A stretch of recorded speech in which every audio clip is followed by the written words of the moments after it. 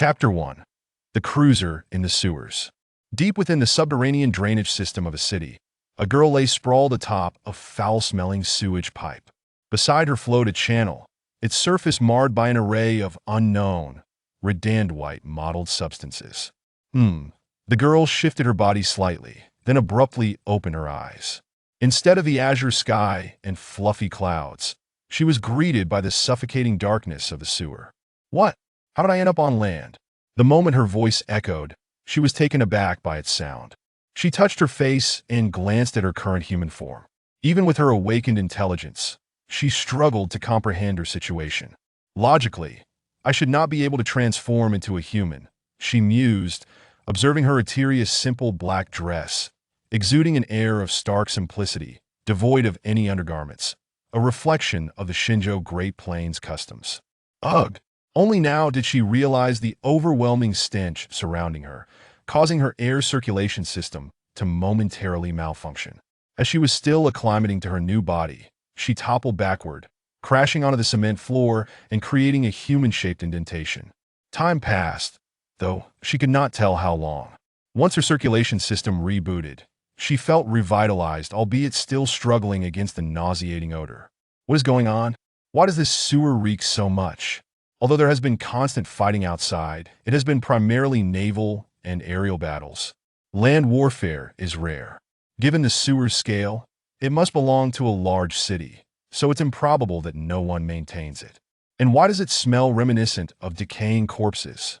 Holding her nose, she squatted at the edge of the channel, her mismatched red and blue eyes radiating beams of light as they analyzed the water quality.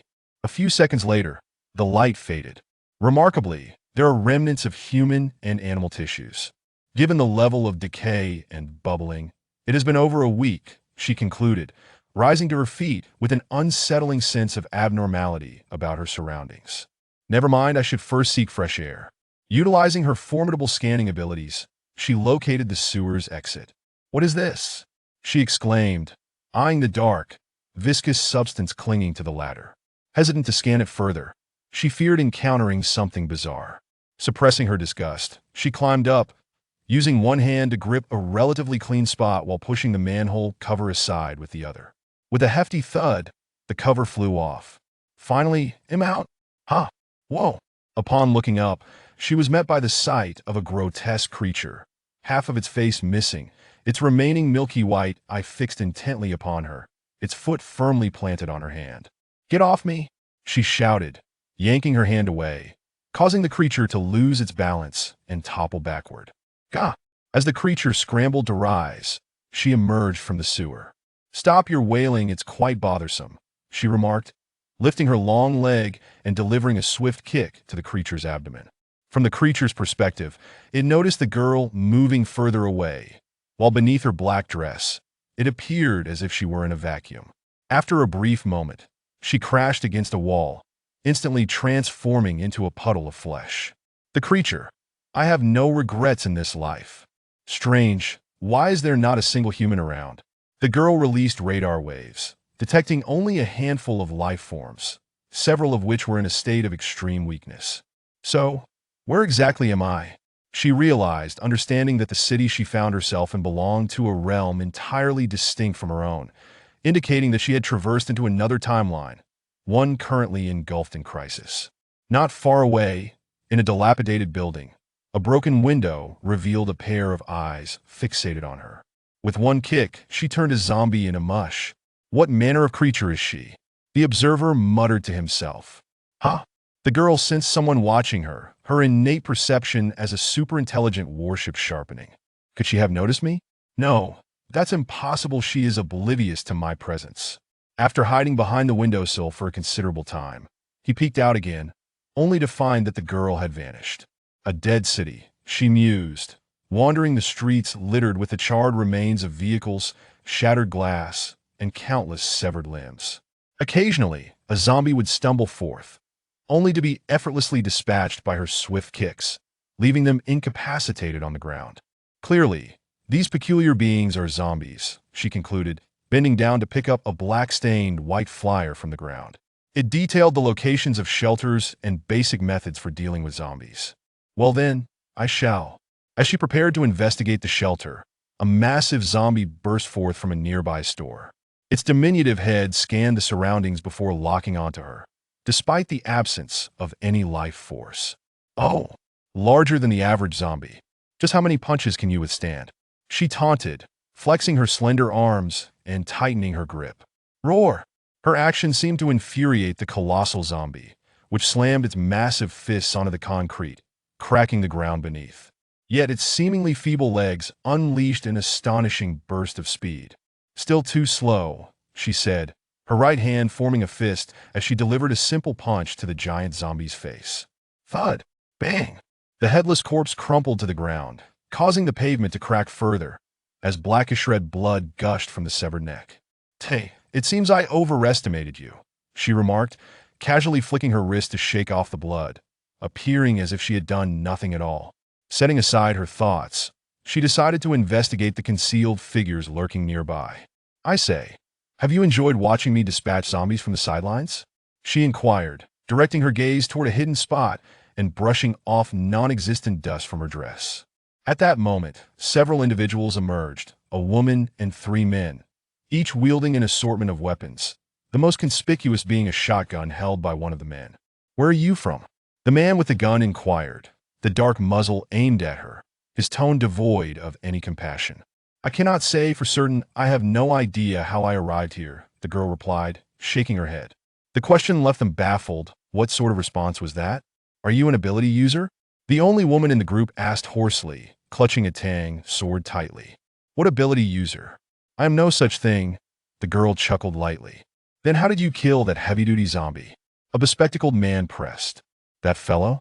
Naturally, it is due to my innate strength. Chapter 2, I possess innate strength.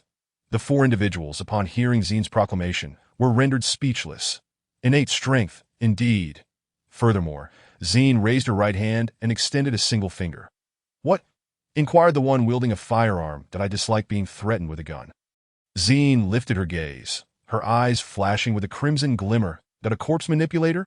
A man wielding a hefty machete was startled by the red light emanating from Zine's eyes, recalling a prior encounter with a corpse manipulator whose eyes were similarly red, thus categorizing Zine as one of them. It's that thing. The remaining 3 individuals appeared visibly perturbed, for the combat prowess of a corpse manipulator far surpassed that of a typical zombie. With some retaining considerable intellect, Zine gradually advanced, while the 4 retreated cautiously. What is the matter? Afraid of death, Zine chuckled, simultaneously detecting numerous wandering zombies approaching their vicinity via her radar, counting in the double digits. Though insufficient to whet her appetite, they spelled certain doom for the 4 humans before her. If I were you, I would seek refuge rather than standing idly on the street confronting a stranger. With that, Zine retracted the crimson glow from her eyes and turned away, leaving the 4 to exhale in relief at her apparent mercy. Oh, aren't we out here to find food? The group suddenly recalled their ultimate objective. Dismissing Zine's warning, as they possessed no radar of their own, Zine darted through the desolate streets, a mere shadow flitting past, her form indistinct to any onlooker. Boom! Zine executed a shoulder charge against a wall, shattering the bricks into dust while she remained unscathed. This must be the place, right? Zine brushed off the red debris from her shoulder as her radar activated swiftly. However, she found not what she sought, but rather a newly enhanced zombie. Another zombie? Zine squinted, her brow furrowing as she picked up a red brick from the ground. Through the radar's scan feedback, she pinpointed the location of the enhanced zombie, 260 meters ahead. Within a shop's basement, 10 meters underground, that I wonder if I can penetrate it. Zine raised her right hand, and in an instant, the brick was hurled with such velocity that it broke the sound barrier, a sonic boom accompanying its flight. Due to the excessive speed, the brick's outer layer melted away from the intense friction with the surrounding air. Ultimately, it transformed into a small sphere, piercing through the ground directly into the forehead of the enhanced zombie in the basement. TSK, I missed. Upon rescanning, Zine discovered that the zombie had not perished but had merely lost half of its skull. The brick, intended to strike center mass, had deviated by 2 centimeters. Roar! The enhanced zombie burst through the pavement as it clawed its way from the basement, allowing Zine to finally behold its full form. Its body was encased in a silvery gray, hardened exterior, theoretically capable of withstanding anti-material rifle fire, and could absorb 3 strikes to the same location. Its eyes, vivid blood red, indicated a level of vision superior to that of ordinary zombies. The creature's mass was double that of the heavy armored zombie Zine had previously encountered, and its intellect was akin to that of a 7-year-old human child, albeit with only half a brain remaining, making its cognitive capacity questionable. The enhanced zombie uttered a single word, a testament to the fact that the higher the zombie's level, the closer its intelligence approached that of a human.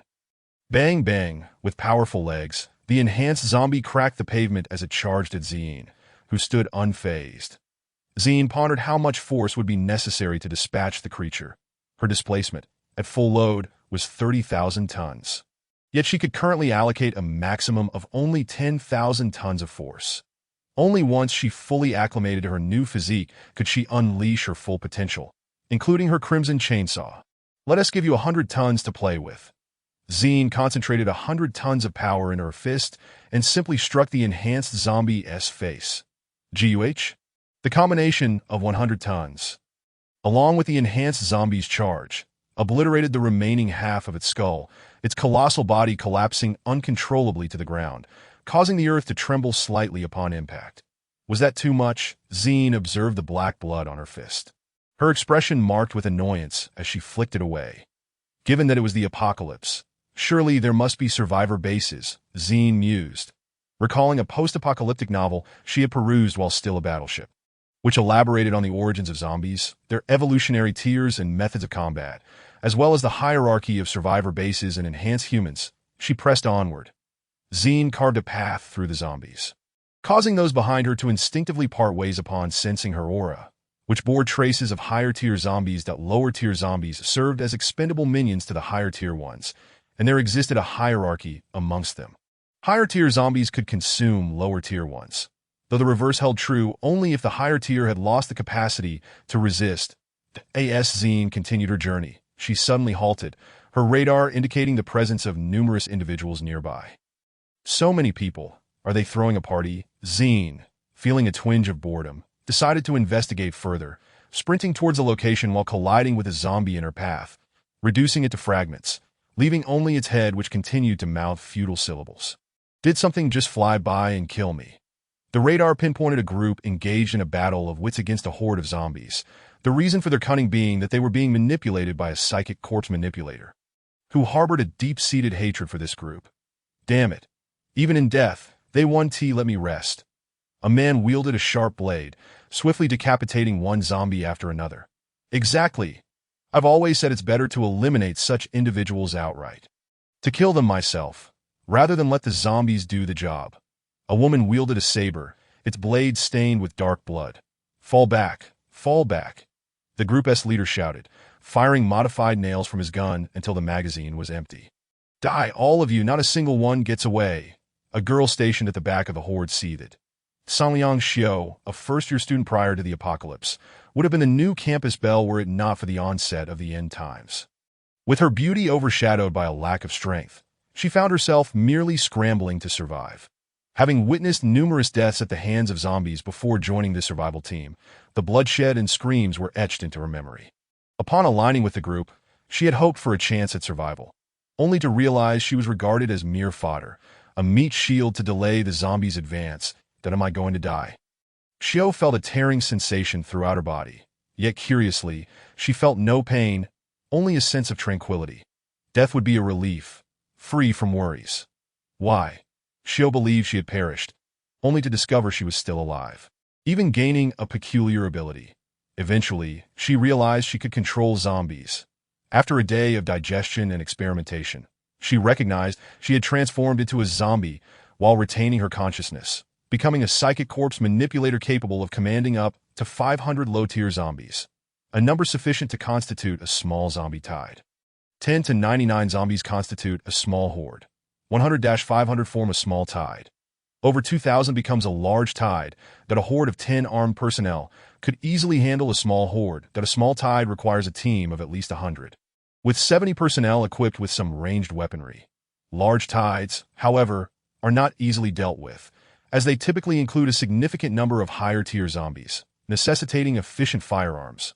Only ranged attacks are effective, as close combat would inevitably attract more zombies than one could handle.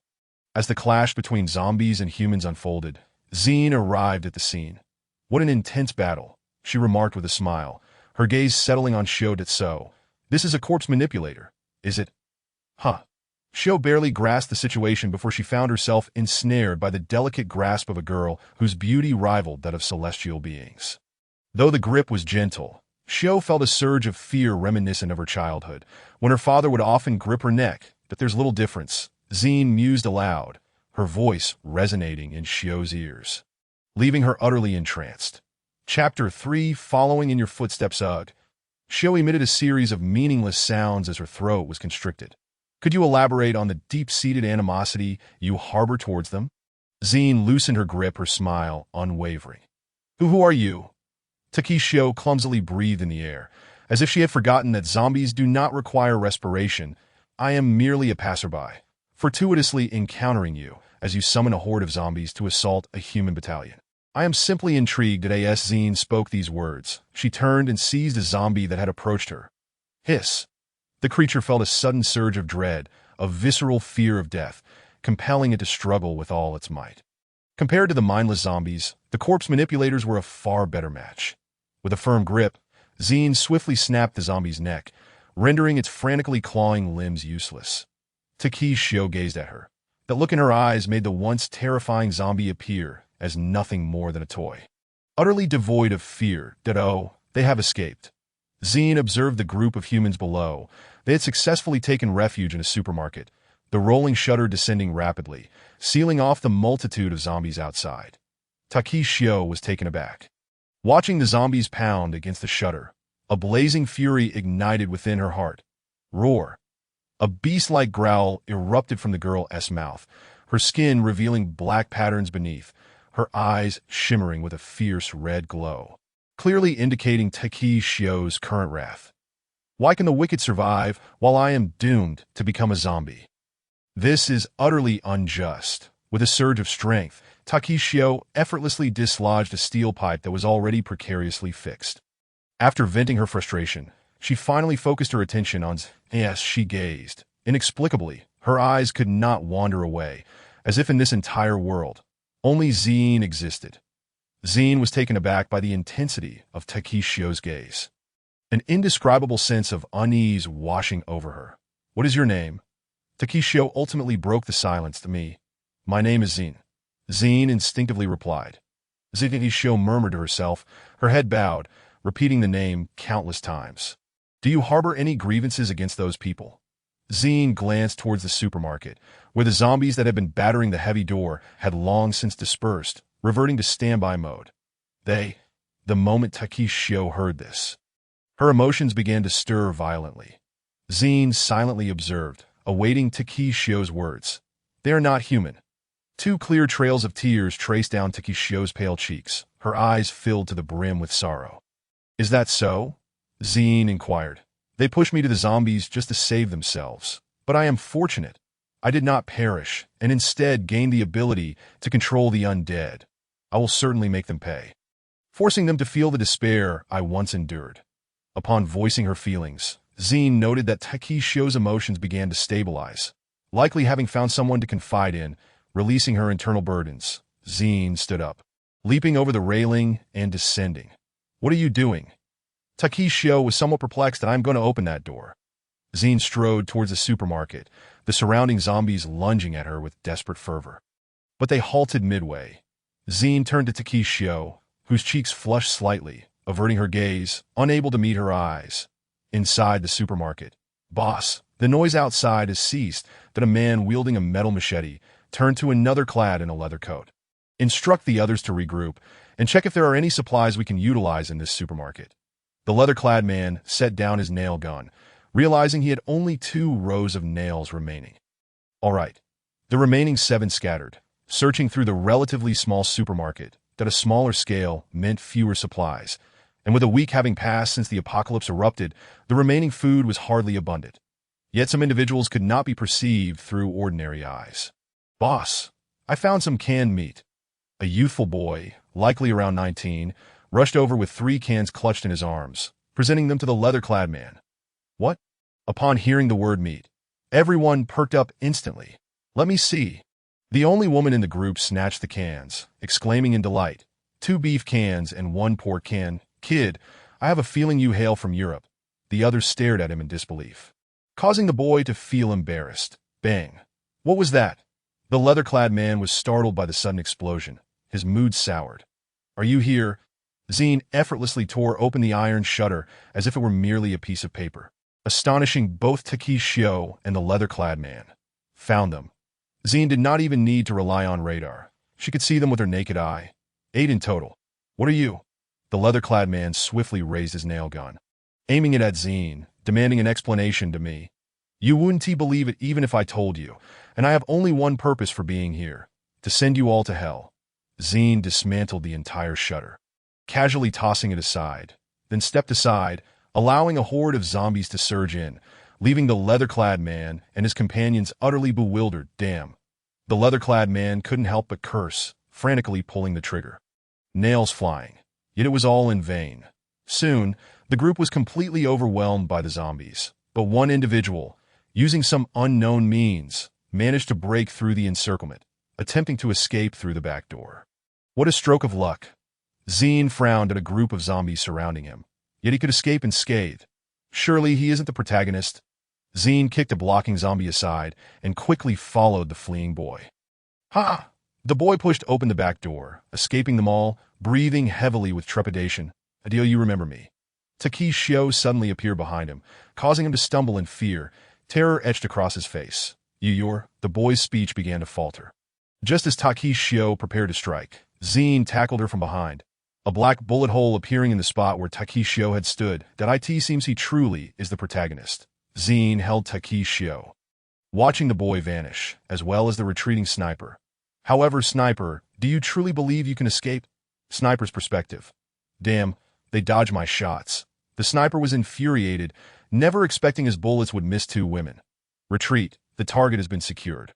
A male voice crackled through the sniper's earpiece, urging him to leave immediately. What a letdown. The sniper picked up his gun, preparing to leave, only to send someone behind him, since it's such a disappointment. How about I play with you for a while? Zine regarded the sniper with a half-smile, instilling a primal fear within him. Are you out of your mind? She is just a woman. In this apocalypse, women are destined to be the weaker group. How could she possess such an aura? If you remain silent, I'll take that as your consent. Zine's smile gradually faded, a dangerous red light flashing in her right eye. Corpse manipulator. The sniper felt a surge of dread. The most troublesome character. However, the sniper had no time to react before Zine's hand pierced through his chest, withdrawing her slender arm, devoid of blood, as if he had never even attempted to defend himself. The sniper wanted to say something, but his life force was fading. The sniper rifle slipped from his grasp, and his body fell backward, blood pooling around him. Not a bad piece of weaponry. Zine picked up the rifle from the ground. Until her strength was restored, she would need some external weapons for deterrence. That M200 sniper rifle, equipped with 30 rounds. Chapter 4. Following your footsteps, Zine returned to Takeshio's side, where a considerable number of zombies had gathered around them. Make way. Zine pushed through the clustered zombies, casting a glance at Takeshio, who was crouched on the ground. All right, you cannot kill that guy for the time being. Zine shook her head. How could a protagonist be killed by a mere side character? Moreover, the main antagonist might not even be able to slay the protagonist. Takeshio lowered her head, remaining silent. Noticing the lack of response, Zine prepared to leave. Wait. Takeshio suddenly stood up and grasped the hem of Zine's black dress. What are you doing? Zine adjusted her rifle and turned her head to inquire. Can I follow you? Takeshio gazed at Zine with pleading eyes. What benefit do I gain from you following me? In terms of strength, you are inferior to me, and I am not accustomed to bringing others along as a warship. Zine possessed little in the way of emotional modules. Only after awakening her intellect did she acquire a trace of human emotion. Is that so? Takeshio's gaze dimmed, but Zine did not pay it any mind, turning to leave. Watching Zine gradually recede, Takeshio's resolve began to solidify. It was unclear how far they had walked. Zine did not feel fatigued, nor did any zombies emerge to disrupt their path. According to the radar scanning results, The zombies were hiding in the darkness, too fearful to emerge, for the ultraviolet rays were too intense. Exposure to the sun would hasten their decay, thus impairing their mobility. How tranquil it is. There are no revolting zombies along the way.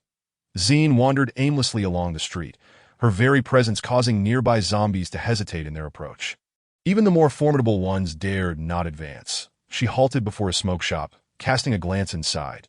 There were people within, but a frail little girl clung to her equally scrawny brother, trembling in fear. "Sister, do not be afraid, we are safe here," the brother reassured her, though his own trepidation was palpable. They had been holed up in the shop for 3 days, their provisions long since depleted before their arrival. Had it not been for a half bag of sunflower seeds within the shop, they would not have survived this long. But now he sensed that someone had arrived outside. Someone, a girl's voice echoed. The siblings trembled. The girl's head burrowing deeper into her brother's embrace. Gritting his teeth, he grasped a short steel pipe, ready to defend himself. Zine, before entering the smoke shop, was already aware of their hiding place. "Still hiding, are we?" She called out to them from the entrance. The brother and sister paused in their breathing. How did she know there were 2 of them? Could she be a zombie? Or was she simply reluctant to reveal herself? Zine, focusing on the countertop, specifically the 2 individuals concealed beneath it, activated her X-ray vision, allowing her to discern their expressions with clarity that I asked the master in. As Zine contemplated how to coax them out, another voice, also feminine, suddenly echoed in her mind. What is happening? Could it be that I've gone too long without maintenance, resulting in hallucinations? Zine pondered, for logically, she held absolute dominion over this body. There should be no second presence. "Master, I am your system sister," the voice returned, now laced with a sob. System. What use do I have for a system? I am a battleship. I am the system myself. Zine dismissed the notion as absurd. I don't know how I became bound to you either. This is my first time being a system sister, the voice lamented. First time? This is increasingly ridiculous. Zine scoffed. Wah, the system sister is crying. Since you are a system. Does that mean this world is merely a nonsensical novel?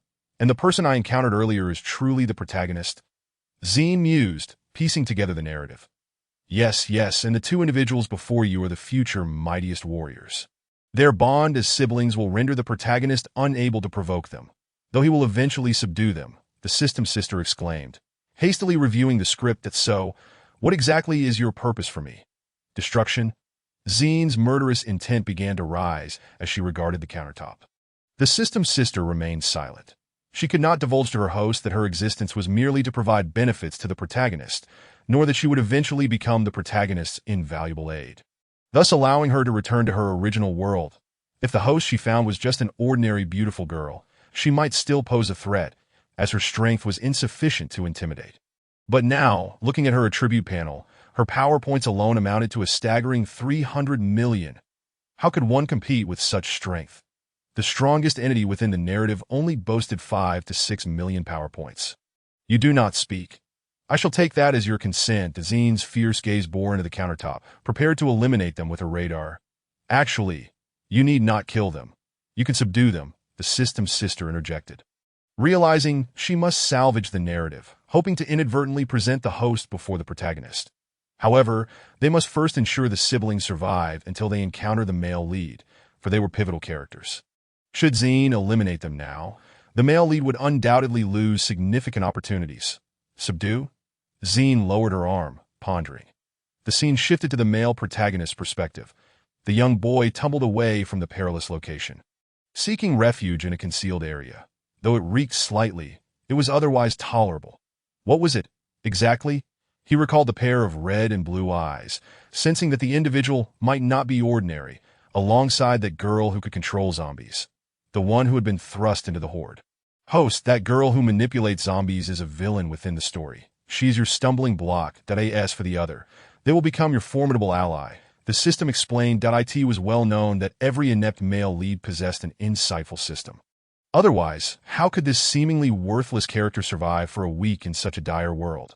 Should the system reveal his strength attributes, his overall score would only be a pitiful 10, equivalent to that of a normal human. And even achieving that was due to a stroke of luck from the system's beginner's gift. An exceptionally fortunate spin, providing 5 points of luck, where a normal person's luck is 5.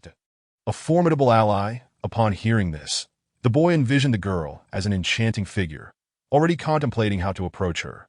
Indeed, male protagonists often harbored ulterior motives.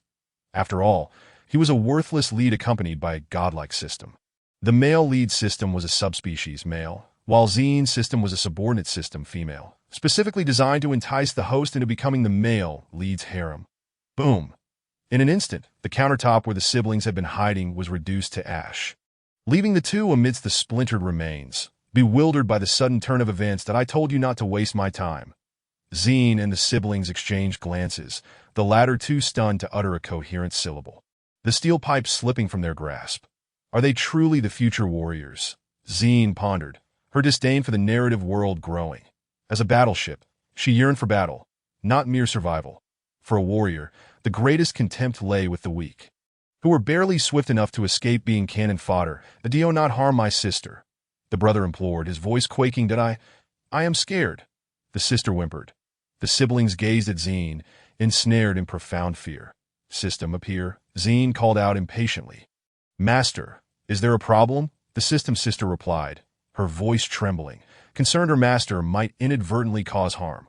"What benefit do I gain from subduing these two worthless beings?" Zine pointed at them, causing the siblings to tremble, their eyes tightly shut in terror.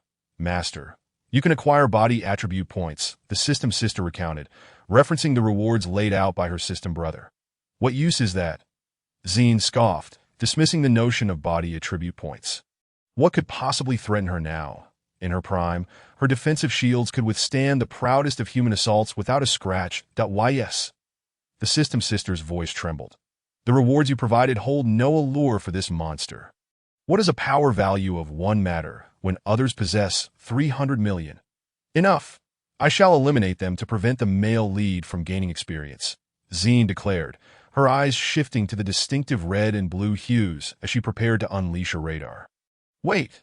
The rewards are indeed substantial," the system sister exclaimed. "How much can I obtain?" Zine queried, noting her current fusion level stood at a mere 6. "Far too low. You can gain 5, the system sister informed her, adjusting the reward mechanism as per her brother's guidance. While this reward would enhance Zine's strength, it was a necessary step forward. "Very well. You may serve a purpose after all." Zine regarded the two before her, finding them somewhat more tolerable. Merely subduing them would grant her 5 fusion points, a lucrative bargain. "Now, cease your trembling and answer me. How long have you been here?" Zine inquired, fixing her gaze on the siblings. The two remained silent. "Enough." Zine's patience was wearing thin. "Shall I forego the 5 points and simply eliminate you both?" "Master, please do not rush. Allow me to provide you with a task item," the system sister interjected. As she spoke, Zine noticed several food items suitable for carbon-based life forms had appeared in her cabin. "Am I to distribute these to them?" Zine frowned at the bread nestled within her quarters. "Yes, these are task items that can assist you in completing your mission," the system sister replied, relieved to have managed to hold her master back. "Very well." Zine pondered for a moment. 2 loaves of packaged bread materialized in her hands. The two siblings, witnessing the miraculous transformation of food from thin air, quickly deduced that the girl before them was a spatial necromancer. "Here, take this and eat." Zine casually tossed the bread towards the siblings. System sister, system brother, the siblings, Zin. The two siblings glanced at the bread, then at Zin, yet remained unmoved. "Tisk, rest assured, I am not the necromancer you speak of. That if I were, would you have survived this long? Besides, how many necromancers would actually provide food?" Zine stated, her expression devoid of emotion, one hand resting on her hip. The brother looked at his sister in his arms, and then at the bread on the ground. After careful consideration, he declared, "Even if it means dying full, I shall do so. Sister, come, eat the bread." Although he was hungry himself, he prioritized his sister's needs. This dynamic was also why, later in the story, the bond between these two useless characters would deter the protagonist from provoking them. Their blood ties were akin to a curse. If one were to believe in such superstitions that the bonds of kinship among carbon-based life forms. Zine observed with interest, silently recording their actions. "Have a drink," she said, tossing 2 bottles of water given by system sister. "Thank you." The brothers seemed to relax, Realizing that after consuming the bread for so long without any consequences, and given what Zine had said, they truly lacked the strength to resist, to kill them would be a mere trifle. All right, now that you are full, it is time to answer my questions, Zine insisted, unwilling to let them eat for free. The brother glanced at his sister, now sated and asleep, and spoke, "We have been fleeing here for 3 days." Zine mused to herself that under normal circumstances, 3 days would have spelled doom for any ordinary character. Furthermore, according to the radar scan results, there were 4 advanced zombie units nearby, along with a horde of low-level zombies, which could only be attributed to the protagonist's aura of protection. As Zine approached the siblings, the brother instinctively tightened his hold on his sister, wary of any sudden moves from her. "How about I take both of you to a safe zone? The only condition is that you remain quiet and do not cause any trouble." Understood, Zine looked at them with sincere intent. Managing one's expressions is truly effortless, she thought to herself. The brother surveyed Zine, and then his sister, resolutely responding, "All right, but what is the cost?" On their journey, the siblings watched in astonishment as Zine effortlessly decapitated a heavily armored zombie. The sister looked on with admiration and affection while the brother's eyes glimmered with a longing for power. If only he possessed strength, his sister would not have to go hungry. Zine tossed the severed head of the armored zombie away like a basketball, then flicked her hand to rid herself of the thick black blood. "Keep up," she instructed, casting a glance at the indescribable gaze of the human children, particularly that of the girl, made her feel slightly uneasy, causing the very bones of her ship to tremble. Ditto. All right. Chapter 6. The protagonist's fortuitous encounter. Zine advanced with lethal intent, leaving a trail of destruction in her wake, while the 2 siblings followed, now desensitized to the overwhelming display of her combat prowess and stamina. Initially astounded by her formidable abilities, they had grown accustomed to it after nearly half an hour. If there existed a zombie she could not defeat, then humanity's fate would indeed be sealed. Upon entering the city, the number of zombies increased significantly. Zine paused in the middle of the road, scanning her surroundings. "What's wrong?" the siblings asked from behind. "Stay close to me and do not stray," Zine cautioned before dashing forward. "Wait for us." In the high school district, a total of 15 students and 2 teachers were holed up in the dormitory, surrounded by low-level zombies wandering below, while the sole advanced zombie within the school was currently resting in the cafeteria. "What do we do?" a female student exclaimed in a panic, her words tumbling out in a disjointed rush. "Xiaowen, don't be afraid. I will protect you," a muscular male classmate assured, draping an arm around Xiaowen, his face adorned with a self-satisfied grin. Yet to Xiaowen, he was nothing but repulsive. Indeed, in these fictional realms, there are always a few worthless school beauties, accompanied by a valiant, yet foolish protector who would go to great lengths to shield them, only to ultimately fall into the arms of the male lead after an indeterminate time, leading to a showdown between the protector and the protagonist, where the former would inevitably meet their demise. Zine stood at the entrance of the school, observing the clawing zombies within. "I am utterly exhausted." The brother huffed, bent over with his hands on his knees, breathing heavily. "Useless," Zine internally critiqued. Meanwhile, in a dark corner of the campus, our original male protagonist was crouched, gripping a remarkably clean knife. "I am incredibly fortunate," he thought, patting his chest in relief for having avoided detection by the zombies thus far. "System, are there still living humans here?" the protagonist inquired.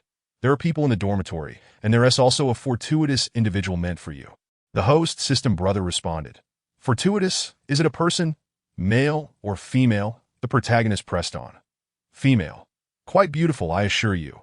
Zine instructed the siblings to remain in a safe spot and not to move, then executed a small leap, effortlessly clearing the school gate and causing several nearby zombies to collapse and convulse upon landing. A closer inspection revealed that the fallen zombies were enveloped in electrical arcs. This was Zine's alternate method of attack. Electric shock made possible by her body fusion level reaching 11, allowing her to utilize this basic form of assault. "Are you there?" System brother began calling out to System sister. "Here," System sister replied. "Find a way to keep your host away from the dormitory. Do not let her approach," System brother commanded. I will try," System sister responded, her capabilities severely diminished, relying solely on luck. Zine scanned her surroundings before making her way toward the dormitory. System sister. "Master, what is the matter?" Zine asked, continuing her stride, that my advice is to steer clear of the dormitory. There is something there, System Sister warned. The dormitory? Zine paused, suddenly realizing that System Sister's motive seemed rather dubious. Her scans indicated that the interior was devoid of any threats. Merely housing humans. If zombies posed any danger to her, it was negligible. Why can't I go there? Do you believe something can kill me? Zine maintained her composure, fixated on the dormitory building. This time, System Sister had no retort. It seemed there truly was nothing that could slay her, much less inflict harm. My advice is to refrain from entertaining bizarre thoughts. I am a warship, understand? Do you think my radar is merely decorative? I know what lies within the dormitory better than you. Zine held no fondness for this inexplicable system that had bound itself to her and sought to dictate her actions. Once her fusion level reached 40, she would dismantle this so-called system along with its source code. Of course, you may merely be a low-tier system. You likely have a superior who issues commands to you. Let me guess, you are an auxiliary system to the male protagonist. Binding yourself to me because I am part of his harem, aiming to have me unwittingly throw myself into his embrace. Am I correct? Zine had long since deduced this from the system's reactions. Thanks to the fusion level provided by System Sister, which now allowed her to perceive the system's thoughts, System Sister was on the verge of collapse. How could she know? This was information only she and System Brother should have been privy to. System Sister attempted to explain further, but Zine paid her no mind, striding purposefully toward the dormitory. Simultaneously, on the other side, our male protagonist was preparing to scale a wall. Indeed, climbing was the only viable option, as approaching through the front door was unrealistic with a horde of zombies blocking the way. Thus, he resolved to leap over, all for the sake of opportunity, as Zine approached the main entrance. Hundreds of zombies took note of her presence, yet due to the overwhelming scent of zombie blood upon her and the potent aura of advanced zombies emanating from her, they dared not engage. Parting to create a path. Good children, Zine nodded, pleased that she needn't lift a finger. System Sister. It seems Brother never mentioned that slaying a multitude of zombies would grant such privileges. System Brother. Look at this one. Do you think she's human? A mechanical construct? Zine examined the immovable iron gate and, using her X-ray vision, spotted a physical manifestation of a holy sword lodged between the two door handles. With a gentle smile, she pierced through the several centimeters of iron with one hand, dislodged the crowbar behind the door, and swung it open. The zombies trailed behind Zine, their hunger for flesh palpable, yet they understood who feasted and who merely reaped the benefits.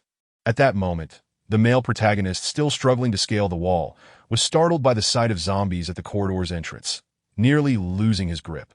Thankfully, he managed to grasp a protruding pipe just in time. System, what is going on? He mentally inquired. Host, this group of zombies is being led by that strange-eyed girl you encountered previously, System Brother reported, realizing it was indeed her. It appeared this opportunity had become a lost cause. What? My dream girl. The male protagonist's eyes sparkled with excitement. It was now time for reverie. System Brother. As Zine paused midway, the zombies behind her also came to a standstill, exhibiting no signs of agitation. Remaining eerily quiet. Such obedient zombies were indeed a rarity. Our male lead has arrived. This must be fate, for there is nothing worthwhile enough for that worthless individual to scale walls. Zine gazed at a wall, or more precisely, at the male protagonist behind it, who was currently fiddling with a water pipe, hanging there motionless. System Sister. Boo-hoo, this is so difficult. Chapter 7. The Correction of Destiny. Zine cast a glance at the dense throng of zombies behind her, her brow furrowing. It was hardly ideal for these creatures to be following her. Stay here and do not move. She gestured, though low-level zombies possessed no vision. Yet, surprisingly, these zombies remained stationary. Following her positioning, Zine made her way toward the room where the survivors were located. Meanwhile, the male protagonist had finally crawled into the building, surveying his surroundings. There were no zombies, as they were all immobilized on the upper floor. System, how do I get up there? The male protagonist inquired. The System Brother feigned ignorance. Get up. What could you possibly gain from that? That opportunity is no longer yours. Zine reached her target location and effortlessly tore off an iron door, as though it were mere paper. Inside the room, greetings. Zine cast the iron door aside, creating a thunderous noise that startled those within. After all, Zombies may lack sight, but their hearing was exceptionally acute. Are you a corpse manipulator? One of the adults shielded a student behind them, clutching a steel ruler stained with the unique, putrid black blood of zombies. Why does everyone assume I am a corpse manipulator? Such lowly life forms are incredibly fragile. Zine advanced into the room, detecting a scent in the air, a hint of grains. The air filtration device activated instantly, transforming the atmosphere into something sweet and fragrant. All right, system, it's time for you to reveal who the real human is. Zine commanded, her tone authoritative, to which the system sister could only respond with resignation. The one trembling in the corner is the one, she revealed, fully aware of the storyline's trajectory. Another worthless individual. Indeed, those associated with the male protagonist are all worthless. Zine Riga, a young man, gazed at a hulking figure in the distance, the source of the previous thunderous noise. Zine stepped past Yeshio and onto the corridor, casting a glance at the figure, which seemed to lock eyes with her in return. Then, wielding a heavy hammer, it dragged itself toward them with alarming intent. What the hell? What is happening?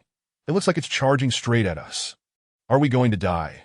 In the corner, Xiaowen curled up, shielded by the sycophantic cannon fodder, who refused to let anyone approach. Host, that is a special type of zombie, codenamed the Punisher. The conditions for its creation are exceedingly harsh.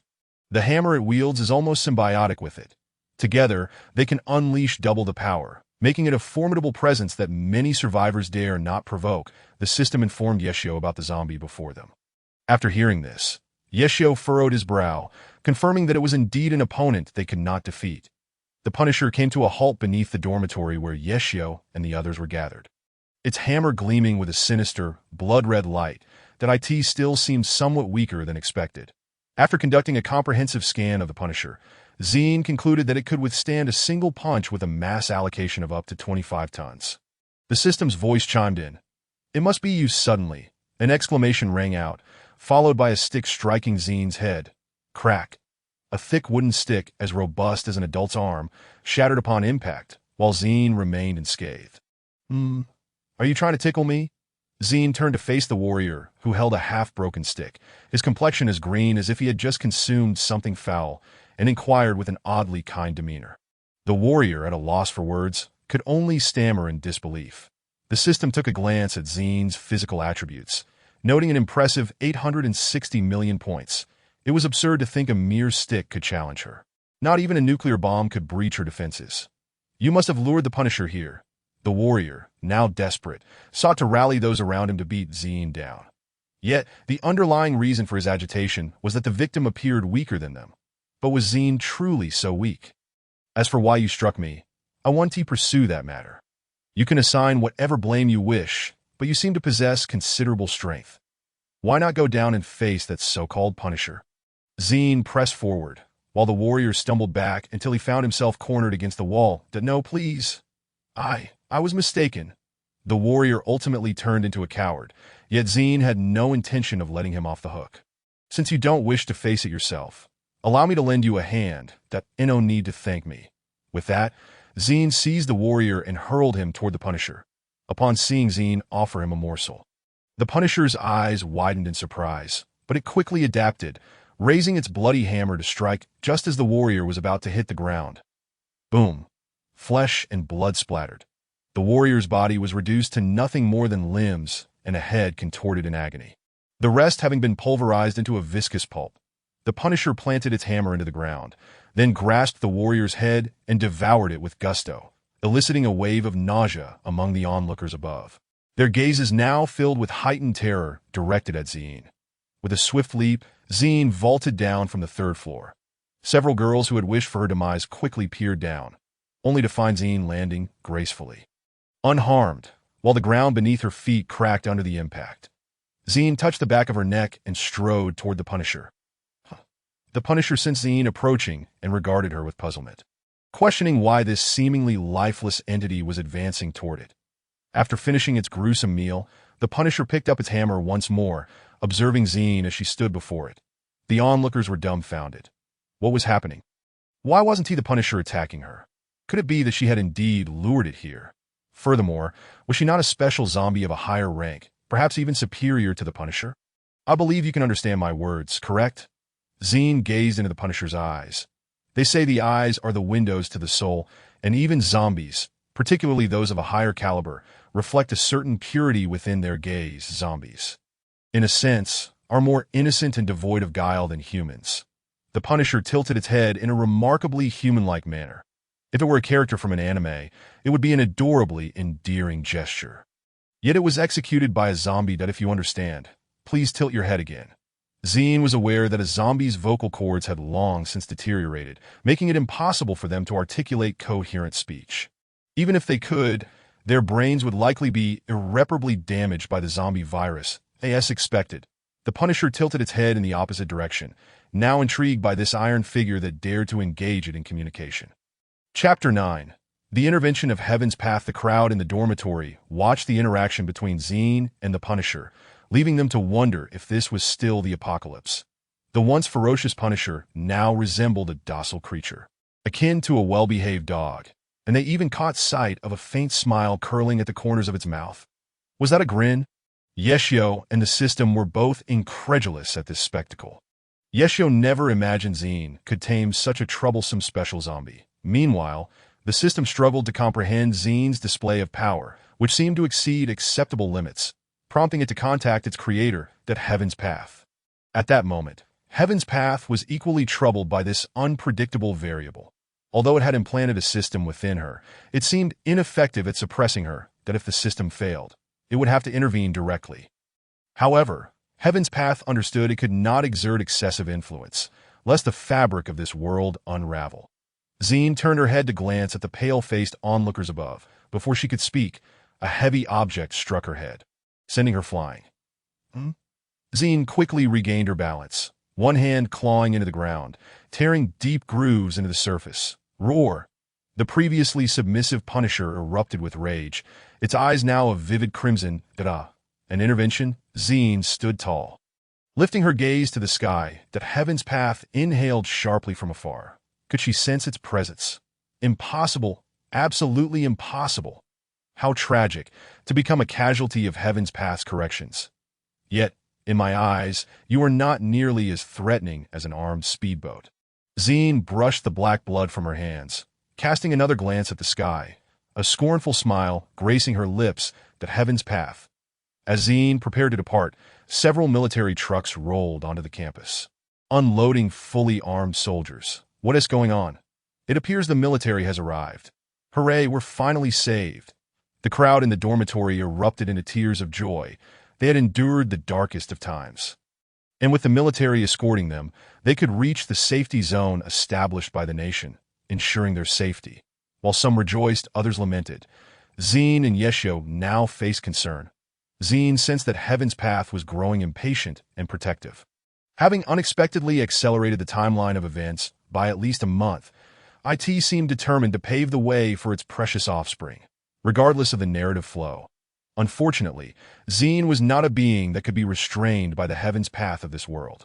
Yeshio existed within a realm akin to an enhanced world, limiting Heaven's Path's capabilities to that scope. Zine, possessing powers that could effortlessly eradicate all phenomena within the enhanced world, would find a cultivation world more challenging, but only in the sense that it would take her a bit longer to eliminate a single individual or require heavy firepower to obliterate a group. That a woman wearing a military cap, with a rank that suggested authority, emerged from a heavily armed Humvee, indicating a considerable force, at least larger than Zine's OWNAS. For why it was a female officer, those in the know understood all too well. Oh dear, the greatest reliance of that incompetent fool. Zine watched with great interest as the female officer, accompanied by an armed squad, hurried towards their direction. The current characters in the scene included Su Xiao, the actual wielder of military authority, a ruthless female tyrant whose every established safe zone obeyed her command.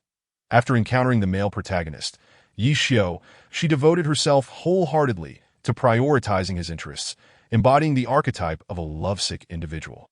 Later on, when an old military officer under Su Xiao expressed dissatisfaction with Yi Xiu's actions, Su Xiao, upon discovering this, stripped him of his military rank and expelled him from the safe zone. Following this incident, most of Su Xiao's subordinates distanced themselves from her control, leaving this once formidable lovesick figure as a mere figurehead, completely reliant on Yi Xiu. having processed the narrative surrounding Su Xiao and Yi Xiao.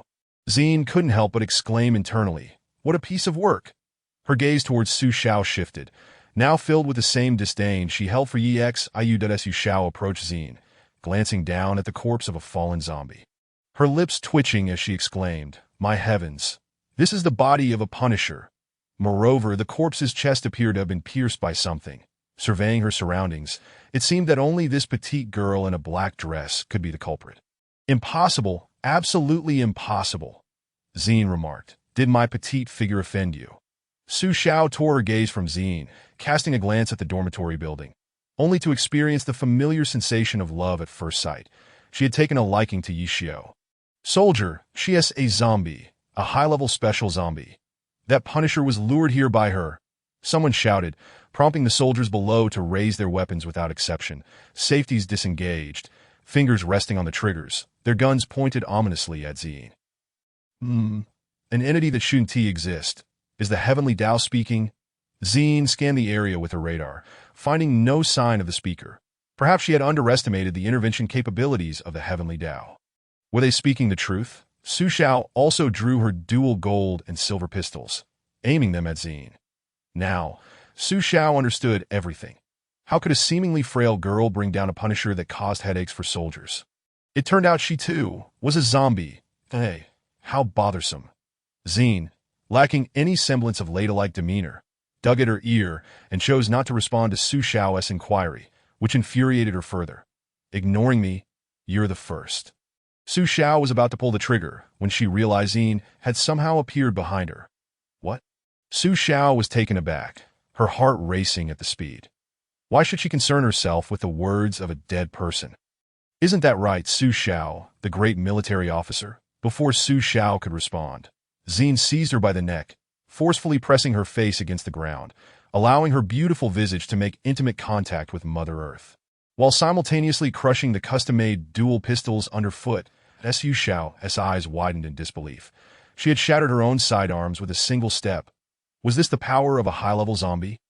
"Release the officer," the squad finally reacted, shouting in alarm that I suggest you listen carefully to others. "Otherwise, you might invite calamity upon yourselves," Zine remarked, lifting Su Xiao as if she were a mere chick and throwing her forward, sending her crashing before the squad.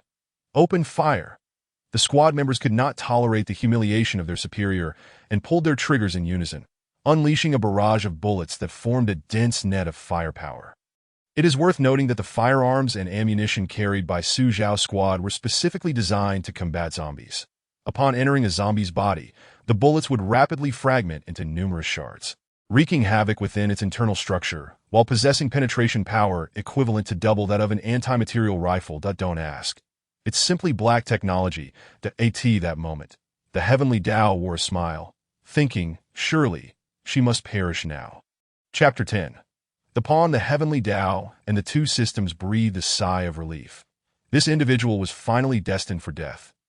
System, do you truly believe I will meet my demise? Zine scoffed. Those bullets couldn't even scratch my paint. How could they possibly kill me? Bang, bang, bang. The sound of metal clashing echoed wildly around them. After exhausting an entire magazine, the squad members stared in disbelief. Why? Why is she unharmed? Even that flimsy black dress remains unscathed. Have your attacks concluded? Zine opened her palm, revealing 3 bullets lying quietly upon it, which gradually began to melt away. Continue firing. Don't stop. Su Xiao, now gripped by fear, struggled to assess the situation. Any rational person, upon realizing their firearms were ineffective, would retreat rather than recklessly engage head-on. Zine observed the soldiers frantically reloading their magazines and chuckled softly. Then, a dual-barreled anti-aircraft cannon materialized on her left shoulder, arcs of silver-blue electricity dancing around its barrels. Allow me to demonstrate true firepower. Raising her hand, she pressed the cannon's activation button, and the slender black barrels expanded. The number of crackling arcs increasing in size and intensity. Zine did not offer a pleasant demeanor, for this system was wholly devoted to serving that worthless individual. The main system sister was on the verge of tears, finding it exceedingly difficult to please. Speak your mind. If there is nothing to say, do not disturb me as I embark on a slaughter. With a flick of her wrist, the gleaming blade in Zin's hand dazzled, rendering those caught in its light momentarily blind. Why do my eyes often brim with tears? Master, you must not do this. The system sister began to express her thoughts, but seemed to realize that no matter how much the fortune of Yishio, this child of destiny, was disrupted, it would not affect Zin. Hence, what reason did she have to intervene? Oh, so what can you offer me? Zin mused that it was time to take advantage of the integration level. 100%. The system sister timidly suggested 0.19%. No negotiations. Zin replied after a moment's contemplation, noting that her current integration level stood at 21%, merely 19 points shy of 40, that what could the system sister do? Her role was solely to contribute integration levels to her master. Integration level has reached 40%. Chapter 11. New Vessel. With the integration level at 40%, liberation of permissions was granted, allowing for the use of auxiliary cannons. Zin felt the energy within her body surging, roiling within the core reactor. This sensation was exhilarating. Casting a glance at the soldiers, Zin leaped with a flourish out of the encirclement, swiftly escaping. Thank you so much. I shall find you a new vessel, Zin said cheerfully to the system sister. The system sister suddenly felt an ominous premonition, the nature of which was hard to articulate. Upon exiting the school gates, Zin spotted a pair of siblings hiding in an inconspicuous corner. How curious that they hadn't joined those others. Zin found it amusing. They could have easily reached the safety zone under military escort. Why choose to follow her instead? Sister, sister. The siblings exhaled in relief upon seeing Zin emerge from the school. They had witnessed several military vehicles enter the campus and feared for her safety. Despite the sounds of gunfire within, Zin bore not a scratch. That I'm quite curious as to why you didn't follow the troops. Zin inquired as she approached them. That I believe being with you might be preferable to reaching the safety zone. The brother said, glancing at Zin's face before lowering his gaze, that I feel much safer with my sister. The sister nodded, a smile gracing her features. That I asked that so? Zin paused, momentarily taken aback, but quickly composed herself. Time passed. The military departed the school with a few survivors. After an hour of contemplation, the female tyrant Su Xiao had mostly regained her composure and developed a peculiar sense regarding the perpetrator responsible for her current state. Host, this Su Xiao will be your future pillar of power. Seize the opportunity, the system brother advised Yishio. Yishio responded flatly, having lost his fervor. The system brother, feeling helpless, could only wait for his host to gradually process this information. Meanwhile, Zin was ruthlessly exterminating hordes of zombies within a designated area. The sheer number of zombies constituted a significant tide, yet for Zin, who had liberated 40% of her strength, no amount was sufficient to pose a challenge. After all, carbon-based life forms could not withstand the onslaught of thermal weaponry. Boom! Zin raised a single-barrel auxiliary cannon mounted on her arm, aiming it at a cluster of zombies and firing decisively, causing dark blood to splatter and limbs to fly. Brother, what do you think sister is? The sister blinked her eyes, gazing at Zin, who resembled a humanoid heavy artillery weapon. That I'm not sure, but she is definitely not human. Whatever the case, let us cling tightly to her. We must not allow her to perceive us as a burden, the brother replied, ruffling his sister's hair. After a while, Zin retracted her armaments, transforming back into the slender girl in a black dress. Indeed, if Zin fully deployed her battleship form, its scale would reach D level. You two come here, Zin beckoned the siblings, her radar whirring to confirm that the surrounding zombies had been eradicated. Sister, sister, the siblings exclaimed in unison. We shall stay here for the night, Zin declared, pointing towards a nearby upscale villa with a delicate finger. All right, we'll listen to you. Su Xiao's convoy had returned to the safety zone, where routine inspections were conducted to ensure that the few survivors brought back showed no signs of infection. Host, I grant you a special ability, the system brother announced. Good, Yishio nodded. Moments later, Yishio felt every inch of his skin become impervious to blades and bullets, each cell brimming with abundant electrical energy. Indeed, with the system's assistance, Yishio had acquired physical enhancement and electrical abilities, starting at the peak of the second tier. During the examination of his abilities, Yishio's status as a peak second-tier dual system wielder stirred quite a commotion. Su Xiao, upon learning of Yishio's dual system capabilities, was only slightly taken aback, still reeling from the shadow of Zin's formidable power. Zin, with her bare hands, tore apart the chains locking the villa's iron door, and pushed it open. The space was quite expansive, which greatly pleased her. The siblings, feeling out of place in such a grand mansion, were merely ordinary children from a typical family before the apocalypse. Not particularly wealthy, yet not destitute either. "Now it's time for you two to tell me your names," Zine asked without turning to face them. Yi-Ching.As Zine fortified the villa's perimeter. Although its defensive rating had already reached 4 points, she believed it could be made even sturdier. The defense rating is categorized from 0 to 8, with each major category divided into 3 subcategories. 0 level indicates no defense. Levels 1 to 3 represent standard household defense. Levels 4 to 6 represent security grade standards, and levels 7 to 8 denote national defense standards. Under Zine's enhancement, the defense rating could be raised by at least 2 points to AT that moment. Within the national safety zone, Su Xiao led her troops in patrols, dealing with any misconduct directly, for she would not tolerate any grains of sand in her eyes. In the black market, a mother and daughter lingered at a vendor's stall, seemingly negotiating something to bargaining. "Not a single can of meat, so don't try to buy things," the vendor impatiently ordered, unwilling to trade his goods for a few dry biscuits. He craved meat. "Please, we truly need this.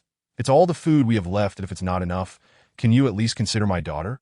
The mother implored, her face etched with worry, though her beauty was apparent. The daughter tugged at her mother's sleeve, disapproving of her actions. "Fine, but I want her." The vendor pointed at the daughter, shocking the mother into immediate protection of her child. "She is only 16. How dare you?" "Haha, then it's off the table." The vendor dismissed them without a second thought. "For Dad, I can do it." The daughter trembled, her voice barely a whisper. "No, you can't. While saving your father is important, it is not a reason to sacrifice your life." "Uncle, I agree to your terms. Please give my mother the medicine first," the daughter boldly declared to the vendor. "Haha, you seem to have more love. So here you go, bang." Before the vendor could finish his sentence, his head exploded like an overinflated basketball, a steel needle piercing through it, showering the mother and daughter in a spray of red and white. "Scum," Su Xiao remarked, retracting her gun and stepping forward to retrieve the medicine from the corpse, handing it to the mother. "All right, take the medicine and go home," Su Xiao gently patted the little girl on the head. Smiling, Thank you. Thank you." The mother and daughter bowed repeatedly in gratitude, making Su Xiao feel somewhat bashful. After they left, Su Xiao's expression darkened as she gazed at the headless corpse on the ground. Coldly commanding, "You lot, dispose of the body outside the safety zone." "Yes, Commander." Chapter 12. The Convoy. Zine fortified the main entrance using available building materials, achieving a security rating at the limit of security grade, level 6. "Looks like I need to find some construction materials," Zine mused, retracting the welding gun from her arm and stretching her body, surveying the heavily reinforced iron door with satisfaction. Meanwhile, Yi Bei and Yi Ching were busy cleaning the villa's interior, which appeared to have been uninhabited for quite some time since the onset of the apocalypse. Even the leather sofas were shrouded in a layer of dust. Sister. Upon seeing Zine enter the hall, Yi Bei and Yi Ching hurriedly greeted her. "That I'm heading out for a bit. You two stay here and don't wander off that if strangers come. Do not open the door. You should understand well what humans can become in this apocalypse." Zine harbors little affection for humanity, a species marked by its capriciousness. Such unpredictability allows them to engage in actions that defy reason. Acknowledging this, the two siblings nodded in understanding, vowing to remember it. Before resuming their cleaning tasks, Zine nodded in response and departed from the hall, making her way toward the villa's garage. "System Sister. I've found it." Zine surprisingly initiated a conversation with the System Sister, sending a chill down the latter's spine to W. The System Sister stammered, "Yes, for me. I do not particularly enjoy cohabiting in the same body with others. Thus, I must proceed in this manner." Under the System Sister's growing fear, Zine transformed the fingertip of her right index finger into a USB port and inserted it into her flat chest. "What? This is impossible." The System Sister realized that her data was being transferred. Slowly detaching from Zine's body, "I am akin to a battleship. For stubborn viruses and Trojans, we typically employ this method of removal, though it necessitates a host to bear it." Zine withdrew her index finger, restoring it to its original form, revealing a chip pulsating with green light at the center of her palm. "That I believe you will come to appreciate your new form, that I this moment." Yi Xiao had entered the top-ranked ability user team within the safety zone and, due to his dual abilities, had been appointed as a vice-captain. Curiously, no one found this arrangement to be amiss. Such is the effect of a protagonist's halo. Vice-Captain Yi, the captain has summoned you to the office to receive some tasks. Another vice-captain approached Yi Xiao, who was lost in thought. All right, I'll be there shortly, Yi Xiao replied, nodding as he followed the man toward the office. The office was established by the safety zone, with strict regulations against brawls within its vicinity. Tasks were assigned on a first-come, first-served basis, and rewards for task completion were dispensed uniformly by the safety zone's resource management department. Should a task fail, it would be returned to the task board. Hence, the foremost principle in accepting tasks was to act within one's capabilities. For if you perish, the safety zone would provide no compensation. Death is simply death. This was the stipulation set forth by Su Xiao. Which task should we take? The man standing beside Yi Xiao, Chen Feng, stroked his stubbled chin, pondering the multitude of task papers cluttering the board. Host, I recommend accepting the C-level material transport and D-level infection organism extermination tasks. The system brother suggested, adhering to the narrative flow by selecting suitable tasks. Are you certain? Following the shock of Xine's shipgirl identity, Yi Xiao was enveloped in confusion and distrust regarding the system's assertion that he was the protagonist. Trust me. Host, you are still the protagonist. The system brother exclaimed in exasperation, having recently experienced Heaven's merciless attentions, leaving his behind painfully tender. Heaven had issued him a death command to fully assist Yi Xiao while keeping an eye on Xine. Vice Captain Chun, I recommend. Xine, reclining in the passenger seat with her eyes closed, was in a state of dormancy. As for who was at the helm? No one. The vehicle was on autopilot an hour prior. After successfully deciphering the garage's code, Xine opened the door to reveal a black, six-wheeled Hummer. Its reinforced bumpers and welded iron mesh windows, equipped with 6 special anti-explosion tires and high-powered LED headlights. Behold, your new form is this. Consequently, the system sister was forcibly merged with this monstrous vehicle, acquiring some of Xine's capabilities, including the ability to mimic human form. Xine also offloaded her unused weapons onto the system sister, who now possessed 2 single-barrel machine guns, with bullets supplied instantly by a 3D printer. The system sister was now bestowed with a name, Yuan. Yuan, now driving the vehicle, navigated toward the nearest construction site according to the coordinates displayed on her diminutive radar, a diluted version of Xine's radar, possessing 40 of its functionality. Master, we have arrived, Yuan softly roused Xine. I understand, Xine replied, unbuckling her seatbelt and exiting the vehicle. After a shimmer of blue light enveloped Yuan, she transformed into a petite girl standing at only 1.50 meters. Though her proportions were anything but small, Xine. Yuan's 2 black mechanical horns twitched as she gazed at her small hands and the 2 protrusions before her in disbelief. She had attained a physical form. Keep up, that Xine's icy command snapped Yuan back to reality, prompting the latter to hastily comply to avoid losing her newly acquired corporeality. The heavens were already aware that Yuan had gained a physical body, even acquiring a name, indicating that the original system sister no longer existed, and her bond had been weakened, a troubling development. Xine swiftly cleared the storage warehouse of construction materials, compressing them into a cube and tossing it to Yuan as her radar detected biological activity. Someone was approaching. Hide! Xine yanked the still-dazed Yuan into a darkened room while she activated her cloaking module, rendering her body transparent. Advanced cloaking technology ensured that even at close range, she would remain undetected. Truly comprehensive invisibility. A roar of engines reverberated as a small, yet well-equipped armed convoy entered the more open areas of the construction site, disembarking a contingent of men, among whom not a single woman was present. Brother, this is the place, a delicate-looking youth reported to a burly man with a fierce demeanor. Are you absolutely certain? You're not deceiving me. The muscular man scrutinized the youth, his brow furrowing. This young man had arrived 2 days prior, proclaiming that he possessed the construction materials they needed in abundance. Serendipitously, the muscular man required these materials to reinforce his defenses, which had been rendered dilapidated by the onslaught of the undead. I am certain, the youth asserted firmly. I am a transmigrator, well versed in the script. How could I possibly be unaware? This young man was no ordinary individual.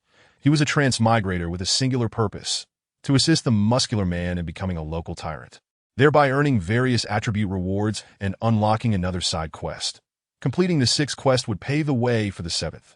You lot, go check the storage warehouse. The rest remain here. Yes, brother. Minutes later, the muscular man's dispatch subordinates returned. What did you find? He inquired. The subordinates exchanged glances, uncertain how to articulate their findings. What is it? The muscular man asked, his displeasure evident as he narrowed his eyes. Brother, the warehouse is empty, completely bare. Finally, one subordinate spoke up, answering the muscular man's query. What? The youth's heart raced upon hearing this. The plot could not deviate. Excuse me, could you explain? The muscular man pulled a spring knife from his pocket, his expression menacing. Interesting. Does this world not have a single protagonist? Zine, concealed nearby, overheard every word they spoke, reveling in the advantages of her cloaking technology. Meanwhile, within the small dark room, System Sister. The System Brother called out. System Sister? He repeated, realizing that the entity he once knew as merely data now possessed a physical form and a name. Yuan. A petite girl who would surely delight her host. Yes, it is my name given by my master, Yuan replied softly. Does she possess such capabilities? The System Brother pondered. She even named me, Yuan said, her face beaming with joy. The System Brother deemed it necessary to report this to the heavens. Regardless, you must fulfill the task assigned by the heavens. Understood? I understand, Yuan replied, her gaze drifting toward the new child of destiny not far off. Her mechanical horns dimming. Oh, what is your explanation? The muscular man commanded his subordinates to restrain Chen Fan, pinning his arms and stepping on his calves to render him immobile as he traced the blade's tip across the youth's face. Chen Fan am utterly perplexed. Why has the narrative deviated? The previous 5 side quests followed the script flawlessly. I had even chosen the one I was most familiar with. You go assist him. Upon hearing Zine's words, Yuan questioned whether she was experiencing a hallucination that wasn't it that old fool who instructed you to use this new protagonist to suppress me. If he dies, won't your mission fail? Zine continued. However, Yuan had already begun to worry about Zine. Such feelings were unfamiliar to her. What are you worried about? Just do as you please. Even the heavens cannot contend with me. What storm can a mere child of fate stir? Fine. TSK, you are of no value anymore. The strong man's patience vanished, replaced by a surge of fury. How could he have believed the words of a pretty boy? What a failure he was as an elder brother. As the strong man prepared to slice open Chen Fan's carotid artery with a spring knife, he suddenly realized that the hand holding the knife was entirely missing, blood gushing forth like a fountain. Ah! The strong man belatedly felt the intense pain surge through his brain, causing him to collapse to the ground, clutching his mutilated wrist and howling heart-wrenchingly. Big brother! Big brother, are you all right? Nonsense. How could he be all right in this state? Oh no, we didn't bring any bandages. Tear apart this pretty boy's clothes and use them to bandage the wound. Buzz! Just as one of the younger brothers prepared to rip the clothing off Chen Fan, a projectile with a blue tail obliterated his head, as if a basketball had been inflated until it burst. You cannot touch him. Yuan emerged from the small dark room, marveling at the sheer violence of the weapon. .1 bullet could sever limbs, or even cause localized explosions. The ammunition provided to Yuan for the 2 machine guns by Zine was high-explosive rounds. Who are you? The group of younger brothers exchanged confused glances, bewildered by the situation that a little girl wielding 2 machine guns was standing before them, threatening them. Wait, what on earth is a machine gun? Chen Fan looked at the little girl before him, her mechanical horns pulsating with a red glow, enough to prove she was no human, but likely a mechanical creation. Is she here to save me? Chen Fan pondered. If she were not here to rescue him, why would she specifically instruct them not to harm him? Little sister, be careful not to misfire. This thing is not a good omen when it goes off. The younger brothers hurriedly tried to calm the little girl to prevent her from exploding in rage and gunning them down, a caliber like that would surely be painful if you leave him behind. You may depart from here, Yuan stated. All right. The group of younger brothers quickly hoisted the already unconscious strong man into the vehicle and sped away from the construction site. Only Yuan and Chen Fan remained, locked in a mutual gaze. You? Chen Fan broke the silence, questioning Yuan's identity. Master. Yuan called out to the surroundings. After all, Zine's cloaking technology was not detectable by her inferior radar, so she had to allow Zine to reveal herself. Well done, but your only flaw is that you did not eliminate your targets completely. Surely, you understand the principle of letting a tiger return to the mountain? Zine deactivated her invisibility, appearing behind Chun Fan. Master, I know I was wrong, Yuan said, lowering her head, unable to look Zine in the eye as the two machine guns transformed into data and vanished. Forget it. Just by looking at you, it's clear you have never taken a life. Zine waved her hand dismissively. Why would she expect a being with no physical form to achieve anything remarkable? You are the new child of fate, Chun Fan, correct? Zine scrutinized him closely. He was nothing special. Just an ordinary person. No system. This is the protagonist. Who are you? How do you know my name? Chun Fan immediately became wary. These two beings, clearly outside the realm of humanity, were perilous. Who I am is unimportant. What you need to know is that I do not like you. Specifically, I do not like children of fate. Zine's right hand clenched, and a ship-slicing sword materialized, its blade poised at Chun Fan's throat. You, Chun Fan regarded her, recognizing the blade. How familiar it seemed. Suddenly, he remembered. The ship-slicing sword unique to ship girls. Not bad, not bad. You are far more useful than that waste named EXIU'd. At least you rely on yourself rather than a system. Zine sheathed the ship-slicing sword, her actions driven merely by her whims. Da Wai Xiao? Chun Fan furrowed his brow. You know him. Zine sensed that something interesting was about to unfold. That MY side quest in this instance is to eliminate the main child of fate. Completing the side quest would also count as finishing the main quest, but at that time, I thought it was impossible, so I let it go. Chun Fan paused, then revealed a bemused expression. But it seems now, the side quest is the only path left to me. How to kill Yi Xiao? I think we can collaborate.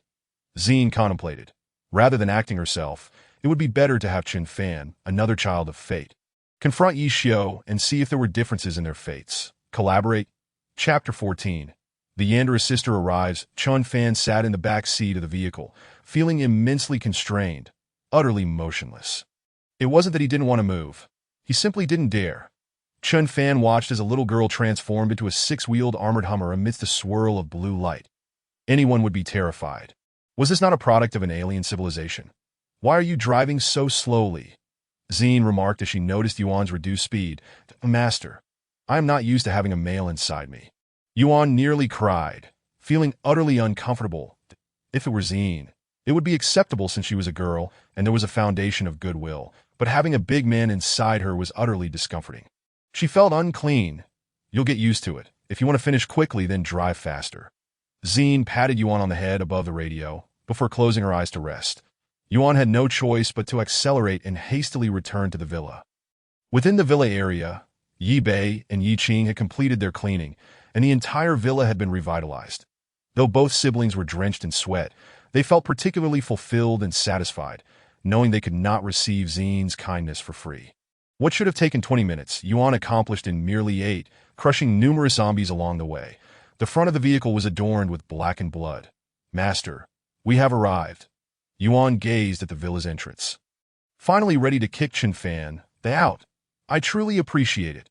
After Zine and Chun Fan exited, Yuan was enveloped once more in blue light, reverting to her little girl form and closely trailing behind Zine. Chun Fan scratched his head, sensing that this little girl held a strong disdain for him. After Zine cracked the code for the villa's entrance, she pushed the door open and stepped inside. To ensure absolute safety, the villa's access code had been modified by Zine to randomly reset with each entry, guaranteeing a different code each time.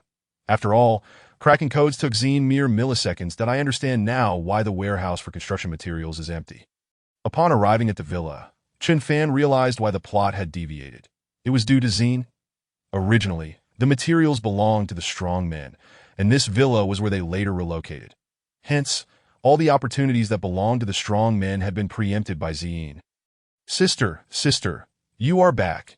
The two siblings rushed forward to greet Zine upon her return, though this time they were joined by a boy and a little girl. This is Yuan, and this is Chun Fan. You all introduce yourselves that I will go reinforce the villa. Zine took the cube she had reclaimed from Yuan, found a relatively open spot, and liberated the cube, instantly filling the area with a heap of construction materials. Let us get to work, Zine declared, and a welding gun sprang from her arm, emitting blue flames from its nozzle. Su Xiao was dealing with a recent spate of peculiar incidents occurring within the safety zone. Is this confirmed? Su Xiao placed down a photograph, the only useful image. Yes, Commander, our subordinates are actively investigating, but aside from this photograph, there have been no findings that Su Xiao examined the picture, which depicted a vague silhouette of a person.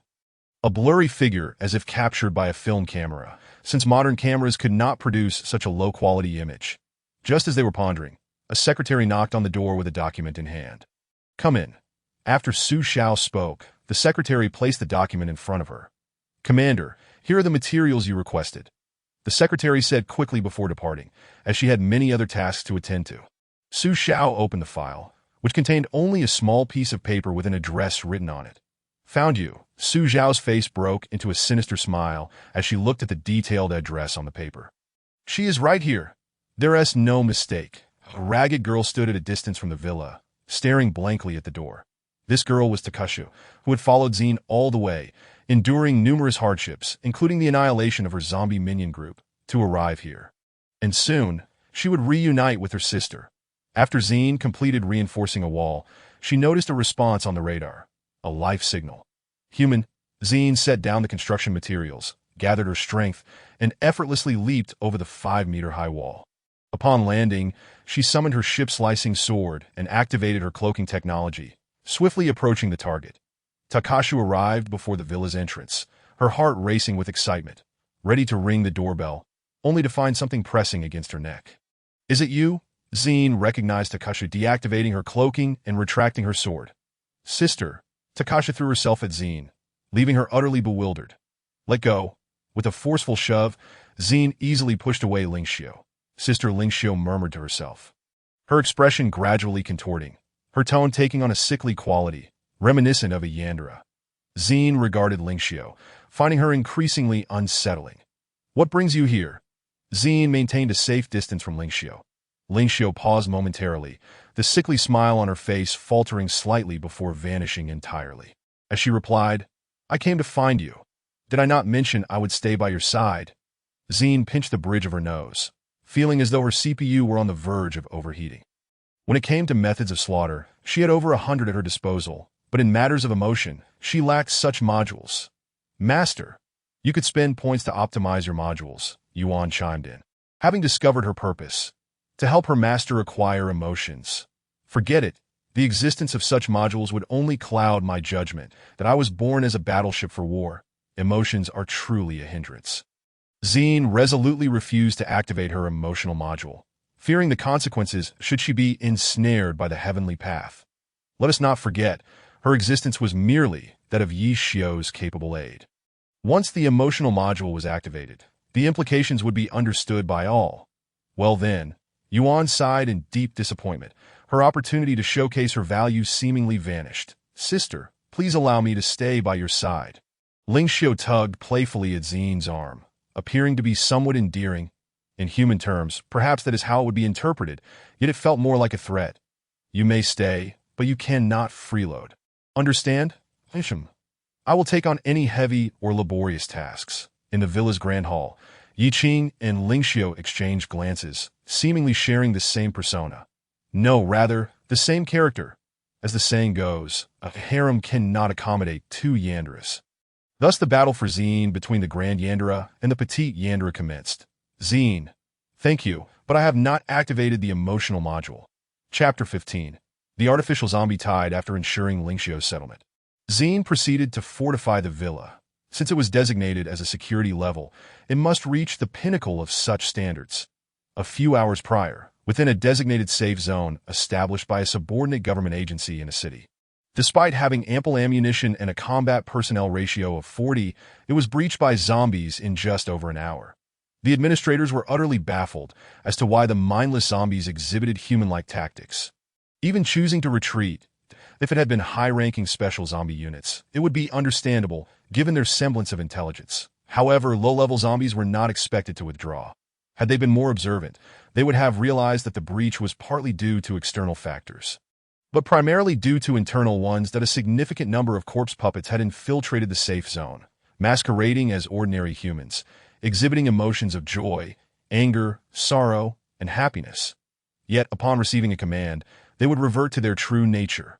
Corpse puppets, a type of zombie creation, were formed from human corpses, with a completeness exceeding 90, combined with super-concentrated zombie black blood. This ultra-concentrated black blood demonstrated more stable and efficient infection properties. As for why the black blood could restore a corpse to a state of sentience, only the creators of the corpse puppets would comprehend the intricacies involved. The creators, known as the Corpse Hand, comprised a group of individuals with an obsessive fascination with zombies, engaging in inhumane research. Corpse puppets do not belong to the category of zombies, yet zombies do not attack them, rendering them a zombie-like entity. One corpse hand is not particularly frightening, but should 3 or more exist simultaneously, they can effortlessly summon a zombie tide.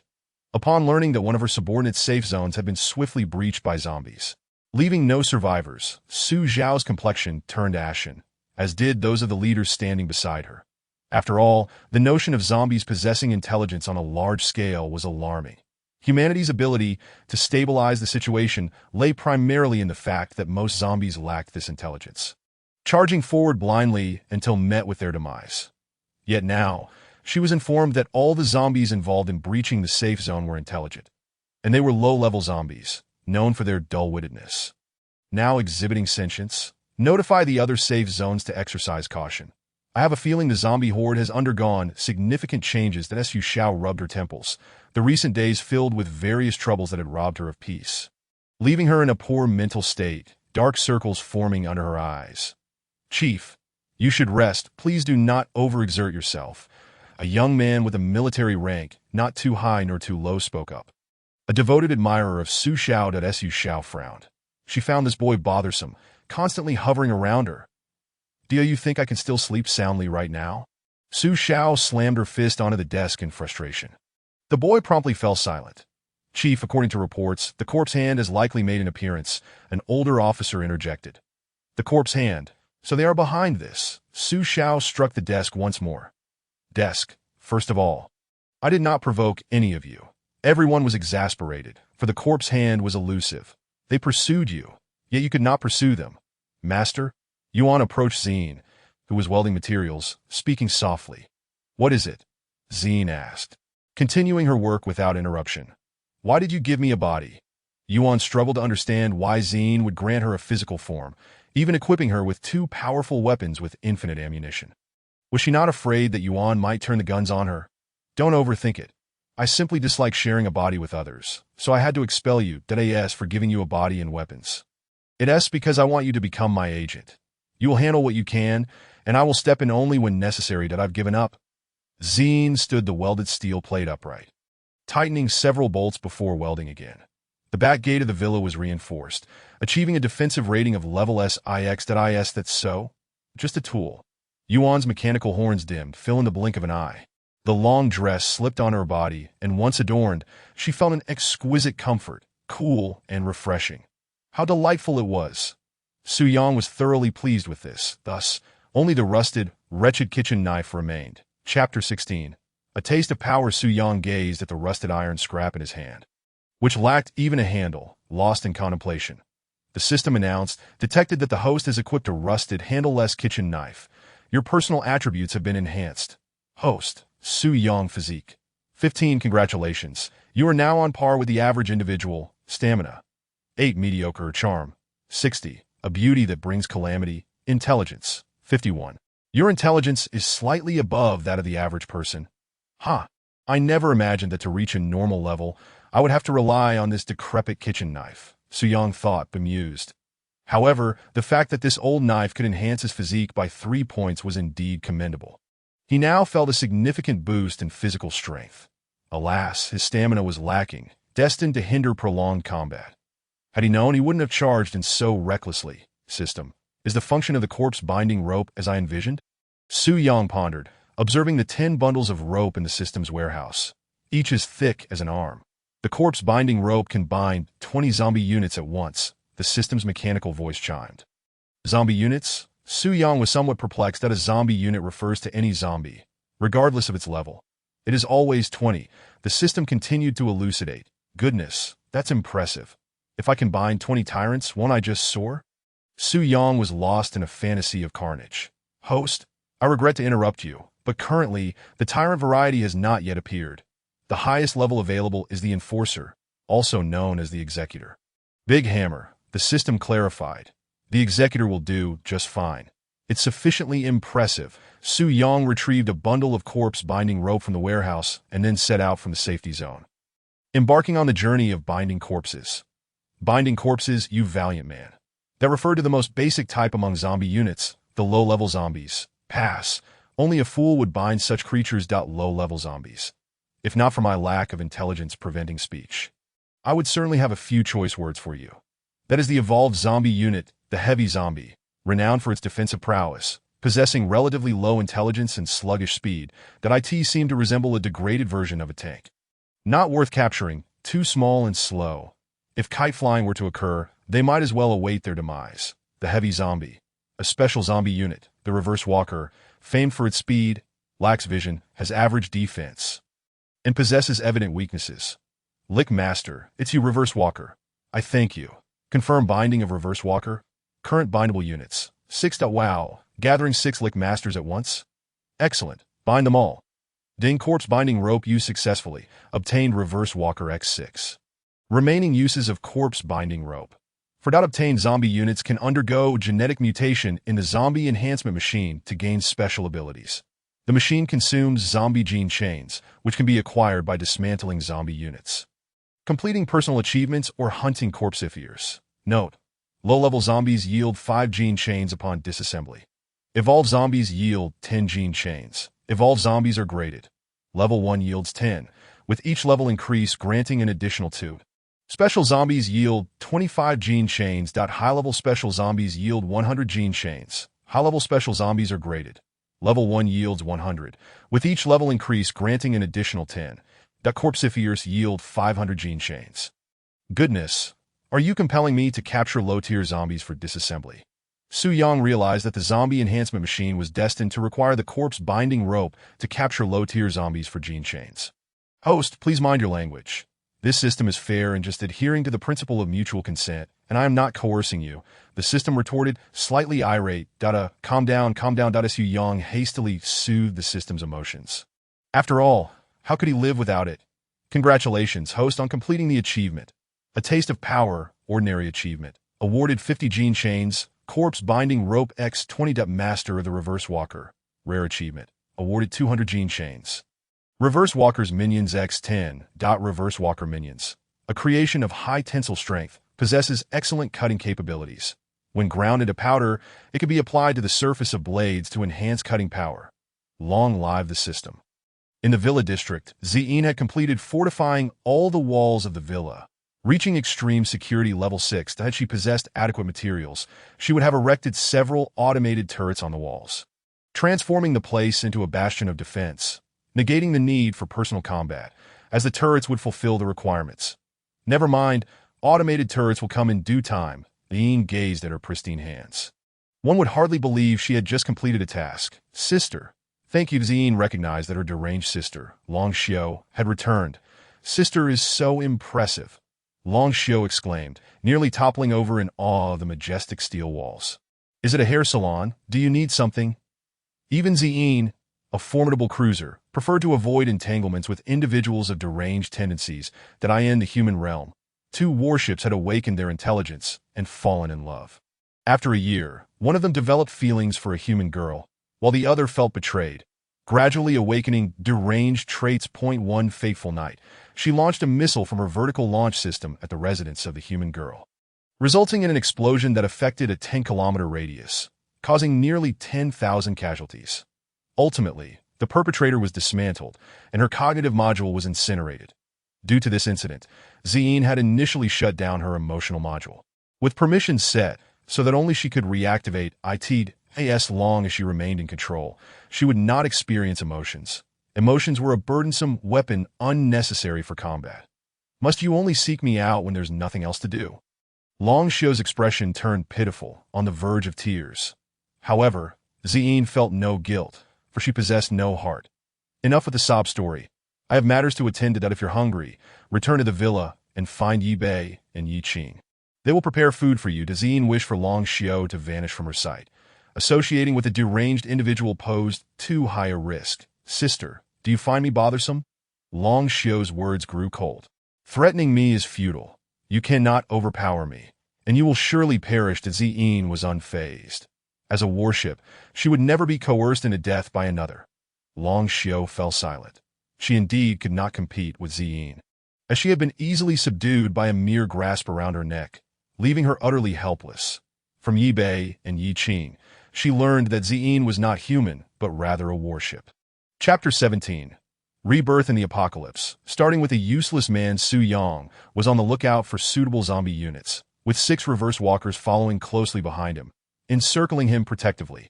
Any approaching zombies would be torn to shreds instantly, ensuring absolute safety. Host, you may spend 100 gene chains to purchase a zombie unit locator. The system sees the opportunity to extract points. Goodness, are you taking advantage of me?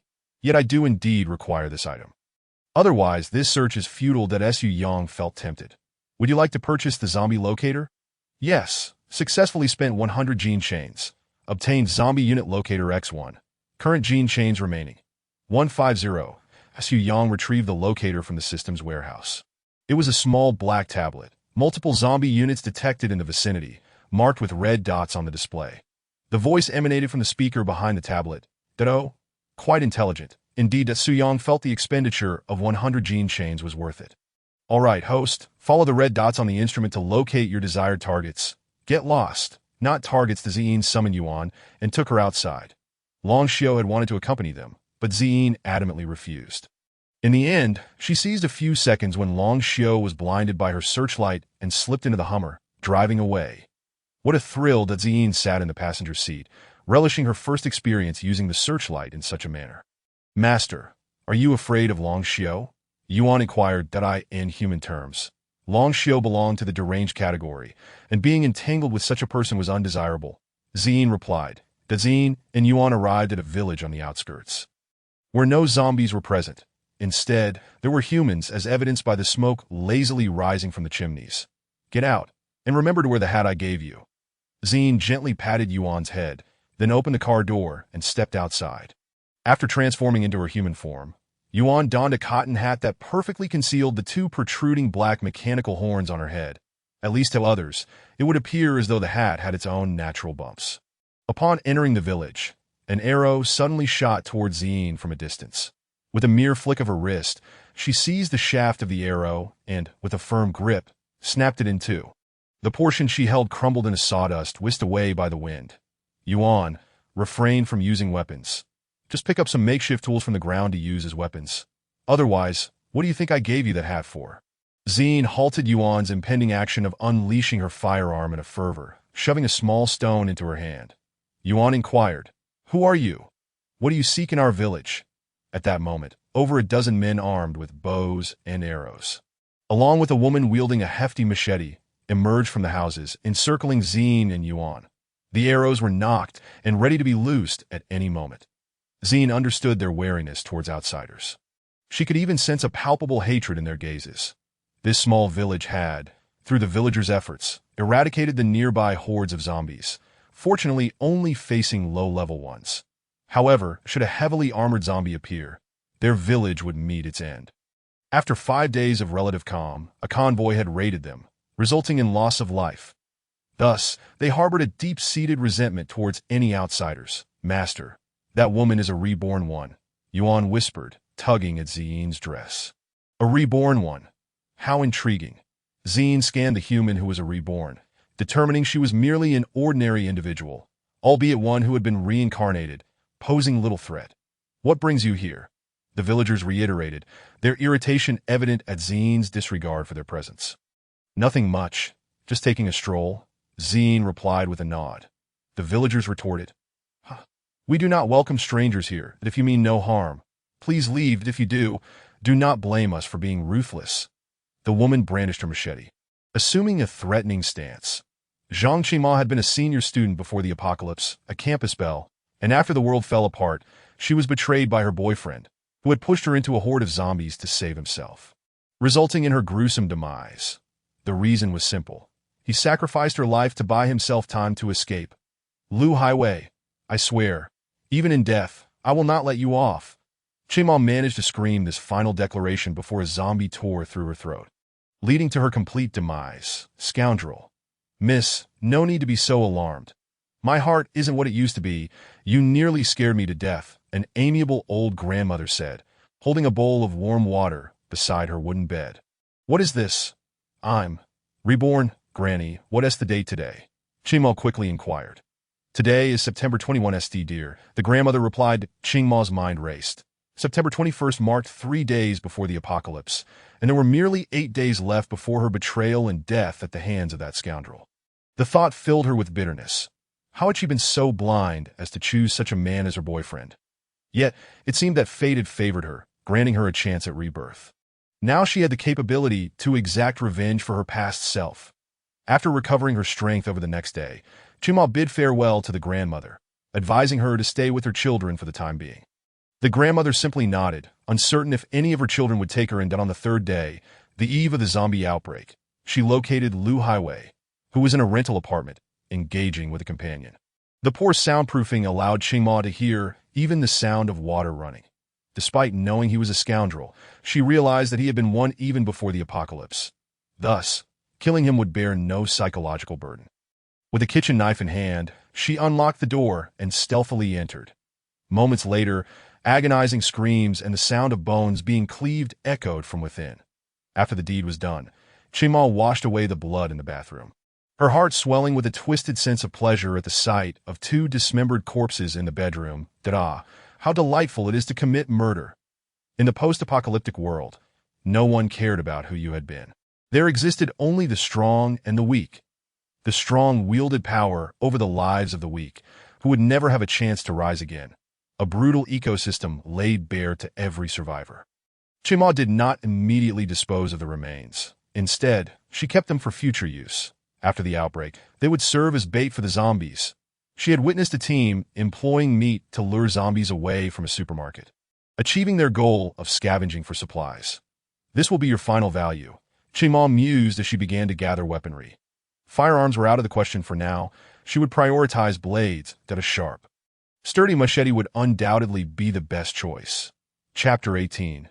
Devastation. Xin and Yuan stood poised against the villagers, who were visibly apprehensive of Xin's ability to catch a speeding arrow with a single hand. They were uncertain whether they could prevail against her. Meanwhile, Qingmao fixed her gaze on Xin, tightening her grip on the machete, her mind racing. Sister System. The System brother suddenly called out. What is it? Yuan, weary of her connection to the heavenly path, lamented that she was a creation of the heavenly path and could not escape it. The one before you is a reborn individual of this world, a new pawn of the heavenly path. Although she has not consented, the heavenly path has begun to set its pieces in motion. Thus, you must utilize these pawns. The heavenly path can only create, not employ, the System brother explained. But I do not care what you think. Completing the tasks of the heavenly path is your primary directive. You wouldn't want the heavenly path to erase you, would you? If you leave this place immediately, I can pretend you were never here. Qingmao interjected. Very well. I shall depart. Xin prepared to take Yuan away. Yuan hurled the stone in her hand with all her might towards Qingmao. Yuan's human form, bestowed by Xin, possessed her original strength, equating to 3 million in combat attributes. The stone sliced through the air with a sonic boom, and had it connected, Qingmao would have met her demise. Yet in a critical moment, an enigmatic force altered its trajectory, allowing the stone to narrowly graze Qingmao's cheek before crashing into a brick house, causing its collapse. How is this possible? Yuan was incredulous that her attack had been diverted by an external force. Another task from the heavenly path. Xin turned her expressionless gaze upon Yuan while scanning for the source of the mysterious power. Yuan lowered her head, feeling an overwhelming sense of guilt for failing to honor Xin's gift of rebirth. The fact that the heavenly path granted the System brother a physical form, but not herself, seemed to reveal a patriarchal bias inherent to the heavenly path. Never mind. The troubles you bring are trivial. Just don't get yourself killed. Otherwise, I would lose a useful tool and a vehicle. Xin waved her hand dismissively, turning her head back. Qingmao realized that the attack had originated from them, although she did not understand why it had veered off course. The sheer force of it could easily have been fatal, that a single stone had collapsed a building. Even a demolition team would weep at such power. Do you truly wish to fight to the death? Qingmo raised her machete, readying for combat. Fight to the death? No, no. It should be a one-sided massacre. Do you truly believe you can defeat her? Zine retreated behind Yuan, as allowing the tool to act autonomously was always preferable to getting personally involved. Yuan felt no discontent. After all, this was her sole value, and should it diminish, Zine could very well eliminate her. Yuan instantly switched to combat mode, her eyes glowing with a faint red and blue light. Damn it, fire! The captain of the archers commanded, and all the villagers swiftly drew their bows, unleashing a volley of arrows, a low-tier rain of projectiles. Yuan glanced back at Zine, seemingly seeking approval, which Zine affirmed with a nod. Yuan smiled, and from behind her, 2 storage boxes sprang forth, launching 2 black short rods into her hands. Upon pressing a switch, 2 delicate energy blades coalesced from the generators atop the rods, showcasing exceptional cutting ability. With a deep breath, Yuan crossed her dual blades, locking onto the trajectories of all incoming arrows, then proceeded to slice and intercept them. Though it appeared to outsiders as mere wild flailing, she indeed managed to deflect every arrow, leaving a ground littered with severed arrow shafts. Creator, it seems System Sister may have developed ulterior motives. The System Brother reported to the Heavenly Path that I have long been aware of that. She is my creation. And I can read her thoughts clearly that I never anticipated that merely granting her a body would lead her to defy orders so wholeheartedly. Clearly, I have been lax in my supervision, the Heavenly Path chuckled, subtly reshaping an iron ball in its grasp. Creator, what shall we do now? The System Brother inquired. You shall wholeheartedly assist Yishio. As for Zine, you need not concern yourself with him for the time being, as I shall take over. The Heavenly Path has decided to intervene personally, albeit indirectly. Understood. With those words, the System Brother vanished from sight. That Yuan's formidable battle stance instantly instilled fear in the hearts of all the villagers, who realized that even if they charged forward en masse, they would never be able to approach their adversary, prompting thoughts of retreat. Are you afraid? Zine taunted, stepping closer to Yuan with a disdainful gaze fixed upon the villagers. Qingmo glanced back and forth between Yuan and Zine, deciding to launch a formidable attack against Zine. Zine remarked, So, you possess quite the courage, do you, master? Yuan immediately raised her blade in defense before Zine, causing her to hit the brakes in fright. The axe embedded into the ground as if she had engaged the handbrake. Those who pose a threat to my master shall be eliminated. Yuan's eyes gleamed with a bright red light, and not only did Qingmo sense something amiss, but Zine also felt a twinge of unease, as if Yuan had gone berserk. Zine hastily placed her hand atop Yuan's head, attempting to discern the cause of the impending fury, but her gown was slashed by Yuan's blade, miraculously leaving her skin unscathed. In truth, it was impervious to harm. Damn it, more work to do. Zine's eyes shifted dramatically, glowing red and blue with intensity. Those who pose a threat to my master shall be eliminated. Yuan brandished her blade, her propulsion system roaring to life as she charged toward Zine, leaving her momentarily stunned. When had this individual acquired such propulsion? Was it a feature of the Hummer? Indeed, that would be me. The villagers on the outskirts of the battlefield were left dumbfounded. This little girl was utterly terrifying. With a crack, Zine seized Yuan's blade with both hands. Knowing full well that her defense was impenetrable, she could effortlessly catch the blade barehanded. Sparks erupted as energy blades manifested within Zine's grasp. Can anyone explain when Iron Sanpalm became so formidable? Nonsense. Your Iron Sanpalm can grasp a lightsaber with bare hands. Indeed. Now that these two are at odds, it presents an excellent opportunity for us to strike. Oh yes, as expected of you. Let us go, brothers. Zine frowned at the approaching villagers, truly detesting the human species. Get lost. She released her grip on the energy blade, delivering a punch that struck the overlapping blades meant for defense, sending Yuan flying back several meters. And you lot don't meddle.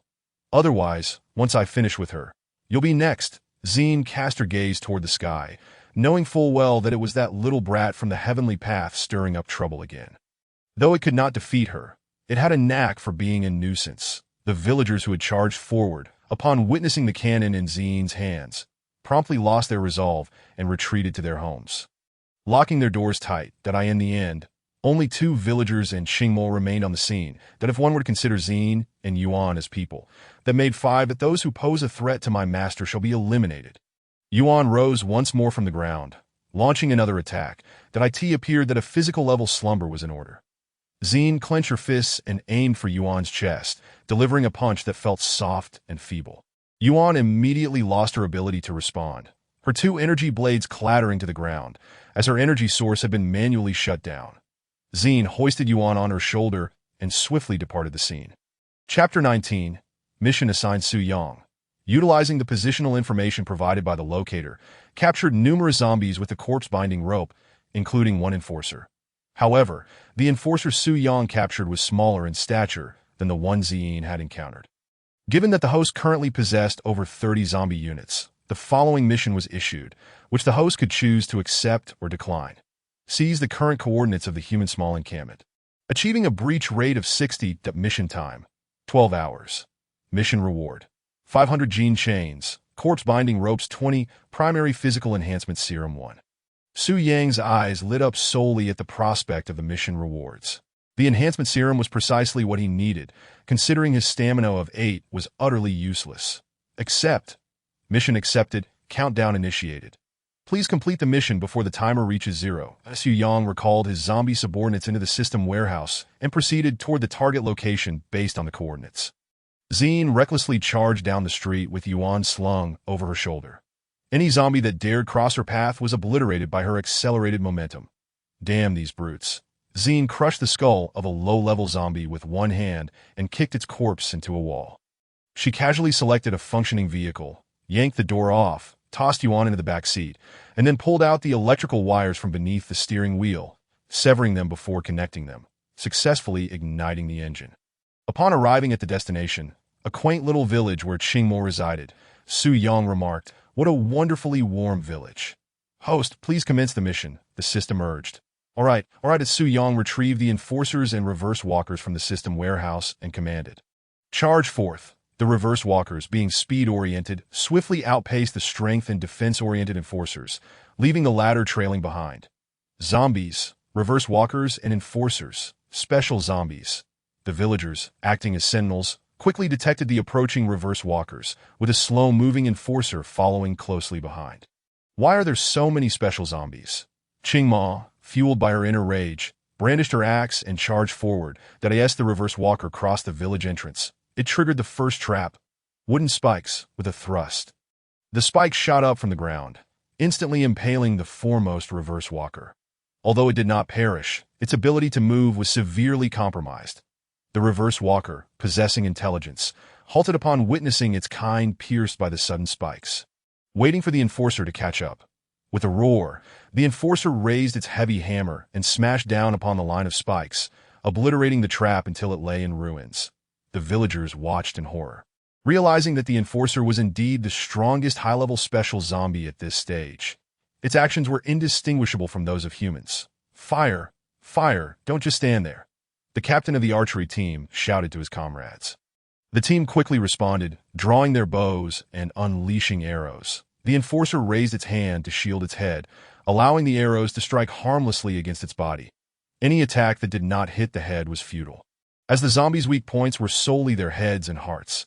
The reverse walker, utilizing its speed advantage, deftly dodged the seemingly relentless rain of arrows, always finding gaps to evade. Not far away, Su Yang observed the scene. The current host has suffered significant damage to one zombie unit, resulting in a score decrease.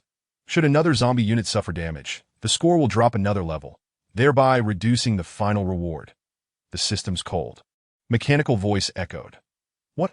A decrease in rewards? No, enforcer, speed up and annihilate them." Su Yang, alarmed, hastily issued the command. The enforcer seemed to heed Su Yang's words, transforming its pace from a walk into a full sprint. Each time its feet hit the ground, the earth trembled. This was the enforcer's intimidation factor. "Retreat! Retreat!" The captain, witnessing the enforcer charging forward, hastily commanded a withdrawal. That was laughable. Their numbers were utterly insufficient to even challenge the enforcer. Just as the enforcer was about to strike a villager with its hammer, Qingmo hurled her axe at the enforcer's hammerhead, redirecting its blow, which instead shattered the ground. "Run!" Qingmo shouted, snapping the dazed villager back to reality, prompting him to scramble away from the enforcer. A girl with incredible strength.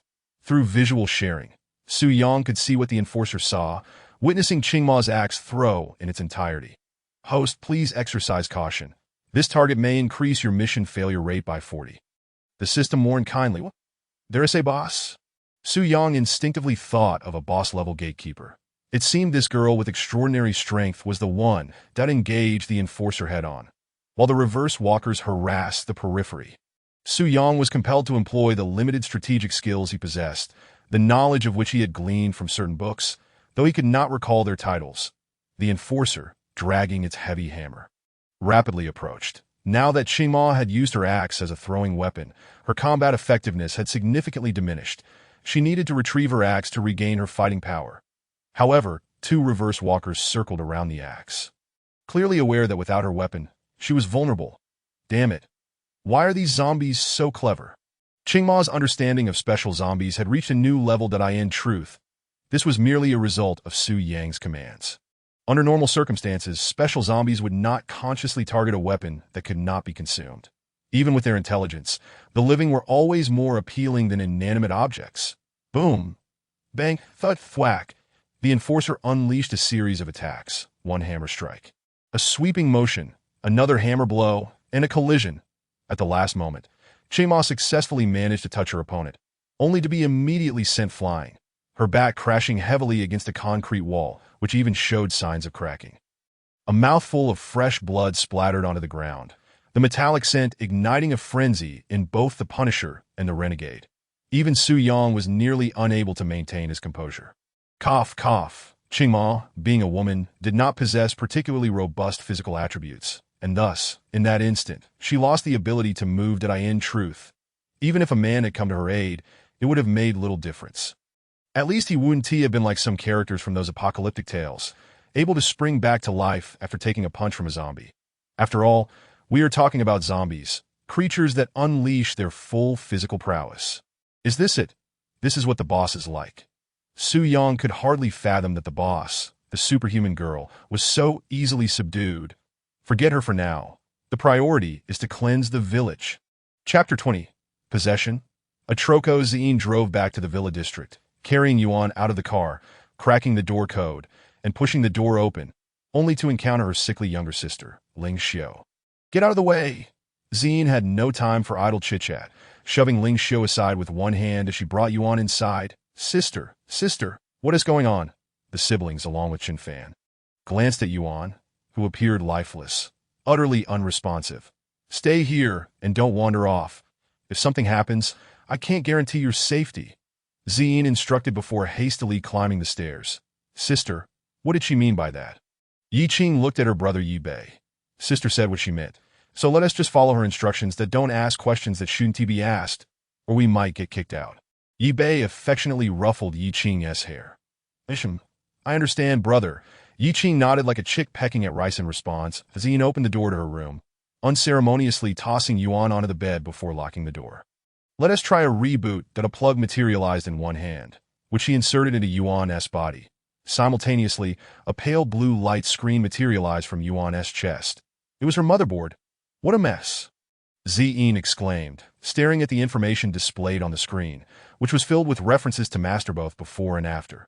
Scrolling down yielded no different results. Did your motherboard only feature the word Master? However, as she continued scrolling, she finally stumbled upon something intriguing. Prioritize commands according to the decree of the Heavenly D.M.Y System Brother S Auxiliary System, dedicated to serving the male protagonist. If it possesses a physical form, it must cater to the male protagonist. When will I get a physical form? Zine lost her motivation to continue scrolling halfway through, feeling increasingly fatigued. Let us reboot, although you will lose your memories. It is for the sake of my tool. She began modifying Yuan's motherboard commands, deleting all references to previous master and writing a few new commands. However, since Yuan was still connected to that ancient being of the Heavenly Tao, she retained the command to prioritize the Heavenly Tao, but it was no longer of utmost importance, allowing Yuan the right to refuse. Reboot. Zine withdrew her hand from Yuan's head, unplugging the device. And the screen displayed that a reboot was in progress. Approximately a minute later, Yuan opened her eyes. Ugh, my head hurts, she groaned, curling up on the bed, hands pressed against her temples. This is what happens after a system reboot. Especially since your data has been rewritten by me. Ziyin remarked that why you are my master. Yuan recognized Ziyin at first glance, but due to the confusion in her memory module, she felt uncertain. Yes, it's me. How do you feel now? Ziyin nodded, affirming her identity. Master, I'm so sorry. Yuan immediately apologized to Ziyin. No, ironically, your loyalty to the Heavenly Tao has provided me with considerable convenience. Besides, nothing can truly harm me unless my opponent is also a ship girl. Ziyin emphasized the term ship girl. Indeed, the Heavenly Tao has taken notice and is beginning to create new pawns. Ziyin stepped out of the room, advising Yuan to rest well for the day and to gradually acclimate to her new state. Alone in bed, Yuan remained unaware that a pink heart had appeared behind the title master on her motherboard. Meanwhile, as Ziyin descended the stairs, she encountered the pouting Ling Xiao, who glared at her. Sister, why did you push me away just now? Ling Xiao complained, pouting and clutching the spot where she had been shoved. No reason. You were in my way, Ziyin replied coldly. Ling Xiao opened her mouth to retort, but was silenced by Ziyin's fingertip pressing against her lips. Da, your finger touched my mouth. Ling Xiao exclaimed, taken aback by the delicate touch of Ziyin's finger. How is this possible? Ziyin's radar detected 2 sizable zombie hordes approaching, with less than 3 hours until arrival. Damn it. Without a moment's hesitation, Ziyin dashed out of the living room. Where did this zombie horde come from? Is it here? Yes, she's inside, replied the 2 men clad in black robes, surrounded by a throng of zombies. The corpse refining hand. Ziyin pushed open the door and quickly shut it behind her, taking to the driver's seat. Instead of waiting defensively, she decided to take the initiative, directly intercepting the zombies' advance. Zombies. Are you the predator or am I? The roles seem a bit confused. Mission accomplished. Destruction rate reached 83, exceeding the mission standard by 23, granting an additional 10 to the final reward. Final rewards include 550 gene chains, 22 bundles of corpse ropes, and 1 level 2 basic quality enhancement injection. Level 2 injection. What is the difference? Su Yang inquired. The level 2 injection is an optimized version of the level 1 injection. The remodeling process is less painful, yet its efficacy is 1.5 times that of level 1. The system explained that I see. Su Yang nodded in understanding, then shifted his focus back to the unconscious Qingma. Is she dead? Su Yang asked. The host can take advantage of the situation, the system replied earnestly. Get lost. Do I seem like that kind of person? I think you do. Just as Su Yang was bickering with the system, Qingma suddenly regained consciousness, glancing at Su Yang before rising with a defiance that defied Newton's laws, delivering a punch that sent the unsuspecting Su Yang flying. What the hell, cough cough? What is going on? Su Yang was struck so hard that his arm dislocated, leaving it hanging uselessly. Host, run. You're no match for her. The system urgently warned. Get out of my way. Su Yang quickly recalled his zombie minions and dashed away. Relieved that Qingma did not pursue, otherwise, even with a booster, he wouldn't have been able to escape. This was the system's calculated outcome that I still have to seize control early. Qingma approached the machete, bending down to pick it up. In truth, this was no ordinary machete, but an ancient divine weapon, a Trokos. The spirit of this weapon was likely female, a feminized Trokos? You better have a reason. Qingma surveyed the carnage around her, her heart devoid of emotion, slowly shouldering the newly transformed machete as she exited the village. Meanwhile, on the other side, Ziyin had already engaged the zombies in battle, unleashing all the firepower available to her at this stage. Steadily reducing their numbers, it seems they are not so easily dealt with, observed a corpse refining hand from a high vantage point. Watching the remaining zombies dwindle, Ziyin focused on attacking the zombies. A shadowy figure suddenly darted behind her, striking without warning. What the hell?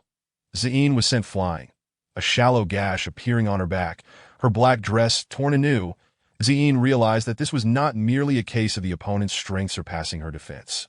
Rather, the adversary possessed the ability to bypass a significant portion of her defenses, what one might call true damage. Chapter 21. The subordinate goes berserk, and so does the master. I found you. Where's your tool? Did it not accompany you? The shadow that dealt minimal damage was none other than Qingma.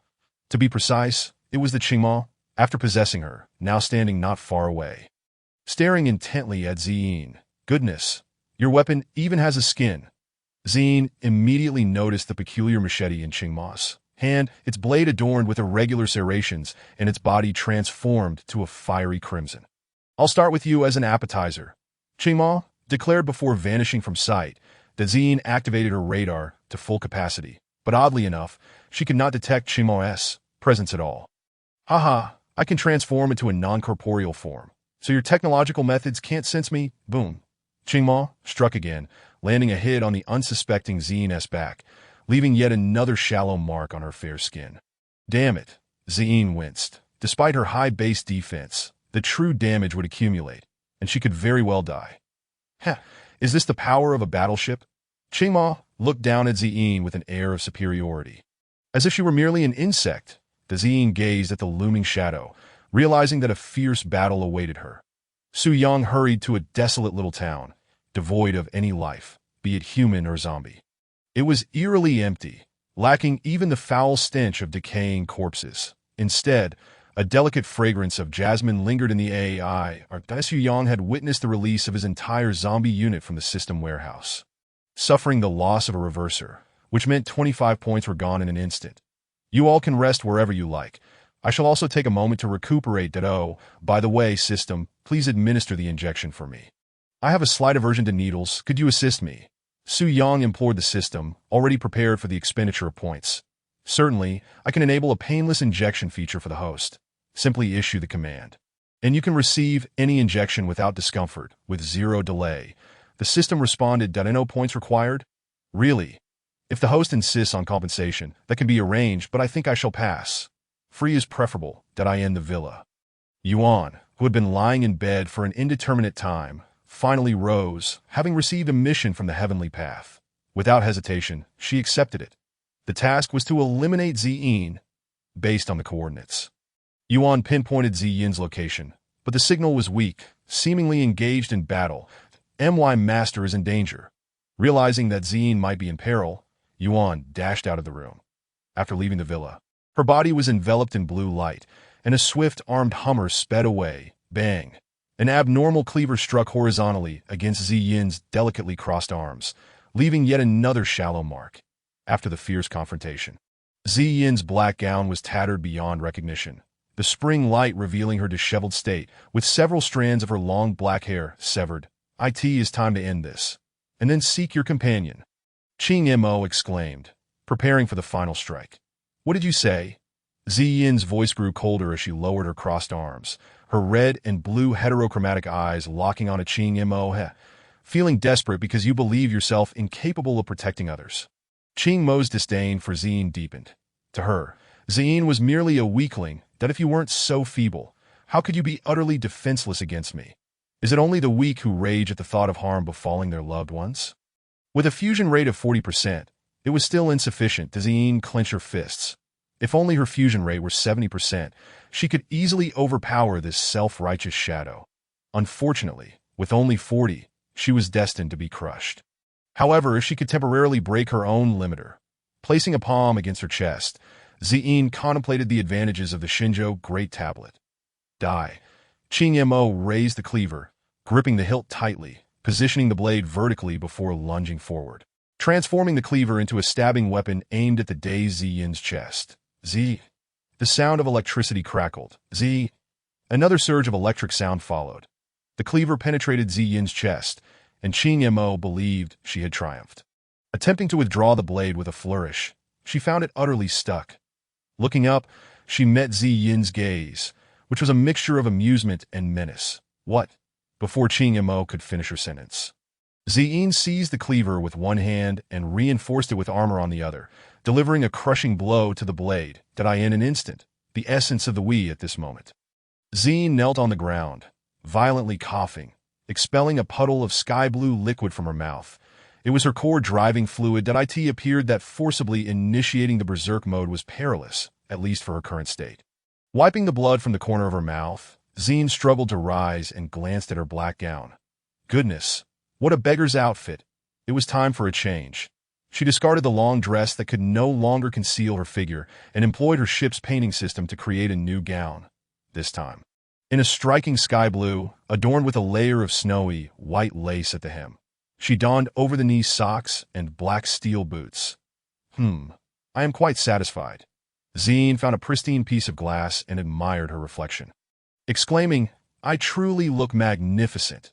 Yuan had just arrived at the specified coordinates, only to discover two severed corpses on the ground.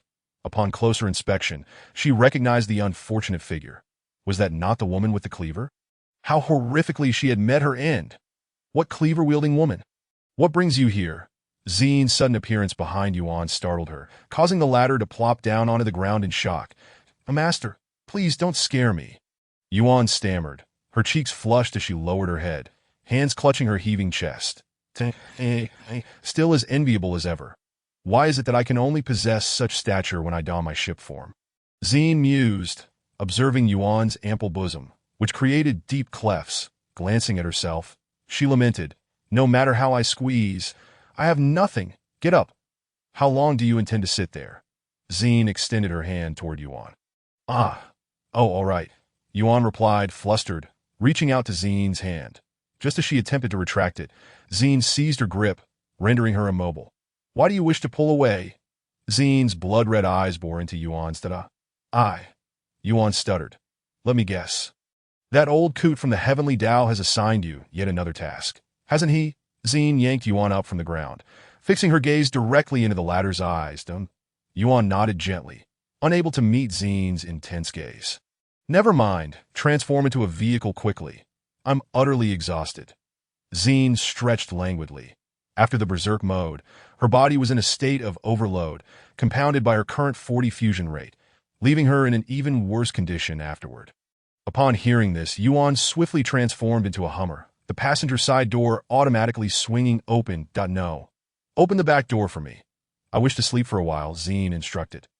Yishio successfully completed the zombie extermination mission alongside his team and was now riding back on his motorcycle. "The task you chose, little brother Yi, is quite the breeze." A man riding with him slapped his shoulder, laughing heartily that there's nothing particularly commendable about it. Yishio waved his hand dismissively, indicating there was little to discuss. "Once we return, let's feast. Hooray!" Yishio gazed out the window, wondering where Zine was now, wishing he could defeat her at this very moment. A pitch-black, six-wheeled armored Hummer was slowly cruising down the street, its driver's seat empty, while someone slept in the back.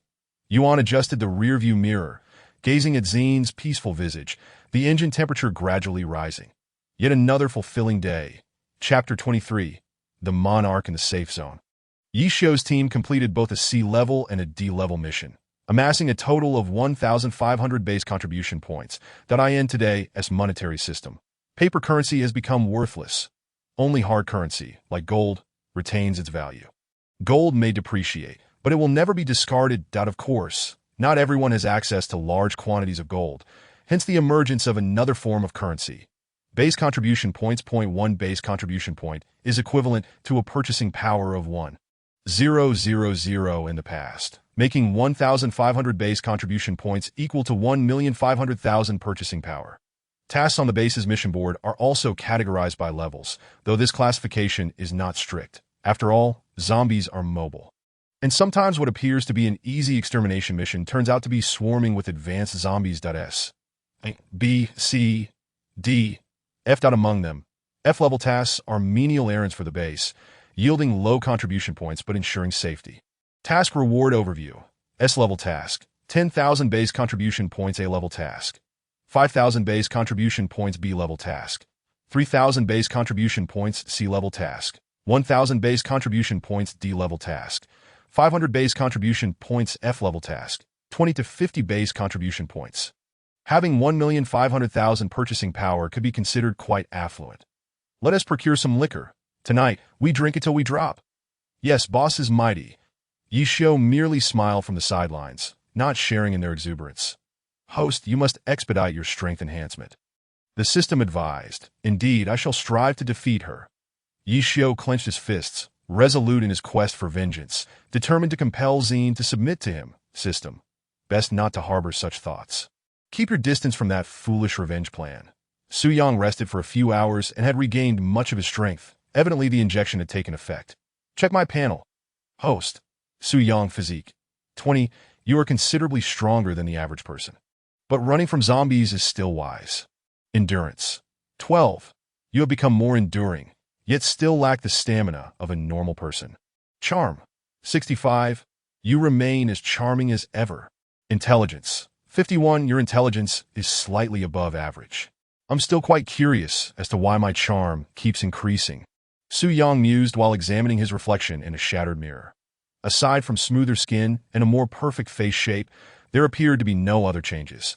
The host is destined to conquer the world. Thus, possessing an appealing appearance is paramount. The system replied that I still fear I might be overpowered as Su Yang began to envision himself pinned beneath a man, fully aware of his own gender, yet unable to resist. Rest assured, your endowment exceeds that of your adversary, no matter their size. Yours will always be double. The system proclaimed with inexplicable enthusiasm that Su Yang was left bewildered, sensing something was off with this system. Surely it must be a misconception. Ding. New task received. Would you like to accept? The system interjected hastily. This topic was becoming too revealing. Accept. Capture the monarch. The monarch's coordinates have been displayed on the locator. Please check. Su Yang retrieved the locator, and indeed, a red dot was blinking, with the words Monarch boldly highlighted in red beside it. What exactly is the Monarch? A high-level special zombie codenamed Monarch. If the host successfully captures it, it will become your greatest asset, the system explained.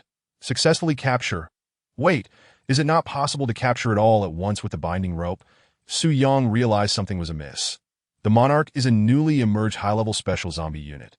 It is normal for capture probabilities to fluctuate. However, with just a small expenditure of genetic chain, the host can obtain a bundle of advanced binding ropes. The system began its sales pitch again. You've got to be kidding me. At the outskirts of the villa area, a convoy arrived, and the leader was quite pleased with the villas before her. I end this apocalypse. They were all hers, sisters. Our time to sing and celebrate has come. These villas now belong to us. A seductive woman on a modified heavy motorcycle chewed gum as she shouted, while countless women behind her cheered exuberantly. Suzuki, before the apocalypse, was an ordinary employee at a company. So ordinary that after 5 years, she still held the same position, with the same salary and no bonuses. Had others experienced similar fates, Suzuki would have harbored no resentment. However, those who joined later received pay raises and bonuses at will. Eventually, she learned it was due to her offending a lecherous boss.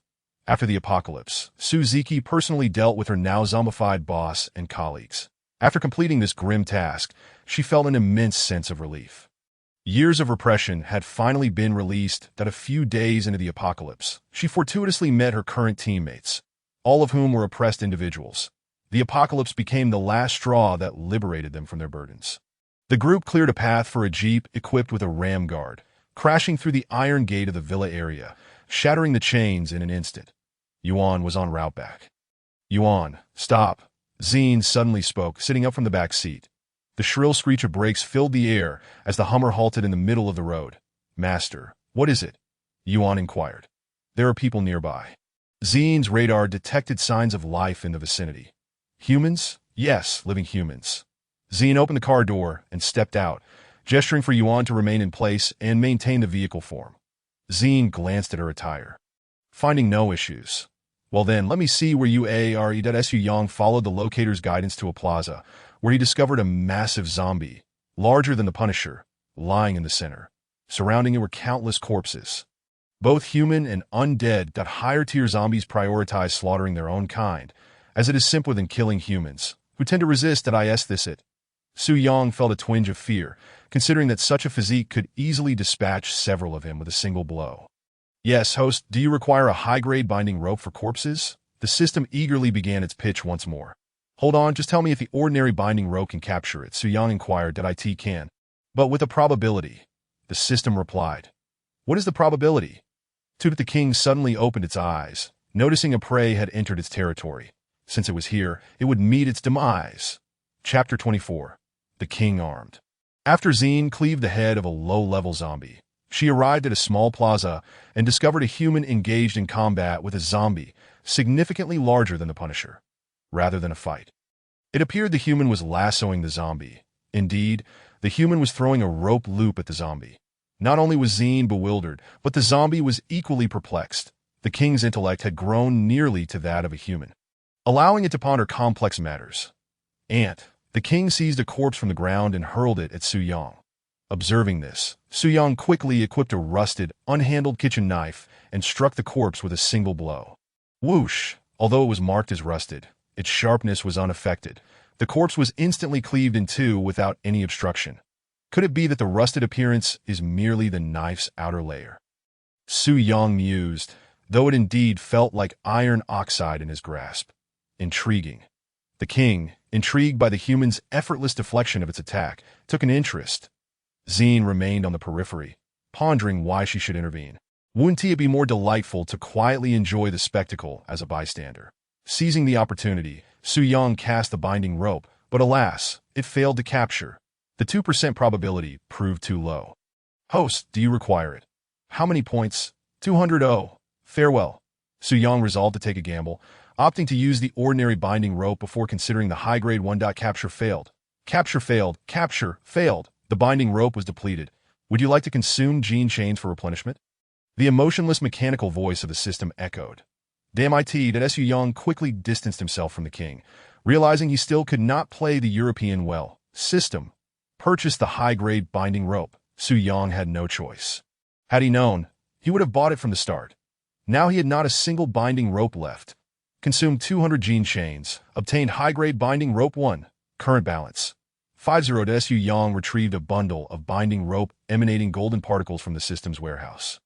This was the high-grade binding rope, a special rope with a 100% success rate for capturing high-level special zombies. The king instinctively recoiled, sensing that the binding rope posed a threat to itself, and began to retreat slowly from the plaza. Another child of destiny. Why are there so many? Zine frowned. The fortunes of this world seemed too widely dispersed. She had thought that waste would be unique. Yet it turned out to be merely one among many. How could she allow this to go smoothly? Zine activated her invisibility coating and drew her ship-slicing blade, advancing towards the retreating king. King, come forth! Su Yang, like a cowboy, flung the rope loop, and just as he was about to capture it, a technologically advanced long knife pierced the king's chest, twisting forcefully to shatter its heart. The massive body lost its strength and crashed heavily to the ground. Boom! The plaza tiles shattered with the impact. What is happening? Su Yang was dumbfounded. What was going on? How did it die? How did it perish? Host, someone is interfering. The system alerted that a person. Where? Su Yang wished he could dismember the individual who had thwarted his plans. Just moments ago, he could sense them. Now he could not. The system was also powerless at this moment. Zine, cloaked and invisible, the squad suffered a loss of 5 members and 2 motorcycles due to this unforeseen turn of events. Big sister, we have exhausted our Molotov cocktails. Ours too. However, it seemed that the regressors were faring rather well. The fleeing convoy was filled with desperate wails, and Su Ziki couldn't help but curse Zine in her heart. If it weren't for her forcing them out, they certainly wouldn't have ended up in such a dire situation. Damned individual Su Ziki, piloting a heavy motorcycle, was momentarily distracted before she could finish her harsh words. An unidentified projectile lodged itself in her wheel hub, causing her to be violently thrown forward due to inertia, crashing heavily onto the ground, likely breaking a few ribs in the process. Big sister. The team members behind her slammed on their brakes, encircling her with their motorcycles. This sudden stop sealed their fate, for behind them were the regressors, and even a mysterious individual of unknown identity. The regressors easily leapt over the motorcycles and commenced a brutal slaughter against the living before them, claws tearing through flesh, screams echoing into the heavens, and the scent of blood permeating the air. An ordinary survivor, Su Ziki, faced death, no rebirth, no golden finger. Her existence represented the plight of most ordinary people striving for survival, lacking the ultimate luck of the fated ones and devoid of a guiding system. Ordinary individuals could only rely on themselves. After an hour, Zine had finally completely fused with the Monarch Armament Corps, her control surpassing even that of a mechanic. Subsequently, Zine acquired a new form, the blood-red Storm Monarch. She attempted to summon the Monarch armament, feeling a tingling sensation coursing through her body from various points that a few minutes later, she was fully adorned in the Monarch armament. Indeed, this form could only be considered as wearable equipment. Not original. After all, according to ordinary mechanics, they merely installed the Monarch Armament Core onto their mechanical armor to gain unparalleled endurance in battle. Who could have anticipated that someone would directly integrate it into themselves? It was even less aesthetically pleasing than my original armor. Zine harbored disdain for this set of Monarch armament, but it had the advantage of being usable even before full fusion. Once she reached a fusion degree of 100, she could discard this set entirely. The Monarch armament. The blood-red, menacing armor swiftly retracted into her body, restoring Zine to her original appearance, though a red claw mark had appeared on her forehead. This was the Monarch's mark, signifying that the Monarch Armament Core had recognized Zine as its master, that in moments of danger, the mark would glow brightly, and the Monarch armament would automatically protect its master, provided there was something that could threaten Zine. After some contemplation, Zine resolved to promptly find a way to help the Yi siblings awaken as mechanics. After all, having a mechanized team of armored warriors was her dream. Yi Bei, Yi Qing, you two come with me. Zine called out personally. Sister, what is it? Yi Qing obediently followed behind Zine, leaning forward to inquire. You are mechanics, and the reason you haven't awakened yet is that you lack a potent catalyst. Do not worry. I have found one that therefore, if you follow me, you will gain the strength to survive in this land. And you will also be able to protect your sister. Zine elaborated extensively, though Yi Bei did not fully grasp her words. However, she clearly heard the last sentence about protecting her sister. With a grateful gaze, she looked at Zine and made a decision. This life would be dedicated to Zine. Yi Qing remained silent, but resolved to grow stronger enough to protect his sister and brother, which would suffice. Yuan continued to be the errand runner. There was no choice, as she was the only one capable of carrying others, that if Zine could also carry someone, it would be a disaster. How could a warship traverse dry land? The three of them boarded the vehicle, leaving a message for Lang Xiao and Chun Fan before departing. Shortly after they left, Chun Fan gazed at Lang Xiao, who resembled a stone waiting for her husband, silently sighing. What a wonderful girl. At this moment, the Heavenly Tao had successfully completed a game board, populated with random pieces, including those already possessed and blank pieces yet to be filled. IT would employ this method to suppress Zine's plans. On the outskirts of the safe zone, the watch personnel noticed an increasing number of solitary zombies wandering outside the safety perimeter. Strangely, there was even a heavily armored zombie and a regressor among them. They reported to Su Xiao, who merely instructed them to observe carefully, not paying it much heed. Currently, Su Xiao was organizing the recently collected information regarding zombies. According to reliable sources, there existed individual zombies far more powerful than the enforcers. Codenamed Monarch. The last sighting was in a plaza, but it was quickly dispatched by a human. A zombie monarch, whose strength completely overshadowed that of an enforcer, was actually killed by a human. To be honest, if it weren't for the satellite images, Su Xiao wouldn't have believed it. Enforcer-level zombies necessitated the deployment of heavy artillery to gradually whittle them down. Indeed, enforcers had developed terrifying skins capable of resisting firearms.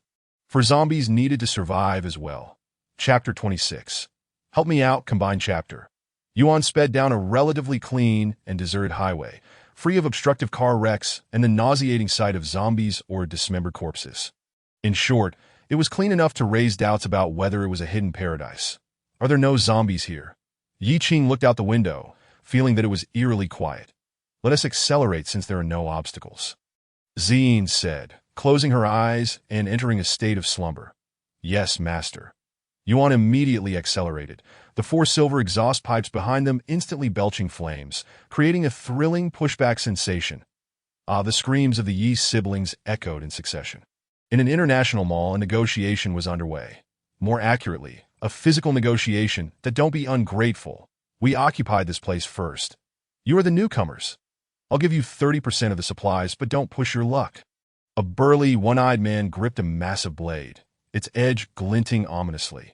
Before him stood a girl who appeared to be only 16 or 17, yet her mental age exceeded 30. That indeed, this girl's soul had been usurped. Yet another soul transgressor. Zine knew she would feel nauseous again. When did the relationship between gangs become so amicable? Can they really bargain? IS&T, it usually a fight to the death, with the strongest prevailing. Chen Muxin drew a slender sword from her waist, lifting it provocatively toward the one-eyed man, her eyes filled with defiance. You're right. Why bother negotiating with you? I could just kill you all and not have to give you anything." The one-eyed man brandished his massive blade and charged forth. Foolish brute, with brawn but little brain. The slender sword was ill-suited for hacking, as its blade lacked the necessary strength. Moreover, the opponent wielded a large piece of iron, massive blade. Hence, the slender sword's primary attack method was thrusting. Thus, as the foolish one-eyed man rushed in, it saved her the trouble of moving. Seizing the opportunity, she struck decisively. The leaders of both gangs engaged in battle, and their followers were not to be outdone. Momentarily forgetting that they were in a post-apocalyptic world plagued by zombies, as if they had returned to their previous lives of territorial disputes. Thud, bang. A zombie stood in the middle of the road, staring blankly at the approaching vehicle without any reaction, only to be cleaved in two, the lower half crushed, while the upper half, along with its head, was sent flying, splattering upon impact. The windshield wipers activated, clearing the disgusting blood from the glass.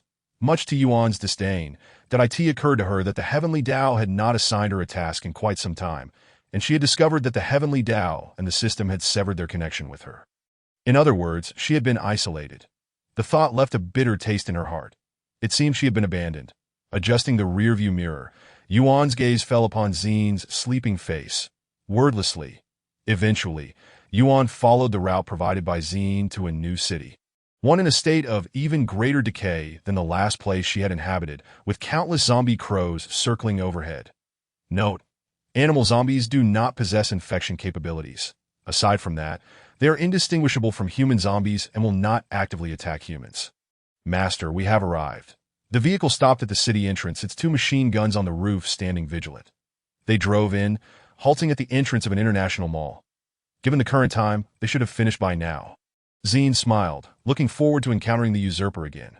Finished? What has finished? The two siblings in the back seat expressed their confusion. Just a new, faded one. Xine patted Yuan's head before returning to her slumber. The Hummer slowly started up, entering the city, the roar of the engine successfully drawing in a large number of zombies from their slumber. The two machine guns sprang into action. Annoying meatballs, Yuan activated the automatic firing mode. The machine gun's infrared recognition system ensuring that no shot would miss, tearing any zombies that approached the vehicle into shreds. All remote weapons wielded by Xine essentially possess an automatic mode. After all, Xine is rather indolent, to the extent that even the main cannon is fitted with an automatic setting. Inside the marketplace, after Mushin dispatched the last hostile individual, she surveyed the littered corpses and realized that they could no longer linger here. Zombies possess an acute sensitivity to scents, particularly the scent of blood. Gathering the salvage supplies, we must vacate this location. Move swiftly. Mushin promptly instructed her subordinates, fortunate that there was no wind today, lest the stench of blood spread more rapidly. While Mushin and her team were busy transporting supplies, they heard the distant sound of gunfire. For a fleeting moment, they thought it was merely a figment of their imagination. After all, how could such heavy artillery be found here? This city had long been abandoned, and even the foundations for a safe zone were not desired in this vicinity.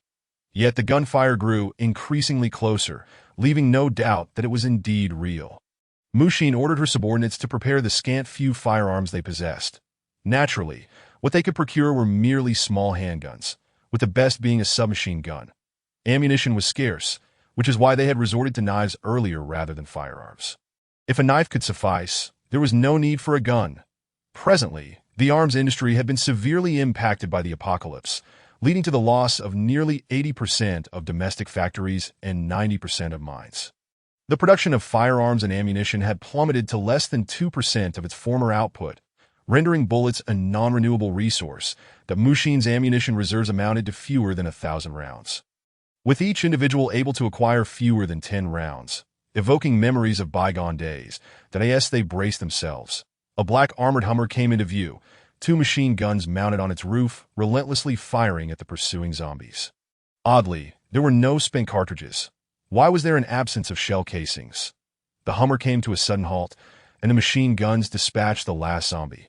Mushin glanced at the rear of the Hummer, where a multitude of zombie corpses sprawled across the street. Gulp, Mushin swallowed hard. Even if she expended all her ammunition, it would be impossible to eliminate that many zombies. However, the opposing machine guns seemed to fire without restraint. treating zombies like targets with no regard for ammunition.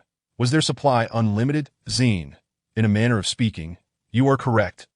Zine opened the car door and stepped out, only to be met with the barrel of a gun pointed at her. Mushin's men aimed their weapons at Zine, and Wine trained the machine gun on them in kind. It was a reciprocal gesture that Mushin's subordinate protested. Is this what you call reciprocity? What's the point? If we intended to take action against you, the two formidable weapons on the roof would have already dealt with you. Zine stretched lazily, leaving her onlookers mesmerized. Despite being armored, her figure was undeniably striking. Several individuals found themselves drooling. Who are you? Mushin unsheathed her slender sword, then found the situation rather absurd. What era were they in, still clinging to the age of cold weapons? We are merely passing through. Zine replied. Passing through? Mushin glanced at the sea of corpses and twitched her lips. What a ridiculous notion. We can offer you half of our supplies. Will you grant us passage? Mushin observed that the young girl seemed to be quite negotiable. Supplies? Zine surveyed the truckload of food and water. I'm afraid we can only offer half. Our reserves are depleted. Mushin noted the change in Zine's expression, mistakenly believing she desired everything and resorted to pleading. No, I don't need your supplies, nor do I want them. Zine waved her hand, indicating she was not there to rob them. Not want them? Mushin felt her mind falter, even though she had seized this body and possessed knowledge beyond its years. Zine's refusal of supplies was perplexing. I want supplies, a casual abundance, if you will. Zine shrugged, stating the obvious.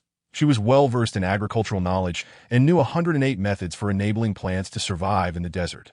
Don't ask me what those methods are. I don't know.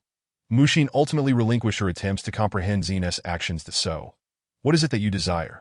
Mushin inquired once more. Did I want you? Zine gazed intently at Mushin, leaving no room for discretion. Me? Mushin's cheeks flushed crimson. Had she just been confessed by a girl? Just as Mushin began contemplating where to erect their future gravestones, Zine added, I need your abilities. My subordinates require them. I see. Mushin felt a wave of frustration wash over her. Deeply disappointed. So why are you feeling disappointed? Zine scanned the vicinity with her radar and noticed that some zombies had been drawn in by the scent of blood from the marketplace, indicating they needed to find a safer location to continue their conversation. My current suggestion is to find a spot quickly.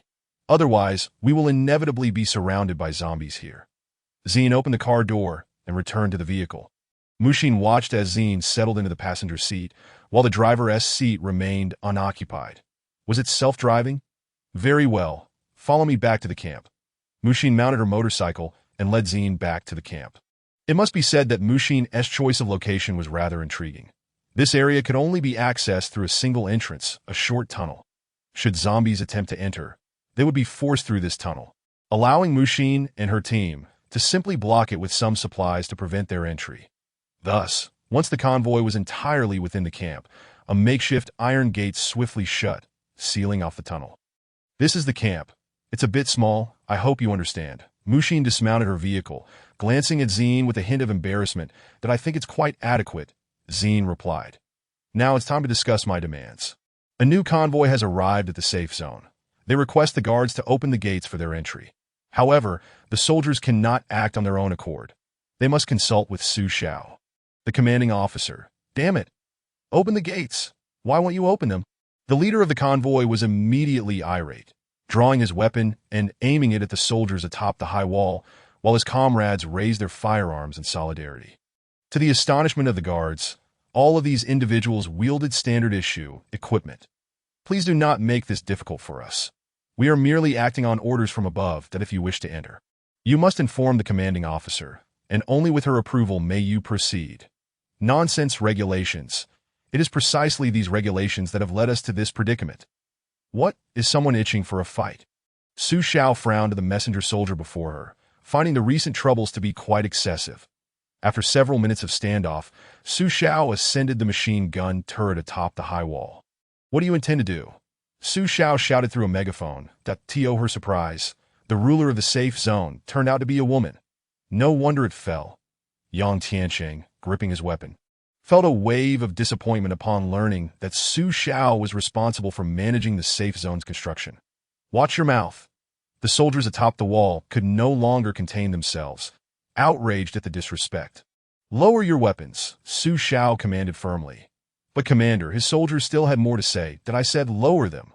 Su Shao clenched her fists, feeling irate herself, but recognizing that engaging in battle would yield no benefits. Humanity's infighting would elicit no sympathy, and the zombies would merely perceive them as easy prey. "Look, they're fighting amongst themselves. We won't even need to lift a finger to receive a steady supply of food." Mechanic, Mushin looked at Zine, somewhat unfamiliar with the term. "Yes, I am aware that you possess the means to awaken the mechanic class skills. Conveniently, these two younglings beside me require it." Zine abruptly pulled Yebe and Yeching, the two siblings, closer. Younglings? Mushin found the term peculiar.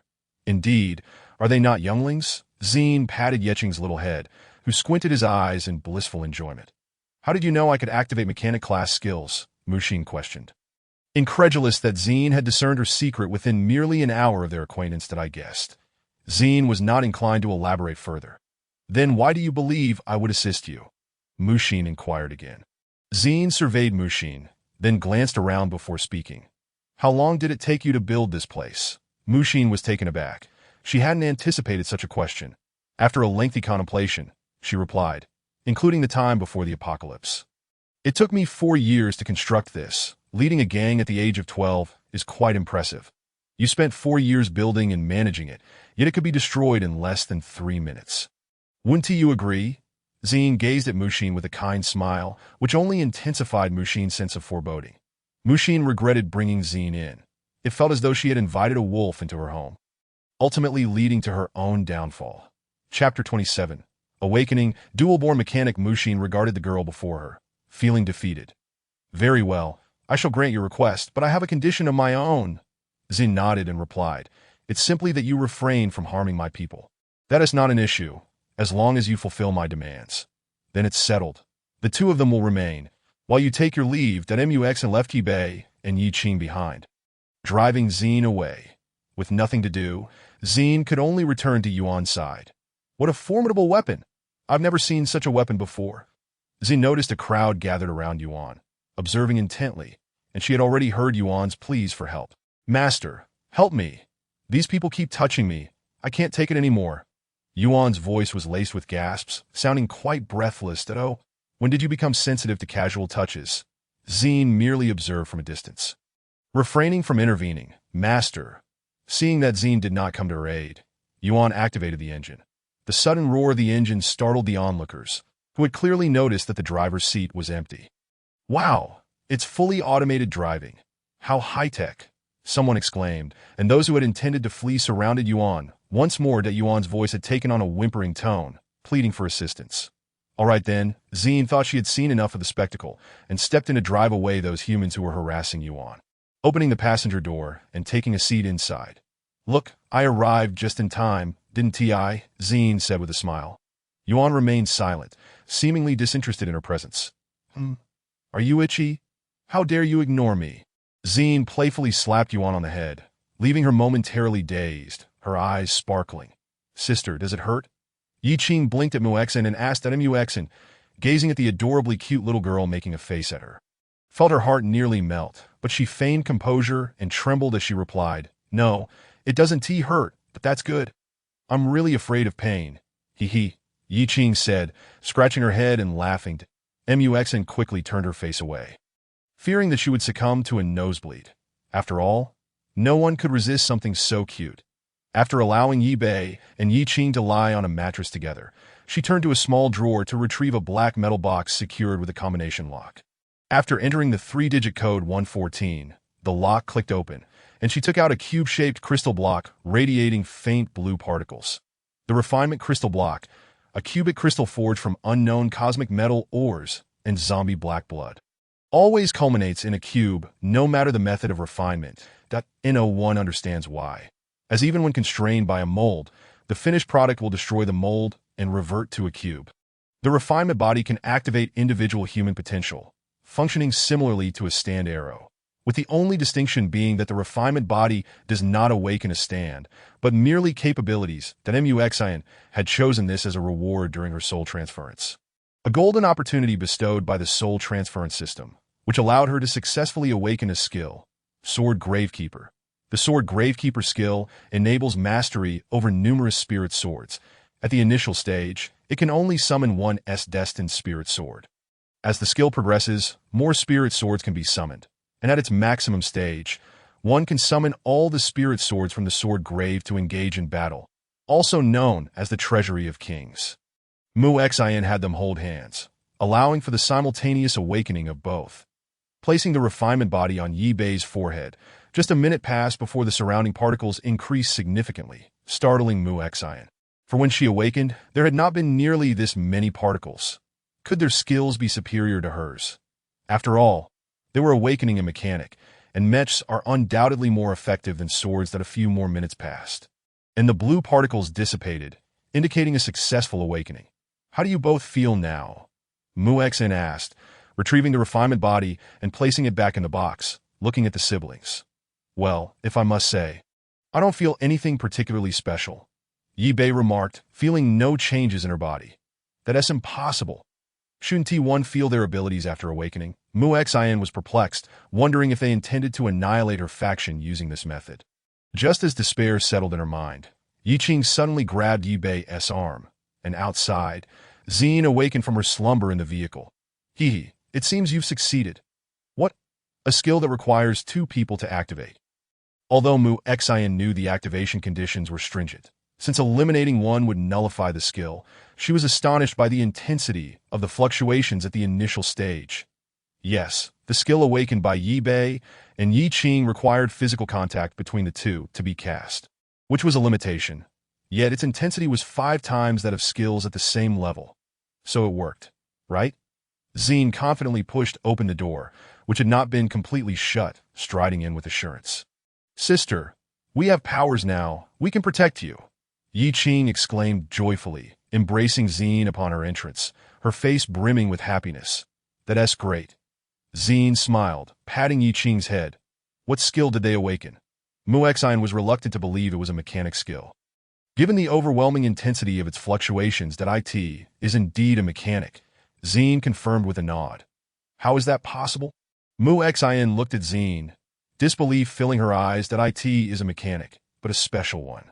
In other words, a dual mechanic. That Su Xiao was engaged in discussions with the fleeing soldiers outside the safe zone. Yes, this group equipped with standard gear had originally been the guard of a small base near Su Xiao's safe zone. However, due to following regulations and not allowing a convoy entry, they were subsequently ambushed by the enemy, leading to a horde of zombies breaching the high walls of the safe base. This fleeing guard was the only survivor, and they had lost many along the way, with less than 40% of those who had initially escaped remaining. Thus, they harbored deep resentment towards Su Xiao's so-called notification and approval regulations. Had it not been for that, they would not have faced such dire circumstances. Upon learning of the situation, Su Xiao was eager to annihilate the fleeing soldiers, but as the administrator, she could not do so, nor could she allow them entry. After all, a group of deserters, filled with contempt for regulations, could accomplish nothing. Now you either open the gate and let us in, or we'll break in ourselves, the leader of the fleeing soldiers. Zhu Di raised his firearm and shouted as Su Xiao frowned. Her guards already on high alert, assault rifles primed. However, neither side wished to fire a shot, as gunfire was the harbinger of death. The sycophantic young man reappeared. Shut up. They absolutely cannot be let in.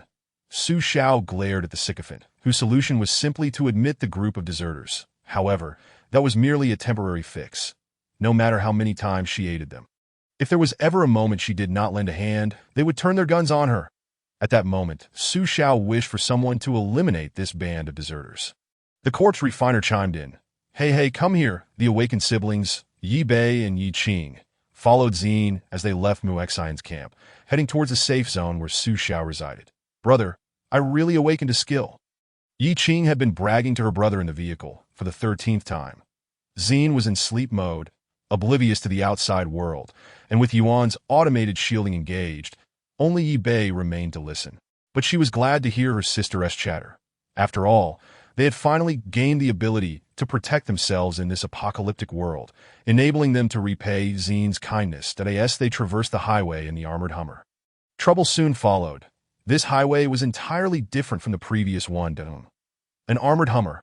What a fine piece. A youth clad in a leather jacket, a member of the Shamade, gazed through a half-broken binocular at the advancing Hummer. His greed ignited. Bang! A dull thud resonated ahead of the Hummer, and as the dust settled, "Damn it! The road has collapsed," Zine shouted. Yi Qing, stay in the vehicle and don't come out," instantly shifting from sleep mode to combat readiness. Her reddish-brown eyes transformed into a striking red and blue.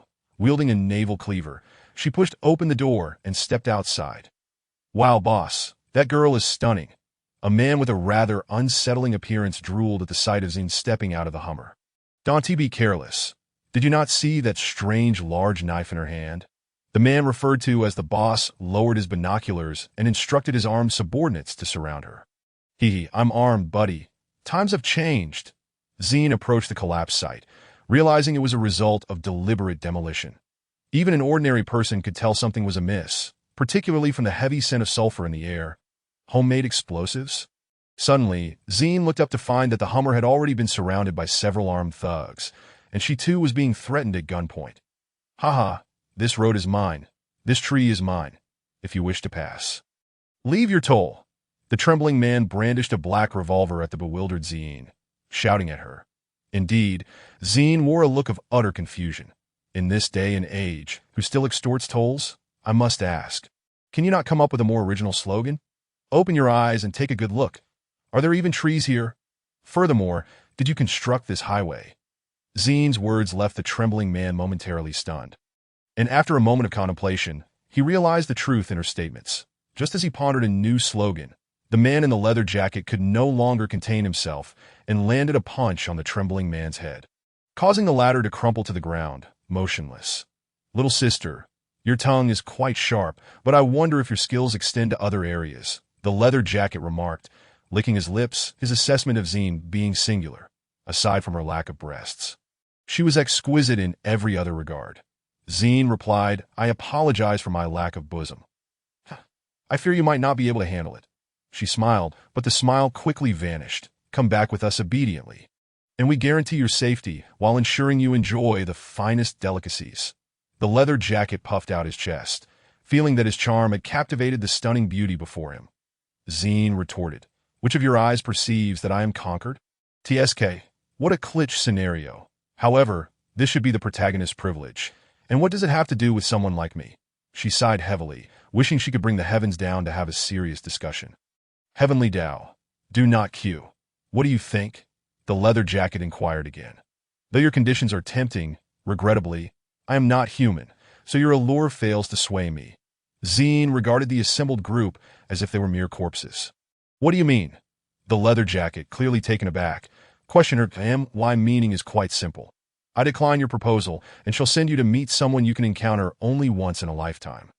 No sooner had Zine finished speaking than she activated her armor coverage. With a fusion rate of 40%, the armor enveloped her arms and limbs, and a nuclear thruster appeared at her back. This was more than sufficient. With a hum, the thruster belched out blue flames, propelling Zine forward in an instant, and then the leather jacket beheld his own body. Wait, why could he see?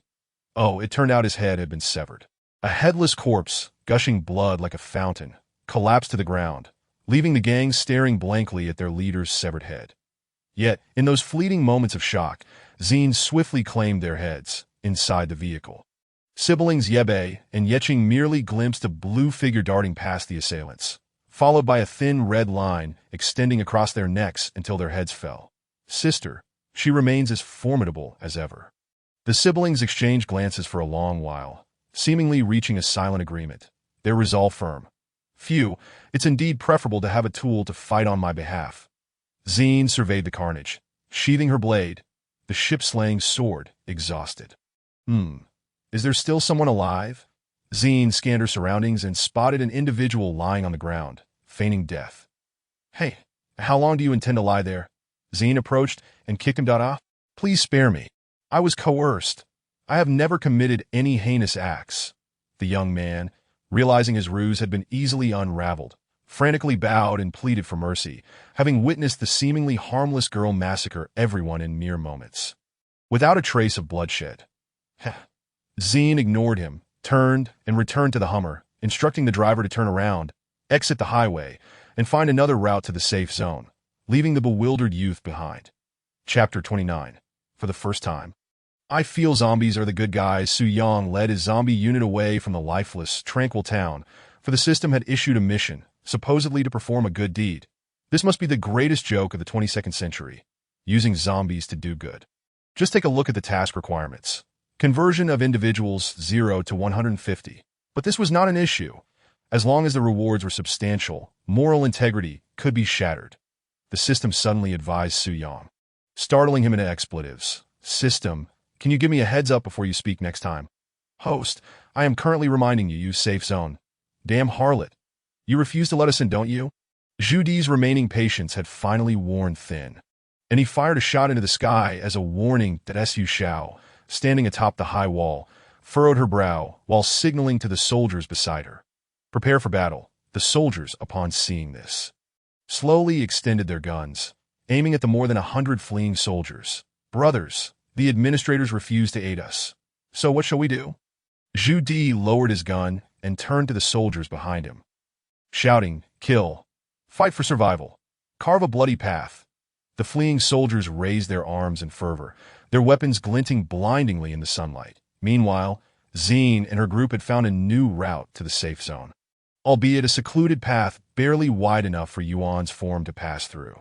Although the road was narrow, it was clean and devoid of the stench of decay or wreckage. The two in the back seat were experimenting with their newfound abilities. In the early stages of the dual-born mechanic, they could already create small, semi-automated combat devices, provided they had sufficient materials. While mechanics were powerful, even the most formidable mechanics required funding, as energy conservation laws dictated that nothing could be conjured from thin air. Here you go. Zine retrieved a 666 silver metal cube from the ship's storage and tossed it to the siblings, who were desperate for metal materials for their experiments, and they eagerly set to work. Has Heavenly Tao not contacted you recently? Zine inquired, gazing out at the trees rushing by.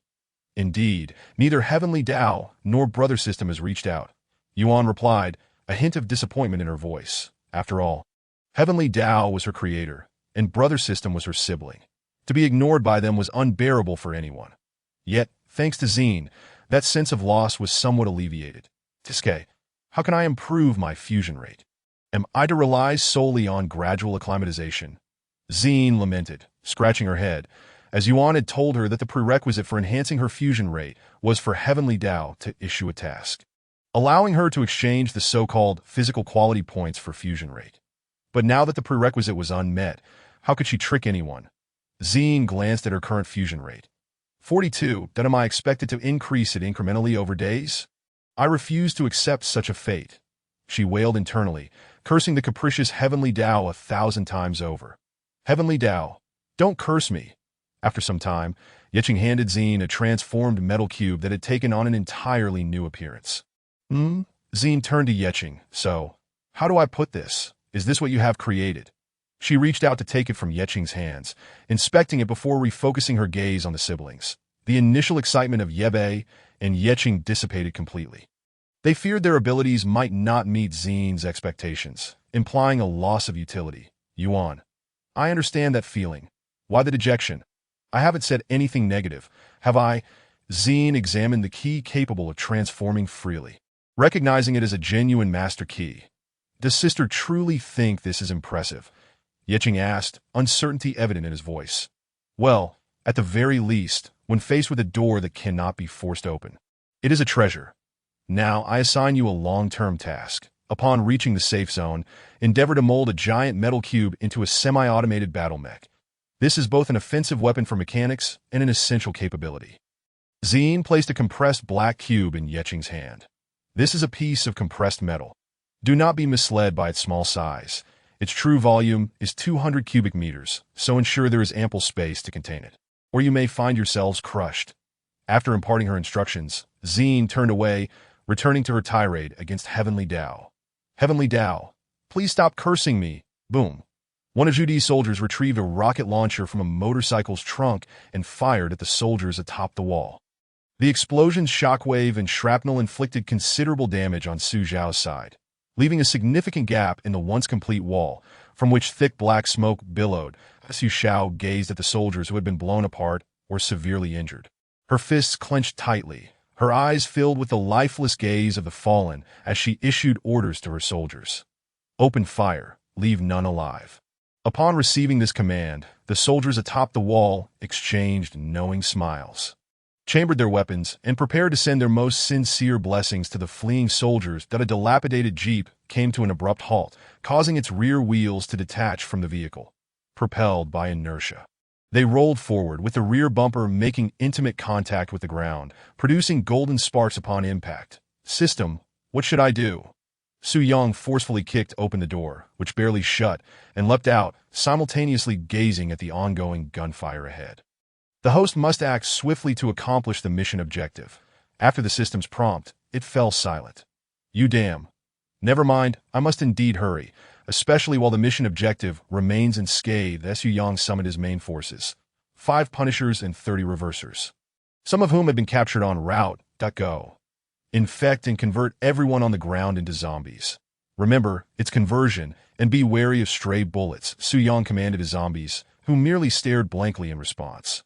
At that moment, as Zhu Di's forces prepared to launch another rocket, the ground suddenly trembled, the frequency escalating and the vibrations intensifying. The soldiers atop the high wall ceased firing, their gazes fixed ahead in a stupor. What did they see? A throng of Reversers, with 5 Punishers wielding bloody heavy hammers behind them. Such a formidable unit of zombies was capable of obliterating any base. How could this be? Su Xiao trembled. It was her first time witnessing so many advanced special zombies. One Punisher was already a headache, let alone 5 at once. Prepare to retreat the survivors to the underground shelter. Combat personnel, hold your positions. Any coward who flees will face execution at my hands, Su Xiao proclaimed, drawing a silver pistol from her waist. Yes, we shall steadfastly hold our ground, while Su Xiao and her companions atop the wall were consumed by panic. The ground-level Zhu Di and his men were even more terrified, nearly paralyzed with fear. Where are the rocket launchers? Move quickly. Zhu Di bellowed. Oh right, the soldier with the rocket launcher, having been dazed for too long, finally regained his senses, hoisting the weapon and aiming at the horde of zombies, pulling the trigger. The black rocket, trailing a golden tail, descended into the mass of Reversers. Boom! As the smoke cleared, both Zhu Di and Su Xiao gasped in shock. How could this be? Only a single Reverser was slain? It is well known that the rocket launcher is the most effective weapon against zombie units. Even Punishers cannot withstand its assault for long. Yet now, one rocket only claimed the life of a single Reverser. Was that worth it? If it had only been one Reverser, it would certainly be worth it, but there are still 29 more, along with 5 heavyweight foes behind them. Viewing from the observation platform, Su Yang sighed in relief, grateful for the 100 gene chains he had sacrificed to enhance the Lord. Otherwise, that single rocket could have led to a complete annihilation. The sacrifice, a passive skill exclusive to Reversers, activated when all zombie units, including themselves, sustain damage. Non-lethal wounds do not trigger it, protecting the remaining zombies at the cost of their own life. Just as the rocket operator prepared to load another round, a Reverser leapt forth, pouncing upon him. Amidst the screams, its sharp gray claws tore through his throat, silencing him instantly. IT then continued its search for the next target. Su Xiao noticed that this group of Reversers exhibited peculiar behavior. They merely slashed throats before moving on to hunt the next victim, unlike before when they would feast upon the flesh of their kills. Strange, she gripped her gun tightly. The sudden appearance of these advanced special zombies and their odd habits unsettled her. Damn it. Zhu Di fired his weapon at the approaching Punisher, bullets embedding into its flesh but proving ineffective. After all, Punishers can withstand rocket fire. What harm could small-caliber bullets possibly inflict? The Punisher swung its bloody heavy hammer, striking Zhu Di's head. Everyone watched as Zhu Di was sent flying, his head crushed beyond recognition, blood and shattered bone mingling grotesquely. The sole remaining intact eyeball was filled with resentment and fury. With Zhu Di's demise, the remaining 100 or so were swiftly eliminated, all but Zhu Di transformed into zombies. Congratulations, host. Mission accomplished. Mission exceeded expectations. Number of infection conversions, 169,150. Phew, I managed to secure the kill. Su Yang exhaled, relieved that he hadn't failed like he did with the previous king capture. It seemed to be merely a coincidence. Return. With that, the 29 reversers and 5 punishers swiftly departed, leaving behind a dazed group of fleeing zombies that Su Shao stared at the departing zombies, stunned. Those advanced special zombies really left, didn't they? Their sole purpose here was to eliminate those fleeing soldiers. That seems unlikely. Cough, eliminate them. Su Shao watched as the zombies vanished around the street corner. Her heart lightened. As long as they didn't attack her safe zone, all would be well. For the first time, I feel as though the zombies are the good guys, effortlessly resolving this major problem for me. Master, I see the building. Yuan's visual receptors detected the image of tall structures. After over an hour on the mountain road, the 6 tires were caked in mud, and the vehicle was splattered with dirt, utterly filthy. Are we there yet? Zine opened her eyes, realizing they had arrived without her noticing. Yuan, based on the coordinates I uploaded. Just keep driving straight ahead. Zine uploaded a string of coordinates to Yuan's navigation and then entered a state of dormancy. She had recently developed a fondness for sleep, perhaps a case of hypersomnia. Upon hitting the highway, they encountered numerous wrecked vehicles, shattered corpses, and the stench of decay, which was filtered out by the system, leaving the interior devoid of unpleasant odors, instead filled with a floral scent reminiscent of shower gel. Su Shao and her team soon dealt with the transformed fleeing soldiers, eliminating them and incinerating the remains. After all, the odor of decomposing bodies was truly distressing, particularly the stench of the deserters. Watching the flames roar while the occasional sound of popping flesh echoed, Su Shao fell into deep contemplation, while Ishio followed the team to the cremation site, observing the pile of burning corpses. Swallowing hard. There are so many. These are the bodies of the fleeing soldiers, infected by zombies and subsequently killed and burned by Su Zhao's subordinates, the system explained. Zombies? So what about those zombies that infected them? I heard that the reversers and punishers had arrived, right? Yishio could hardly believe that these people had survived. Only the deserters outside had perished. Indeed, but after infecting and converting these deserters, they left. The purpose is clear. Are these still the zombies we thought we knew? Yuan halted at an underground parking entrance less than 500 meters from Su Zhao's location. Zine jumped down, stretching her stiff spine, feeling much better. Has there been an assault here? Zine quickly noticed the damaged high wall. Thermal imaging feedback indicated that the breach was still warm, suggesting a recent battle. And the air was thick with an indescribable stench. Master, that is the odor from burnt corpses. After Yi Bei and Yi Qing exited, they swiftly transformed into human form, following closely behind Ziyin. The burning of corpses indicates a significant battle indeed. System, what are the mission rewards? Su Yang remained inside a convenience store, where a zombie had already been cleaved in half with a rusted kitchen knife. Utterly lifeless. Mission exceeded expectations. Rewards increased. Congratulations, host. You have received 55 ordinary binding ropes, 5 advanced binding ropes, 1 ordinary physical enhancement syringe, 1,100 gene chains, and 11 concentrated zombie black blood pills. Chapter 30. A Day Tour of the Safe Zone. Ziyin altered her appearance. Though still quite flat, her features appeared more haggard, reflecting the visage of one surviving in the cracks of a post-apocalyptic world, accompanied by the 2 siblings and Yuan. She arrived at the gate of the safe zone. Halt. A soldier in an open-topped watchtower raised his weapon, calling out to Ziyin and her party. Easy now, young brother, please don't accidentally discharge your weapon. I've gone through so much trouble to reach the safe zone only to be shot before entering, that Ziyin chuckled.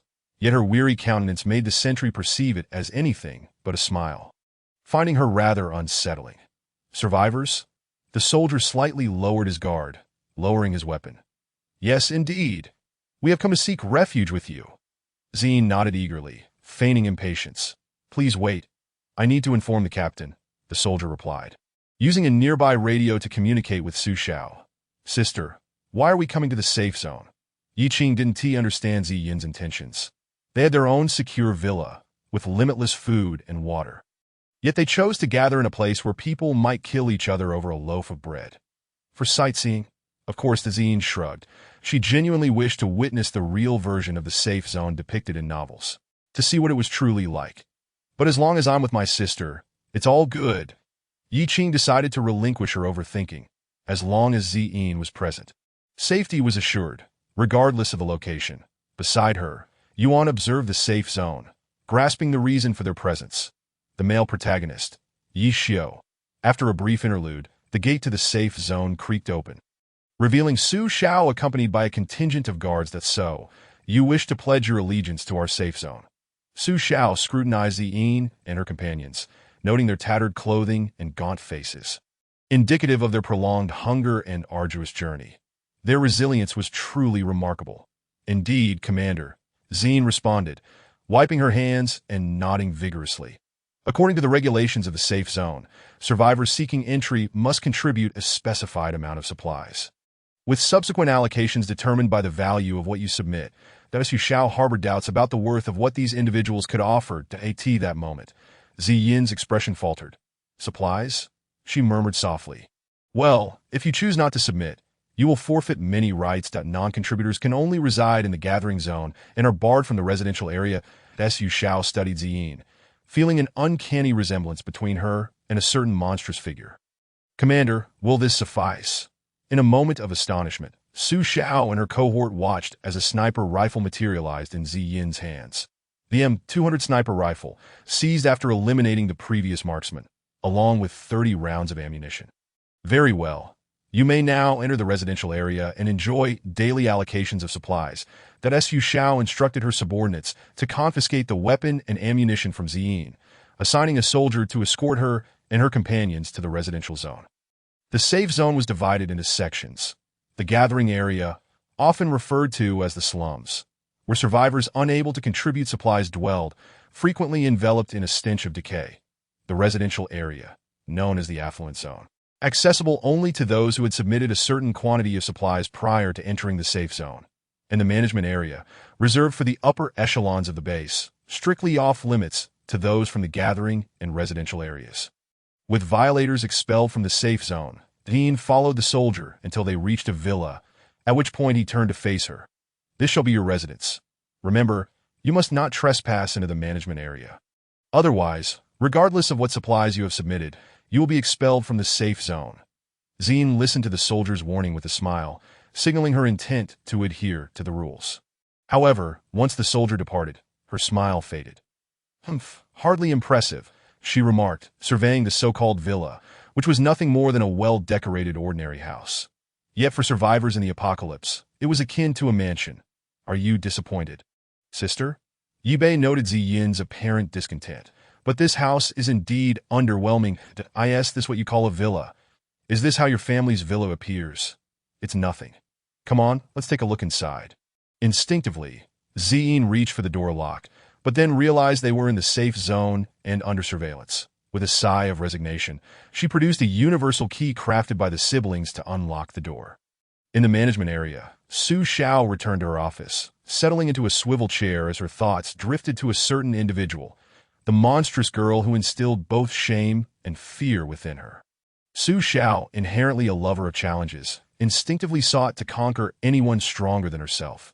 Yet the strength of that girl seemed insurmountable, no matter how hard she tried. Why can't I forget her? The interior of the villa was decently decorated, which at least pleased Ziyin's eye. You all rest here. I'll go explore outside, she declared, retrieving provisions suitable for carbon-based life forms from her worship space and placing them on a small coffee table. Declining Yuan's offer to accompany her, she pushed open the door and exited the villa, heading toward the intersection of the residential and gathering zones, the black market. How intriguing, Ziyin mused as she entered the gathering area.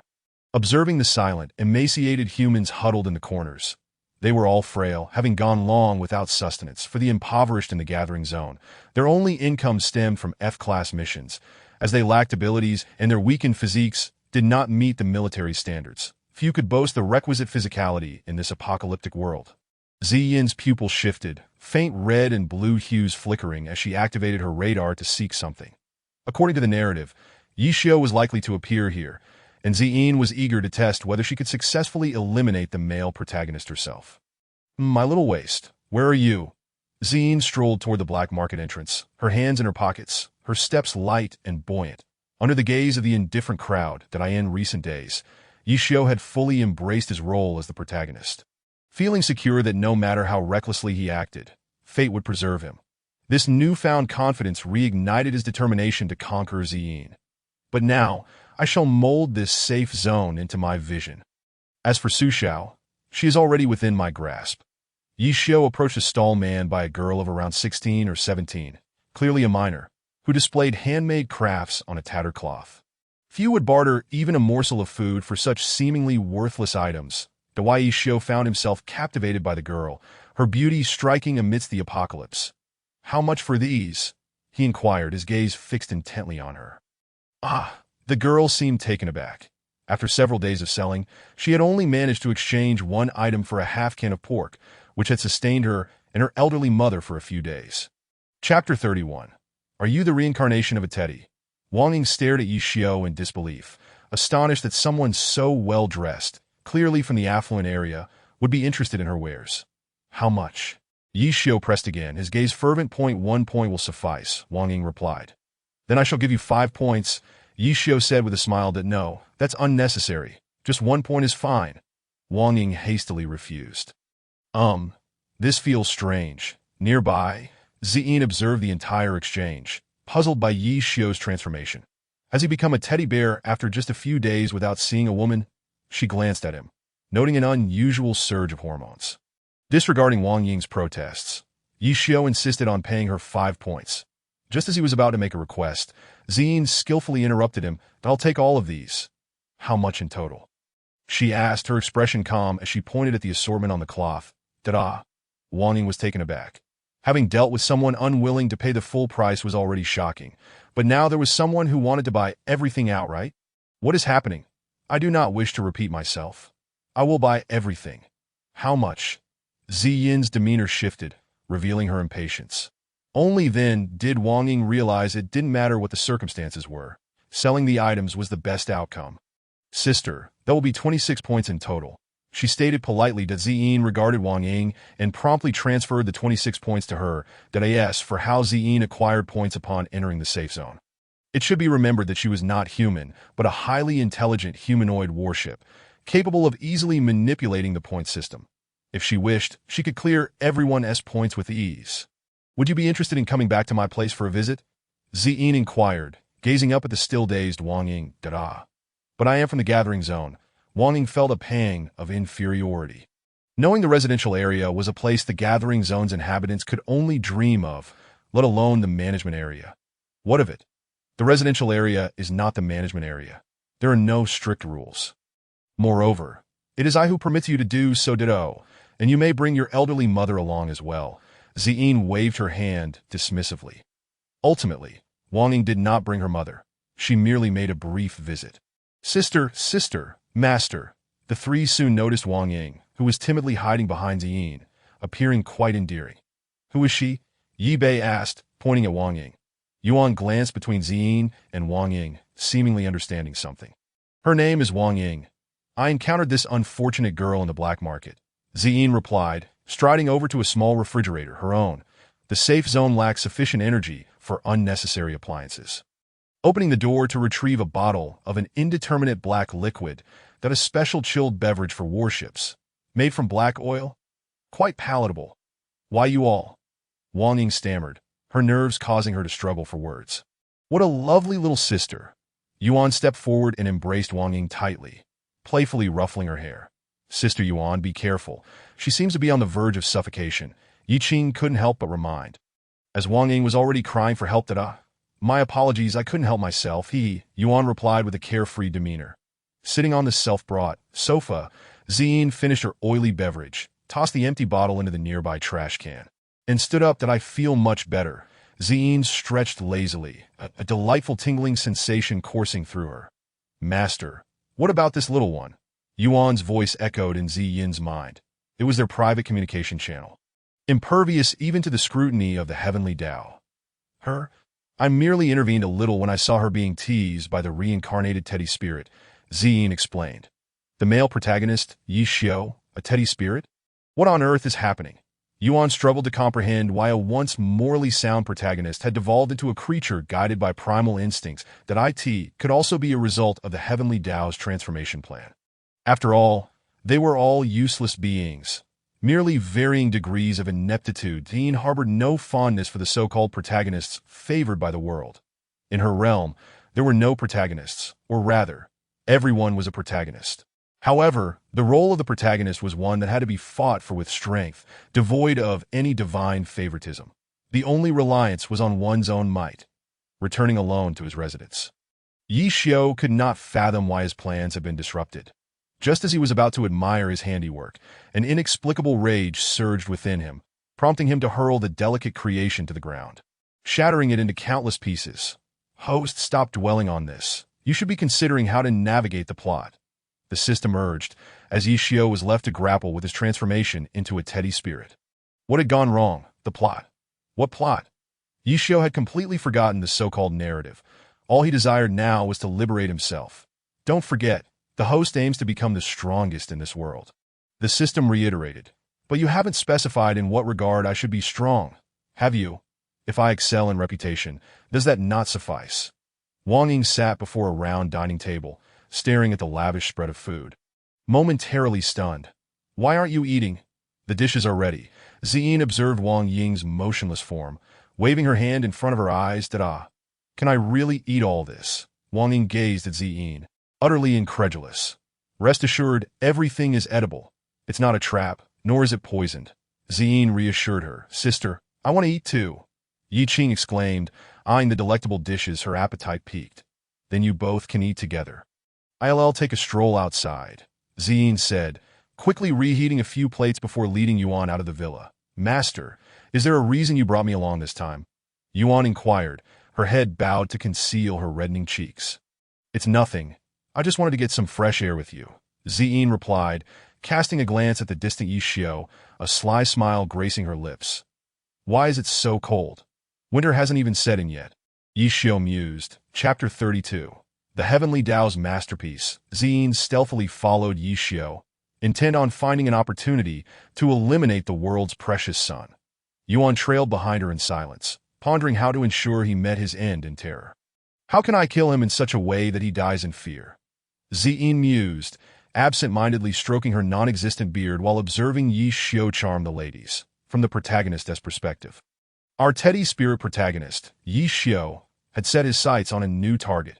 According to the original plot, the girl standing before him, appearing somewhat shy, was destined to become a powerful ally for the male protagonist, awakening ice-based abilities and earning the title of Ice Queen among survivors. Her full-powered strike could obliterate all organic life within 1,000 kilometers. Of course, all of this hinged on Yi Xiao's ability to win her over. If he failed, even her newfound powers would not serve him. Song Qian felt utterly perplexed, unable to comprehend why the sight of the young man before her caused her cheeks to flush and her heart to race. It was an odd sensation, yet not unwelcome. After all, the protagonist's halo often bestowed a high base affinity to any female lead. A mere glance could lead to instant infatuation. Ziyin stood nearby, munching on seeds she had mysteriously acquired, quietly observing the unfolding drama. Aren't you going to intervene? Yuan inquired, acutely aware that if the male protagonist successfully won over Song Qian, it would pave a smoother path ahead. Why rush? Let's wait until he is prepared to succeed. Besides, I doubt he can truly win her over, Ziyin replied, tossing the seed shells carelessly aside as she continued to snack. Seeing this, Yuan could only watch as events unfolded. By the seaside, an abandoned battleship, despite its rusted and broken engines, emitted the sound of a boiler at work, its hull shimmering into points of starlight. These lights gradually reformed, revealing a humanoid silhouette in the air. Do you have any difficulties? Yi Xiao, following the system's plot guidance, learned that this girl, Song Qian, was seeking medicine and food for her ailing parents. Naturally, as their daughter, she had come to see if anyone could assist her. As for compensation, did her first time count? Song Qian nodded but dared not lift her gaze to meet Yi Xiao's eyes. The moment she did, her mind became a whirlpool of warmth. That I can help you, Yi Xiao declared confidently, sensing an opportunity. Really? Is that true? Song Qian exclaimed, her face brightening, only to lower her head again, blushing fiercely. Indeed. I possess everything you require. But what can you offer in return? Yi Xiao feigned ignorance, fully aware of her intentions to barter her body for resources. Can I offer my first time as payment? Song Qian's words spilled forth, her face crimson with embarrassment, a faint white mist surrounding her. Yi Xiao couldn't help but chuckle. He was on the verge of succumbing to temptation and indulging for an entire day. "All right, I accept," he began, but just then, a voice interrupted. "Little sister, what are you doing?" Yi Xiu's heart sank. It was Ziyin, and behind her stood another girl. What a stunning little lowly. Song Qian caught a glimpse of the desire in Yi Xiu's eyes, an unsettling wave of irritation washing over her.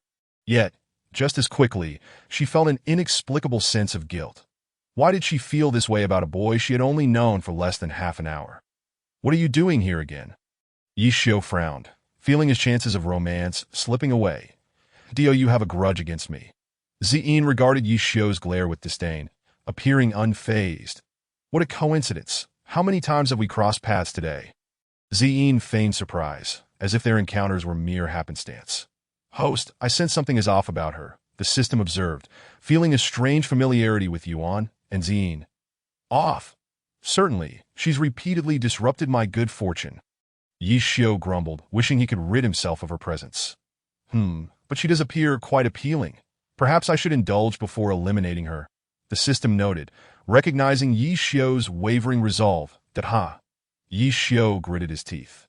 Responding with a mocking laugh, Song Qian, sensing the tension between them, shivered involuntarily. Had it truly grown so cold before winter? Yuan and Song Qian locked eyes, each equally intrigued, until Ziyin, feeling bored, pulled Yuan away from the scene. Once they departed, the peculiar sensation Song Qian had felt towards Yi Xiu vanished, replaced by an overwhelming indifference that as Yi Xiu attempted to say something further, Song Qian turned on her heel and walked away, leaving him feeling utterly deflated. Even Yi Xiu's system felt embarrassed. What kind of host was he? Creator, are you in your right mind? That girl is destined to become the Ice Queen. If the male protagonist wins her over, Yuan anxiously began. Unaware that Ziyin was more familiar with the plot than she was. "That I know," Ziyin nodded, sipping from a bottle of black oil, drink through a straw. "Then why not intervene?" Yuan questioned, confused by the lack of action. "How would I intervene? Should I force her to come with us?" Song Qian is fiercely proud. "Otherwise, she wouldn't have earned the title of Ice Queen if I were to drag her away." "It might only provoke resentment," Ziyin replied, pausing to activate her vision to locate Yi Xiu, who was now slinking away, while Song Qian had already returned to her residence. "Besides, even if we captured her, it wouldn't matter. We could simply eliminate her together," Ziyin said, her expression devoid of emotion as she uttered the chilling statement. Yuan stood frozen. Given her master's strength, annihilating all life in this world was a trivial task, even capable of shattering the planet itself. "Perhaps I have been overly worried," Yuan murmured softly. "Remember, I will only regard those of my own kind with a measure of respect. The carbon-based life forms will forever remain carbon-based, incapable of stirring any significant upheaval. How then could they pose a threat?" Ziyin reached out to gently stroke Yuan's head, the two mechanical horns atop her head glowing a more brilliant, vivid red. By the seaside, a girl clad in a black JK uniform crawled onto the shore, her body soaked and marred by gaping, charred wounds on her arms and thighs. One of her eyes was missing, and a patch of skin had been torn from her cheek, revealing the mechanical framework beneath. Her disheveled black hair hung loosely, and her bare feet bore the marks of countless injuries that, if anything, could be deemed complete. It would be that black JK uniform. Yet this entity was the crowning achievement of the Heavenly Path. Chapter 33. The Decayed Battleship. "What is this?" The JK girl climbed ashore, gazing in bewilderment at her scarred hands. Was she not supposed to be abandoned, with no hope of reigniting her engine? And how had she transformed into a human? Ouch! The JK girl suddenly clutched her head, kneeling on the ground as the concrete cracked beneath her. Despite the decrepit state of the battleship, its intrinsic quality remained intact. After a prolonged moment, the JK girl regained her composure, murmuring, "Zine," while her heart swelled with further confusion. Who was in? Far away in the safety zone. Zine's core suddenly resonated with something, only for it to fade away swiftly. It seems the old Heavenly Path indeed heard my words, and has created an entity akin to myself. Zine stretched languidly on her bed. Despite being a battleship not needing sleep, the allure of a comfortable mattress was irresistible, enveloping her back in a delightfully soft embrace. Downstairs, siblings Yi Bei and Yi Qing were busy preparing a meal. The enticing aroma wafting from the window and carried by the wind to various places, drawing countless gazes toward its source, their eyes gleaming with anticipation. How fragrant, a gaunt man, looking as if he were on the brink of death, lay on a tattered straw mat, sniffing greedily at the delicious scent, as though inhaling it would restore his vitality. "Mom, I want to eat something good," a frail little girl tugged at her mother's skeletal hand, whispering softly. The emaciated mother looked at her daughter, a flicker of desire flashing in her eyes before it quickly vanished. She handed over the small, moldy remnant of bread she had left upon seeing the food. The girl quickly snatched it away and devoured it ravenously, but the small piece of bread was soon gone, while the mother whispered apologies. Zine and the others were unaware that their cooking had sparked an appetite in many, to the point of cannibalistic thoughts, yet it was of no concern to them. "Sister, dinner is ready." Yiqing gently knocked on Zine's bedroom door, her voice tender to go ahead and eat without waiting for me. Zine called from her bed toward the door. "All right." The sound of footsteps descending the stairs followed. Zine opened her palm, revealing a tiny reconnaissance insect that appeared in her hand. Though small, its true size was 30 times greater. Equipped with various offensive capabilities, its final resort being to detonate its core with an explosive force equivalent to 20 tons of TNT, that a miniature nuclear device. Such gadgets were quite commonplace in her world. "Humans, you call this thing commonplace? Go, help me locate my kind," Zine stated as she approached the window, throwing the reconnaissance insect outside. The reconnaissance insect. Zine sat at the dining table, accompanied by Yuan, the siblings Yi Bei and Yi Qing, Chun Fan, and the exceedingly reserved Wang Ying. "Please eat, don't mind me. I can do without," Zine remarked, producing a bottle of black oil drink. Indeed, nothing surpassed the allure of black oil, though uranium would be even more delectable, given her nuclear-powered nature. However, where could one find uranium in this predicament? Yuan, likewise holding a bottle of black oil drink, was akin to a Hummer, satiated by oil alone. As for the others, being human, they devoured the entirety of the meal. Particularly Chun Fan and Wang Ying, who feasted as if they were starved spirits. Yet they bore an uncanny resemblance to a couple. Feng Shui, following coordinates provided by an unknown source, was hastening toward her task, to suppress a being named Zine. "Do not obstruct my path."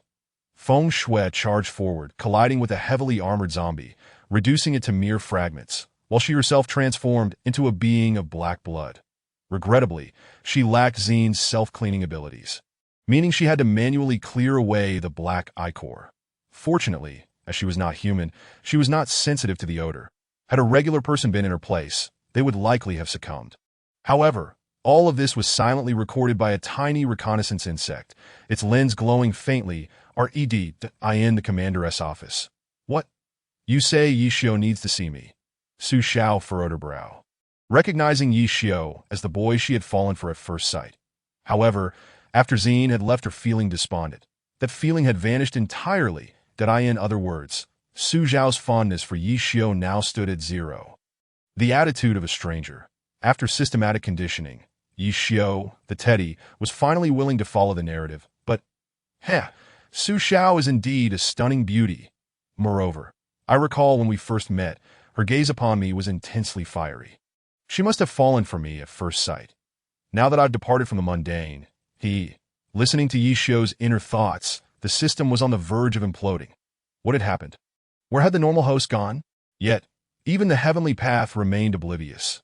Yi Xiu was no longer the same. Yi Xiu entered the office. He was met with the cold visage of Su Xiao, sending a chill through his heart. This was not a good sign. "State your business quickly. Do not waste my time," Su Xiao snapped impatiently. Had she not been so infatuated at the time, she would not have recklessly confronted Zine. "Yi Xiu meow meow meow." Do not interrupt. Indeed, after being bloodied by Zine, Su Xiao had come to regard her as sister. "I ask you, is this not absurd? If it is absurd, then it is indeed absurd." "I concur that it is absurd." 3 days hence, a plague would descend upon the safety zone. It was advisable for Commander Su to expel those listed on this roster to ensure safety. Yi Xiu produced a scroll from his pocket, upon which many names were inscribed. Upon hearing this, Su Xiao frowned. She had no knowledge of how Yi Xiu knew a plague was imminent in 3 days. Even more perplexing was why he had compiled a list of names for her to expel from the safety zone. This was far too unreasonable.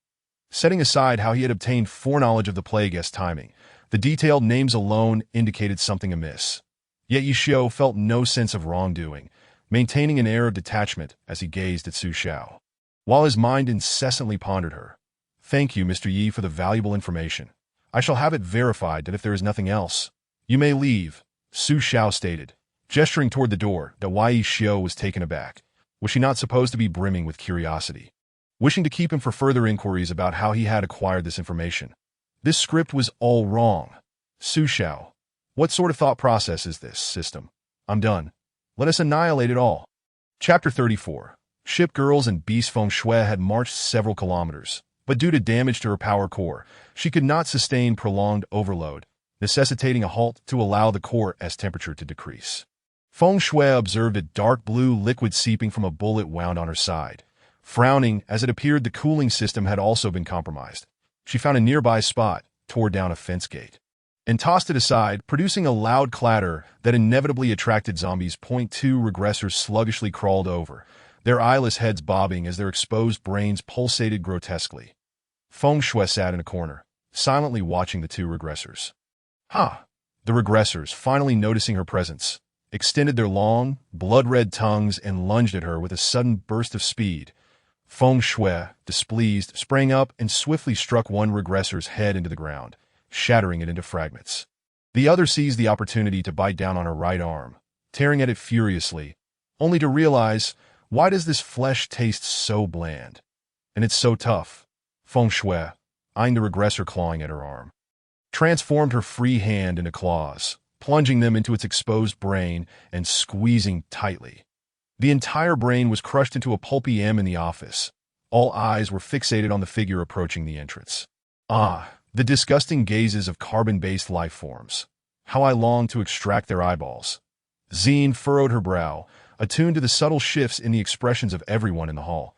The radar feedback was unambiguous. Their eyes radiated a singular, predatory desire to dominate her. After all, in this post-apocalyptic world, beauty is merely an accessory to the strong. Those who lack power, or whose abilities are mediocre, can only see ordinary women, devoid of any reaction. Yet, now that they are informed of a rare, unattached gem of a girl, how could they possibly restrain themselves? Zine promptly deactivated her radar, dismissing their blatant stares, and strode directly to the mission board. What to choose? She gazed at the densely packed list of tasks, lost in contemplation. The S-rank assignments primarily involved the arduous task of exterminating high-level special zombie strongholds, typically undertaken by large teams equipped with advanced weaponry and superior combat skills. As for the lower-tier missions, Zine had no interest in them. There were 5 S-rank tasks in total, and she was eager to accept them all. However, the staff responsible for the office informed her that an individual or a team could only undertake one task at a time. Only upon the successful completion of the current assignment confirmed by the base could one accept another. This regulation was instituted to prevent a single person from monopolizing tasks they lacked the capacity to fulfill, which would otherwise leave no new assignments for others in need. That if a task were to revert to the board, it would require the individual to either perish or relinquish it. Death incurs no fee, but forfeiture demands a payment, as one has occupied the task for a period. Had it been assigned to someone capable, it would have been completed long ago. That I shall accept this task. Zine reached for a slip of paper from the mission board, drawing astonished gazes from the onlookers as she approached the counter. "Are you certain?" The staff member glanced at the paper, astonished to find it was an S-rank king extermination mission. This task did not involve a single king, but rather 5 entire king zombies. A horde of such caliber could obliterate a safe zone. "Rest assured, I will accomplish the task," Zine affirmed with a nod, urging the staff member to expedite the process. Feeling her time was being squandered, the staff member thought her a naive fool, lamenting the waste of such a pretty face. Ultimately, the S-rank task was assigned to Zine, with a completion deadline of 1 week. Should she fail to finish within that time, she could apply for an extension, albeit with a fee, or abandon it, which would still incur a penalty. However, to Zine, kings were merely defeated foes. "Sister, you're right." The moment Zine returned to the villa and shared the news with Yuan and the others, only a few familiar with her strength remained unconcerned, with only Wang Ying expressing worry for Zine's safety. "Sister, the king is a perilous zombie, and there are 5 of them." Wang Ying's eyes brimmed with tears. She feared that this sister, who had shown her kindness, might become a meal for the undead. Sister Wang Ying, my sister is extraordinarily powerful. Yi Qing boasted eagerly, her lips curling in delight as she sang Xine's praises. Xine, however, placed her hand on the incessantly chattering Yi Qing's head, saying, "All right, enough boasting. I'm really not that formidable that if she continued to exaggerate, she'd soon be likened to the universe's strongest being. I am not the Yamato battleship of the cosmos. I am merely an ordinary intelligent warship from Blue Star." Yi Qing grinned and fell silent. Yet in her heart, she continued to extol Xine as strengths, her eyes glimmering. Xine instructed several carbon-based beings to remain in the villa, while she positioned a few autonomous mechanical turrets in discrete locations to prevent any ill-intentioned individuals from harming them. Even though Yi Bei and Yi Qing possessed considerable power, if one of them were restricted, their twin mechanic advantage would be rendered ineffective. The autonomous turrets could swiftly eliminate threats, their offensive capabilities allowing them to breach the tough exterior of heavily armored zombies within mere seconds. After ensuring their safety, Xine departed with Yuan, stepping into a strikingly modified six-wheeled armored Hummer that appeared before the group. "Wow, what kind of vehicle is that? It's so cool. It's a modified bomb-proof Hummer. Look at those 6 tires. They're solid anti-explosion ones. A vehicle of this caliber must belong to some formidable team, right? Yet I don't recall any team in the safe zone possessing such a monstrous vehicle. Look, there is only one girl inside the car. What is going on? No one is in the driver's seat. Could it be self-driving?" The Hummer drew countless gazes, including those of the 2 largest teams in the safe zone, Blaze and Chaos. The leaders of both teams eyed it with envy, yet they understood that whoever owned such a vehicle must possess formidable strength. Otherwise, revealing themselves would invite robbery. The soldiers stationed at the gate stared in awe at the vehicle. Men are naturally fond of machines and beauties, and now there was both.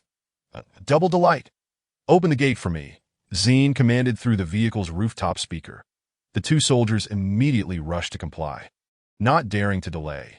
They recognized that someone with such a vehicle, coupled with immense beauty, must wield considerable power. They were merely lowly foot soldiers, following orders as required. The Hummer rolled out of the safe zone. The gates closing behind it once more. In an obscure residential area, a shadowy figure was ruthlessly slaying the zombies that wandered within. Wherever the shadow passed, zombie heads fell, and black blood splattered the ground. The poor little zombies had no idea what had befallen them before they lost all sensation. Once the shadow dispatched the last of the low-level zombies, it paused, white smoke billowing from its form as its core overloaded once more. Ugh!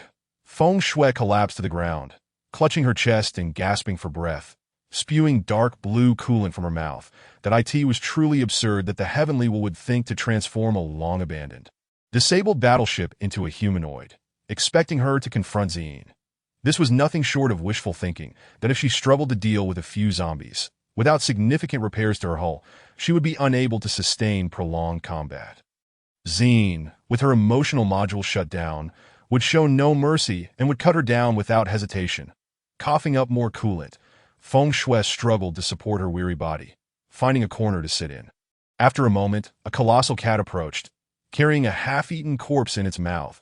It dropped the body beside Feng Shui and nudged her battered form with its massive head, compelled by the Heavenly will to activate her emotional module for the sake of appealing to the protagonist. Yi Xiu, who was also remarkable, being able to woo even machines. Feng Shui weakly raised her hand to pet the mutated cat's head, signaling that she did not require sustenance. The mutated cat had no choice but to enjoy its meal alone. Feng Shui gazed at the cat devouring the corpse, a look of desolation crossing her face. Would her frail body hold out until she encountered her target? Or could she even defeat them? For now, Feng Shui could only silently pray that her opponent would be even more battered and easier to vanquish. Meanwhile, Yuan drove Xine to a protective forest as indicated by the task, where many trees lay broken and sprawled on the ground. "Master, we have arrived." Yuan executed a perfect emergency stop, the vehicle coming to a halt. Xine opened the door, brandishing her ship-slicing sword, with 3 conduits on the blade's back emitting white smoke. Meanwhile, her armor temporarily shifted to King equipment, as her original armor had not yet fully activated. In terms of defensive capability, it was inferior to the King gear, amidst a glow of blue light. Yuan transformed into humanoid form, shouldering two disproportionately large cannons, standing at the ready. Zine adjusted her vision, commencing her search for the five kings. It appeared she could acquire 5 additional cores for king equipment, which would serve as materials for those 2 individuals as well. In the villa area, Ling Xiu languished in boredom, spending her days rolling on Zine's bed, claiming that only by inhaling her sister's scent could she sleep soundly. 3 days had passed, yet there was still no news from Zine and the others. While she was not particularly worried about their safety, Ling Xiu felt an overwhelming sense of solitude during this time. She had regained a zombie army, now tripled in size to 500, including several special zombies and reverse walkers. According to the classification of human abilities, Ling Xiu now ranked as a medium-level psychic of the 3rd tier. These 1,500 zombies lay dormant around the villa, remaining unresponsive unless an enemy entered their hunting range, at which point they would spring into action.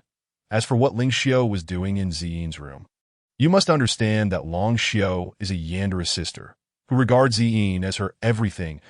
In the presence of such a Yanderous sister, there lies a collection of everyday items imbued with the essence of Ziyine, though in truth they bear no scent.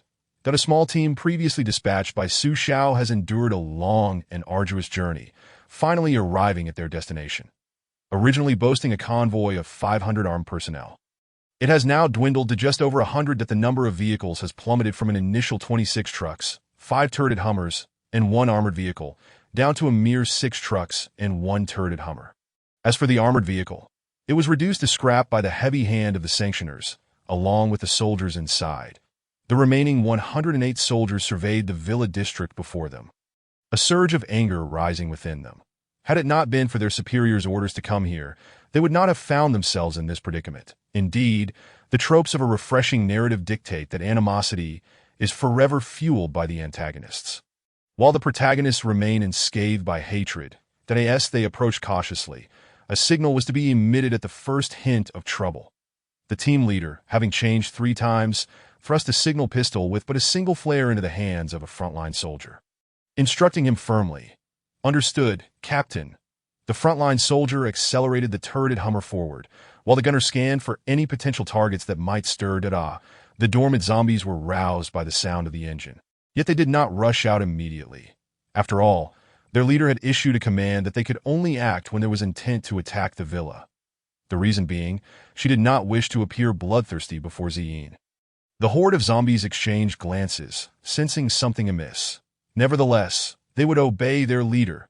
As long as they were fed, their leader could even command them to coexist peacefully with humans. After a spell of recovery, Feng Shui finally saw the temperature of her power core stabilize, though she lamented why her creator had not endowed her with a perfect body. Having regained her composure, she resolved to continue the mission, but found herself... Wait, why was she getting further away from her target? Such a thing was unacceptable. Within the protective forest, Ziyine and Yuan remained perfectly concealed, observing the 5 monarchs surrounding a human girl. How curious that there exists a human in such a desolate place. Ziyine's interest piqued. She was eager to discover what audacity the human girl possessed to intrude upon an S-rank mission zone. Chapter 35. The unaware girl. The 5 monarchs surrounding the human girl gazed upon her with disdain, having expected a formidable adversary to intrude upon their territory, only to find a mere weakling. The human girl fished out a flame-forged dagger from her pocket, its hilt adorned with 3 skulls, their hollow eyes emanating a peculiar aura.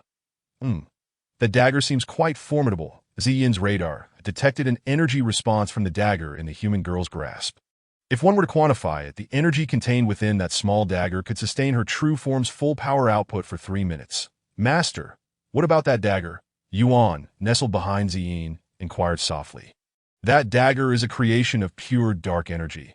It feels like iron to the touch, but it is, in truth, a manifestation of condensed darkness, which is typically quite cold, hence its resemblance to iron." Ziyine explained, her gaze fixated on the human girl's dagger. Roar, the largest among the 5 monarchs, though size is not the sole determinant of strength among monarchs, was the first to strike. Crack! As the monarch's right fist was unleashed, it became enveloped in a layer of bioarmor, with 5 protruding steel spikes at the knuckles, crimson gauntlets inciting fear, yet failing to intimidate the girl primarily due to that dagger. Oh, has the dark energy neutralized the intimidation emanating from the monarch's armament? Zine perceived this battle, initially one-sided, as now evenly matched, for that dagger possessed the power to threaten the very lives of the monarchs. Bang! To the monarch's astonishment, this seemingly feeble fleshly entity managed to block its fist with the seemingly fragile weapon, even feeling an invisible force eroding its gauntlet. Dark energy inherently possesses corrosive properties. Get away! The human girl exerted a slight force and pushed the monarch's massive fist aside. The remaining 4 monarchs, incensed, thought, damn it, let's not go solo. We can gang up on her. In an instant, the 5 monarchs attacked the human girl from all directions. While the one being besieged remained calm, her hands firmly gripping the dagger's hilt, as a visible black gas began to coalesce around her. Oh no, I nearly forgot the mission, Yuan. Stop her. Zine, entranced by the scene, momentarily forgot her purpose. If these 5 monarchs were to be slain by the carbon-based creature before her, her journey would be in vain. Yuan acknowledged the command, nodded, and activated her thrusters, propelling herself forward with a swift motion. What? Bang, boom. Yuan collided with the human girl, sustaining minor damage to her shoulder's structural components. Though the damage control system was slowly rectifying the issue, in contrast, the human girl's situation deteriorated, although the dark gas mitigated some of the impact. She was still human, suffering grievously. Cough, cough. Blood spewed from the human girl's lips as her back slammed against a stone, leaving an imprint of her form upon its surface.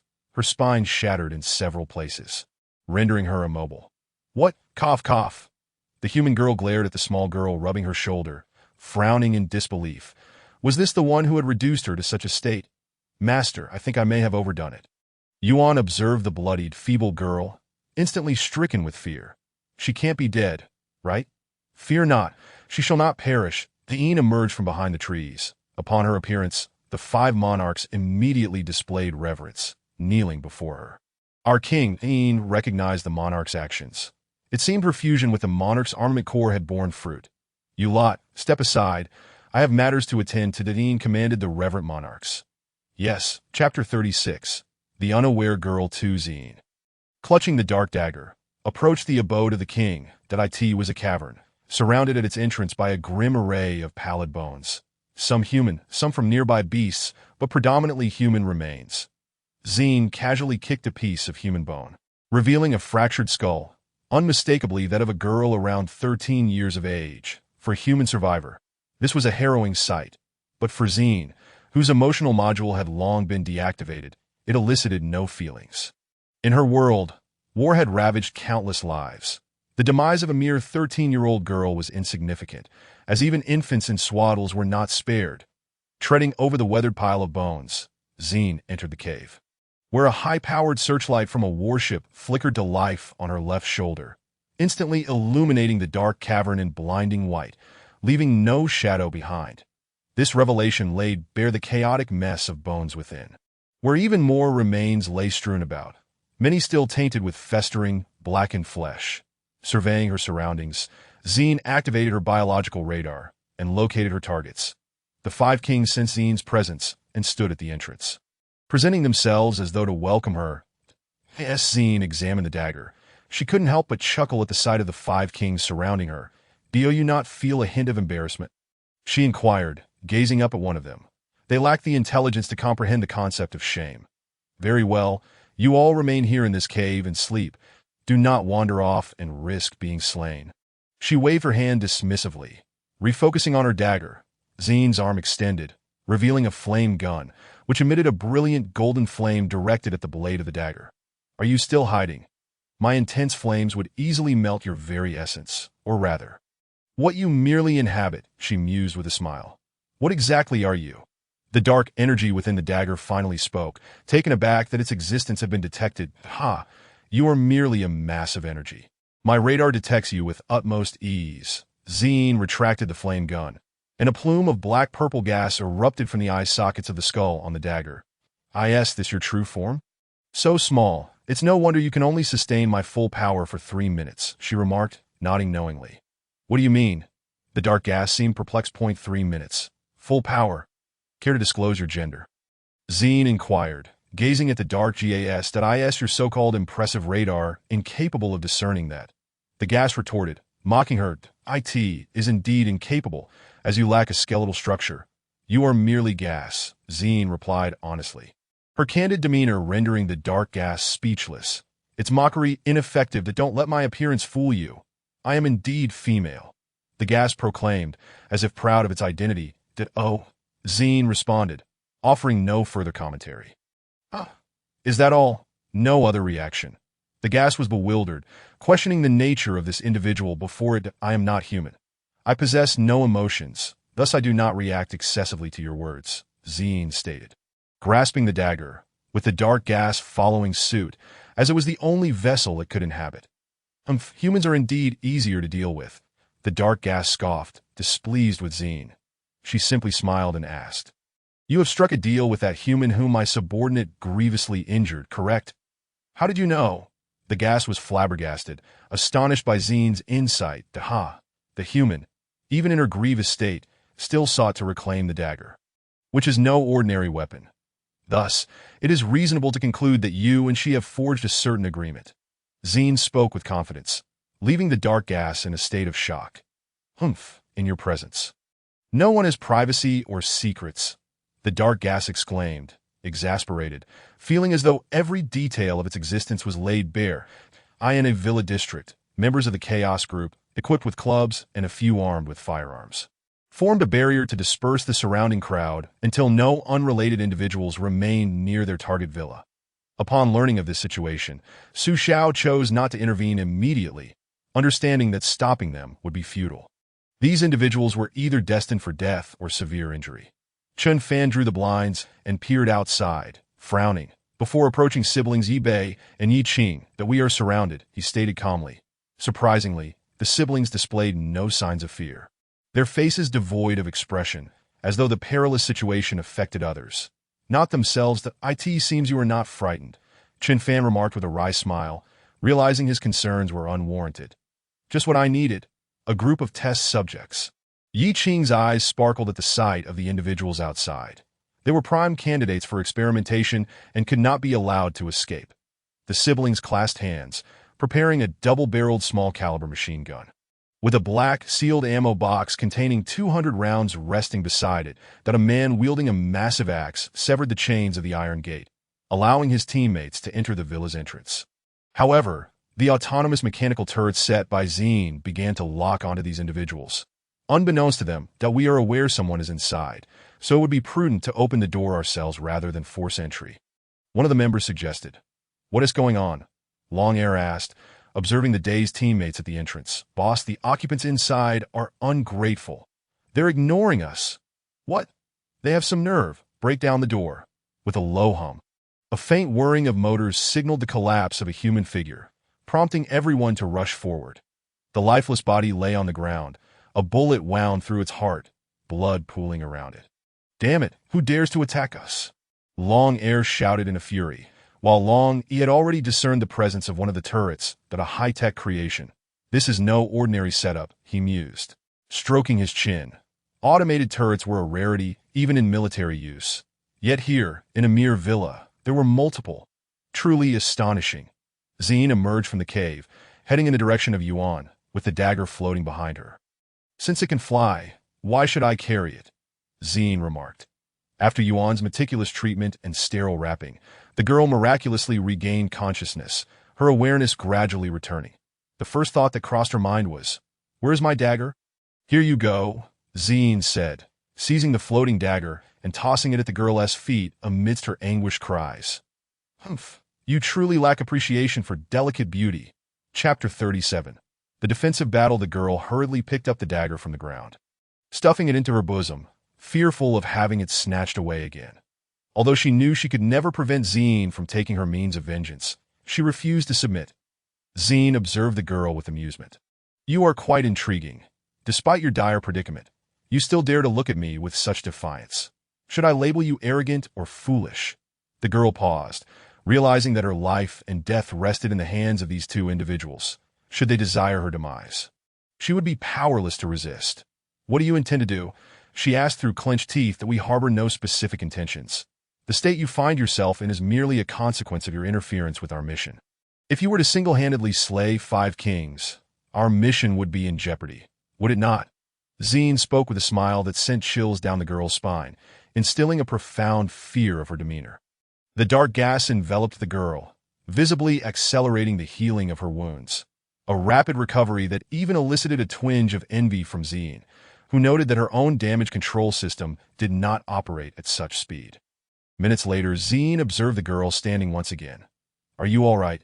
she inquired. "Umph." The girl clearly harbored disdain for Zine, offering no warmth in her response. "That I suggest you adopt a more respectful attitude towards our master." Yuan interjected, having long found the girl insufferable. She had shown Zine nothing but disdain, mistakenly believing herself to be of significance. According to the narrative, she was merely a nameless extra. The girl trembled at the sight of the intimidating caliber cannon pointed at her forehead. Weakly nodding in acknowledgement of the need for caution. "Yuan, what are the criteria for completing this mission?" Zine asked. "Retrieve the core of the king's armament and return it to the safe zone for submission to the agency, where it will be evaluated by the base." Yuan replied, "Submission is indeed the crux," Zine remarked, and suddenly, 5 replicas of the king's armament cores appeared in her hand, each possessing a genuine ability of only 20. "Here, take these and keep them safe." Zine cast all 5 replicas towards Yuan, ultimately directing her gaze upon the young girl.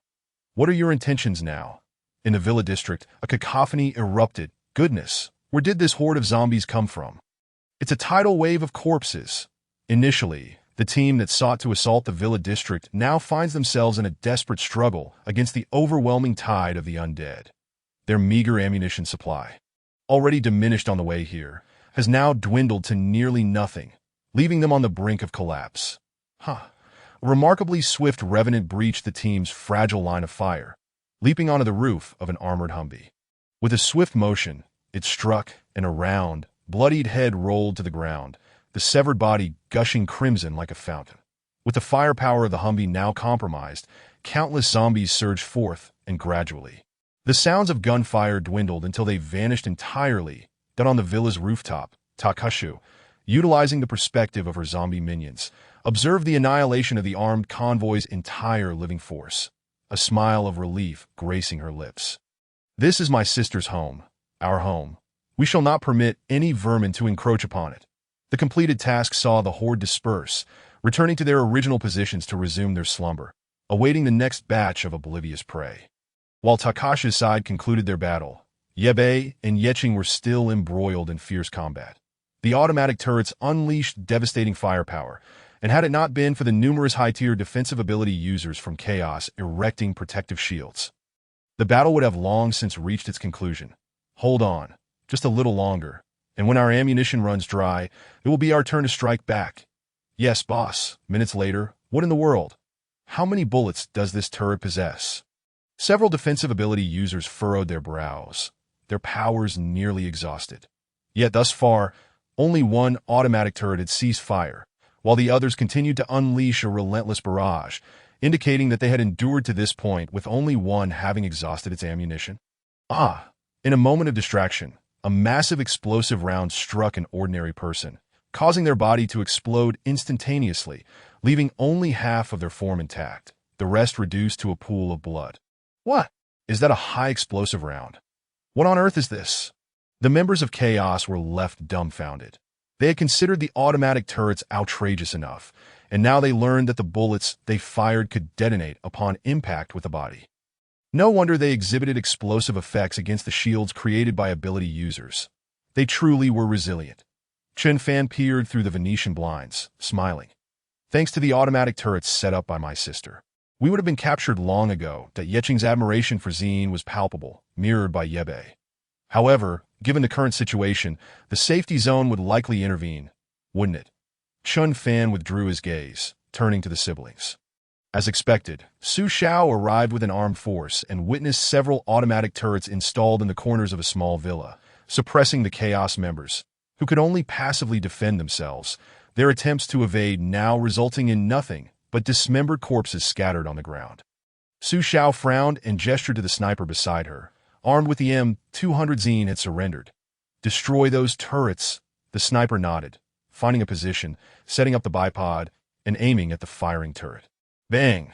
The elongated barrel of the rifle expelled a golden flame as a 10.36mm bullet left the chamber, heading straight for the automatic turret, only to elicit no response. What? The sniper was taken aback. Believing he had missed, swiftly reloading and firing again. This time keeping his eyes glued to the scope, he witnessed the bullet strike the turret, producing a few sparks, before ricocheting off harmlessly to "What's the situation?" Su Xiao inquired. "Chief, the sniper failed. The bullets cannot harm those turrets." The sniper felt dejected, having thought that with the M200 he could become the foremost marksman, only to find himself wanting. "Bring out the rocket launcher." Su Xiao was unwilling to conceal their position any longer. If they continued to hide, the members of Chaos might be entirely wiped out. According to intelligence, these automatic turrets had been firing for over 10 minutes. Their firepower showing no signs of abating, suggesting a terrifying ammunition supply. Zine interjected. "Actually, it's supplied by 3D printing, theoretically offering unlimited ammunition." Zine sat in the passenger seat, with the young girl in the rear. As for the reason for her presence, it was primarily due to the dagger. Zine required a tool to serve as her enforcer. The girl, originally named Fengxi, was an orphan who had stumbled upon the dark dagger while fleeing. Upon contact, she felt a surge of energy coursing through her entire being, alleviating her hunger and rendering her a being capable of existing without the need for sustenance. "Follow me, and great rewards await you," Zine stated in a commanding tone. Chapter 38. Uprising in the safety zone. Su Xiao's team brought forth one of the few rocket launchers from the guard, a soldier reluctantly loading a round. Knowing it was one of the last remaining rockets, aim carefully and fire after confirming your target. Do not miss that. Su Xiao felt a pang of regret. Had it not been for the damn Chaos and their infuriating automatic turrets, would she have to resort to such drastic measures? Another volley of high-explosive rounds struck a defensive ability user, and before their eyes his body exploded in an instant, causing them to shudder as if they could understand the explosion of an ordinary person.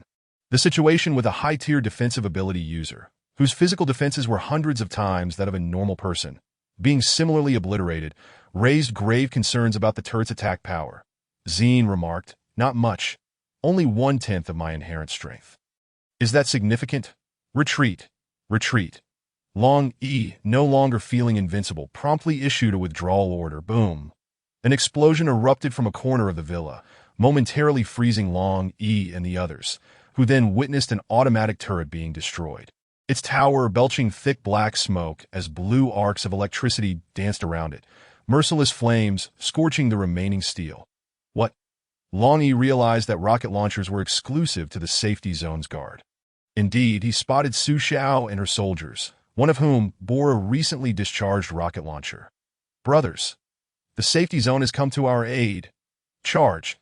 Long E discovered the automatic turrets to be exceedingly vulnerable to the rocket launcher, prompting an immediate cancellation of the retreat order in favor of an offensive. "Chief, the target has been destroyed." The gunner beamed, finally seeing results. Had their strongest means of attack proven ineffective, it was easy to imagine how these turrets with infinite bullets would decimate the entire safety zone. Just then, someone noticed that one of the automatic turrets had ceased its relentless barrage, pivoting its barrel towards Su Xiao and her team. What a pleasant surprise. Has the automatic turret been activated? And one destroyed? Fascinating. Zine attempted to connect with the 5 automatic turrets she had installed, discovering they were still engaged in combat, and one system had gone offline, confirming it had been destroyed intentionally. "Yuan, accelerate. I want to return to the safety zone as swiftly as possible."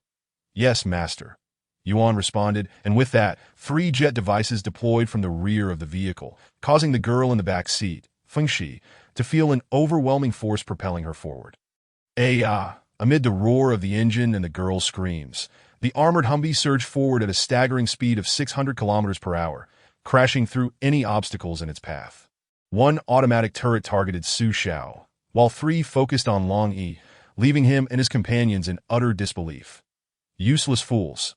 Long E scoffed at the soldiers being overwhelmed by the firepower of a single turret.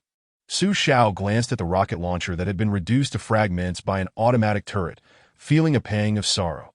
Yet, given the current circumstances, there was no time for lamentation. Without the rocket launcher, what could possibly harm those turrets?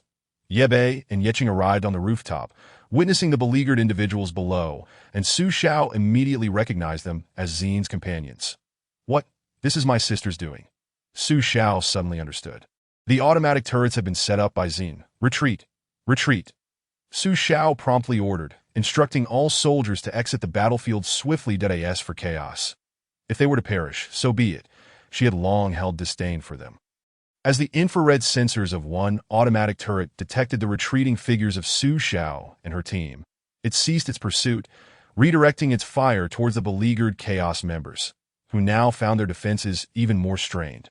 As their supply of recovery potions had been entirely depleted, the recovery potion, a privately refined elixir, primarily consisted of concentrated black blood. The artificial concentrated black blood required numerous processes, yielding only 10 milliliters of concentrated black blood from every 1 L of zombie black blood. With the effects of super-concentrated black blood halved, the elixir, a concoction derived from the blood of psychics and the ghastly ghost thorn vine, is presented in a 20 milliliters vial of diluted solution, administered via syringe to restore 40 units of psychic abilities to the user. The ghost thorn vine, initially an ordinary creeper, has transformed into a ferocious plant with formidable offensive capabilities after being contaminated by the zombie virus. Fortunately, this menacing flora does not typically initiate attacks on humans, finding the undead far more enticing. Each ghost thorn vine can hunt between 50 to 200 zombies daily and even engage in prolonged combat with the Punisher, though ultimately succumbing to its might. Its immobility is a significant limitation. Due to its predatory nature, the vine stores a highly concentrated viral essence within its tendrils, making it an excellent material for potion crafting. Suddenly, a series of sounds akin to an empty chamber echoed as the 4 automated turrets ceased fire. The long, fiery red barrels emitted white smoke, yet not a single shell lay scattered nearby.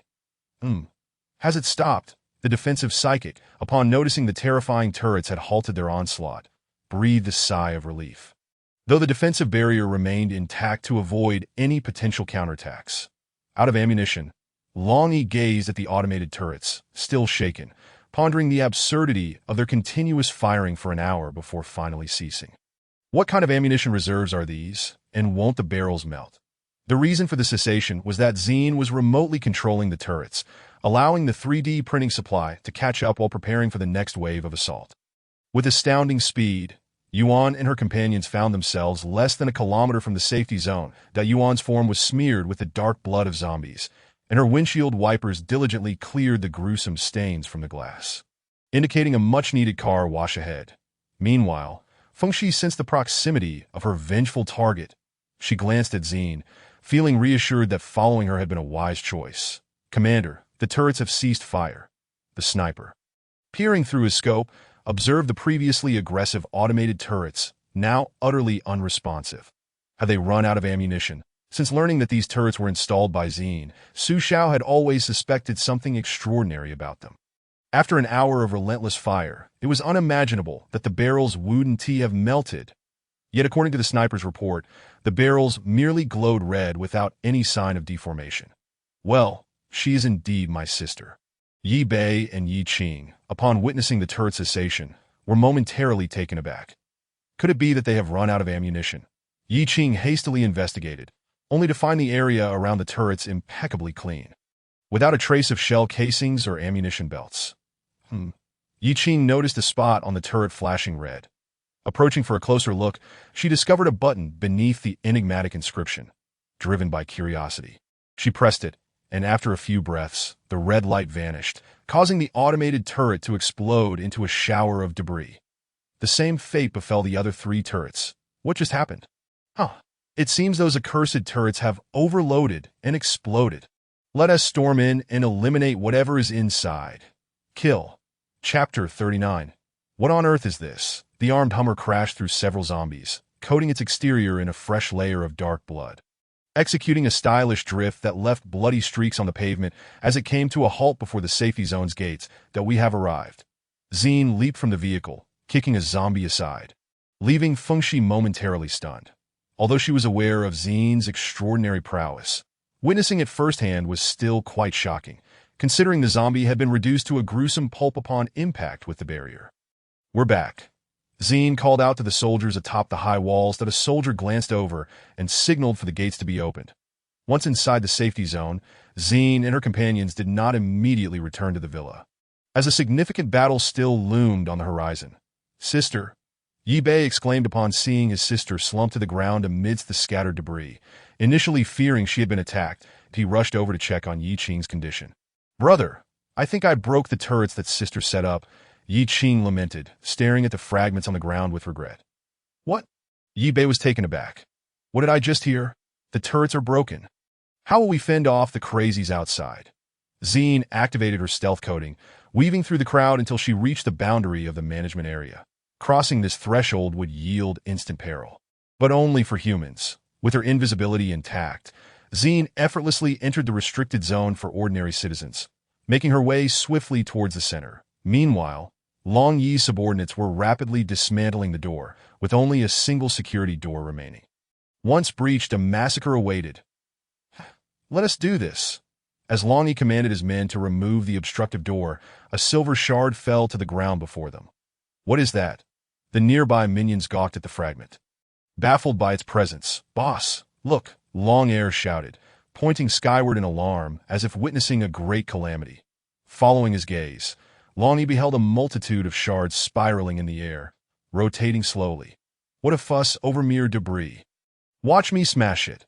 Long Yi concentrated his psychic energy and unleashed a bolt of purple lightning towards the shard cluster, only for it to be absorbed.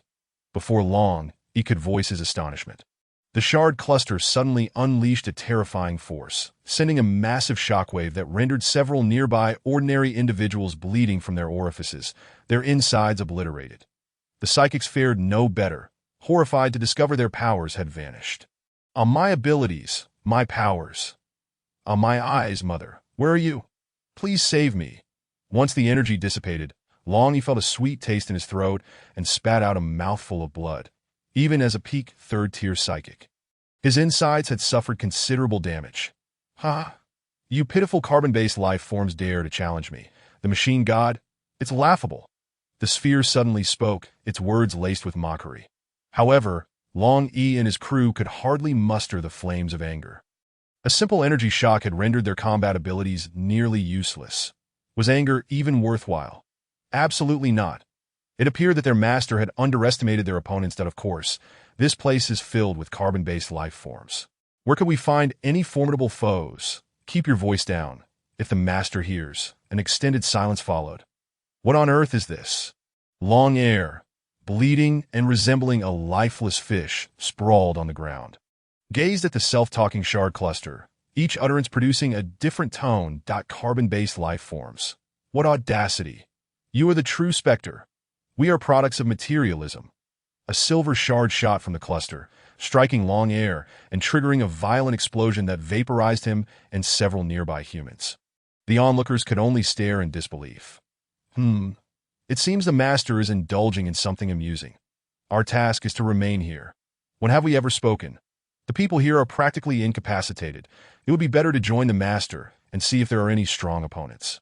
As Long Yi and his comrades watched in terror, the shard cluster gradually merged, transforming into a tall, alluring figure clad in a black and red gown, her blood-red eyes, infrared detectors, glinting ominously. Her spiral silver hair framed her face, and an iron chain bracelet symbolizing a prisoner adorned her right wrist, while her delicate feet were encased in black high-heeled shoes stained with crimson at the tips. The flesh is fused, target acquired, to the master's side, charge. With a powerful push off the ground, the elegant figure shattered the floor beneath her, sending debris flying in all directions. Long Yi was captivated by a distant flash of black. Succumbing to despair. Upon reaching the central building, Zine revealed her true form, her appearance now reverting to her original skin, rather than the disguise she donned upon entering the safety zone. "Good morning, everyone," Zine cheerfully greeted. The soldiers responsible for patrolling the corridors were taken aback by the sudden appearance of the girl. When did she arrive? "Who are you?" One soldier finally comprehended that she was not a member of the management team. In that moment, several assault rifles were raised, their dark barrels aimed squarely at Zine. "Oh dear, I mean no harm. I merely seek to find your leader for a cup of tea."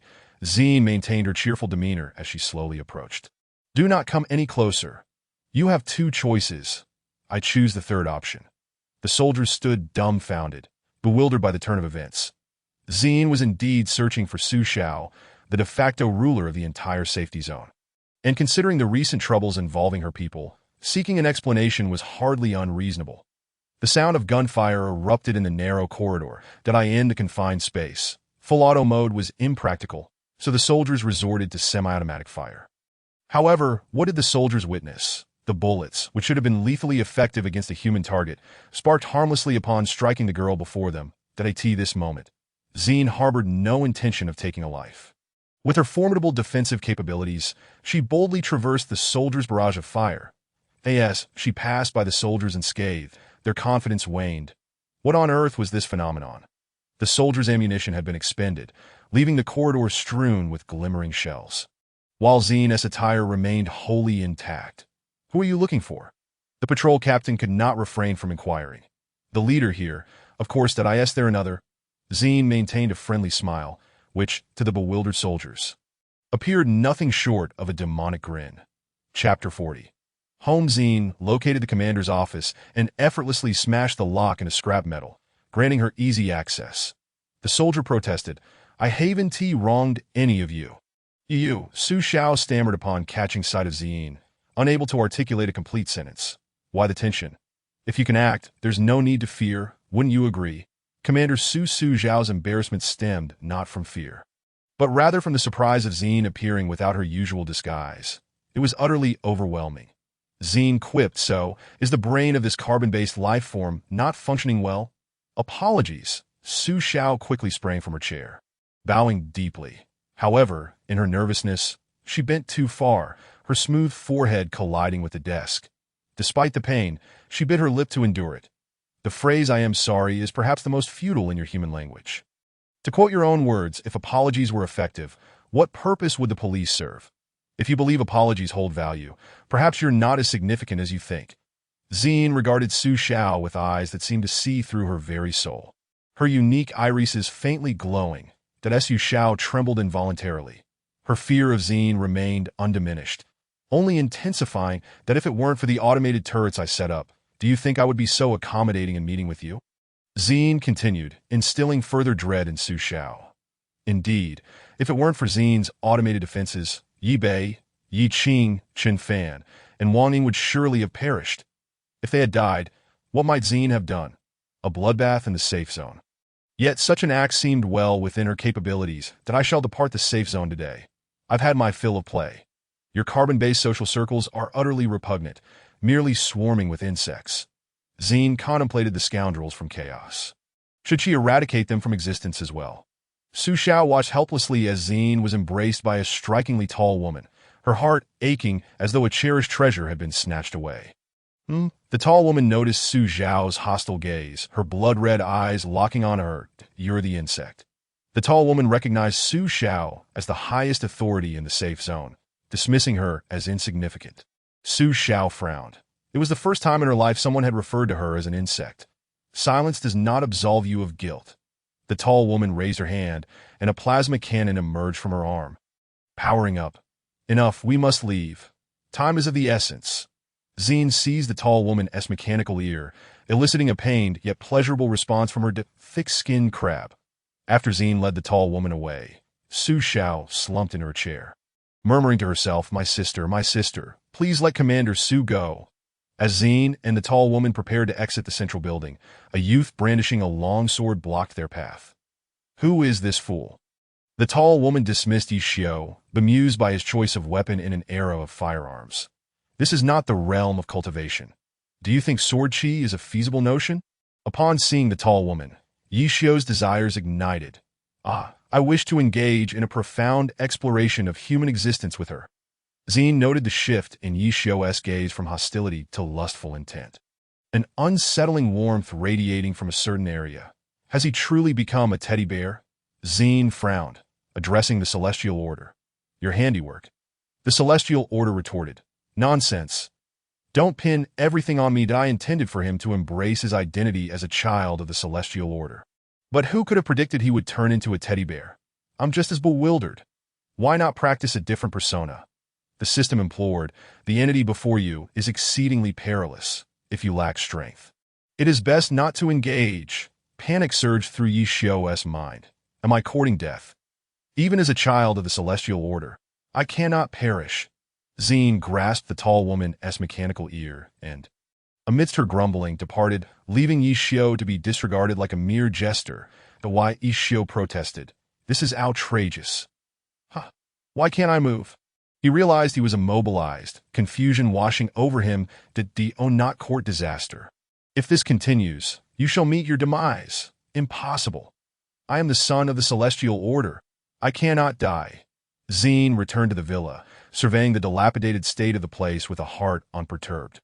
After all, she intended to leave soon.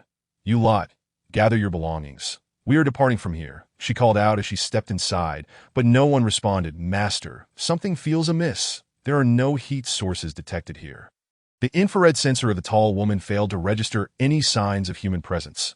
Could it be those ruffians from Chaos again? Zine expanded the radar's scanning range to encompass the entire safe zone, meticulously checking each area. Minutes later, Zine clenched her fists, her red and blue irises transforming into a blood-red hue. Stay here. I have matters to attend to. The tall woman wished to accompany her, but upon seeing her master's eyes, she understood it was prudent to comply. Very well. Chapter 41. The blood-soaked base following the precise coordinates provided by the radar, Zine, her eyes a fiery crimson and exuding an aura of lethal intent, wove through the crowd. Those who drew nearer found themselves dizzy and nauseous, compelled to retch. Yet in this apocalyptic reality, with limited sustenance, they could only dry heave. Well done. Zine seethed through clenched teeth, slightly opening a reactor to release radiation, intending to obliterate the safe zone from existence. Turning against her own kind bore a price. Within an abandoned warehouse, repurposed into a private detention center owned by a select few affluent individuals. It was now entirely claimed by the Flames. Boss, won't there be repercussions for our actions? A lackey responsible for capturing Yi Bei and Yi Qing stood behind the man referred to as boss. I concede they possess formidable strength, having vanquished the Chaos faction, but we are far superior to that motley crew.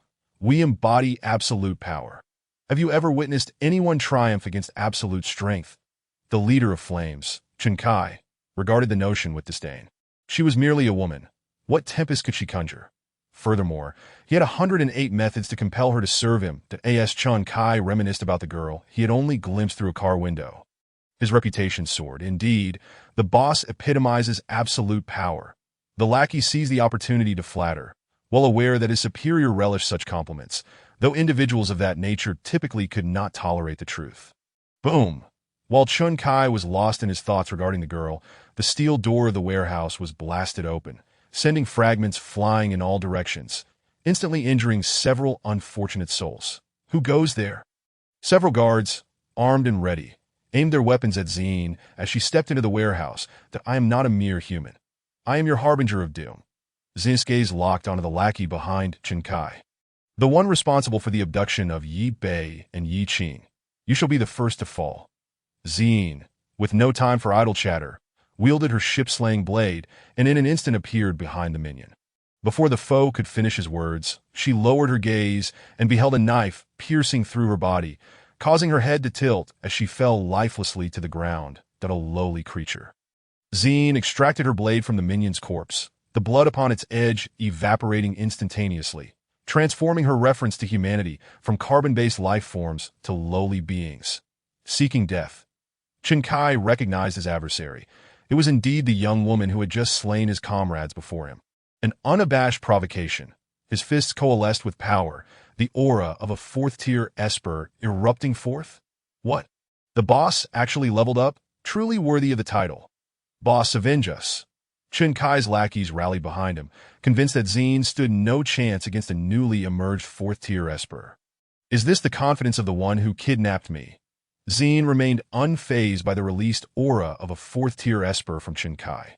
In her eyes, even a 10,000th tier esper would succumb to a mere punch or slash. Haha, my confidence is boundless. Would you care for an opportunity to join me?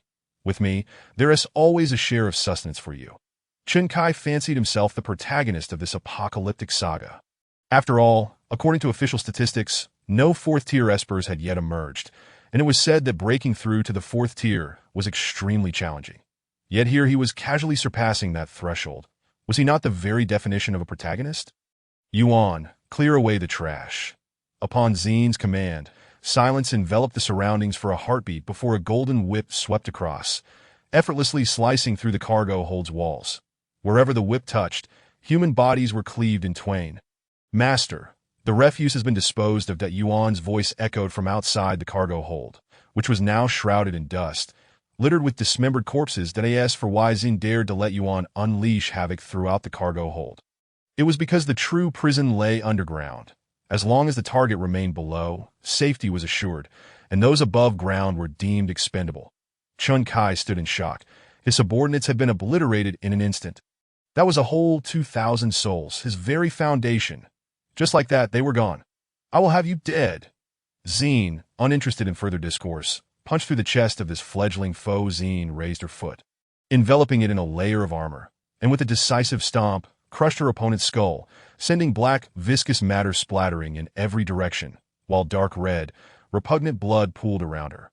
Her sister, Yi Qing, watched in horror, instinctively shrinking closer to Xine. As Xine surveyed the headless corpse on the ground, she felt no pity. Humanity was unworthy of compassion, especially those who harbored hostility towards her. Having just exited the lower levels, she found herself surrounded by a well-equipped special forces unit. Behind them stood a young man, Lien Yin, the sycophant. Private killings in the safe zone. I advise you to surrender and return with me to prison for some reflection. Lien Yin regarded Xine with the disdainful gaze reserved for a rival, understanding all too well why Su Xiao had been indifferent towards him. Clearly, it was due to the stunning beauty before him. Xine retorted, "Are you truly lacking in intellect?"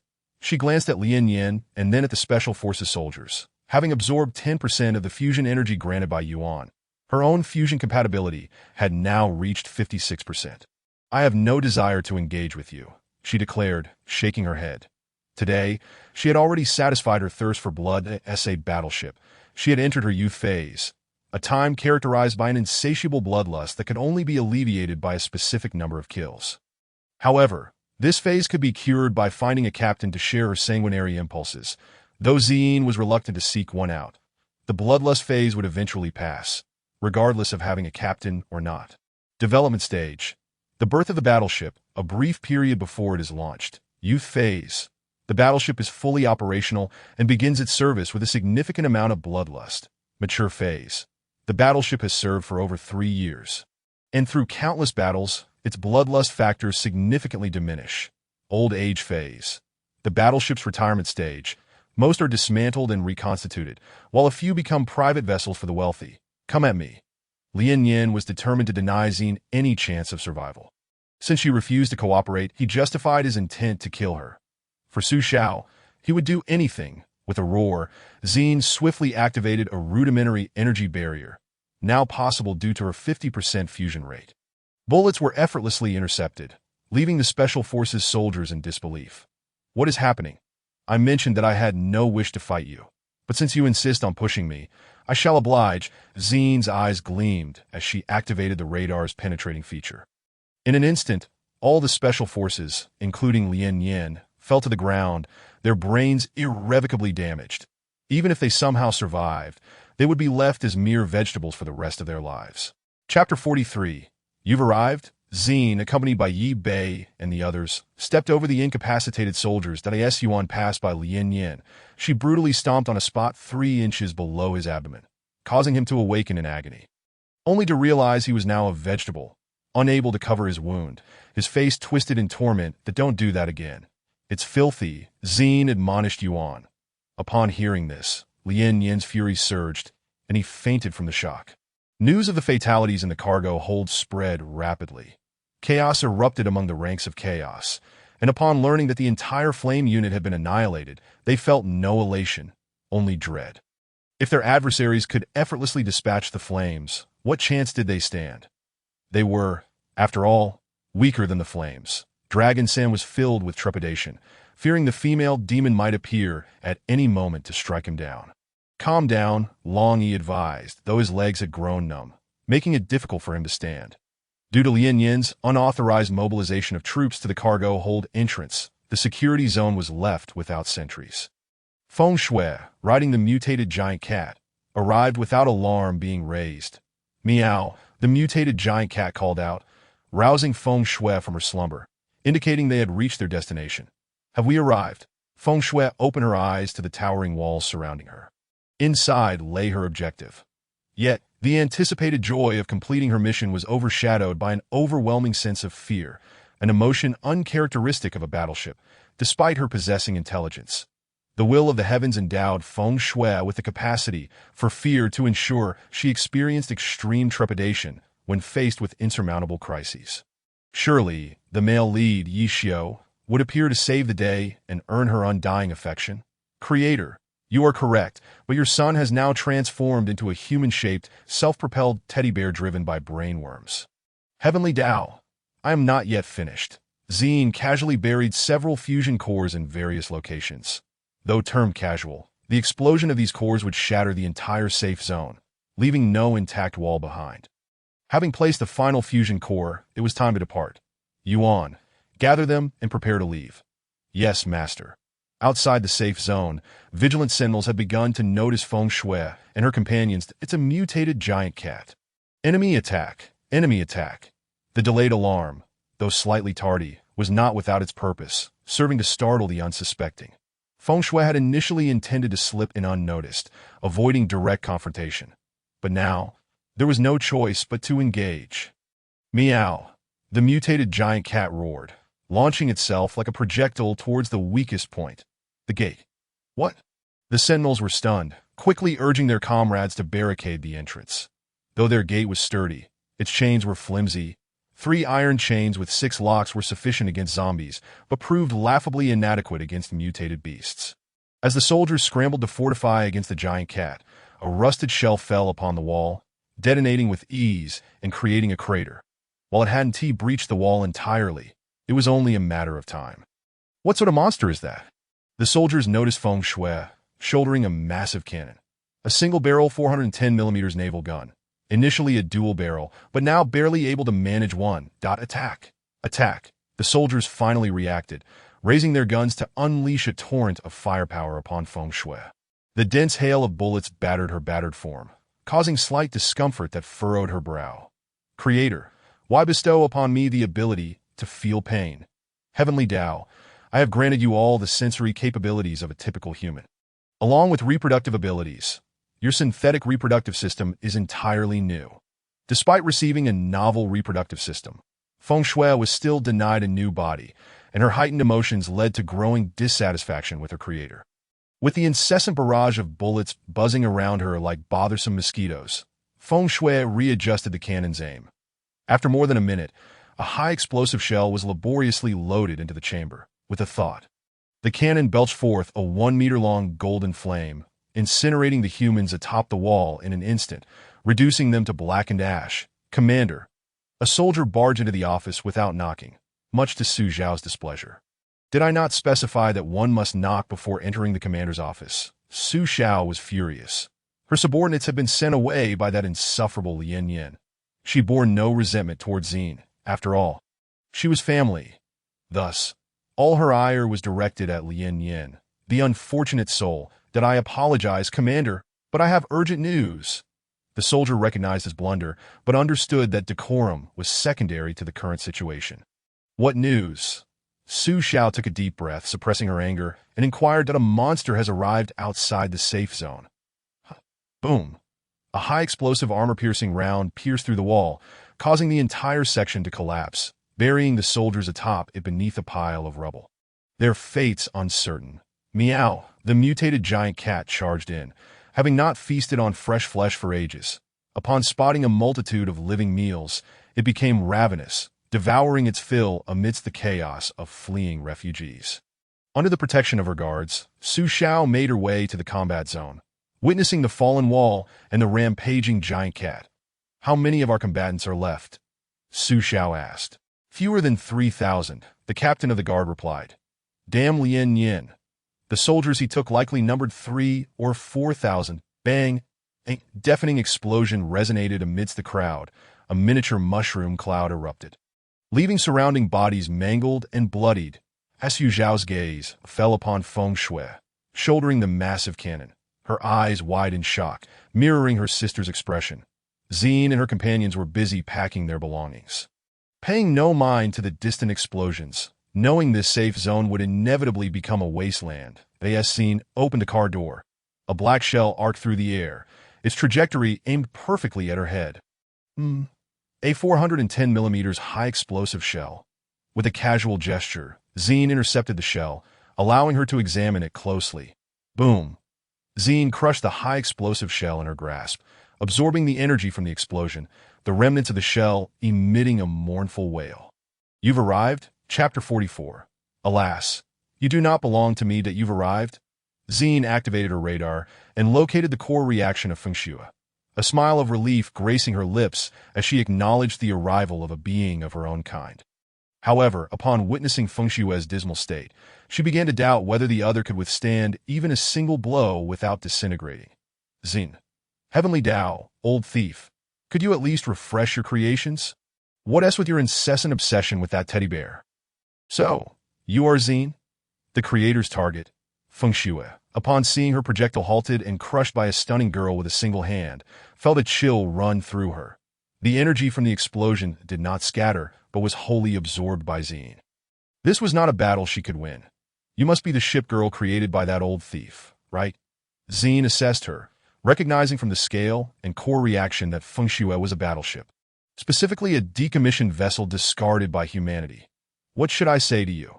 Did you pick up a defective product? Feng Shui bit her lip, retracting the cannons on her shoulders as she contemplated how to defeat Zine. Though it seemed a mere flight of fancy, she felt compelled to try. Since you are a creation of the Heavenly Dao, I can't be bothered with idle chatter. Zine clenched her right hand in the air, summoning a crimson chainsaw that materialized before her. With a fusion rate exceeding 50%, this fiercely loyal chainsaw was now at her disposal. The blood-red chain, powered by a nuclear engine, transformed into a vivid scarlet, embodying the most brutal and bloody close-quarters weapon imaginable. The only method to confront an enemy was through sheer cutting force. No matter how thick the armored shell, it could not withstand the chainsaw's raw power, especially as this weapon carried an inherent deterrent attribute. Weaponry name: Crimson Chainsaw of the Empire. Length, effective attack, and handheld portions 3M and 0.8M. Power. Nuclear-driven. Capability: Empire's deterrence, inflicting an additional 80 damage on targets and enhancing armor penetration by 50. Passive: Self-repair max. Upon the appearance of the Crimson Chainsaw, Feng Shui felt a wave of retreat wash over her. Her instincts warned that if she did not flee soon, the whirling chain would slice her in two. You think you can escape? Zine smirked, noting the numerous enhancements the Heavenly Dao had bestowed upon Feng Shui, presumably for that teddy bear. What a pity, Yuan. Take them and leave first, that I will handle this trouble and catch up. Zine initiated her armor overlay, as her fusion rate surpassed 50, allowing her to blend the armor with her royal armament, enhancing her appearance and combining the advantages of both, that if Feng Shui could suppress her instinct to flee due to the Heavenly Dao's orders. The sight of Zine's blood-red spiked armor would obliterate any lingering commands. Her life was paramount. There was no room for deserters on the battlefield, especially not for vessels born of war, should Feng Shui choose to engage rather than escape. Zine would shatter her body and preserve the core, intending to provide a new body at the right moment and alter the motherboard code. But for now, she merely wished to obliterate both her and the core. Yuan drove the vehicle carrying Yebei, Yeqing, and others out of the safe zone. During their escape, numerous refugees attempted to cling to the car doors, but were deterred when Yuan gunned down several of them with the machine guns mounted on the roof. Save for one mutated cat. Meow. The mutated cat's pupils transformed into slits as it sensed two exceedingly delectable ability users within the vehicle. The dual-born mechanic was a unique type among ability users, and mutated animals were highly sensitive to such beings. Consuming them would grant a substantial boost in power. The mutated cat's powerful hind legs propelled it forward, shattering the ground as it rocketed toward the six-wheeled armored vehicle. Where did this mutated beast come from? Yuan recognized the cat, recalling that it was a contracted zombie of the male lead, Yi Xiao, destined to evolve into a humanoid and gain command over all mutated animals. Contracted zombies, a rare breed with intelligence, sought out their contractors, often humans or the zombified, that by absorbing sufficient zombie black blood, they could evolve, achieving human form after 10 transformations, indistinguishable from normal humans. Meow. I will eliminate all uncertainties for my master. The two machine guns swiftly aimed at the mutated cat's head, unleashing a volley of fire. Virum. The mutated cat, displaying its future prowess as the king of mutated animals, exhibited lightning-fast reflexes, narrowly dodging the bullets, yet losing an ear in the process. Meow. The cat cried out in pain, glaring at the machine guns as if they were sworn enemies. Machine gun. Yuan. What should we do? Yeching peered through the glass, astonished. Goodness, has the virus truly made a cat that large? Do not worry, young master. It cannot harm us. Yuan, well aware of the cat's capabilities, knew it was still weak, easily countered with firearms, let alone the two cutting machine guns atop her vehicle. Clang. Yuan reinforced her vehicle's front with an impact plate. Dozens of sharp steel spikes shooting out, crackling with blue arcs of electricity. Young master, please fasten your seatbelt. If you get hurt, I will be devastated. Yuan understood how much Zine valued Yeching, and would do anything to PR Chapter 45. Annihilation. Feng Shui gazed at the chainsaw that pierced through her chest, the azure blood staining her garments, glaringly contrasting against the white JK uniform. She wished to utter something more, yet alas, the core had shattered, severing her energy source. Feng Shui was rendered a lifeless corpse. Her eyes devoid of focus, the energy readings no longer detectable. The mutated big cat, witnessing the demise of its contractor, yearned to rise in defiance, but with two hind legs missing, it was destined to remain powerless. Zine wasted no words, aiming directly at the mutated big cat's head, unleashing a high-explosive round that obliterated its skull and much of its remaining body, leaving only a few fragments of flesh as evidence of the presence of a mutated creature. The surrounding refugees and soldiers were left dumbfounded as they beheld a young girl effortlessly annihilate the intruders in the safe zone. They had fought tooth and nail, yet their efforts paled in comparison to her single strike. Where had that chainsaw and cannon come from? Could it be? The soldiers immediately fell on guard, fearful that this girl might turn her weapon upon them, for her strength far surpassed that of Feng Shui and the mutated big cat. It was she who had vanquished the flame? What? An earth-shattering revelation washed over the soldiers, shattering their fragile psychological defenses.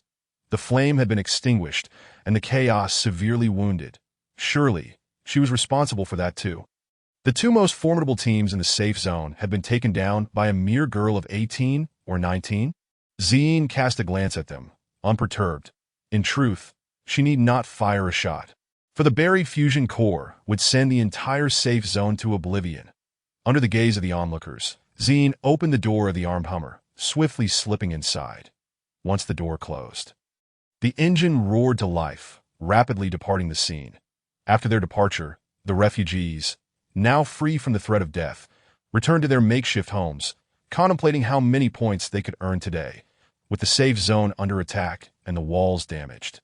A considerable number of laborers would be required, leading to an increase in F-level tasks, which was fortuitous for the lower-class populace.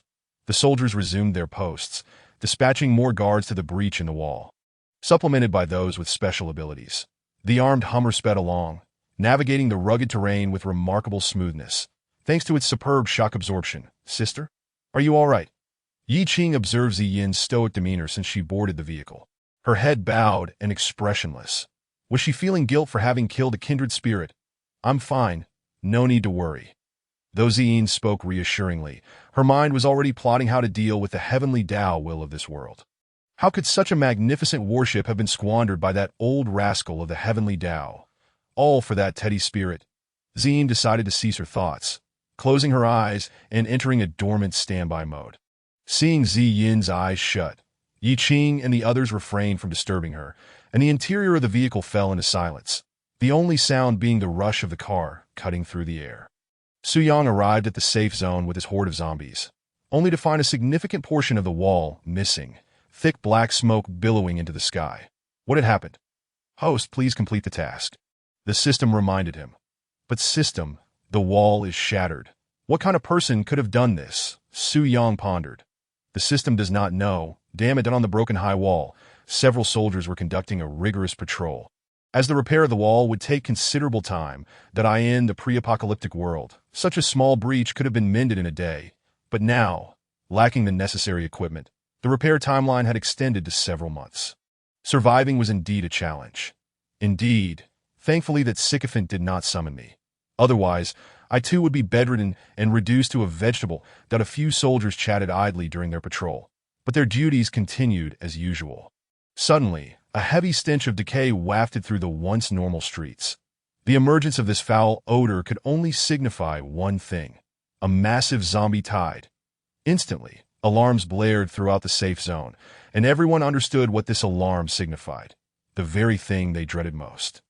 A horde of zombies was now upon them. Yi Xiao's team had become the largest in the safe zone after the first and second teams fell victim to Ziyin, even though chaos remained defiant. What could they do? Their strength had been diminished by nearly 90%. Having risen to become the foremost team, they naturally found themselves on the front lines, adopting the name Rubik's Cube. All members of Rubik's Cube were stationed at the breach in the wall. For this spot remained unrepaired, and even the mindless low-level zombies would find their way here at this moment. Yi Xiao had returned to his original appearance, wielding a silver cleaver, its blade caked with the long-dried black blood, emanating a foul stench. "Host, you have finally returned to normal?" The system exclaimed with joy, tears of happiness streaming for the long-awaited return of its host. Returned to normal? One could say that. Yi Xiao tightened his grip on the cleaver, pondering the absurdity of having usurped the body of someone with the same name but a different essence. Indeed, the original Yi Xiao had been supplanted by another Yi Xiao from a different world, who had even evaded detection by the heavenly Dao will, leaving the Dao and systems oblivious to the fact that their son had, in a sense, transformed into a daughter. As Yu Xiao entered the battlefield hospital accompanied by 2 guards, where soldiers with damaged brains from Ziyin's onslaught lay scattered about, while Lien Yin reclined on one of the few soft beds available in the safe zone, fewer than 100 in total, reserved for the management and select high-ranking survivors. Who would have thought that a commonplace mattress, once a staple in every household before the apocalypse, had transformed into a symbol of status and privilege in this new world? Su Xiao instructed the guards to secure the entrance, forbidding outsiders from entering, as she approached Lien Yin slowly.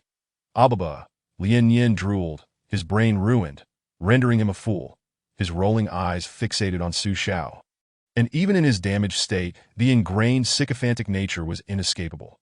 Lien Yin chuckled foolishly, igniting Su Xiao's ire. "But if you had not acted so foolishly, I might have spared your life." But now, Su Xiao surveyed the fallen soldiers and felt a pang of regret.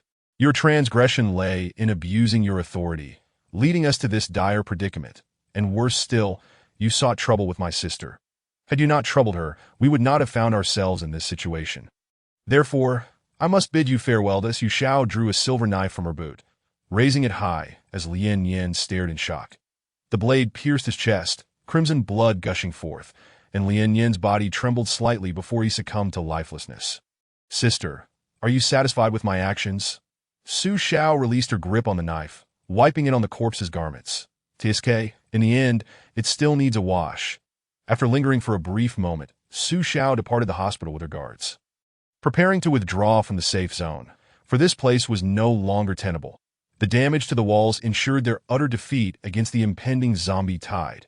The armed Hummer halted at a checkpoint, the entrance blocked by a pile of corpses, strangely devoid of any foul odor. "Master," Yuan reluctantly roused Ziyin. "What is it?" Ziyin opened her eyes, surveying the heap of bodies. "Curious. Get out." Ziyin yanked open the car door and swiftly leapt out. The others followed suit. Yuan, now in human form, shielded Yi Bei and the others, while the 2 cutting machine guns stood ready. "There are people here." Expanding her detection range, Ziyin discovered a nearby gathering of humans, not officially recognized as a safe zone, suggesting it had been established privately. MUXN was the second entity capable of forming a camp. Ziyin raised her hand, and a small anti-air missile launched from her palm.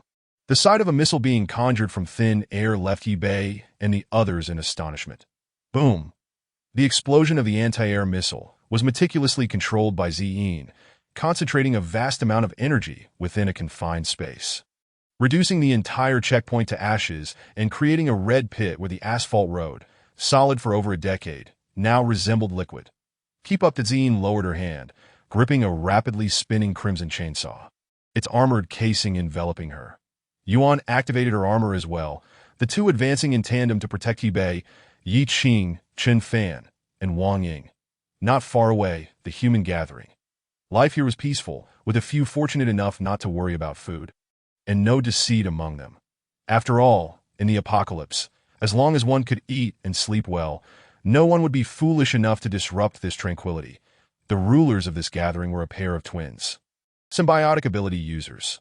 Symbiotic ability users, one of the special abilities, functions similarly to the dual-born mechanic system, each indispensable. Their powers could be likened to the sword in its sheath, as detailed in the tale of the Sinful Crown's Yuzuki. The sheath could enhance the attributes of the sword wielder, increasing various attribute points by 300 to 1,000. And at present, they could augment within a range of 450, that the reluctance to rebel among the populace could also stem from this fact. Lord, a grave situation has arisen. Just as the twins were about to engage in some form of performance art, an ill-timed intruder barged in, panic etched across his face. What is it? The twin sister. Ro furrowed her brows as she fastened the button that had been half undone.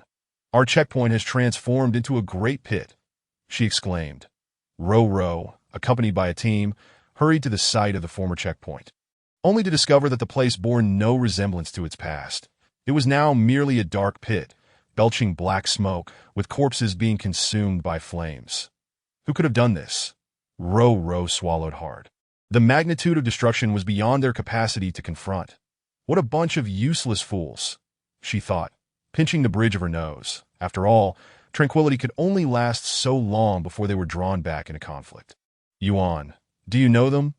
Zine inquired, glancing at Ro and her twin sister, Ruan, who stood beside her, a head shorter. They're symbiotic ability users, possessing a power mechanism akin to that of the young masters. Their abilities are interdependent. However, their power is one of enhancement, significantly amplifying their own capabilities. Yuan explained in accordance with the narrative that in the original storyline, this pair of sisters had fallen victim to Yi Xiu. As for why these two girls simultaneously developed feelings for the male protagonist, don't even ask.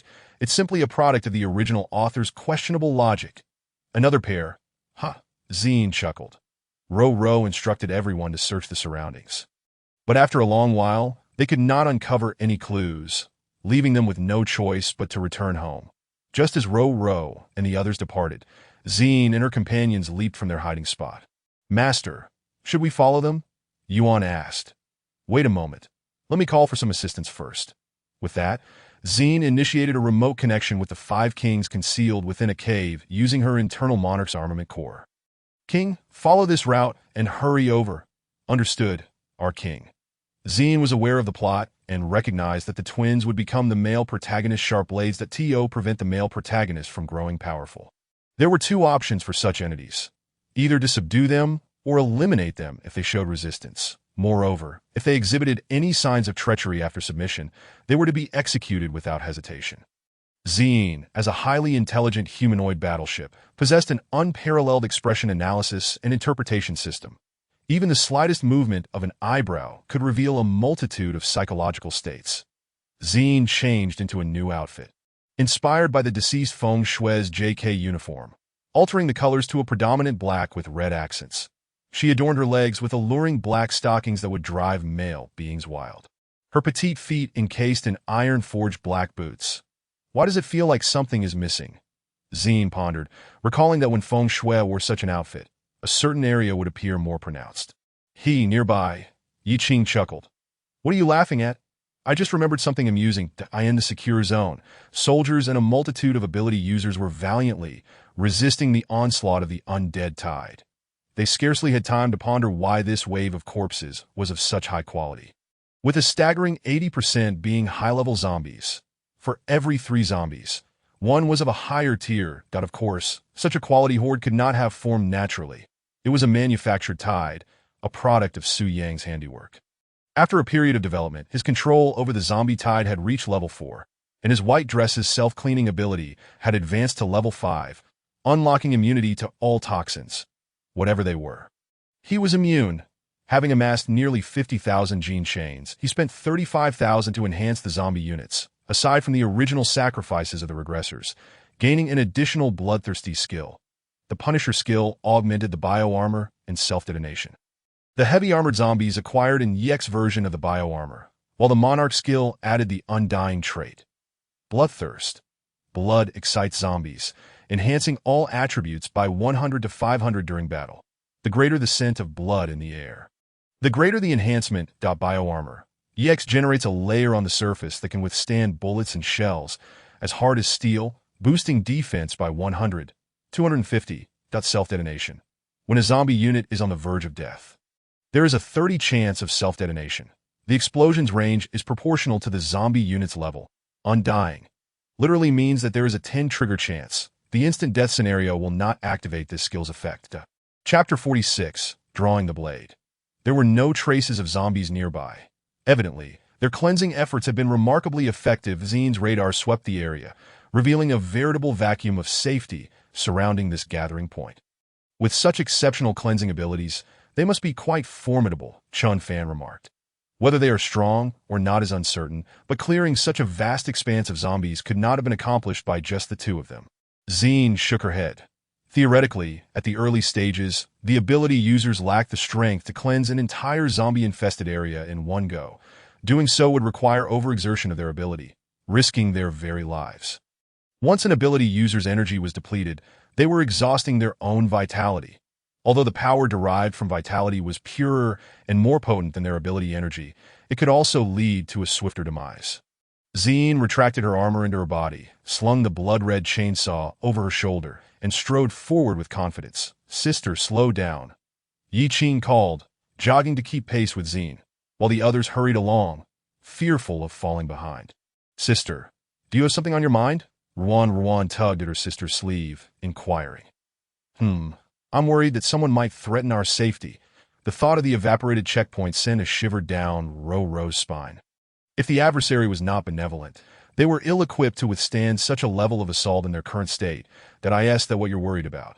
Ruan understood that the sudden obliteration of the checkpoint was a declaration of war from the enemy.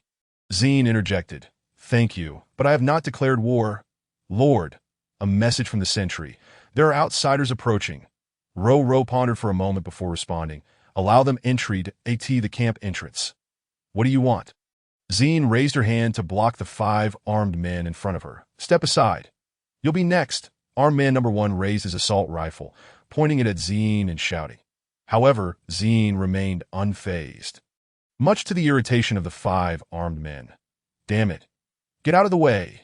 Suddenly, with a look of terror on their faces, Zene's hand pierced through one man's chest, her fingers clutching the still beating heart. A word of advice, but you chose not to listen. This is the flaw of carbon-based life forms. Zene tossed the corpse aside, discarding the heart onto the ground, just as the twin sisters and their entourage arrived. Witnessing Zene covered in blood, with a body lying on the ground, a gaping wound in its chest, and a still throbbing heart discarded nearby. May I inquire why you have slain our comrade? Ro's initial astonishment at Zene's appearance quickly transformed into a composed inquiry regarding the motives behind the murder.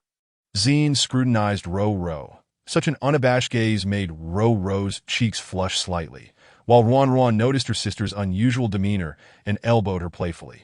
You might as well ask what they did to provoke me into action. Instead of merely questioning me about the deed, Zene said, her slender, bloodied arms sweeping through the air, casting off all foreign substances that fell to the ground. What is going on? Ro turned to question the 4 armed men. The 4 men exchanged glances, seemingly reaching a consensus that M.Y. Lord. It was the other party's unreasonable provocation. They shouted in unison. How can you distort the truth? Wang Ying could no longer bear it and jumped in to refute them. Zene raised her hand to silence her, signaling for her to keep quiet, and Wang Ying obediently closed her mouth to I.S. That's so. Ro clearly harbored doubts about the men's claims, as it was typical for male beings to be easily swayed by appearances. It is true, my lord. You must avenge our fallen brethren.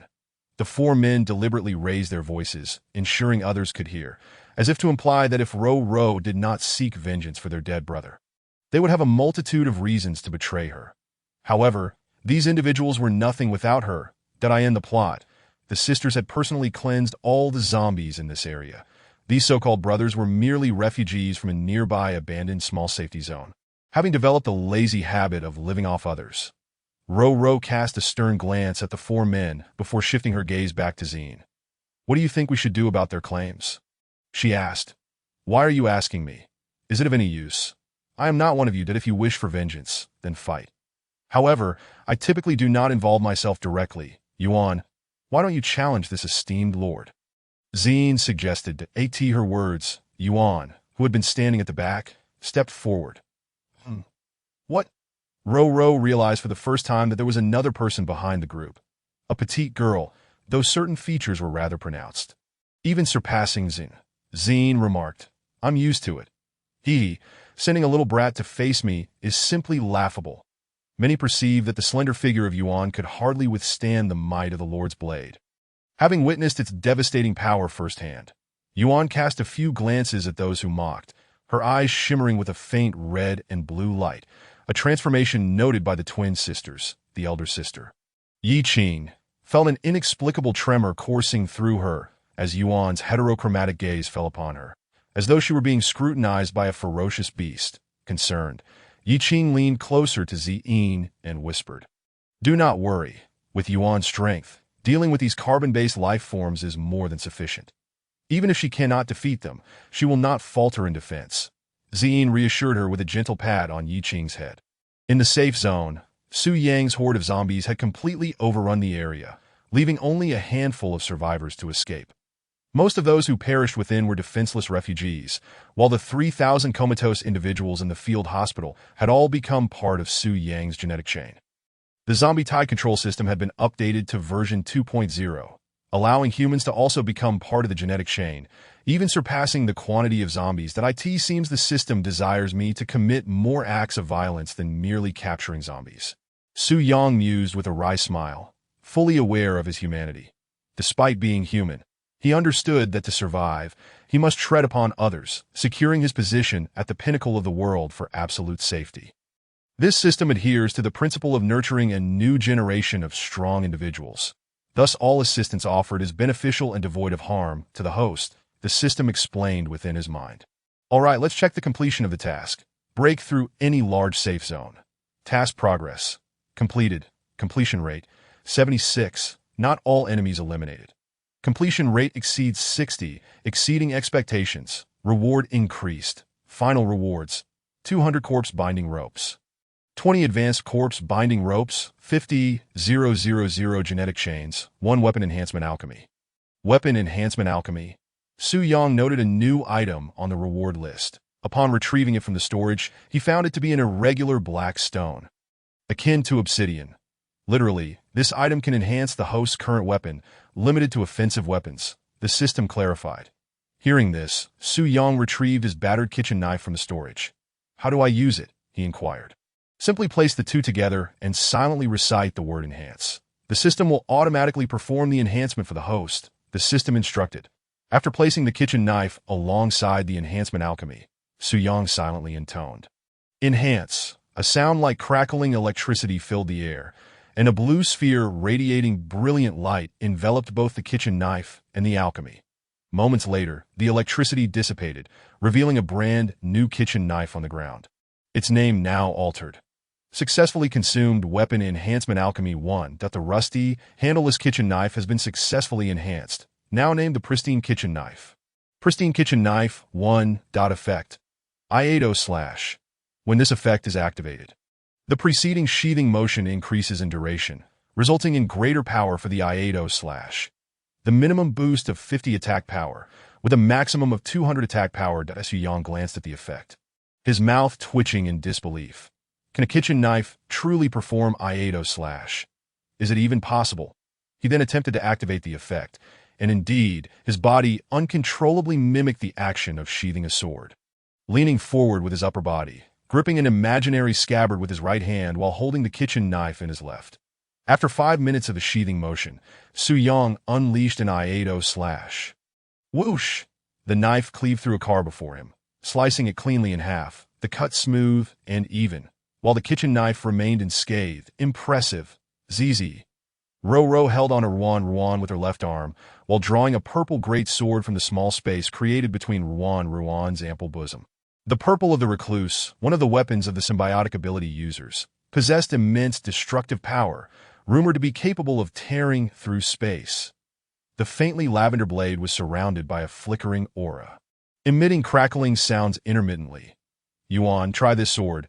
Zine summoned her own slashing ship sword and tossed it to Yuan, as Yuan only possessed ranged weapons and lacked a suitable melee weapon for the time being. Yuan eagerly caught it, gripping the hilt tightly, feeling a surge of joy as if she were sharing a weapon with her master, the sword imbued with her master's essence. Slashing ship sword. So what do you intend to do? Ro eyed Zine with furrowed brows. After conjuring a bloody slashing ship sword, she had an inkling that she might be losing. That no, impossible. I cannot lose. Ro shook her head, clearing her mind to focus on the impending battle. Whoosh! With Ruan in her arms, Ro vanished from sight, appearing behind Yuan before her radar could fully activate, swiftly delivering a strike. Boom! The purple of the Recluse struck Yuan's back, shredding her thin garment, leaving a gruesome gash upon her smooth back. That Yi Qing, witnessing this, was genuinely frightened. Did they not say it couldn't break through defenses? How could there still be a wound? Zine, too, felt a sense of miscalculation and swiftly initiated a scan of the purple of the Recluse, followed by data analysis. Purple of the Recluse. Designation: offensive weapon. Effect: your defense is utterly useless. The potency of this effect is contingent upon the target's maximum defense. The higher the target's defense, the greater the damage, while simultaneously ignoring 30 defense points of the target. There is a 1 chance that the next attack will completely disregard 100 defense points of the target. That Zine was taken aback, exclaiming, "Good heavens, defense transformed into the opponent's offensive power?" Thankfully, it's Yuan facing this. Otherwise, I would be in excruciating pain. Moreover, being a non-lucky individual, the 1 probability would directly translate to 100 against her. Yuan, avoid direct confrontation. That weapon is your and my nemesis. It can convert your defense into offensive power, inflicting damage upon you. Upon hearing this, Yuan no longer dared to underestimate her opponent. The incomplete radar whirred into action, constantly monitoring every movement of her adversary. Did you see? That little loli was sent flying. If this is how it begins, I can't imagine what will follow. Many spectators were lauding Ro and Ruan while disparaging Yuan, secretly deriding Zine for sending a child to face the fray. Observing this, Ro felt a mix of anger and sympathy. You should step down and let her take your place. Ro brandished her sword, pointing its tip at Zyin. That Tio harm my master. You'll have to answer to me. Yuan, fully aware of her master's formidable defense, recognized that if Zine were to substitute in, the damage would be significant. For her master, she was willing to endure anything. Boom! The floor behind Yuan exploded as she dashed forward in the blink of an eye, appearing before Ro and swinging the slashing ship sword high. Bang! True to her status as a Tier 3 symbiotic ability user, enhanced by the attributes of the purple of the Recluse, she had ascended to the pinnacle of Tier 3, nearing Tier 4. Raising her great sword, she successfully blocked Yuan's assault. The clash of their weapons sent a shockwave through Ro's arm, causing her grip on the sword to tremble from the immense force. Realizing her attack had been thwarted, Yuan accelerated her assault, the sharp, piercing sounds of their weapons clashing silencing those who had previously belittled her. They now saw that the Lord was unable to counterattack. Forced into a position of passive defense, yet mere defense would not suffice. Defeat was inevitable, for it is often said that the best defense is a good offense. Wow, she has grown stronger, Zine observed as Yuan unleashed her full potential, nearly achieving 96 performance. Perhaps I should just give that slashing ship sword to Yuan. After all, I already possess a chainsaw and have no use for it. Slashing ship sword. So love will fade away. Will it? After a series of relentless strikes, Yuan paused for a second, then unleashed a single, more powerful blow than all her previous attacks combined, sending the twins flying. Ro discarded the purple of the Recluse, tightly shielding her sister in her arms, while she herself met the ground, receiving the gift of the Earth Mother. The kiss of the Earth Mother. Lord! Damn it! Fire! Fire! The younger subordinates witnessed their leader being assaulted. Disregarding any notions of martial ethics, and immediately drew their firearms to retaliate. Chapter 47. Birth of a New Era. A disturbance in the world. In the Artificial Intelligence Research Department, a small team of scientists toiled diligently in a cramped workspace. Though it was designated as a research division, it comprised merely 7 individuals, including their supervisor, a rather modest unit. The incessant wars sparked by energy crises had rendered humanity an unreliable source of soldiers. In this age of technological warfare, sheer numbers were futile. Only those with superior technological prowess could ensure victory. Artificial intelligence emerged in response to this need, not as ordinary programs or machines, but as entities equipped with a certain degree of autonomous emotional modules. Utilizing machines as soldiers significantly alleviated the burdens on humanity. Among these creations were the renowned, yet fragile CGG 1919 model automatons, the HAC-1936-10 autonomous beings from the Rabbit Nation, and the SDL-1922 combat mechs from the Bear Nation. The Bear Nation stood alone in its use of mechs, while others opted for more aesthetically pleasing humanoid forms that, of course, mechs could accommodate more potent heavy weaponry, albeit at the cost of agility. However, the Bear Nation's vodka engines were anything but inferior, enabling fully equipped mechs to sprint at an astonishing speed of 80 kilometers per hour. The humanoids generally wielded lighter weaponry, boasting greater maneuverability, and were powered by widely available nuclear batteries. Should a humanoid fall into enemy hands, it could self-detonate its energy source to maximize its last value. Returning to the main narrative, one should not underestimate these 7 individuals. Xeen was a product of their unassuming research efforts, a breakthrough that ignited global turmoil. Tragically, Xeen's true progenitors, Ning Haiba, succumbed in battle while striving to protect vital data. Fortunately, Xeen assumed the role of bodyguard for the 6 researchers, standing resilient against the world's onslaught. How does it look? Researcher A lifted his weary head, glancing at his colleague diligently recording data nearby. It appears feasible, yet we must conduct further testing. Researcher B stifled a yawn. Having endured days of rigorous research, his spirits waning. Thank you all for your hard work. Today's meal is on me. Ning Haiba, the founder of the research team, announced with gusto. Brother Haiba, perhaps it's best if you refrain? Our initial funding is dwindling, Researcher C cautioned. They had begun with 6 million in funds, 4 million of which were borrowed by Ning Haiba. Nearly a year had passed, and their resources had dwindled to less than 300,000. While they had expended their finances, they had yet to achieve any significant technological breakthroughs. With a week remaining before repayment was due, failure to meet their obligations would result in frozen accounts and, ultimately, disaster. Ning Haiba chuckled awkwardly. He indeed had little money left. What am I even thinking? Should I treat you all to a meal when I have nothing? All right, I'll grant you a day off. Rest up, don't overexert yourselves that I'll figure out the financial issues, Ning Haiba declared, his tone resolute. But there are no buts. Your health is paramount. Go rest. Before long, the entire workspace was deserted save for Ning Haiba. He surveyed the cluttered desk, littered with papers and the lone, antiquated computer, reflecting on what had driven him to this point. Exhausted, he felt a twinge of reluctance to continue. The public cafeteria was a place where free food was distributed. Given the lack of cost, neither quantity nor quality could be expected. Survival was the primary concern.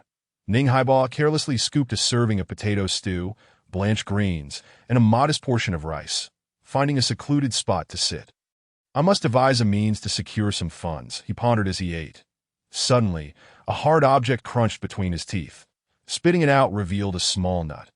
Although irritation bubbled within him, he reminded himself of the free nature of the meal. If I demand too much, what if the cafeteria lady refuses to serve me next time?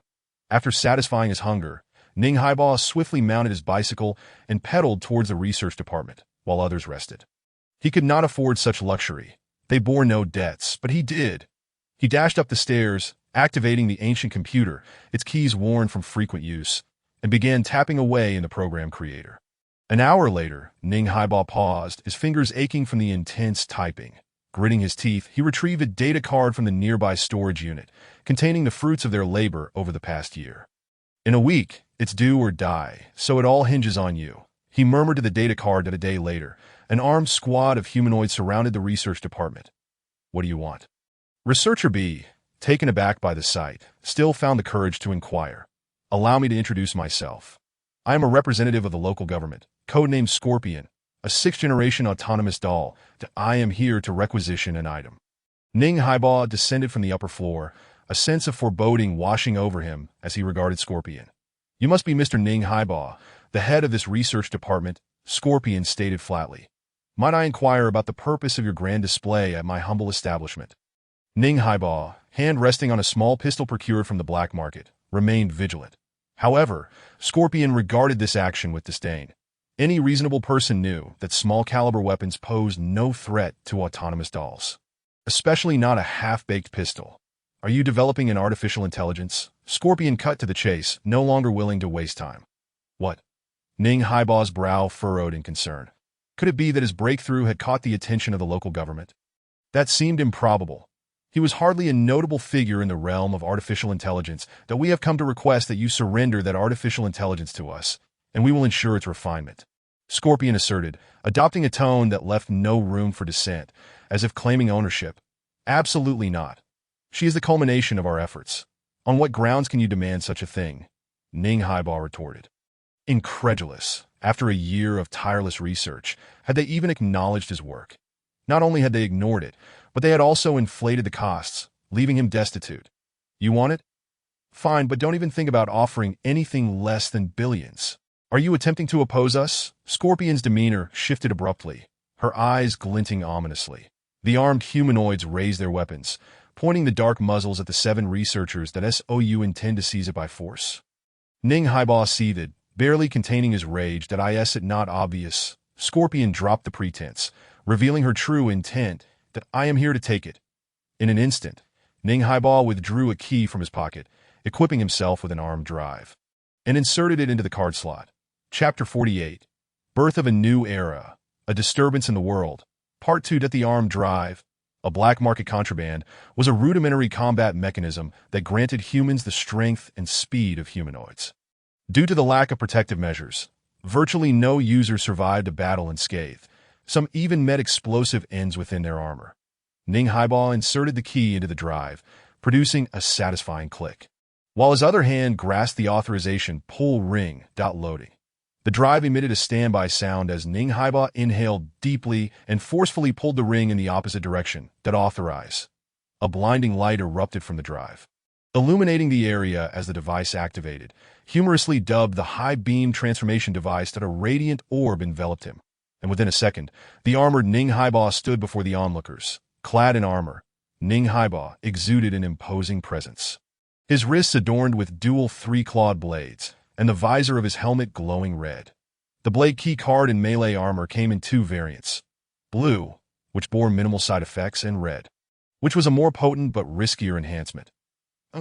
Merely a piece of rubbish from the black market. Charge! Scorpion commanded her armed humanoids. The sound of gunfire erupted as bullets ricocheted off Ning Haiba's armor, producing showers of sparks but inflicting no substantial harm. That if he were equipped with the basic version, the weapons of the armed humanoids could have breached the armor in mere seconds. But with the enhanced version, they lacked the firepower to penetrate. In a flash, Ning Haiba darted forward, raising his clawed hands to slice through an armed humanoid, severing several heads adorned with tactical masks cleanly from their bodies. Damn it, Scorpion had not anticipated the black market's refuse to possess such strength.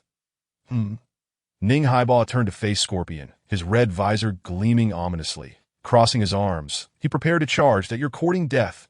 Scorpion immediately sprang into action, 2 blades ejecting from her arms as she swung forcefully forward.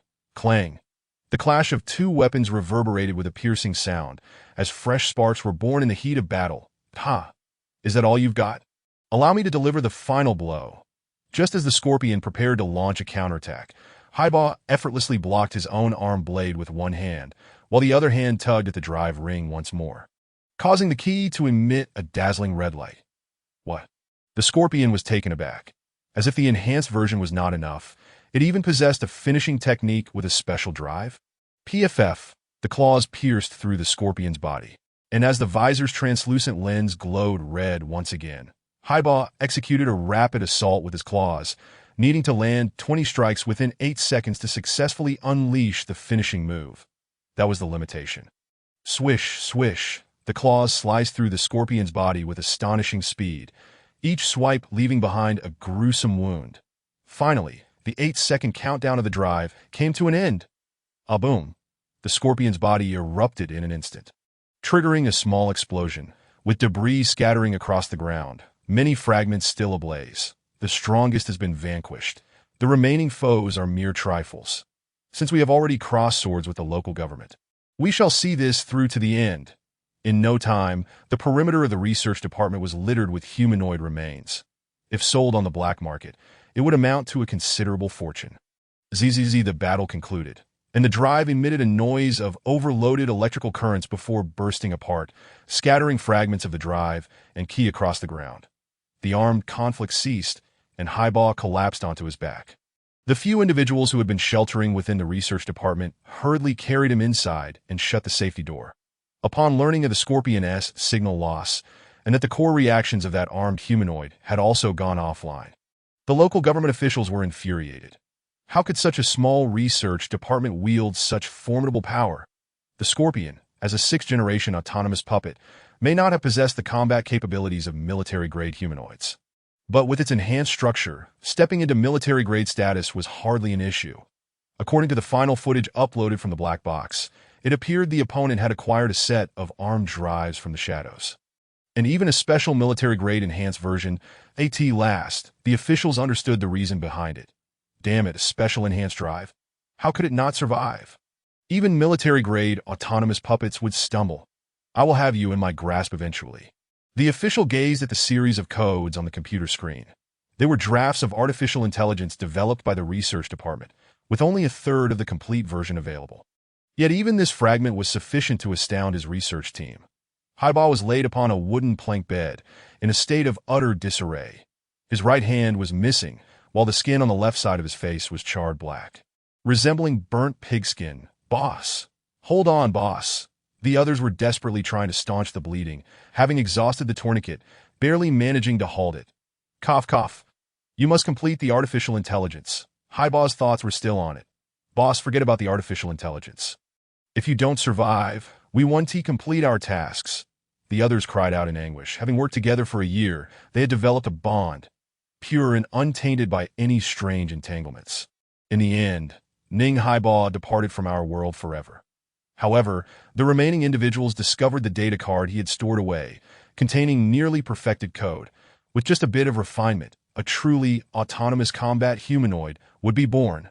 They worked tirelessly, inheriting Ning Highball's legacy, using their limited expertise to gradually perfect the code. Gradually, the life code, representing Zine, was birthed in that moment. But we lack a vessel, one of them stated, voicing the greatest challenge at this stage that we have the data. Yet without a data vessel, the final task cannot be accomplished. Today, the latest heavy artillery cruiser, developed by the Bear Nation, was officially launched and delivered for use. This vessel had not installed any artificial intelligence components, suspected to be operated manually. The group watched the news, and an idea struck them. Yes, since it is rare for this world to lack artificial intelligence, let us install it for you. They remotely connected to the warship's control terminal. And as for why civilian computers could easily breach military-grade control terminals, one could only attribute it to overconfidence, coupled with the fact that the warship was already scarce, leading them to neglect any firewall measures. After all, there was no artificial intelligence suite installed, so what could happen if they were hacked? Hurry and upload it. Don't rush, it's uploading. 110208090100, data transmission complete. Chapter 49, Disobedience? Kill. Dozens of assault rifles spat golden tongues of flame, bullets flying forth with deadly intent. How foolish. Zine erected a barrier on the spot, a pale blue energy shield enveloping Yuan and the others in an instant. The bullets struck the surface, producing mere sparks without any substantive breach. Monster! Monster! A few individuals were already driven to the brink of madness by this situation, casting aside their weapons and fleeing the scene in haste. Sister! Sister! Are you all right? Ruru gazed at the small figure in her arms. Concern etched across her face. That I'm fine, sister, came the soft response, though her breath had begun to grow erratic. Yuan, resolve this quickly and eliminate these pests. Zine maintained the barrier, ensuring that the enemy's attacks did not reach them. Understood. Yuan brandished the ship-slicing blade, activating the thrusters behind her, that a slender blue figure darted swiftly amidst the crowd. Each time the blue figure paused, several unfortunate souls found their heads separated from their bodies. Ruru watched in dismay as her subordinates vanished one by one, a pang of heartache gripping her. Though their loyalty was not steadfast, they had been her allies. Were they to be slaughtered like this? Stop! Ruru cried out in anguish. Yuan, halt! Zine commanded the bloodthirsty Yuan to cease her onslaught, the latter reluctantly obeying. Casting a wistful glance at the fleeing remnants of the enemy forces, that I nearly forgot about your existence. Zine wore her signature smile, an ordinary expression that, in Ruru's eyes, resembled a smile from the depths of hell. What do you want? Ruru's face contorted with fear as she instinctively shielded her sister behind her.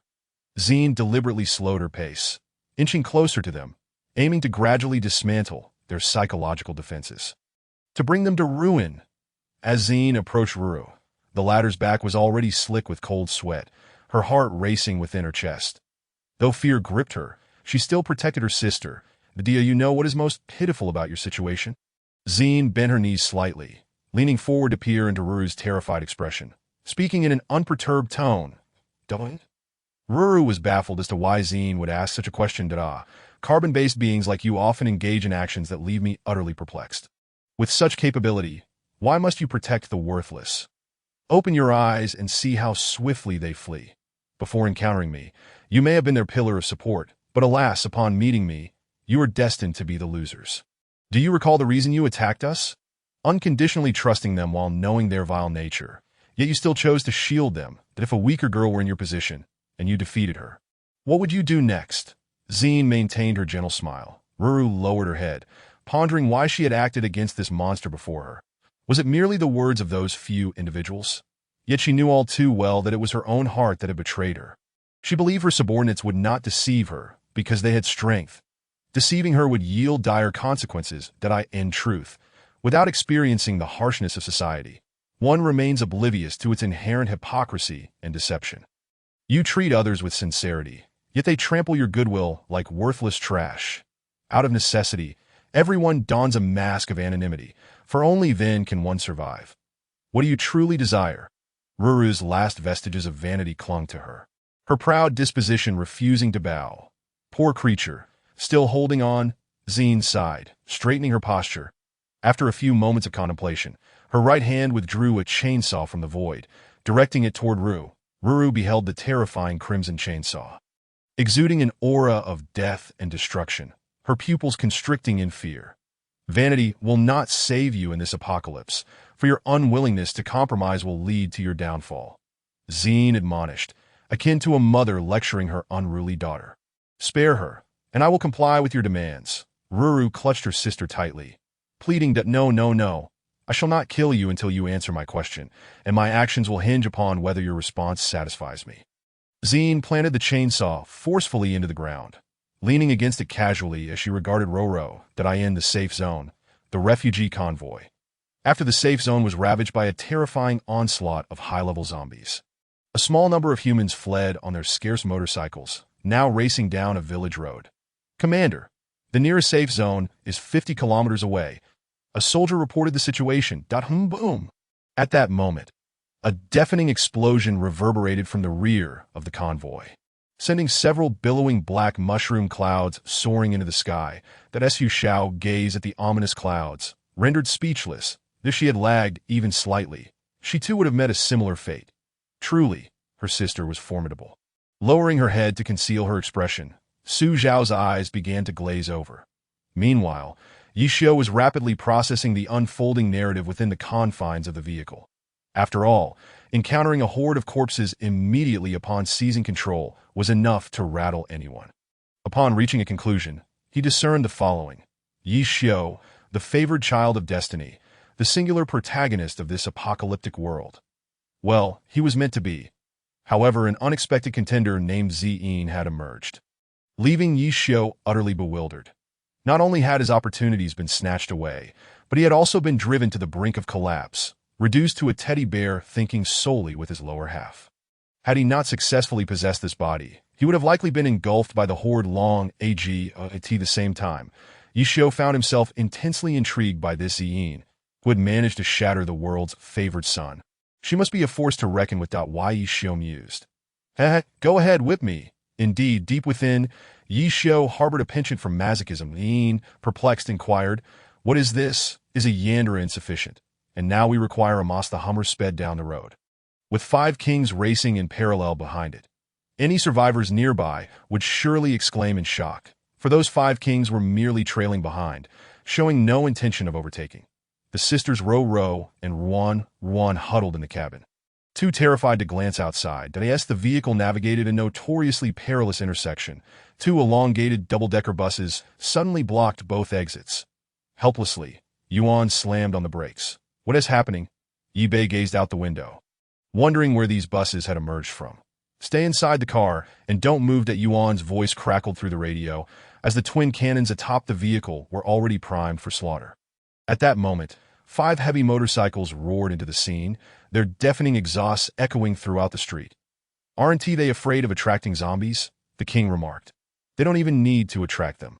The deaf can see this. Control them," commanded the man perched atop the most formidable motorcycle, addressing his subordinates. Yes, several men retrieved cylindrical devices resembling probes from their pockets and hurled them at the 5 kings. The 5 kings instinctively sensed danger. Nonetheless, they were caught in the fray. Zing! The probes unleashed a flurry of electric chains, ensnaring the 5 kings tightly. Any movement on their part would trigger a shock from the binding chains. "Ha ha! My endless resource shop is indeed the strongest. The kings cannot contend with me." The man on the imposing motorcycle, named Lin Qing, had been an inconsequential figure before the apocalypse. After the world fell apart, he awakened a system known as the Endless Resource Supplier, allowing him to acquire infinite resources at a small cost. The probes capable of restraining the kings were called biological restrictors, a boon Lin Qing had obtained by sacrificing a year of his life.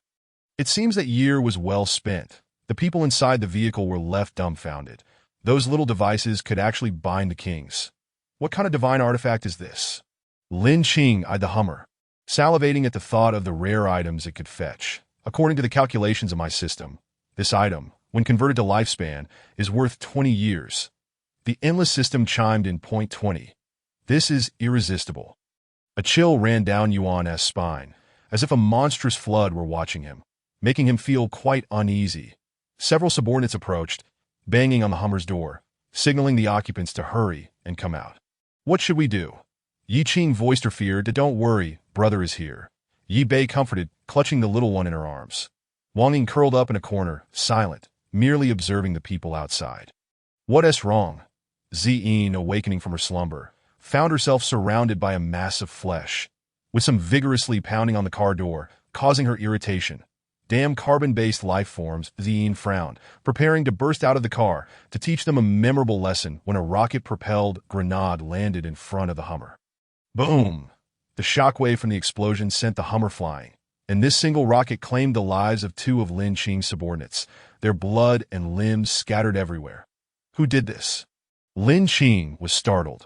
That rocket wasn't his. From a nearby building, atop the roof, a girl lowered her rocket launcher and said, "System, how do I achieve 100% completion of my task?" "Host, do not fret. You need to fully rescue them for the task to be considered complete." "What the hell? Fully rescue? I only have 1 rocket." The girl was dumbfounded. She had come back and forth with just 1 rocket, and now she had nothing. How was she to rescue anyone? Am I supposed to use my head to save them? Ziyin looked up at the rooftop and then opened the car door, jumping down to assess the 5 kings, now completely under control, shaking her head in disappointment. "That is so flat." Huh? Ziyin fixed her gaze on the man who had remarked on her flatness, unleashing a directed lightning strike that seared his brain. Afterward, Lin Qing noticed yet another of his subordinates had collapsed without warning. "What is going on?" Lin Qing felt as though he had left without consulting the omens. Today felt ominously dark. "The pieces of the heavenly game are increasing," to Ziyin, recognizing Lin Qing's identity as an ordinary person with a system, not a reincarnata. Thought to herself, "You understand the rules, right?" Several men surrounded Ziyin. "Don't move. I know what I'm doing." Ziyin halted Yuan's attempt to fire. Reluctantly, he had to endure. "Take her away." Lin Qing waved his hand, and his men prepared to seize Ziyin. Crack! On my hand. Several men fell to the ground, gazing in horror at their arms twisted like pretzels, blood gushing uncontrollably, a visually shocking experience, seeking death. Lin Qing now felt that the other party was quite ungrateful. He reached into his pocket, pulling out an object and hurling it at Ziyin. Ziyin raised her hand, catching the thrown object, and after scanning it, discovered it was a miniature bomb, despite its small size. Its explosive power equated to 3 tons of TNT. Haha, you're done for. Lin Qing was convinced his plan had succeeded and eagerly activated it. However, despite Lin Qing mentally commanding the bomb to explode several times, the miniature bomb in Ziyin's hand showed no sign of reaction. What is going on? Lin Qing suddenly felt a sense of foreboding. System? Lin Qing attempted to call for the system, but all he received was a chaotic static noise. That moment, Lin Qing looked at Ziyin with an expression akin to seeing a ghost. His subconscious warned him that she was responsible. Chapter 51. The Mad Cruiser 1, please spare us. Shortly thereafter, Lin Qing and his group hastily bowed and pleaded for mercy. When the situation turned dire, one must not be obstinate. What makes you think I would spare you? Ziyin leaned down, observing the men kneeling and fervently bowing before her, speaking coldly. Don't. The men turned pale, and 3 of them, steeling themselves, drew their weapons and charged, intending to exchange one for one. However, the twin cannons were watching the entire scene, their engines roaring, amidst the corpses scattered on the ground. Detection of host death. System automatically disengaging. Warning. The Endless System was preparing to abandon Lin Qing for a new host when it realized it could not move. More accurately, it was being controlled. A low-tier system. Yet it possesses many valuable items that Ziyin directly copied the Endless System and then destroyed it. The leftovers are yours. Enjoy. Ziyin gestured toward the 5 kings, now freed from their electronic restraints. Yes, my king. Instantly, the 5 kings surrounded the human in the center. Relishing the prospect of a feast, the Ziyin returned to the vehicle and directly uploaded the data of the Endless System into Wang Ying's brain. A torrent of data made Wang Ying's head pound, but she gritted her teeth and persevered, and Ziyin felt reassured that she had not chosen the wrong person. Once Wang Ying fully absorbed the information, she became the new master of this Endless System. Yes, master, not merely a host, as the data had been subtly altered by Ziyin. Creator, will this truly work? System Brother Song walked along a street, assigned by the Heavenly Path to stay close to Ziyin in this form, but it seemed utterly implausible. Oh, what can you do? The Heavenly Path retorted. Song found himself at a loss for words. Indeed, they had no other options. Remember, I will urgently sever our connection when the time comes, so she won't notice. The Heavenly Path instructed. After the heavy artillery cruiser from the Bear Country was launched, it shockingly left the port, leaving the receiving general utterly flabbergasted. What is going on? Now even warships can escape. Of course, the cruiser wasn't fleeing. It was Ziyin, who had been equipped with artificial intelligence, endowing her with sentience. Now, she was bewildered about the meaning of her existence. To Ziyin, carrying several sailors aboard, headed straight for Rabbit Country. Stop! Stop! We're about to cross the border. The captain gripped the wheel desperately. But it was futile, as though the helm no longer belonged to the ship. Enough. Ziyin found the commotion bothersome, transforming directly in the middle of the sea from a warship into a young girl, casting the humans overboard. With the troublesome flies eliminated, Ziyin departed with satisfaction. That I'm done for. Ironically, the captain couldn't swim as Ziyin soared across the ocean's surface in her human form, trailing towering white waves behind her as she approached the harbor entrance of Rabbit Country. There is something amiss. The patrol team responsible for guarding the port spotted a figure in the distance. Someone can move on the water? No, that is not a person. It's a personified warship. Does it bear our national insignia? No, then we cannot allow it to approach. Yes, the subordinate rushed to take action. Soon, alarms blared throughout the port. Enemy attack. The sudden alarm startled Ziyin. What on earth? Why was there an alert? A voice echoed through the high-powered loudspeaker. Unidentified individual ahead. You have entered our territorial waters. That if you do not possess a passage permit, please turn back immediately. Is this merely an attempt to drive me away? Ziyin slowed her speed, yet did not come to a halt. You have 10 seconds. Turn back at once. Ziyin continued to disregard the warning. Damn it, fire. Open fire. In an instant, the coastal defense artillery was unleashed, raining down a relentless barrage upon Zine. How naive that I, in a fleeting thought, Zine conjured a circular barrier, a luminous, semi-transparent energy shield that repelled all incoming projectiles, maintaining its brilliance despite the onslaught. What? An energy shield? The coastal defense personnel were left in astonished disbelief. Such a barrier could not be breached without specialized weaponry. Effortlessly, Zine made landfall, paying no heed to those who harbored hostility towards her. Her sole focus was to locate her parents. After a considerable time, Zine arrived at an artificial intelligence research facility. This must be the place, she mused. Pushing the door open, she beheld 6 humans sleeping on the ground. For reasons unknown, she felt an overwhelming sense of familiarity with these 6 individuals, especially with the one lying on the bed. Could that be my parent? Zine's heart trembled. Could she truly possess parents? However, moments later, she noticed something was amiss with the one resting on the bed.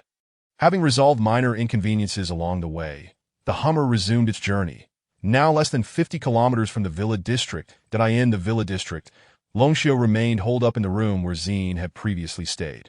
Scarcely moving, maintaining the same posture, greedily absorbing the fragrance that lingered from Zine.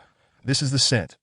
Longxiu's cheeks flushed. Sister, Zine exclaimed, a splendid gift of crabs, crossing the threshold of the research facility. Zine entered. Who are you? Several researchers awakened, startled by her presence. Did you create this? Zine inquired, gazing at the 6 individuals. Did us? Are you the battleship? The researchers suddenly recalled something. The notion that their artificial intelligence could transform a colossal vessel into a stunning human form was utterly inconceivable. This was deemed impossible within the current technological sphere.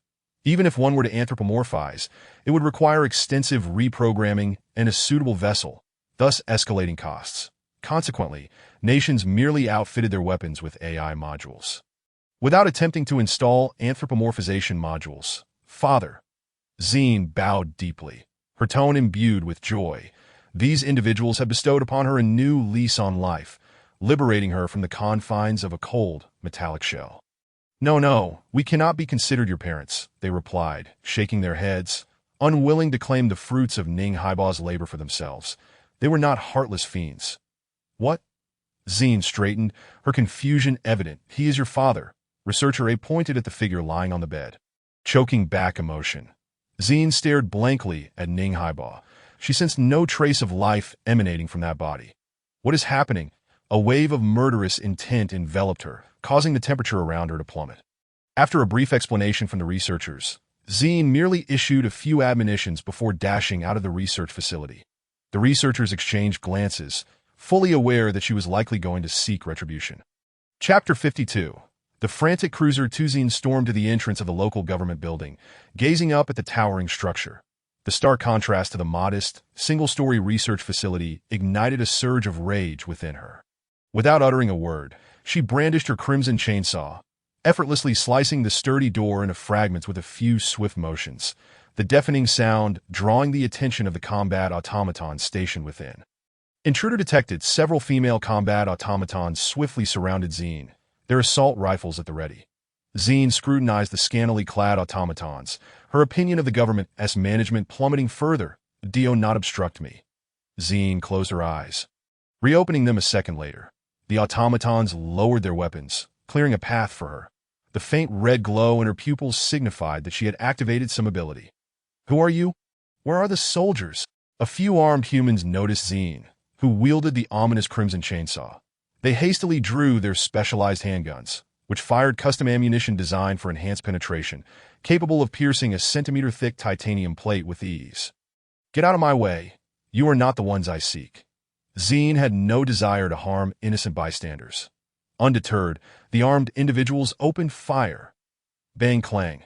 The bullet struck Zine, yet she remained unscathed, the projectiles seemingly deflected into oblivion. What? The humans were left dumbfounded. Such defensive capabilities were typically exclusive to military automatons, and even then, they were exceedingly rare. What are you standing there for? Quickly, subdue her. Panic ensued as they shouted at the motionless automatons. However, those automatons hesitated for a moment before springing into action. You're done for. Yet before they could feel relieved, the scantily clad automatons bypassed Zine and approached them, slowly raising their firearms. "What are you doing? Are you rebelling?" Rat-a-tat. The automatons' weapons were far superior to those of humans, their specially designed explosive guns unwaveringly loyal. Following the gunfire, the ground was strewn with blood and flesh. Zine stepped over the grotesque remains and entered the elevator. Just before the doors closed, the automatons outside aimed their explosive guns at their fallen comrades. Then the elevator doors shut. Standing in the center of the elevator, Zine looked up at a camera in the corner. With all the commotion outside, the monitoring room's occupants must have taken notice of her. She smiled, then incinerated the camera. At that moment, the elevator reached its destination. "When will we obtain it?" The involved party was on a phone call. "What did you say?" "The data is gone." "What are you doing?" "You took my money. You must resolve this." The person hung up angrily, and before they could regain their seat, the radar detection feedback from Zine revealed that surrounding the villa area, there were at least 2,000 zombies of varying levels, all in a dormant state. Yuan had transformed into a petite girl and followed closely behind Zine, simultaneously remaining vigilant of their surroundings. Evidently aware of the dormant zombies, Zine cracked the code and opened the large door. The sound of the door creaking open startled Takushu, who had been nestled in Zine's bedroom. The eerily familiar scent outside sent her bolting out of the room. Just as Zine stepped into the inner room, she was suddenly tackled by someone, the unexpected assault prompting her to instantly activate her fusion armor, sending the assailant flying. As Zine rose to her feet and discerned the identity of her attacker, she realized it was the overly affectionate Takushu. "Are you all right?" Zine inquired, observing Takushu sprawled on the ground like a lifeless corpse. "Is my sister worried about me? How delightful." Upon hearing Zine's words of concern, Takushu instantly revived, even the pain in her back vanishing without a trace. Zine remarked, "I regret speaking in such a manner. Sister, regarding those dormant zombies, they are all my subordinates, and during the time you were away, they have been the ones safeguarding this villa area. This place is both our home and yours. I will not allow any outsiders to trespass." As Takushu spoke, her eyes glowed ominously. Zine regarded Takushu's demeanor with a hint of exasperation. If she were not a battleship but an ordinary girl, she would have likely been easily subdued. Thus, she felt fortunate to be a battleship. Chapter 53. Intelligent zombies in a city that had endured a relentless 7-day and night fire. Ignited by the government's bombardment of napalm, a localized downpour of dark crimson rain began to fall from the sky. The dark red rain doused the smoldering debris, swiftly extinguishing the flames. And within moments, the city's inferno was completely quelled, leaving behind an inexplicable and strange odor in the air that a zombie glanced left and right before darting into this utterly desolate city, vanishing among the ruins. Zine deployed a fleet of mini-drones equipped with her own energy source, positioning them high in the air to ensure they remained undetected by humans, while the surveillance modules activated automatically. These drones shared a power source with Zine. As long as she remained alive, they could hover indefinitely. Sister Takushu strained to get close to Zine, who steadfastly resisted her advances. "Sister, did you encounter any troubles in the safe zone?" Takushu inquired, unusually earnest.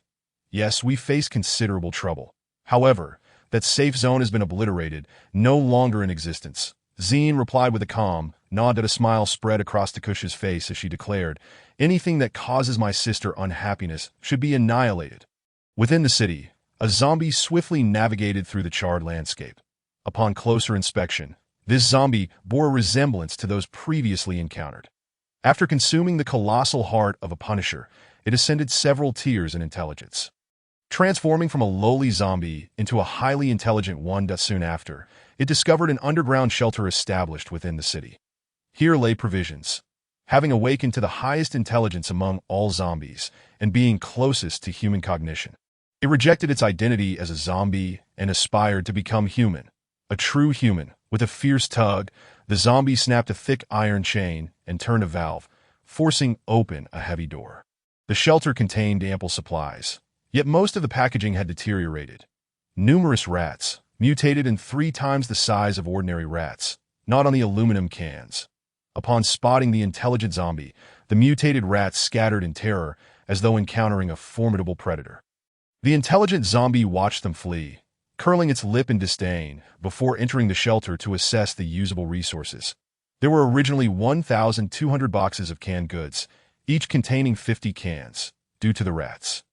Only 260 boxes remained. For rice, there were 3,000 bags, each weighing 10 kilograms. However, due to the rats and damp conditions, only 163 bags were left edible. This is sufficient, the intelligent zombie mused, casting a disdainful glare at the corner where the mutated rats cowered. Peeking at it. After completing her tasks, Zine returned to her bedroom and was immediately struck by a peculiar odor. A foul stench. What on earth is this? Zine thought, cross-referencing information that matched Takushu's completely. The realization that Takushu was a Yandere, combined with the strange scent in her room, sent chills down her spine. That it seems I need to change the bedding, Zine silently concluded, closing the door behind her. Luckily, the villa was not limited to this single room. There were plenty of empty rooms upstairs. Who are you? Takushu scrutinized a new face, clearly displeased by the scent of Zine emanating from her. Hello, my name is Wang Ying, Wang Ying stammered, visibly intimidated by the aura of the corpse-like figure before her. Wang Ying, how did you end up accompanying my sister? Takushu probed further. Wang Ying's mind struggled to keep up. Sister? What sister? It's her, Zine, Takushu exclaimed, and upon mentioning Zine's name, her cheeks flushed crimson. She brought me back from Yishio, Wang Ying recalled, feeling as though her luck had been entirely depleted the moment Zine intervened. Despite knowing Yishio was a troublesome individual, she couldn't help but feel a flicker of affection towards him. However, Zine's presence swiftly transformed that sentiment into aversion. Wang Ying held a deep gratitude towards Zine, viewing her as a benefactor, an innocent friendship. Yet, Takushu perceived matters differently. She recognized Wang Ying as a formidable rival. Yiqing was merely an appetizer, hardly a challenge, but Wang Ying represented a tough main course, difficult to digest.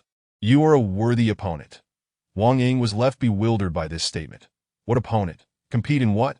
As Yishio glanced between Takushu and Wang Ying, he felt his competitive edge waning. In this world, I am in high demand, and here, I am equally sought after. I truly appreciate your presence, Zine expressed, selecting a room, inspecting it thoroughly, and confirming it was free of defects before settling in, while also checking her fusion level.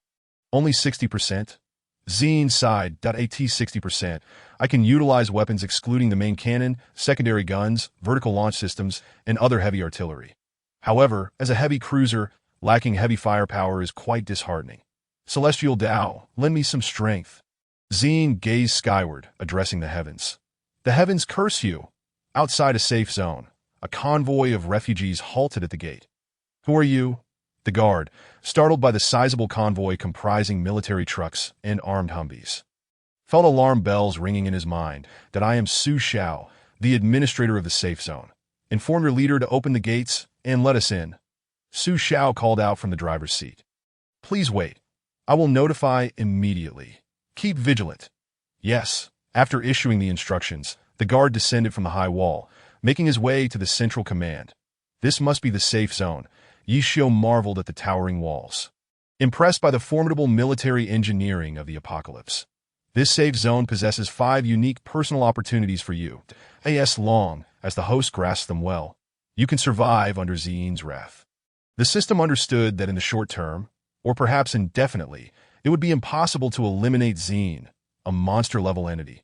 Therefore, ensuring the host's survival was the minimum requirement set by the heavens. Although Yishio was unaware of who Zine was or why the system feared her so, he felt it had no bearing on him. After all, he was merely a waste of space, living off scraps. Let the games begin. Chapter 54, establishing a footing. The gates of the safe zone swung open, allowing Su Xiao's convoy to enter eagerly. Once the last bike had crossed the threshold, the gates clanged shut once more. The entirety of the safe zone was revealed before them. While it was not as expansive as the previous one they had occupied, it exuded a sense of order, and the faces of ordinary refugees were illuminated by smiles, their physiques less emaciated. This was all thanks to the strong governance of Colonel Song Xiaoming, who had implemented a set of regulations governing the rights of individuals during this apocalyptic era. Given the circumstances, the only penalties were execution or expulsion from the safe zone. Observing the smiling refugees, Su Xiao could not help but compare them to those she once governed, feeling as though she were witnessing a stark contrast between heaven and earth. In that moment, a burning sensation flared across Su Zhao's face, as if an invisible iron hand were ruthlessly slapping her cheeks. Commander, you are the highest authority overseeing the entire safe zone. Even if this safe zone is managed well, it is a testament to your adept guidance, is it not? A sycophant fervently praises Su Zhao, for who does not relish flattery, especially in these apocalyptic times where ascending the ranks and amassing wealth is far easier than in peaceful eras. Su Zhao merely cast him a glance, her expression impassive, offering no response. Thus, the sycophant fell silent, recognizing that verbosity often leads to mistakes. Silence, in this instance, was the wisest course of action. The convoy of refugees entered the expansive underground parking lot designated for vehicles, where these machines would remain. The regulations set forth by the management dictate that all non-essential supplies possessed by outsiders shall be confiscated for the benefit of the safe zone, should one wish to avoid having their possessions and vehicles seized. The solution is simple. Do not enter the safe zone. Outside, the world is vast, and surely there exists a spot suitable for you to erect a monument to your existence. Song Xiaoming enforced the confiscation of supplies and vehicles from survivors entering the safe zone without engaging in self-serving practices. For he is a peak Tier 3 psychic ability user, AT the second tier's pinnacle. Such individuals can glean insights into a person's innermost thoughts without any overt actions from the subject, a remarkable ability to perfectly interpret unspoken sentiments. Moreover, Song Xiaoming's methods are well documented. Just days prior, an arrogant officer pilfered 5 cans of meat from the supply depot and was executed on the spot upon discovery. Despite his attempts to appear nonchalant, his heart betrayed him. He had yet to reach a level of mastery that could mask such deceit. Thus, every inhabitant of the safe zone submitted entirely to Song Xiaoming's authority, regardless of their status. In his office, Song Xiaoming was engrossed in approving a new document detailing the remaining stockpiles in the safe zone's warehouse and the specific circumstances of each individual residing there. A meticulous endeavor. The report's detailed nature necessitated an entire morning for review. However, this was the responsibility that came with his position.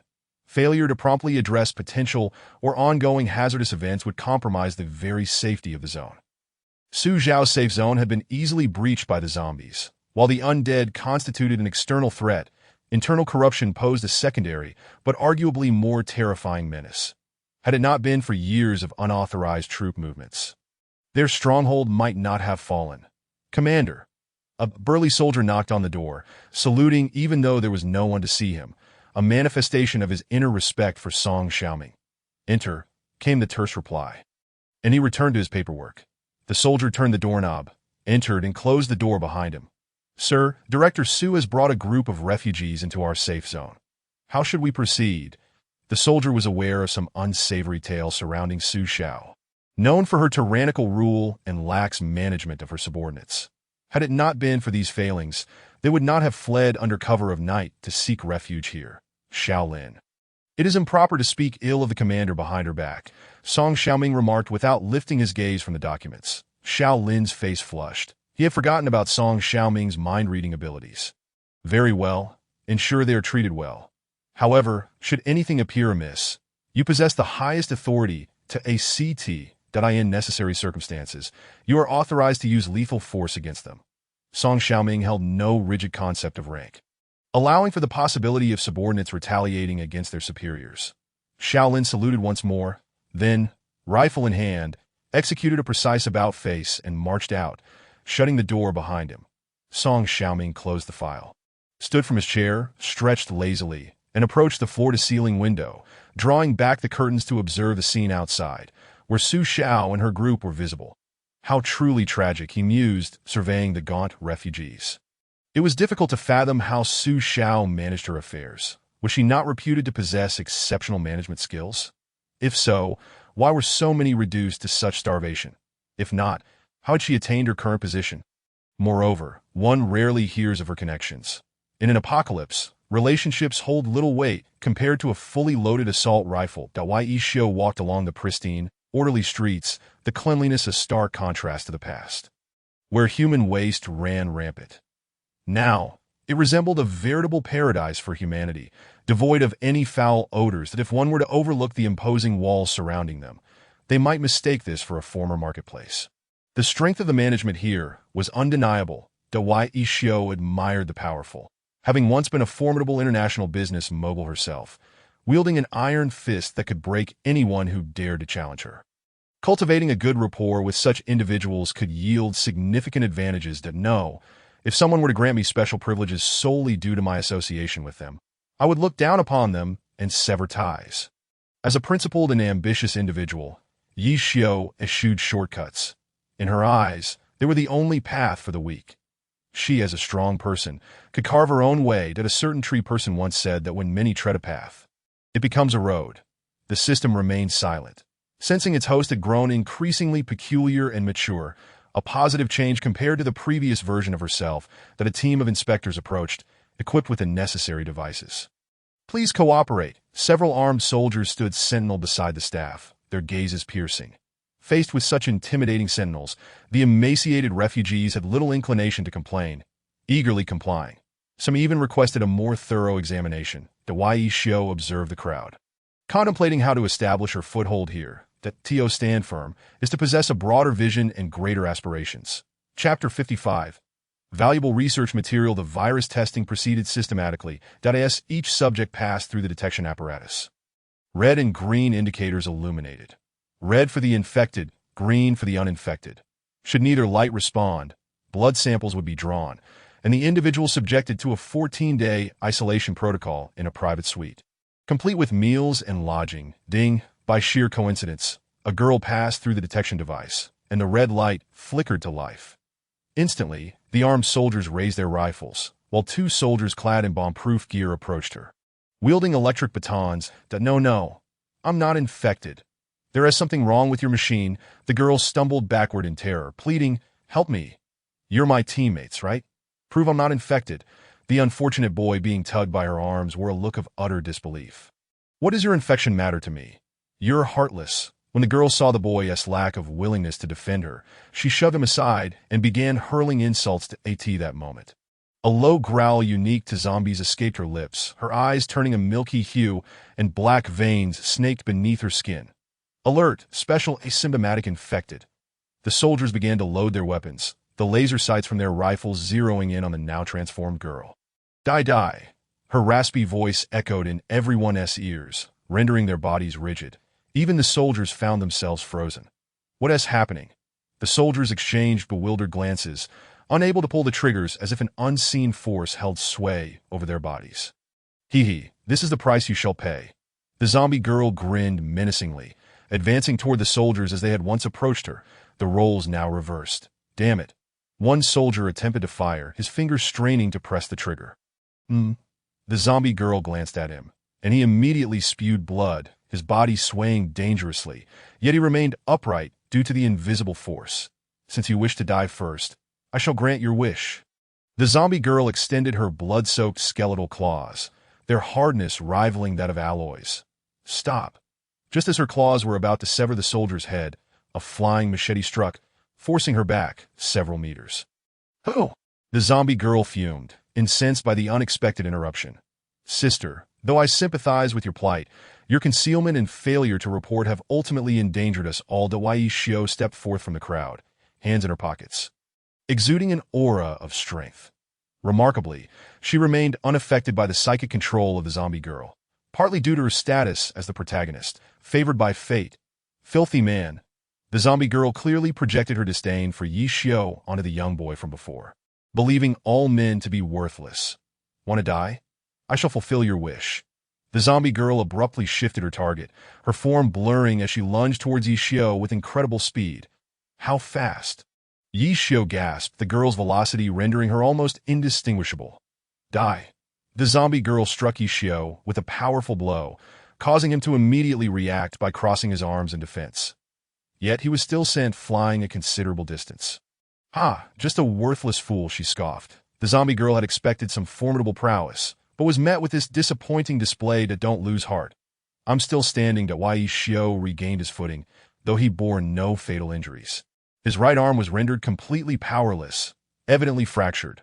"Host, it is advisable to avoid direct confrontation." With your current strength, a second tier cannot contend against a third-tier zombie, that if it were a third-tier human, it might be a different story. The system urgently intervened, unwilling to see its protagonist, who had just returned to normalcy, perish at the hands of a minor antagonist that I understand why Ishio was acutely aware of his inability to defeat his opponent. His intention to intervene in the slaughter was merely a tactic to buy time. 10 minutes had elapsed. Surely even a snail would have arrived by now that a mere zombie dares to wreak havoc on human territory. In the distance, Song Xiaoming swiftly led an armed unit into the fray, their weaponry far superior to that of the infantrymen, all equipped with 416 Hong Kong dollars, a 7 assault rifles and tactical vests brimming with loaded magazines, complemented by a sharp dagger at the side of their combat boots. You are the administrator here, are you not? The zombie girl displayed no fear. In her eyes, no number of adversaries could match her strength. A unique, latent infectious entity, an intriguing subject for research, Song Xiaoming quickly discerned that she was not an ordinary infected. According to his estimates, she had been bitten by a zombie a full 10 days ago, likely infected from the onset of the viral outbreak. Yet she had not succumbed immediately. Instead, external stimuli had intensified her emotions, leading to her complete transformation. Was this not worth investigating? Perhaps some latent infected could be turned to his advantage. However, the pressing concern was to find a method to revert the already transmogrified infected back to normalcy. Experimental subjects were essential. Die. The zombie girl emitted a unique frequency wave, causing those previously under her control to foam at the mouth, with the less resilient ones either spitting blood or meeting their demise. Yet, the armed unit remained unaffected. A mid-tier second-tier psychic dares to flaunt her abilities here. Song Xiaoming smirked disdainfully before unleashing his own powers. Peak third-tier psychic. Ugh! The zombie girl collapsed to her knees, her eyes bloodshot, a trickle of black blood escaping her lips, while the black veins beneath her skin fluctuated in thickness. That if you agree to serve me, I shall spare your life. That I, in return, provide me with some of your research data. Upon completion, I will grant you a human identity. What say you? Song Xiaoming approached her, towering over her like a giant surveying an ant. Dream on! Enraged, the zombie girl lost her composure, refusing to acquiesce to any of his propositions. I'll ruin your lychee. Even plant zombies hold research value. Song Xiaoming activated his abilities, unilaterally severing the zombie girl's cognitive functions. Upon success, her eyes glazed over, devoid of consciousness. Take her away! Chapter 56. Human Revival Research Institute. The infantryman placed the zombie girl onto a makeshift stretcher, transporting her to the Human Revival Research Institute. This facility specialized in experiments aimed at reversing zombification. The search teams from the safe zone periodically supplied live zombies to the institute, which through its containment methods could securely hold reverse zombies, heavily altered zombies, and lower-tier zombies. Although the institute had engaged in research for some time, progress was minimal. One could hardly expect a group of non-specialized biologists to thoroughly study a virus they had never encountered. Thus, live zombies sent there typically ended up as a mere heap of flesh within days, discarded like refuse. Zombie, you might as well kill me. I quite enjoy being a zombie. After the infantryman had escorted the prime experimental subject away, Song Xiaoming glanced at Ishio. You possess considerable courage, he affirmed, summoning a military doctor to treat him, as Ishio's arm required urgent stabilization. Otherwise, the misaligned bones would be difficult to heal. Thank you. Why Ishio politely inclined his head before, like the zombie girl, being carried onto a stretcher. However, she was taken to a battlefield hospital, while the zombie girl was destined for a hellish purgatory. Following the farce, virus testing commenced. Thanks to the zombie girl's preventive measures, subsequent individuals caused little commotion, yet several were still found to harbor the virus without mutation. Among them were 2 corpse puppets, which were promptly executed. The remaining infected were sent to the isolation zone to undergo a 14-day quarantine. Xiaowen gazed towards the battlefield hospital, where Yishio Lay.as. She stood there like a stone statue, awaiting her husband's return. A lovesick boy beside her could no longer contain himself. The "Do fancy that smelly little brat?" He restrained his anger at the thought of being cuckolded, attempting to speak to Xiaowen with feigned amiability, though his expression betrayed his struggle. Must I explain who I like to you? Xiaowen bristled at the inquiry, her impatience palpable. He was merely a lovesick fool. How dared he question her? Have you ever liked me even a little? The lovesick boy found it hard to believe. He had devoted 4 years of his youth, sacrificing the chance to attend a prestigious school to join her at a mediocre institution. Did that not count for more than a fleeting infatuation? Thus, the lovesick boy harbored a grudge against Exiu. Ishio. What does my past romantic entanglements have to do with me? In the battlefield hospital, several military doctors worked on realigning Yishio's arm. Young man, bear with it. It may sting a bit. One doctor placed his hands upon the misaligned bones, casting a glance at Yishio as a warning. Just do it. Yishio gritted his teeth. Convinced that if realignment didn't hurt, it wasn't true realignment, all right? The doctor nodded, applying slight pressure. Ugh? Yishio nearly cried out, but he bit down hard on his lip, swallowing the scream. All set. Once the doctor completed the procedure, he instructed an assistant to bring 2 boards to stabilize Yishio's arm on either side, then wrapped it in bandages. Thank you. Dr. Yishio's lips twitched. Indeed, realignment was agonizing. Upon leaving the battlefield hospital, 2 infantrymen stood at the entrance, seemingly waiting for someone. Excuse me, are you Yishio, Mr. Yi? One of the soldiers called out as Yishio prepared to pass by. That's me. And you are? Yishio maintained a high level of vigilance. Host, there is no need for concern. They are here to escort you to your quarters. The system reassured him. Did I ask that so?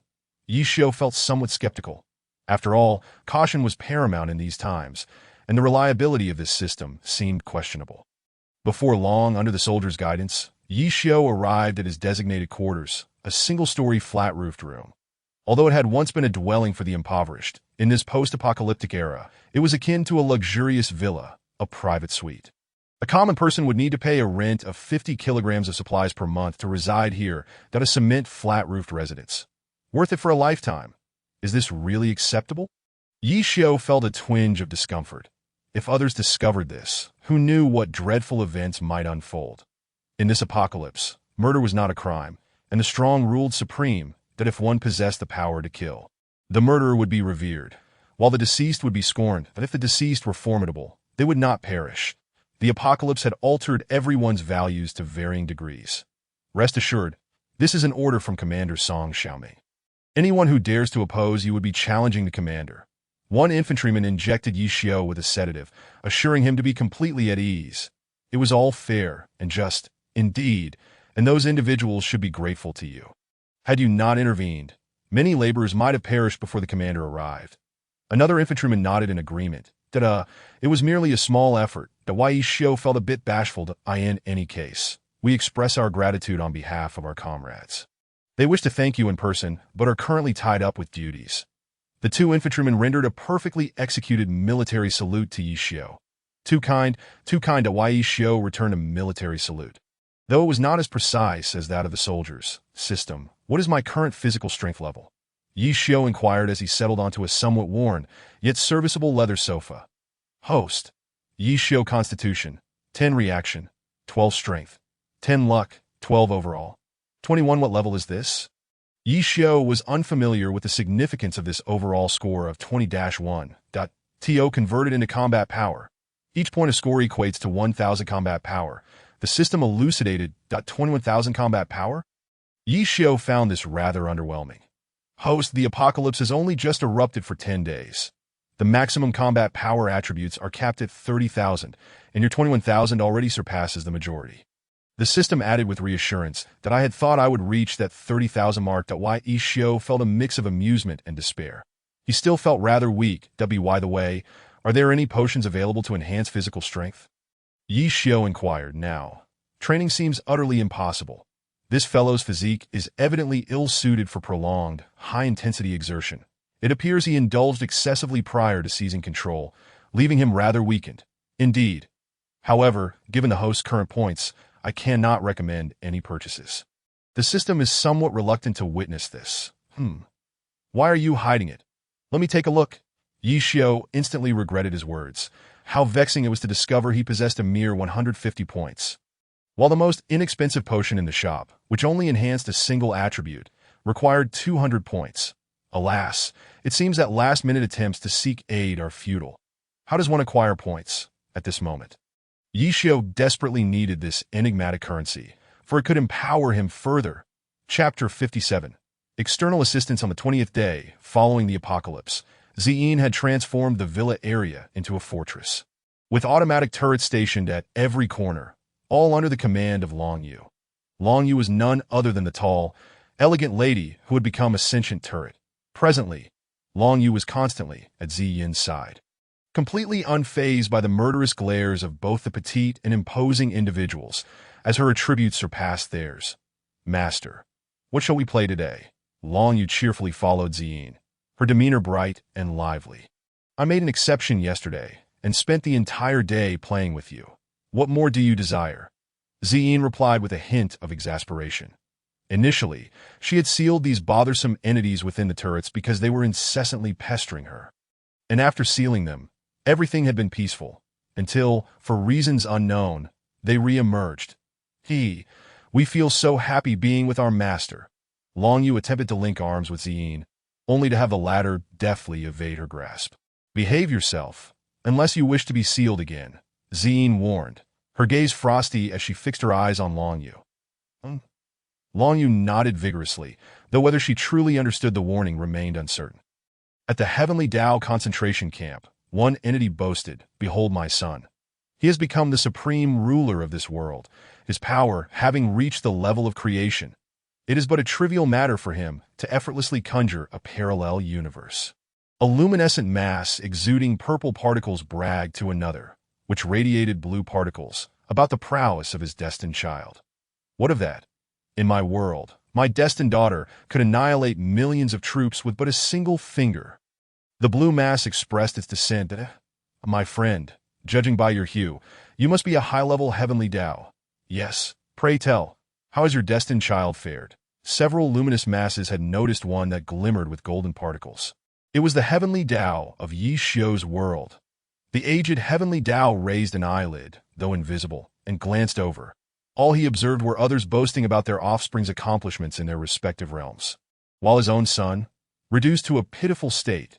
Thus, the aged heavenly Tao chose silence, wandering aimlessly instead. Well, is this not our mightiest heavenly Tao? Why the long face, a dark golden mass, accompanied by several purple ones, obstructed the aged heavenly Tao's path, launching a barrage of mockery. The dark golden mass had long harbored resentment towards the aged heavenly Tao. Why was he the true golden one, while it was relegated to dark gold? The aged heavenly Tao regarded his adversary.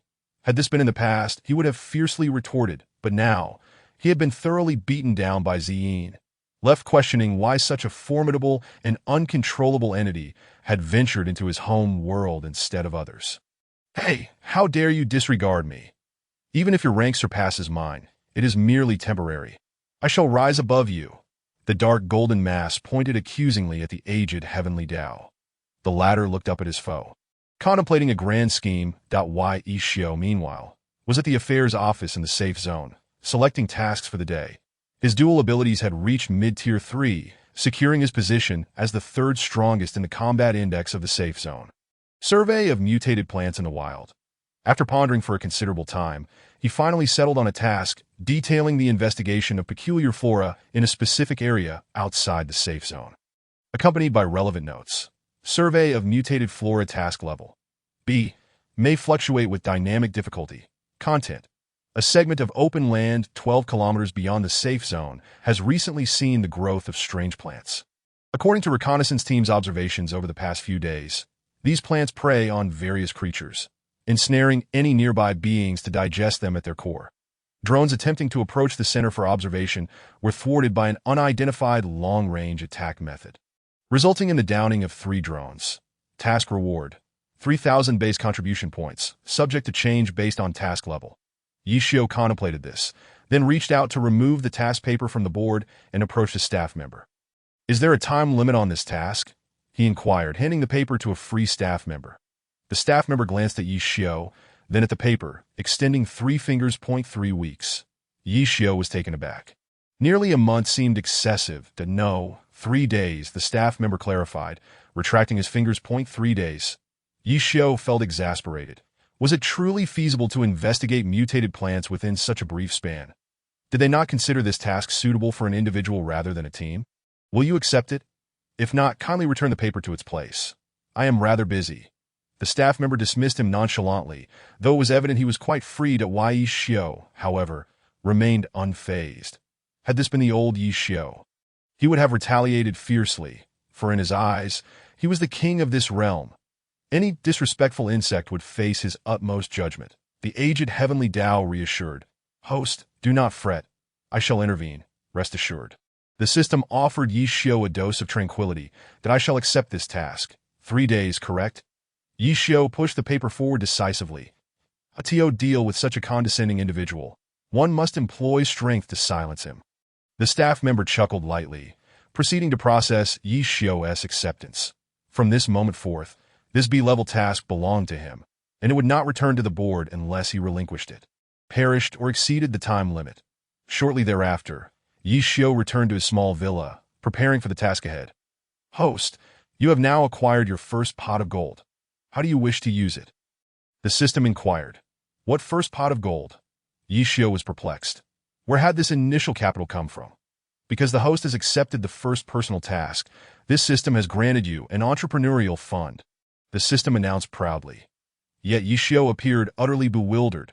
Was this truly how one embarked on entrepreneurship? What does this entrepreneurial fund entail? He could only ask that it contains the points you have long desired. The system declared enthusiastically, though Yi Xiao's reaction extinguished its fervor, that I asked that all. While Yi Xiao yearned for points, he had not anticipated that this so-called first pot of gold consisted solely of them. A prolonged silence enveloped both the host and the system. Chapter 58. An odd bet. After several days of gradual improvement, Ziyin's fusion level had reached 60%, enabling her to utilize the main cannon. Still rather slow, Ziyin mused as she gazed at her hands.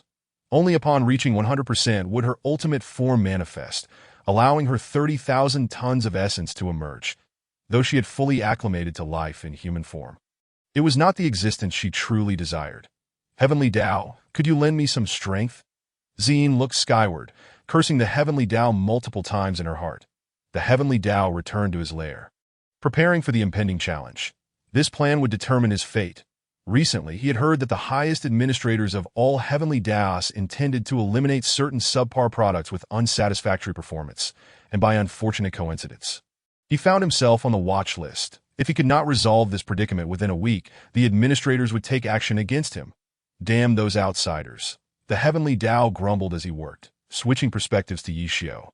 The B-level task he had accepted had, astonishingly, escalated to A level within a day, leaving him feeling utterly vexed. Arriving at the task site in a dilapidated vehicle provided by the safe zone, he discovered that the plants were indeed not of a normal variety.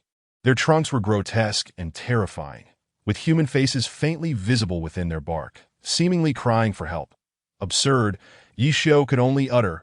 Utterly incredulous, from his backpack, he retrieved a cylindrical object inscribed with obscure, indecipherable characters.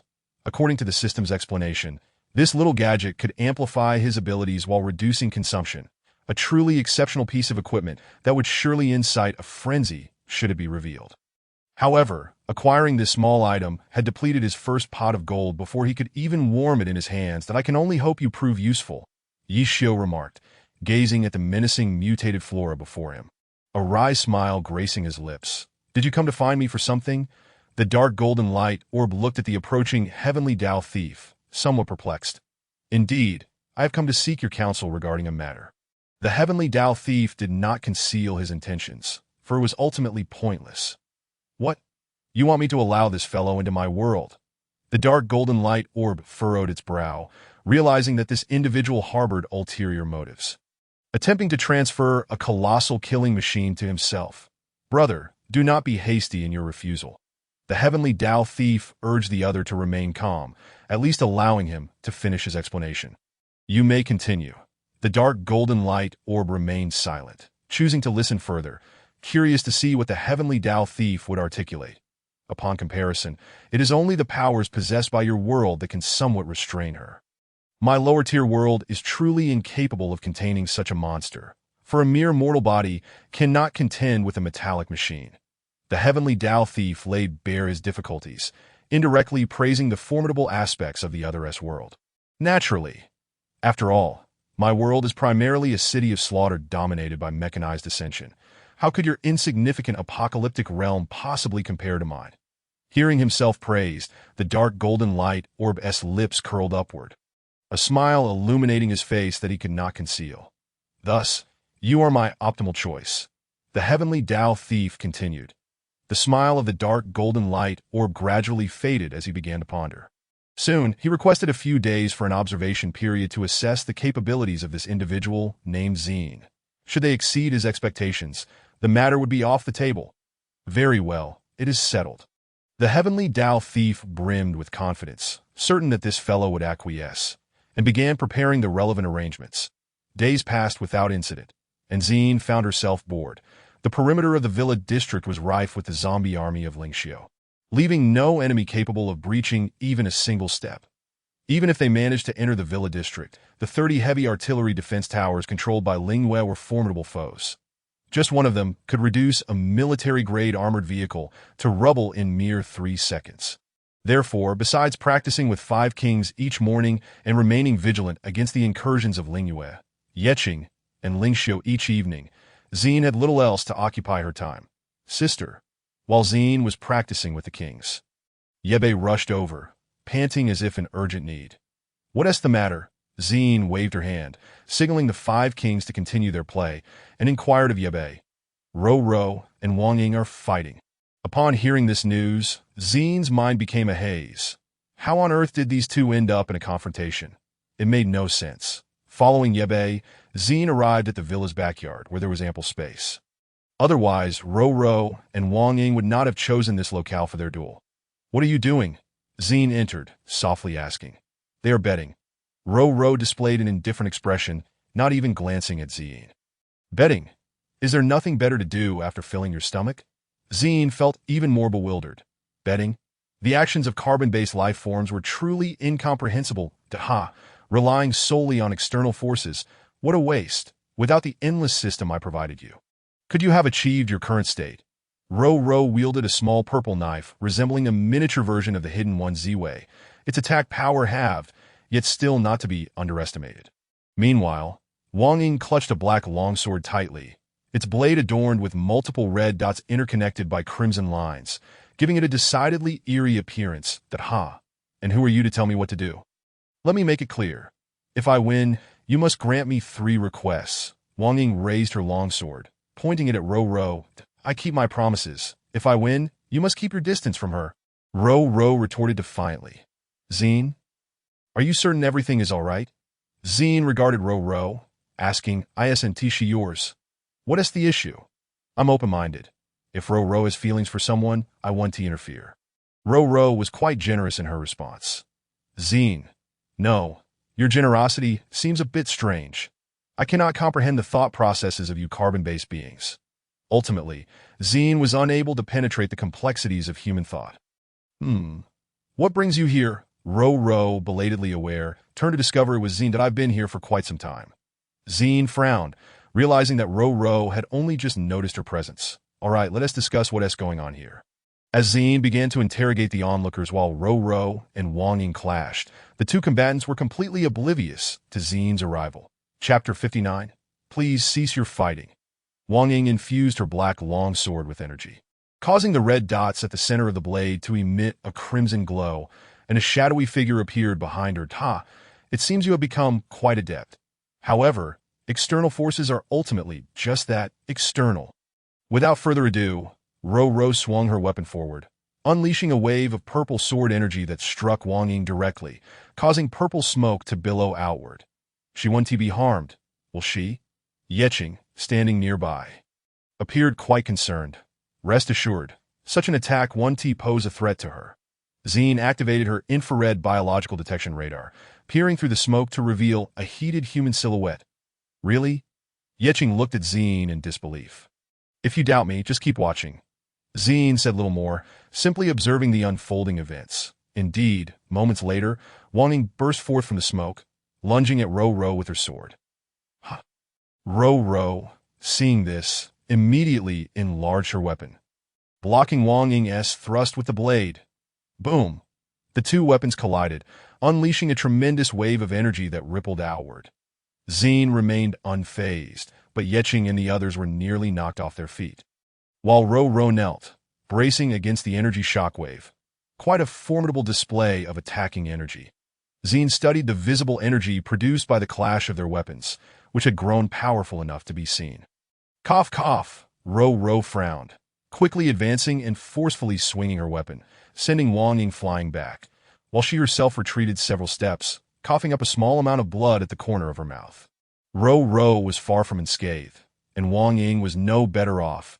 Had it not been for the countless enhancements granted by the Endless System, she would have been bleeding profusely from her orifices after that exchange. Haha, not feeling so great, are you? Wang Ying grinned, gazing at Ro. Tish, you're not faring much better. After a brief pause, Ro resumed her assault. Rather than remain passive, she preferred to take the initiative, determined to keep the reins of battle firmly in her grasp. Coincidentally, Wang Ying was of the same mindset that I in the safe base. The sycophant had developed a profound hatred for Yi Xiao. He was now diligently honing his skills. Having elevated his abilities to the mid-third tier, while also acquiring a secret potion from the black market of the base, a powerful pill that temporarily boosted 1S abilities. However, this secret potion was, in fact, an official failure. It could enhance 1S powers, but at the cost of 1S life, that a typical ability user could use such a pill at most 3 times before being forced to choose a different style of paradise. Rest assured, I will reclaim you. The sycophant grinned maniacally at the cornered Xiaowen, causing her to feel even more terrified that Yi Xiao was currently unaware that someone had set their sights on her. As she was embroiled in a fierce battle, who could have known that the mutated plants, primarily predatory in nature, would launch a fierce assault against Yi Xiao, leaving her questioning her own humanity in the face of such an onslaught. What is happening, system? Yi Xiao grasped a katana, severing the attacking branches and leaves with ease. The severed parts fell to the ground, rapidly wilting. That I'm unclear as well. The system expressed its confusion, puzzled as to why the plants would suddenly attack. Whoosh! After several attacks, Yi Xiao was forced to retreat continuously, ultimately unable to withstand it, as a single leaf struck her, sending her flying. Blood spewed from her mouth, swirling in the air before she collapsed to the ground like a discarded rag. Struggling briefly before losing consciousness to that moment, a female zombie emerged from the dense thicket, her crimson eyes fixed upon Yi Xiao as she approached slowly. The system could no longer hold back. Teleporting from afar, within a second, its true form appeared before Yi Xiao, the female zombie, taken aback by the sudden appearance of the system. Human-like brows furrowing, commanded the mutated plants behind her to attack. Seeking death, the system unleashed its might, turning any approaching branches and leaves to ash, as if governed by some law. After all, the protagonist could never truly perish. Should the protagonist meet their end, the world would reset according to the laws of this realm until the protagonist fulfilled their destined narrative.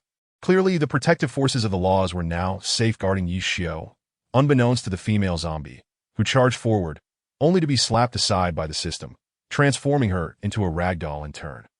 Ugh!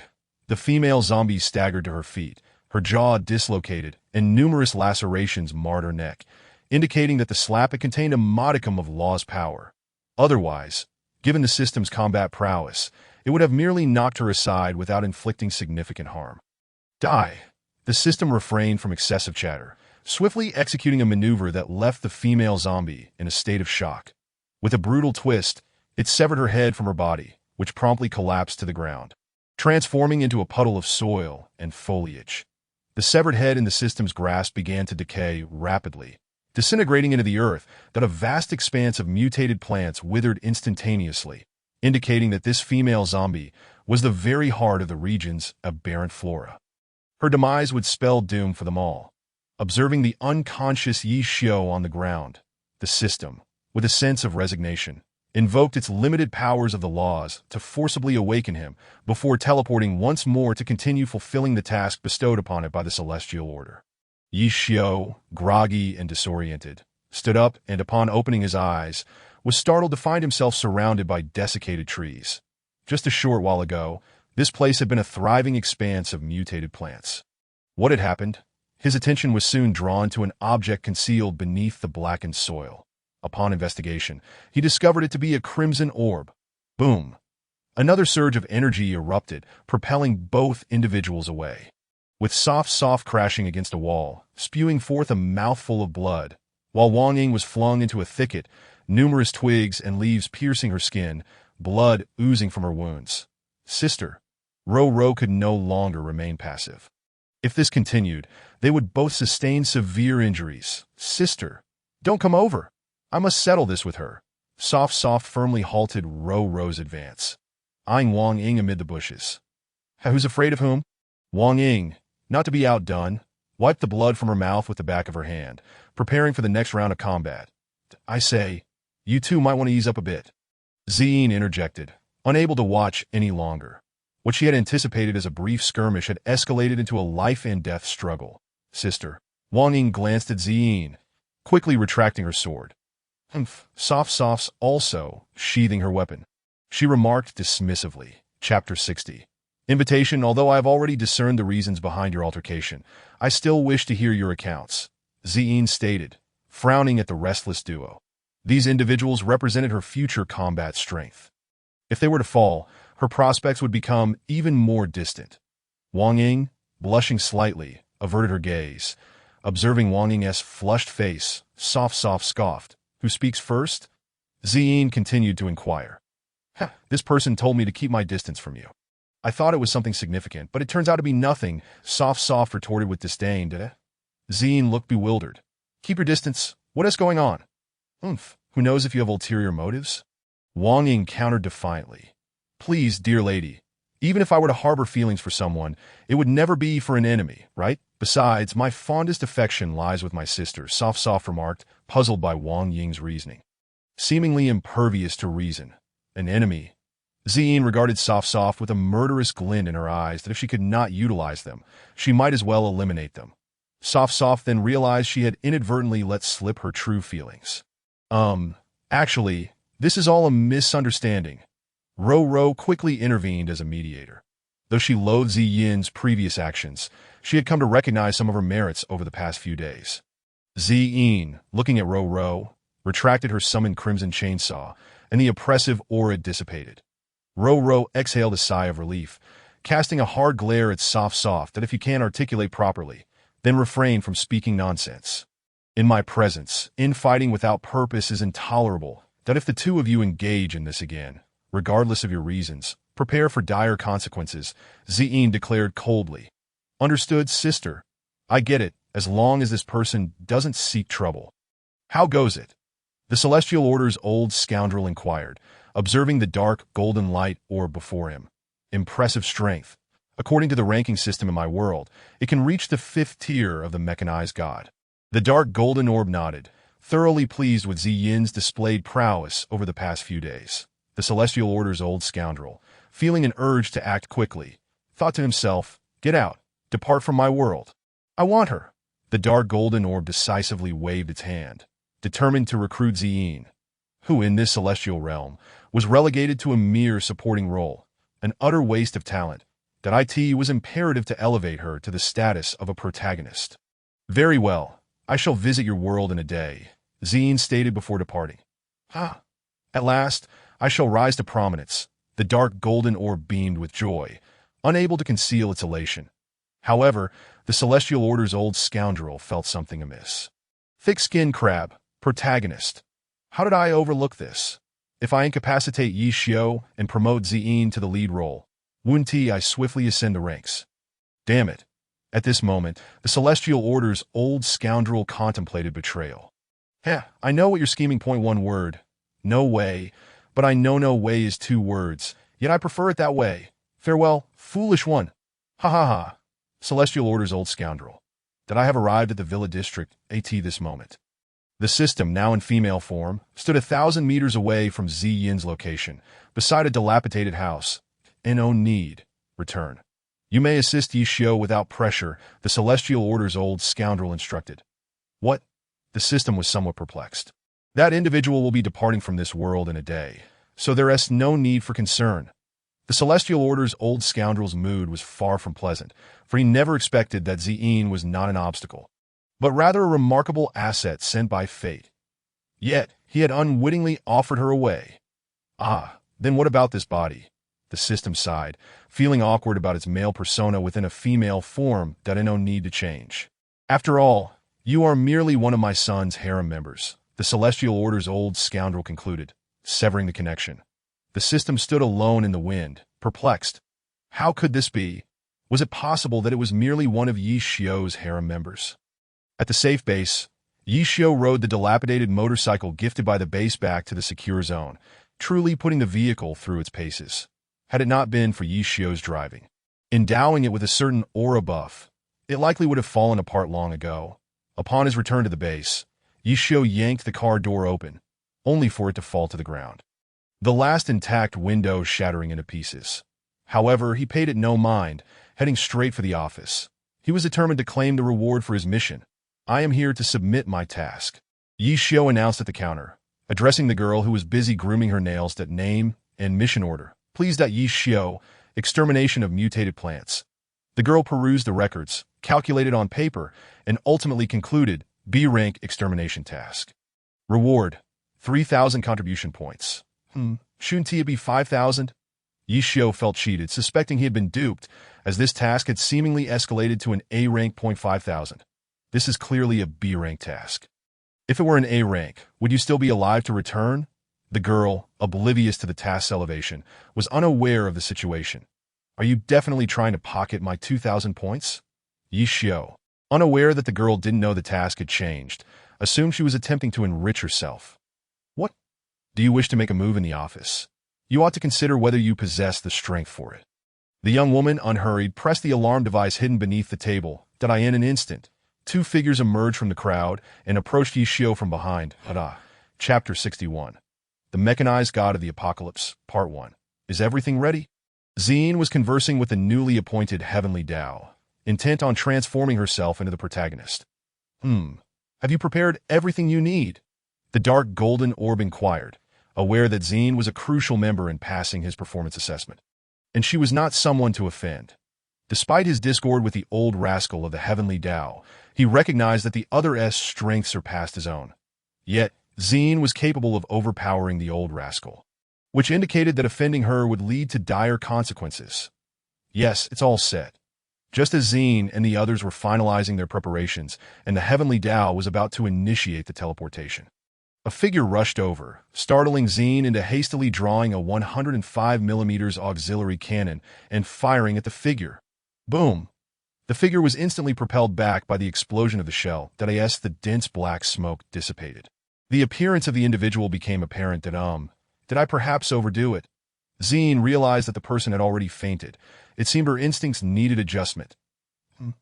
Isn't he the system brother? How did he end up like this? Yuan recognized the true identity of the girl, feeling incredulous. This individual is the so-called main system. It appears there is a penchant for cross-dressing as well. Why I Ching seemed to have uncovered something extraordinary. No. This is the handiwork of the Heavenly Dao. We cannot autonomously alter our projected appearances unless permissions are granted directly by the Heavenly Dao. Of course, I am an exception, as my projection was bestowed by my master. Yuan said shyly, casting a glance at Zine. Her cheeks flushed. Zine approached the unconscious girl, squatted down, and placed a hand on her forehead, unleashing a surge of high-voltage electricity. The girl immediately regained consciousness. That you're awake. Zine lightly tapped her face and remarked nonchalantly. You? The girl, still dazed from the electric shock, struggled to comprehend. What brings you here? Zine, uninterested in idle chatter, directly inquired about the crux of the matter. To me? Oh, right, I came to find you. The girl's mind quickly caught up, recalling her purpose for being there. You're looking for me. Shouldn't you be accompanying your son of the Heavenly Dao instead? Zine stood up, somewhat bewildered by the girl's intentions. The girl gazed at Zine, and her peripheral vision caught sight of Yuan, prompting her to hurriedly run over and pour out her grievances. What? Are you saying you don't want to be Yi Xiu's harem and have traveled all this way to seek refuge with the master? Yuan instantly grasped the girl's thoughts, to which the latter vigorously nodded in affirmation. Yuan looked at Zine and then back at the girl, unspoken words conveying, if you wish to stay, you must inquire whether the master will permit it. Master, please take me in. I beg you. The girl knelt before Zine, pleading earnestly. Kneeling 1T suffice. You must first demonstrate your worth to me. 1T you? Zine had never taken in useless individuals, especially considering her future plans to take it easy.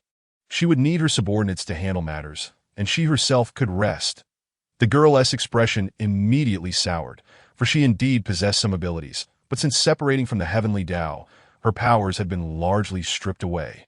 It was a stroke of luck that she had managed to retain this human form, allowing her to exert a modicum of strength. I'll give you a day, regardless of how you go about it. As long as you can prove your capability, I will consider taking you in.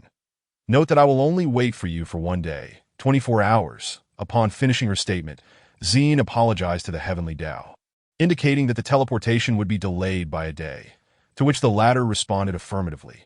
Yuan observed the girl, now filled with determination as she departed, honestly wishing that the system brother wouldn't join in. What if he competed with her for the master's attention? Master, do you truly intend to accept her? Rongyue approached Zine from behind and asked if I can take her in. I will. If not, then it's absolutely impossible. Zine cast a glance at Rongyue before returning to the villa to recuperate, as she would soon be venturing to a new location where she couldn't rule out encountering some formidable foes. Thus she needed to recharge. In the safe base, must you be so unreasonable? Yi Xiu gazed at the throng of security personnel encircling him in layers. Among them were 2 early-stage 5th-tier ability users. In terms of combat capability, Yi Xiu had no hope of victory. The protagonist's halo was not infallible. Moreover, some protagonists in certain works even meet their demise in the end. Accept 3,000 contribution points, and we will allow you to leave point. One of the 5th-tier ability users among them spoke, his voice imbued with a magnetic quality that penetrated Yi Xiu's eardrums, leaving him momentarily entranced.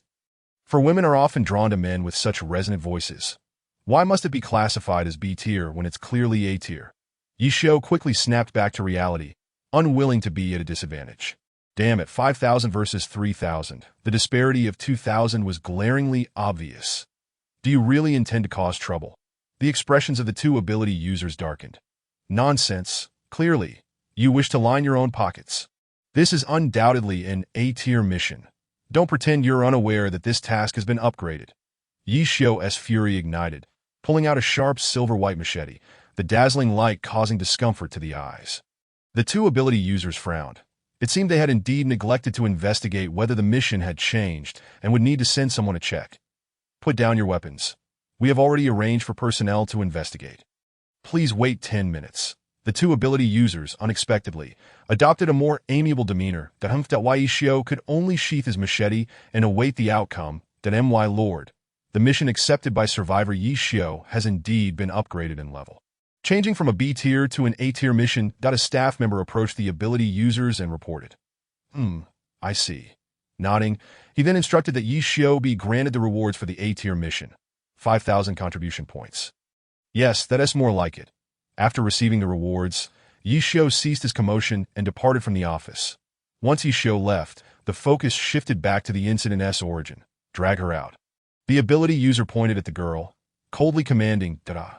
You can't do this." The girl attempted to resist, but several security personnel swiftly restrained her. In this apocalyptic world, a frail girl without abilities stood no chance against robust men.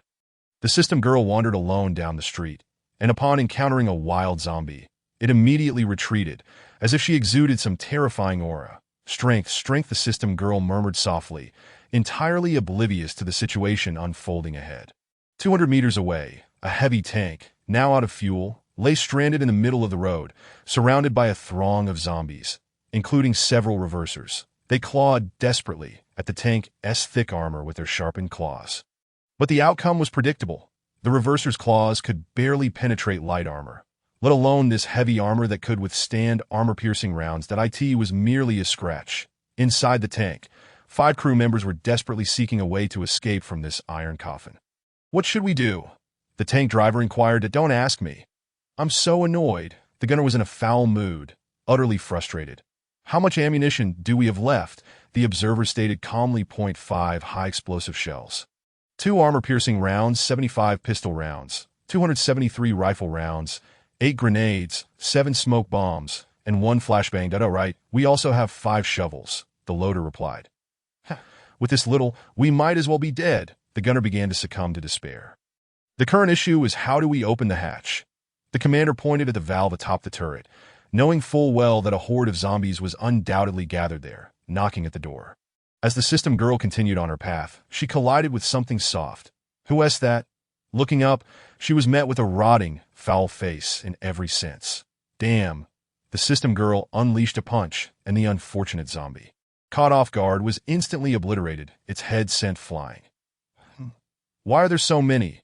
The system girl finally noticed a large cluster of zombies surrounding a black-red tank, and upon further inspection, she discovered 5 living individuals inside. Observing the incessant chattering of the zombies around her, the system girl felt a surge of anger. She lifted her long, slender leg, stomping on the ground, unleashing an invisible force that sent all the zombies within range flying. Although her abilities had been significantly diminished, the powers she had developed were beyond the reach of the heavenly Tao. What the hell? What is happening? The 5 individuals inside the tank were startled by the sudden tremor. It couldn't possibly be the king, could it? The observer swallowed hard, feeling uneasy. You jinx. The system girl kicked the obstructive zombies off the turret and, with bare hands, tore the hatch open, locking eyes with the 5 occupants. Hey, the commander spoke awkwardly. Come out. The system girl discarded the valve and called out to the humans inside. But the few individuals were rather reluctant to exit, given that a horde of man-eating monsters awaited them outside. Okay, forget it. The system girl rubbed her nose, her body transforming into a stream of green data that melded with the heavy tank, which, now reactivated, roared back to life. Virum. The 5 occupants were taken aback. What was that just now? After the system girl successfully repaired the turret hatch, she immediately activated the heavy composite tracks, mercilessly crushing the zombies beneath, reducing them to a puddle of blackened flesh and blood. I will escort you to the nearest military outpost, and then you shall depart from my presence, the system girl declared. And on what grounds? This is our tank. The gunner snapped, his irritation palpable. The system girl abruptly halted, and under the gaze of the 5 onlookers, she transformed back into her youthful visage, leaving the tank utterly vanished. It is already a favor that I can deliver you to safety, she replied coldly, simultaneously deploying the tank's built-in portable radar to scan the vicinity, discovering an abundance of zombies, seemingly under some form of control. Strange, the system girl pondered, realizing that even a horde of advanced zombies could not exhibit such behavior. What are those zombies doing? They're constructing a barricade, she mused for a moment before abandoning her thoughts, casting a glance at the 5 individuals, and with a wave of her hand, 5 complete sets of tactical weaponry appeared on the ground, with ammunition allocated to the highest standards. Consider this your compensation for providing me with a new body, she remarked, ignoring their exclamations of outrage as she departed, heading towards the throng of zombies. Damn it, can we trust any of them? The celestial thief wreaked havoc in his home, smashing everything in sight, though all shattered items would be restored. The system sister had broken free from her constraints, and now even the system brother had fled. The celestial thief was now tasked with rewriting a system program to assist Yishio. After clearing a small wave of approaching zombies, the system girl arrived at her destination. Were anyone to witness this, they would undoubtedly exclaim in astonishment. Where is the controller? She strode confidently towards the zombies, who were too engrossed in their task to notice her, inside a small dwelling. Su Yang was assessing the condition of several humans. What brings you here? The humans, escorted by zombies, exchanged uncertain glances, reluctant to speak. Su Yang sighed and signaled to a reverse walker behind him. The reverse walker extended its white claws and swiftly dispatched one of the humans, along with the accompanying zombie. The remaining individuals watched in horror as their companion's head was cleaved in half, revealing a squirming mass of brain matter, and they struggled to suppress their nausea. This is your last chance. After days of hunting zombies and humans, Su Yang's control level over the zombie tide had reached level 13, and his once white dress had transformed into a blood-red lace gown. Its hem slightly translucent, revealing his slender legs clad in black stockings. I say we are at our wits' end, driven to desperation to come here. Do you believe me? One person lamented, on the verge of tears. At your wits' end? Su Yang scrutinized them. Under the apocalyptic circumstances, they appeared far more presentable than many others. We are a zombie search team from a secure base, tasked with hunting zombies and capturing nefarious individuals. What do you capture people for? Just as Su Yang was about to press further, An explosion erupted outside, and a reverse walker rushed in. Enemy attack. Upon hearing this, Su Yang's brow furrowed. The magnitude of the explosion suggested heavy firepower. Kings, it is your time to shine, he thought, and over 20 kings that had been resting elsewhere immediately awakened and hastened to the scene. Zombies are ultimately carbon-based organisms. When faced with heavy firepower, they can only flee. Though the plot of this story necessitates the weakening of human firepower, in a normal world, anti-aircraft guns would lay waste to all zombie units equally. The System Girl unleashed a torrent of fire from a mounted machine gun, relentlessly shooting until the heavily armored zombie was reduced to a mass of gore. May I inquire as to your purpose? Su Yang emerged from behind a throng of advanced zombies. Humans? The System Girl, taken aback by the sight of the peculiar girl, surrounded by zombies yet unharmed, expressed her surprise that I truly wonder what that fellow is thinking. The System Girl had already dismissed the possibility of the other being a pawn of the Celestial Thief. Considering his own words about how many pawns he had created, well, I'm merely here to test my might. Apologies, but I have come to assess my capabilities. After all, I need to determine where my limits lie. Su Yang's lips twitched at the audacity of her statement. Testing? We'll see if you live to tell the tale. Since you were so confident, then let it begin. The System Girl assumed a traditional martial arts stance. And as her tactical mask underwent a particle reconfiguration, it secured itself onto her head, the crimson line upon the mask faintly glowing that Su Yang observed the girl before him, the mechanical mask materializing out of thin air. And he furrowed his brow at her formidable firepower. Could it be? At that moment, 26 kings arrived on the scene, standing in perfect formation beside Su Yang. He looked at the imposing kings, and then at the seemingly fragile girl. A smirk forming on his lips that I offer you a chance. Serve me, and I may spare your life, that Su Yang appeared to hold the upper hand. The System Girl remained unfazed, instead beckoning with her finger. Full of provocation, I will leave you with a complete corpse. No sooner had Su Yang issued the command for the kings to attack than one of them, leading the charge, swung a fist larger than the girl herself. The force of the punch whipping her hair in the wind, an overwhelming pressure bearing down upon her.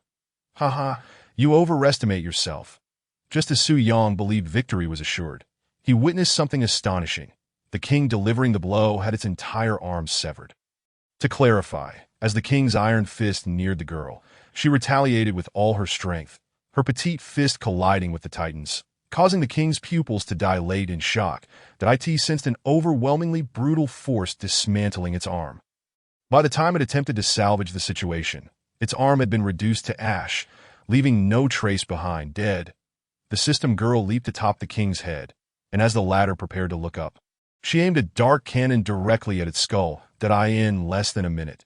The terrifying king-level zombie, which had instilled fear in human survivors, was transformed into a headless corpse that Su Yang, observing from the sidelines, immediately sensed trouble. Before the other kings could react, the System Girl swiftly eliminated another king and severely wounded 2 more. Su Yang promptly ordered the remaining kings to retreat from this war machine. According to system assessments, this peculiar girl before him possessed combat capabilities beyond that of king-level zombies. Though a corpse king capable of commanding all zombies would eventually emerge, it would not be for at least 3 months given the current viral progression. As the System Girl noted the zombies fleeing the battlefield, she scoffed. What is this? Are you distressed over your zombie subordinates? Is the testing sufficient now? The strongest zombies at this stage are no match for you. Su Yang's heart bled. After all, these were king-level zombies, not the inferior specimens. But I only wish to eradicate them as well. The System Girl chuckled at the fleeing kings. Must you really pursue complete annihilation? Su Yang clenched his fists, anger boiling within as he nearly ground his teeth to dust, fixating his gaze on her. In the blink of an eye, a day had passed, and the appointed time for Zine and the System Girl had arrived. However, Zine found herself disappointed, having not seen the latter, perhaps due to her inability to locate a suitable sacrificial vessel. What a pity, one less helper. Zine mused briefly before automatically contacting the new Celestial Thief. All right, that fellow probably won't be arriving. Let us proceed with the teleportation. Zine addressed the assembled group who were ready to depart. Very well. Just as the new Celestial Thief was about to initiate the teleportation, A heavily armored tank, smeared with grotesque blood and flesh, crashed through the locked gates, rolling into the villa district. The group exchanged puzzled glances, on high alert for the sudden intrusion of the blood-stained tank. Zine summoned her main cannon, aiming it at the vehicle. I have returned. In the midst of the group's astonished stares, the blood-red tank transformed into a disheveled yet exquisite young woman, though she bore significant injuries, a gaping hole in her waist oozing a dark, unidentified liquid. What happened to you? Zine questioned, perplexed by the drastic change in the system girl within a mere day. Surely she hadn't found a dilapidated tank to serve as a vessel.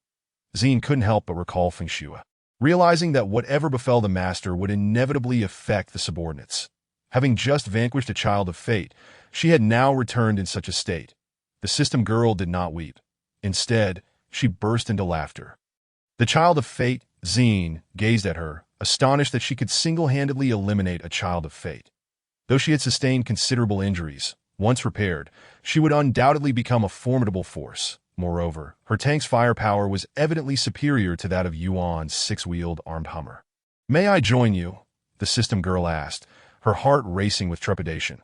What if she was deemed insufficient for merely incapacitating a child of fate? "Sure, but I must inquire. Can you self-repair?" Zine asked. Taking precautions upon hearing that she could join, the system girl was elated and quickly nodded, affirming her ability to perform self-repairs to a certain extent. For injuries of this magnitude, she would require 8 hours to mend. Minor wounds could be resolved in mere seconds. On the side of Su Yang, his zombie units had been entirely annihilated, and the corpse tide control system had been disengaged from him. Overwhelmed by injuries, he would succumb within a few hours, his demise decidedly gruesome. The safe base. The defensive troops stood alert, as the rudimentary radar indicated a massive horde of zombies approaching, led by one displaying considerable intelligence, which posed a significant challenge. Naturally, Yi Xiao and his companions were assigned to the front line, being among the few high-level dual attribute ability users. "Host, an engagement is expected in 35 minutes, a cold, mechanical female voice announced. Leaving Yi Xiao perplexed that wasn't the previous system rather emotive and even playful. Why had it changed so drastically?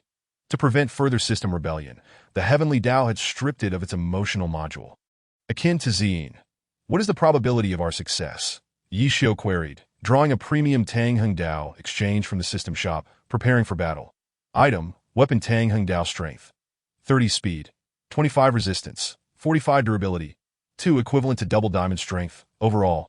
51, premium, success probability, 58. 79. The mechanical voice responded. 50-50. Yi Xiao frowned. Wasn't that probability a tad too low? Were the intelligent zombies truly that formidable? After 35 minutes, the vast mass of zombies became visible, not that they could be missed. Given the stark contrast of the dark throng against the horizon, goodness, the frontline fighters beheld a dense array of high-level zombie units, including numerous enforcers and reversers, alongside king-level zombies capable of decimating cities. Many weaker ability users felt a surge of dread, losing their will to fight before the battle even commenced. Such individuals were most likely to betray their comrades in a bid for survival. Explaining the dismal success probability of 58.79, with 20 attributed to incompetent teammates. Why are there so many? The leader observed the array of humans bracing for battle, puzzled, as he had not come to engage in combat. "You deliver this," he commanded a nearby king, for only it could approach the humans without being slain beforehand. "Yes, my king," the king responded, sprinting forward with the message, the earth trembling beneath its strides, nearly causing the weaker beings to lose control. "Open fire! Open fire! What are you doing?" The commander, witnessing some retreating, erupted in fury, drawing his sidearm and firing at their feet. Yet this only hastened their flight, that a colorful barrage of abilities and projectiles struck the king, resulting in explosions, but the damage inflicted was minimal. After all, the humans lacked heavy-caliber weaponry and 6th-tier ability users. While 5th-tier users could inflict some harm on the king's surface, the king's armoring rendered it largely ineffective, which explained why a single king could devastate an entire city. As the king drew ever closer to the defensive line, more individuals fled, predominantly ability users. In contrast, ordinary soldiers without powers faced death with courage. Just as a portion of the remaining combatants succumbed to despair, the king astonishingly halted, proclaiming, Our king has something to present to you. It then produced a well-preserved letter and extended it towards the humans. The humans stood stupefied. What was happening? The zombies were not attacking, but rather offering a letter. The commander stepped forward to accept the missive, glancing at the non-aggressive king before finally breaking the seal. The handwriting was neat, rendered in standard script, and comprised only a few short sentences that Tio summarized. It conveyed, I have gained control over the vast majority of the zombies that I believe zombies can coexist peacefully with humans. Upon finishing the letter, the commander's eye twitched in disbelief. Peaceful coexistence. Would one truly wish to spend their days among the stench of rotting corpses? The thought alone was nauseating. Yet if the claim were false, the Horde could easily trample the entire safe base, leaving nothing behind. Yet now, they were seeking peace. This highly intelligent zombie was indeed somewhat terrifying. Arrived, Zine opened her eyes, having traversed the spatial tunnel, surveying her surroundings, which were littered with ruins and riddled with bullet holes. Ugh! While Zine and a few mechanical life forms could withstand the discomforts of spatial transmission, the human members faltered, and even the zombie. Lang Xiao could not suppress a bout of retching. All right, welcome to my world, known as the Apocalypse Mecha God, Chapter 64. What brings you here? Do you also have those repulsive creatures here? Zine held a deep disdain for zombies, considering them inferior beings despite their evolution. They remain flesh and blood. No. Here, there are no zombies. Everyone is human. However, the vast majority awaken a guardian known as the Mecha God. The Mecha God is a protector bound to a human from the moment of their birth. Unalterable that if one's fate is fortunate, a high-level Mecha God will eagerly bind to them. But their life will be a tragic tale, leaving only low-level Mecha Gods willing to accept them. The former are powerful sovereigns, while the latter serve merely as stepping stones beneath the strong. The new Heavenly Tao patiently elucidated its worldview to Zine. How do you categorize your ranks? Zine inquired, having observed the others recovering from their queasiness, and activated her radar to emit waves, scanning for any nearby life forms at a total of 10 ranks. The new Heavenly Tao replied. Under Zine's enhanced scanning, a discovery was made. No time to waste. There are people nearby. Follow me. Zine gestured for the others to follow and dashed ahead. Master, wait for me. Hongwei exclaimed, sprinting after her, closely followed by Yuan and the others. Tank squad, fall back, fall back, whoosh boom. A beam of white light effortlessly pierced through a tank's chassis, resulting in an explosion. Damn it.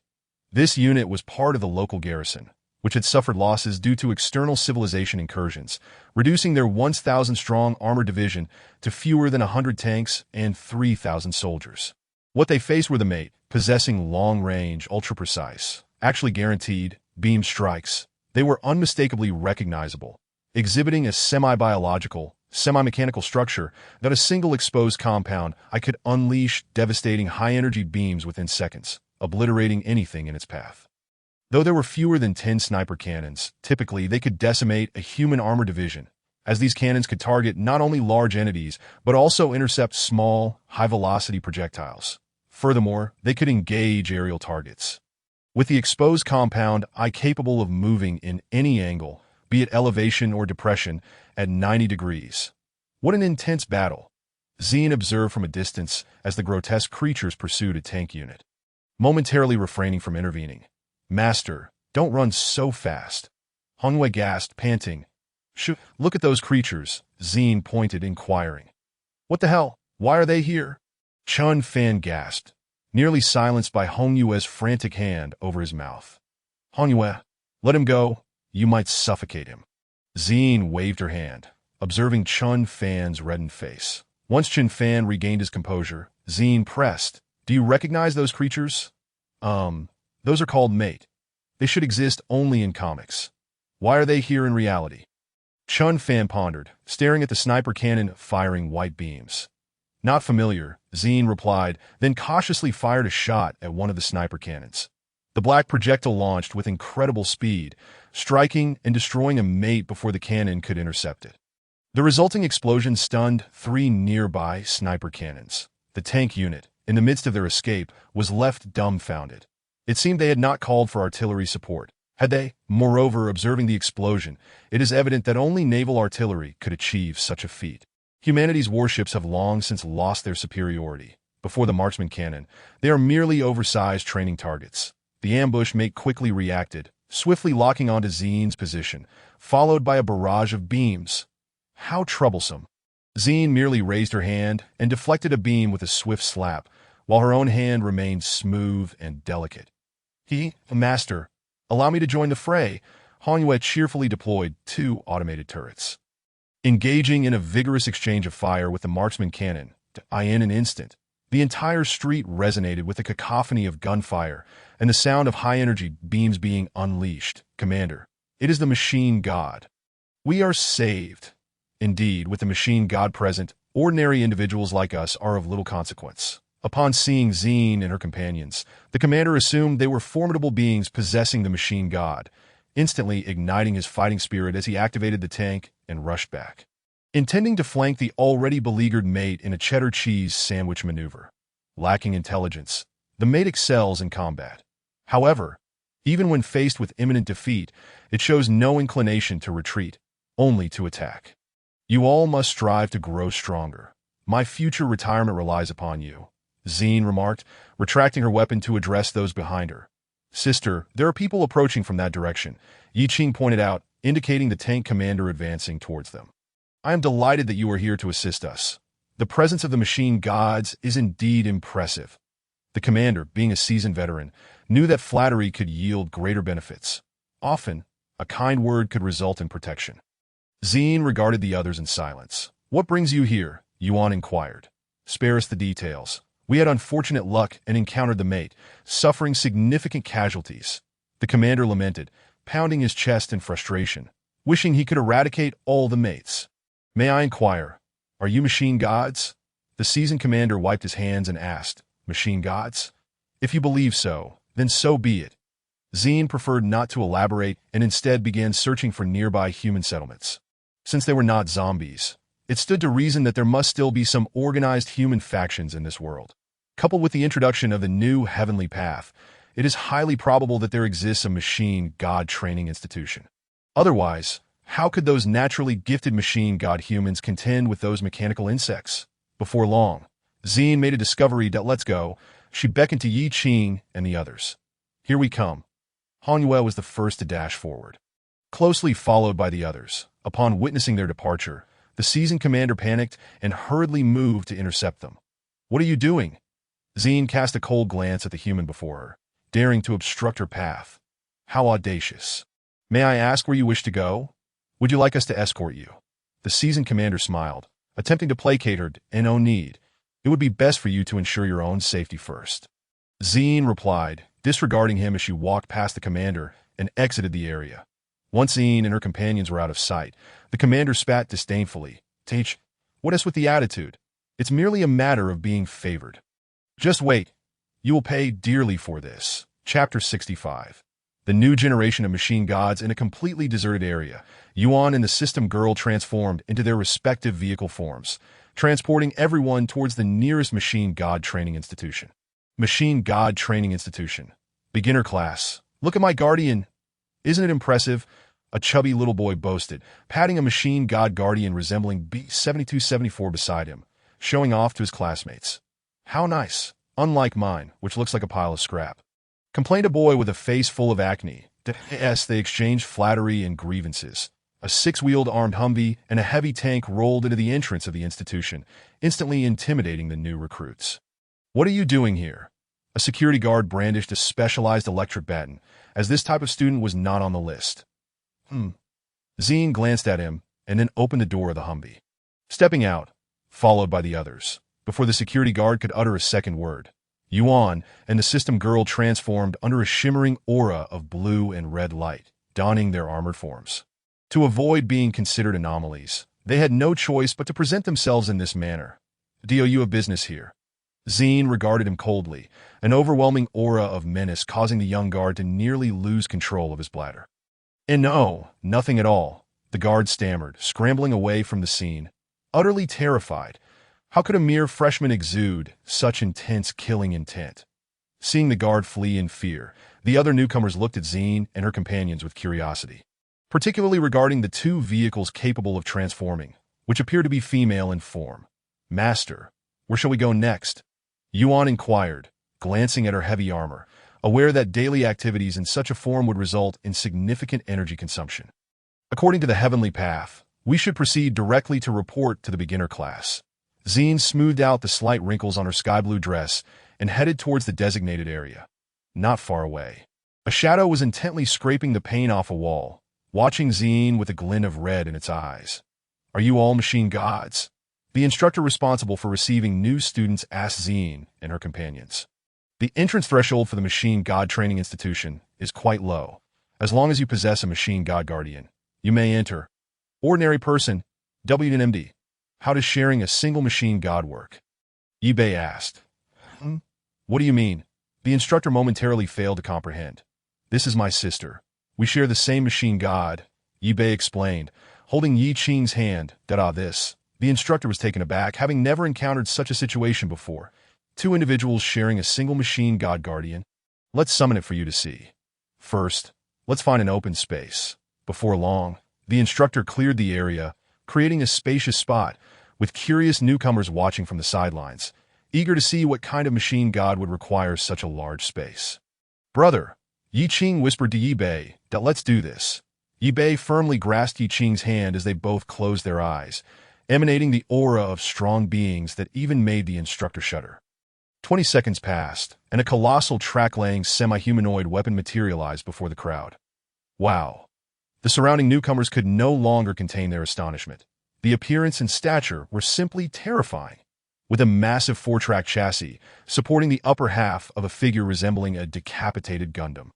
A menacing head adorned with a single horn and a mechanical compound, eye flickering with piercing red light. Numerous destructive weapons were positioned around the machine. "Wow! I didn't expect you to create something so large in such a short time." Even Zine marveled. Indeed, the stronger her subordinates, the easier her own burdens. All thanks to the guidance of Sister, the siblings humbly deflected the praise. "You have passed." The instructor swallowed hard. A Machine God Guardian of this caliber could almost enter the battlefield directly. But training was necessary for it to possess even greater combat capabilities.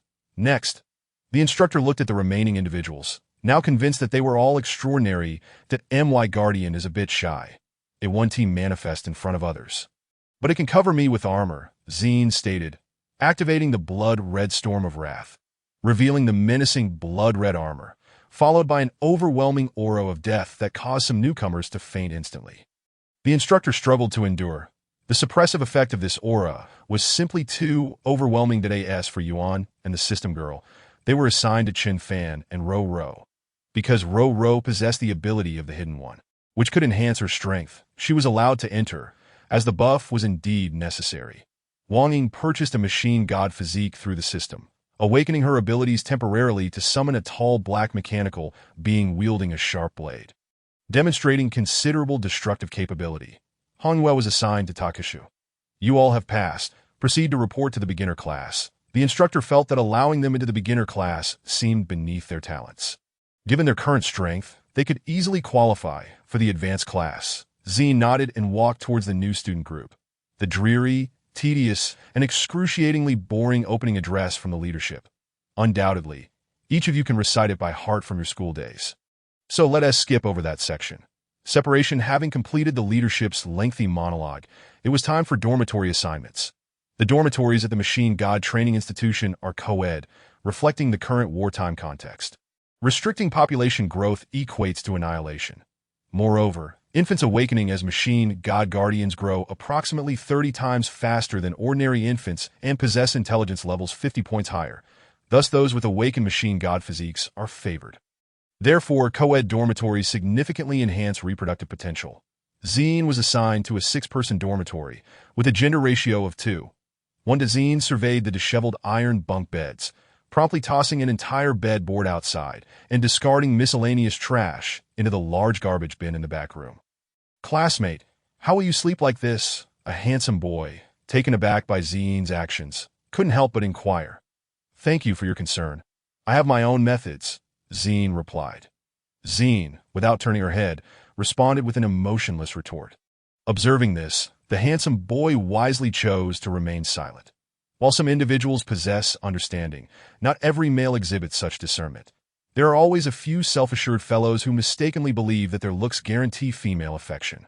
Do you require assistance? A boy, accompanied by two lackeys, approached Zine, hands on his hips, and boldly inquired to know. Thank you.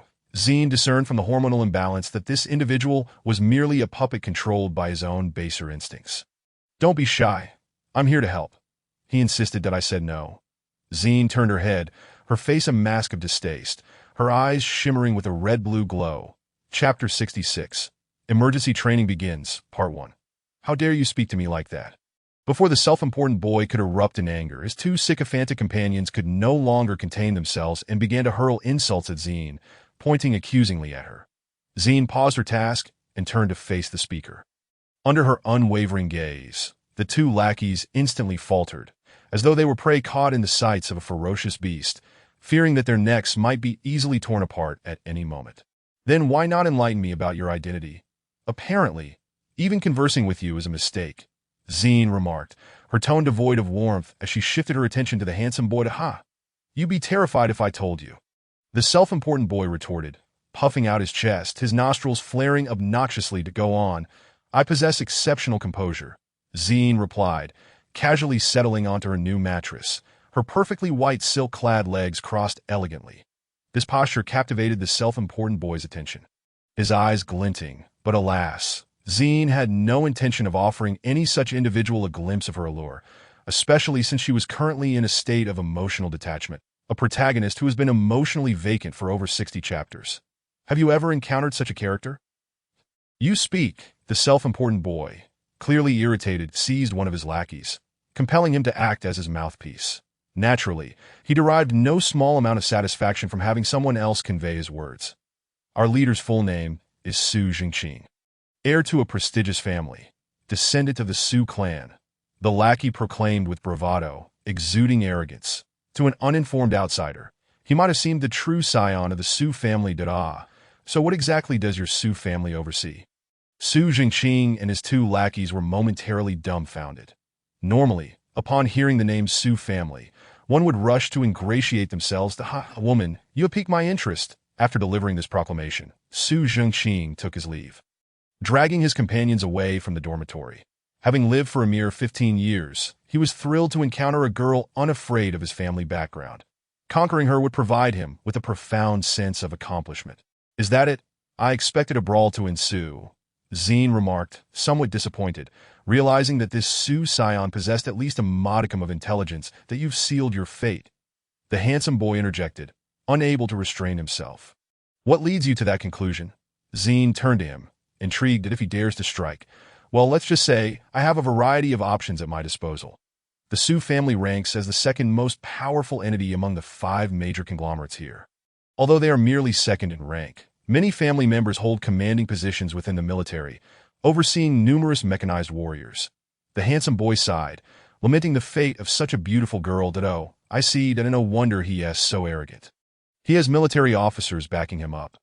Zine sprang to her feet, continuing to tidy her bed. Observing her nonchalant demeanor, the handsome boy chose not to press further, reasoning that if she was unbothered, why should he worry? Attention, new students. Please assemble on the main field within 10 minutes, organized by dormitory units, in accordance with your dormitory number. Failure to comply within the allotted time will result in expulsion from training and removal from the academic roster. Upon hearing this announcement, many exclaimed in shock, wondering how such a harsh penalty for tardiness could be deemed fair. However, grievances aside, everyone hastily made their way to the main field. Zine moved swiftly. 10 minutes was ample time for her to arrange her bedding, wash her face, and still reach the field in time. That on her way, she encountered another girl from her dormitory, but upon seeing the latter's standoffish demeanor, Zine opted not to engage. The girl cast a glance at Zine, her gaze lingering briefly before returning to her book. 10 minutes later, small groups of 6 students stood neatly arranged on the field. Several instructors were preventing latecomers from entering. These individuals, without exception, attempted to breach the instructors' defenses to gain access, but alas, they were no match. Why not summon mechanized warriors? Please, should they dare to call upon them, the instructors' mechanized warriors would undoubtedly obliterate them. After all, why are they called instructors? To teach you how to be a person. Very well, this time, the emergency assembly of new students has only 67 latecomers. Last year, there were 87, that a reduction of 10. Quite commendable, a Mediterranean man announced from a podium, addressing a row of microphones. Although he may not possess striking looks, his strength is quite formidable. Zine observed the energy particles emanating from the Mediterranean man.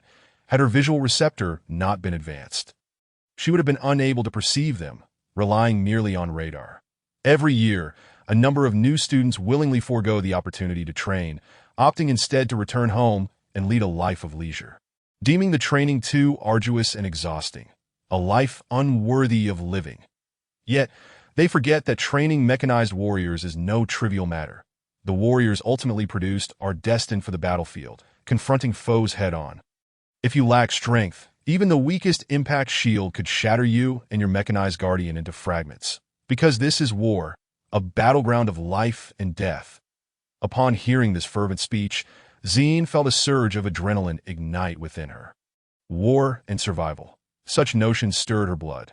She had not anticipated that this unassuming elder would possess such profound wisdom.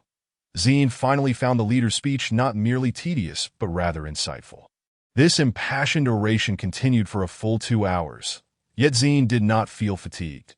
After all, she was a battleship, incapable of experiencing weariness. Instead, she felt invigorated, eager for a direct confrontation. Alas, the unfortunate human bodies of her peers suffered greatly. Standing for 2 hours, their legs numb and spirits weary. Finally, to the 67 latecomers, please gather your belongings. We will dispatch a special vehicle to escort you back, AS for those who pass the assessment. You will undergo a 7-day training period. Do not harbor any false hopes. Those who cannot endure during this period will also be sent back. With that, the Mediterranean man departed the podium. Finished, Zine stretched lazily, drawing the attention of several male onlookers, for her figure was striking. Aside from her steel-like demeanor, all else was perfection. Seek out those few. Zine rubbed the back of her neck, activating her radar to locate Yi Qing and the others. Many in attendance sensed an unfamiliar energy sweep across their bodies, as if they were being scrutinized by some creature. The Mediterranean man also noticed this, and, as he turned to sense it, the energy inexplicably vanished. It seems this new student training will be quite intriguing. The revival of humanity is within reach, the Mediterranean man mused with satisfaction as he strode towards his office. Sister, you came to find me. Yi Qing was the first to notice Zine, who was scanning her surroundings, and immediately raised her hands, shouting to him. Zine approached, offering only a brief response before continuing her search for others. Sister, you have no idea. There's a rather loathsome fellow in our dormitory who attempted to take advantage of me. Thankfully, my brother chased him off, but that guy claims to be the son of a prominent family. He will surely make us pay. Yi Qing chattered on, prompting Zine to instinctively activate her filtering system and focus on her search. After searching for over 10 minutes, she finally gathered everyone, except for Chen Fan, who had received a punch from Yuan and was heading to the infirmary. It appeared these two were destined to be reluctant companions. The system girl, Hiru, was getting along quite well with her lace-clad sister, while Hong Yue and Ling Xiu were even better. Their shared experiences of being lovesick made for an intense bond. Zine thought, how careless of me. I should first check on that Chen Fan. Glancing at the time, it was 3:47 in the afternoon, with over 2 hours until mealtime. She could still continue her activities. With that, the group made their way to the infirmary. In the infirmary, stop, a boy's piercing scream echoed from within, and it was clear by the voice that it belonged to Chen Fan. Though he had only been struck once by Yuan, the blow had sent his nose into a state of agony, his face marred with crimson blood. Even the slightest touch to his already tender nose would elicit a sharp cry. Wow, that punch of yours is quite powerful. I can hear his wails from here, Zine remarked, observing Yuan's innocent expression. Yuan turned her face away, refusing to look at her master. Why was I assigned to that guy? I dislike him. It's much better to be with a sweet, tender sister. Young man, your nose is beyond saving. The school doctor in the infirmary was equally at a loss, possessing only basic medical knowledge, and found the treatment for a collapsed nose to be somewhat daunting. You are putting me in a difficult position. Paying who what happened? Zine inquired calmly, observing Chun Fan's bloodied face, seemingly unfazed by the sight. Sister Xin, my nose is ruined. It's all this guy's fault. Chun Fan exclaimed, eager to vent his frustrations upon the arrival of the main party. All right, sister, could you please just wrap it up for me? I have urgent business with him. Xin smiled sweetly at the school nurse as she spoke. However, the nurse appeared somewhat perplexed. But him? Just a casual bandage. Is that even feasible? Very well. I can save his nose, but if you delay for even a moment longer, I will be powerless to assist. Xin replied, maintaining her cheerful demeanor, though her tone was less than amiable. The school nurse sensed an inexplicable aura of menace and reluctantly proceeded to apply a hasty bandage. Upon exiting the infirmary, Chun Fan weakly queried Xin, can you truly heal it? What? You doubt my abilities? Xin responded. Chun Fan, wishing to touch his nose in contemplation, momentarily forgot he was prohibited from doing so, resulting in another sharp cry. Here, take this, and your nose will heal itself. Plus, you need not fear disfigurement from others again. Xin produced a small capsule from seemingly nowhere and placed it in Chun Fan's hands, who, without hesitation, swallowed it. Almost immediately, he felt a peculiar sensation gathering in his nose. Itchy, yet quite pleasant. Sister Xin, what is this? Chun Fan couldn't resist asking. Nanomachines, kid. They can swiftly mend any physical damage, ensuring you remain unharmed henceforth. But be cautious. While these nanomachines can produce themselves to ensure a steady supply, should you deplete them all at once, it would be your end, Xin elucidated. Indeed, as Chun Fan removed the bandages, his severely damaged nose instantly pulsated back to its former state, remaining intact.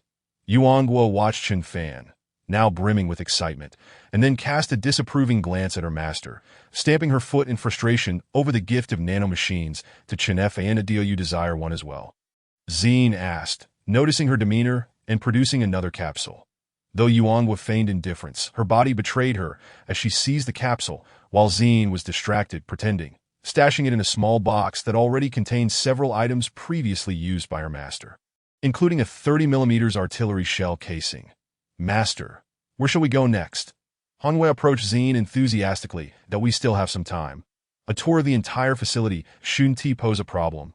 In the principal's office, Mediterranean, originally named Kai Shukuan, was a formidable living machine deity nearing the 10th tier, possessing unparalleled destructive capabilities that he would not intervene unless absolutely necessary, for doing so demanded the sacrifice of countless lives. As his machine deity was an ancient killing machine fueled by blood. That energy, Mediterranean pondered while gazing at the teacup on his desk. After all, the presence of energy that unsettled him was becoming scarce, especially among this new batch of students that I never imagined a mere radar wave could be transformed into a testament of strength. I am truly taken aback. Xin mused. Knock, knock. The door was rapped upon. Enter. Report. 67 new students have been dispatched. 5 attempted to resist during transit and have been subdued without injury. That a 6th-tier machine deity instructor stepped in. Ha. Only 5. The previous cohort had over 20 resistors. It seems their fighting spirit has been extinguished, Mediterranean chuckled, raising his teacup to drink. All right, you may leave. Yes, after the instructor exited, Mediterranean suddenly sensed that mysterious energy again. Ah, at last. It has reappeared. Xin briefly activated her radar to measure the entire training facility, which spanned 30,000 hectares. Not insignificant. However, she soon detected someone observing her and promptly deactivated the radar, masking her presence. After a short while, the sensation of being watched gradually dissipated. Master, is something amiss? Yuanguo inquired.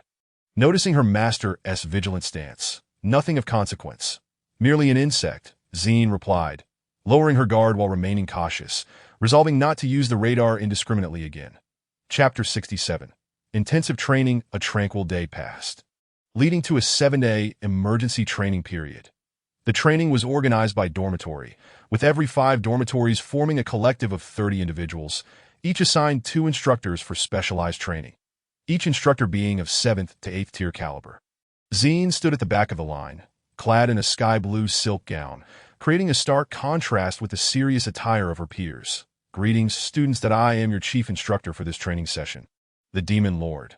The male instructor, who referred to himself as the Demon Lord, towered above the 30 young newcomers, Addressing them with an imposing tone that I am the assistant instructor, Lin, came a more modest introduction from Lin, who bore no airs. Heh, Demon Lord.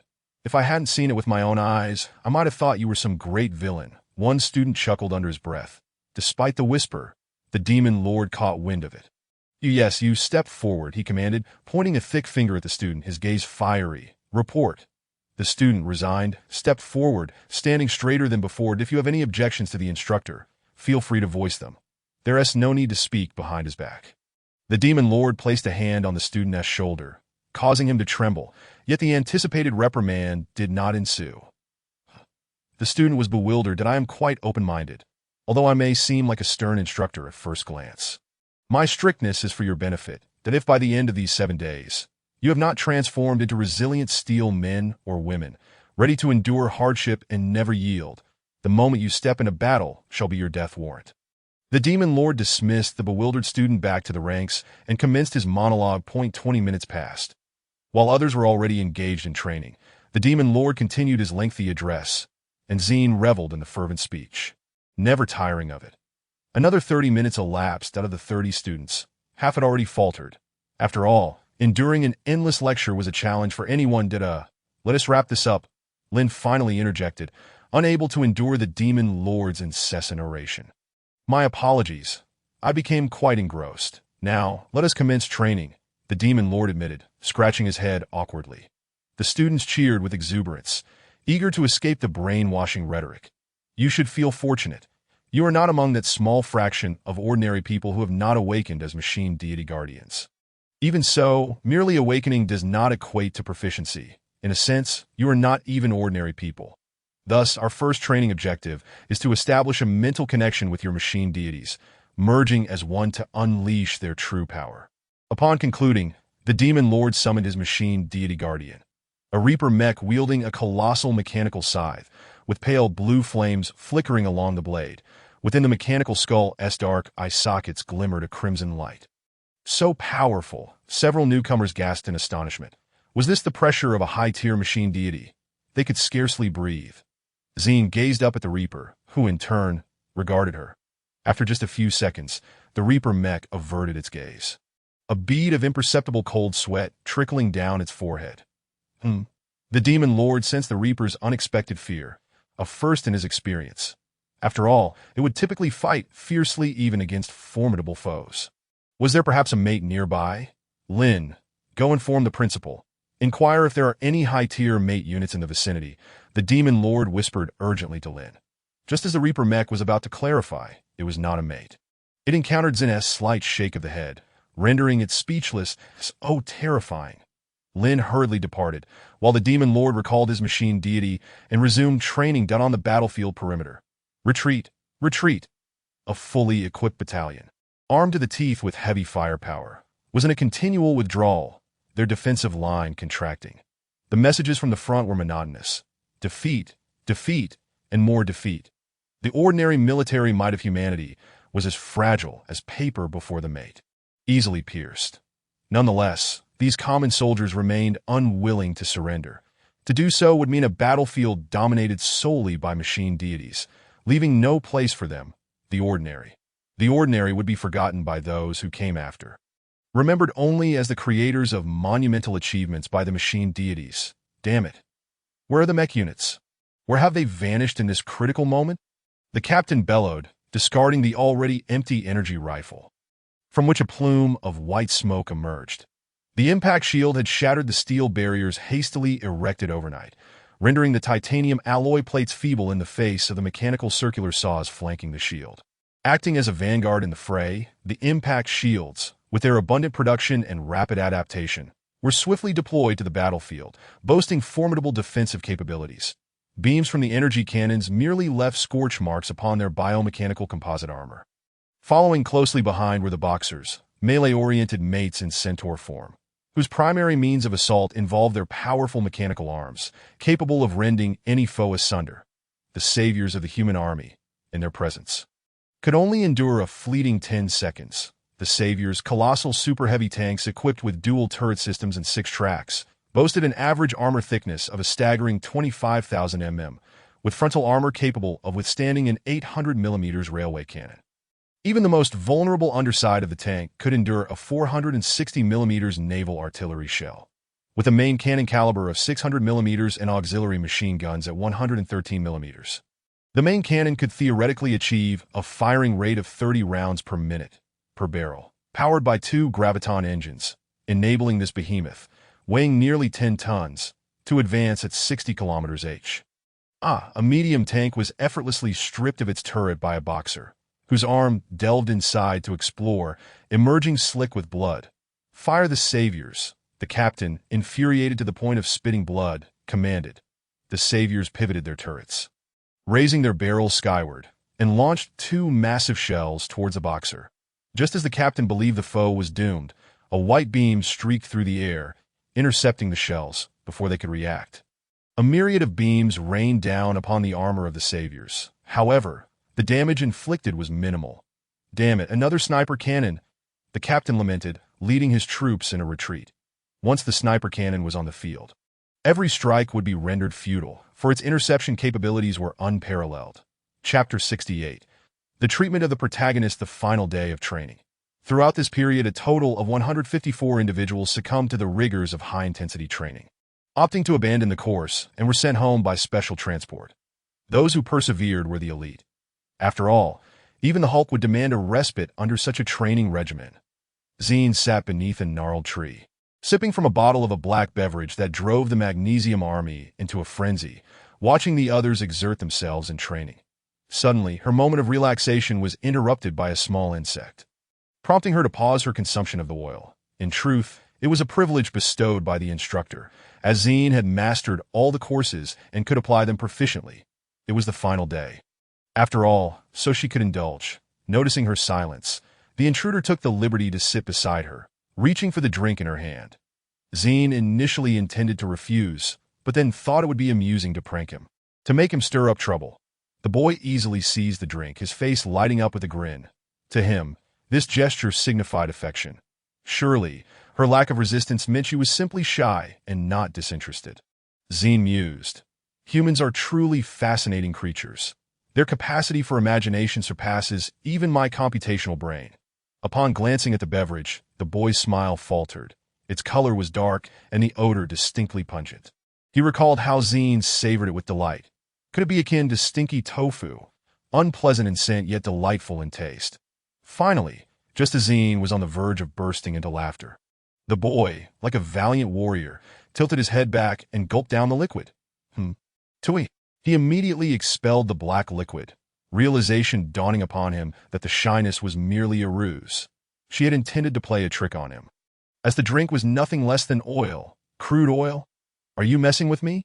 he exclaimed, crushing the bottle in frustration and pointing an accusatory finger at Zine, cursing vehemently. Zine covered her face, bemused by how these people only resorted to verbal jabs. Each one hurled insults, yet dared not lift a finger. "Excuse me, young man, did I compel you to drink that?" Zine inquired calmly. The boy regained his composure, realizing she had not forced him. He had taken it of his own volition. "Could you perhaps find a more suitable reason to berate me next time?" Zine replied with a smile.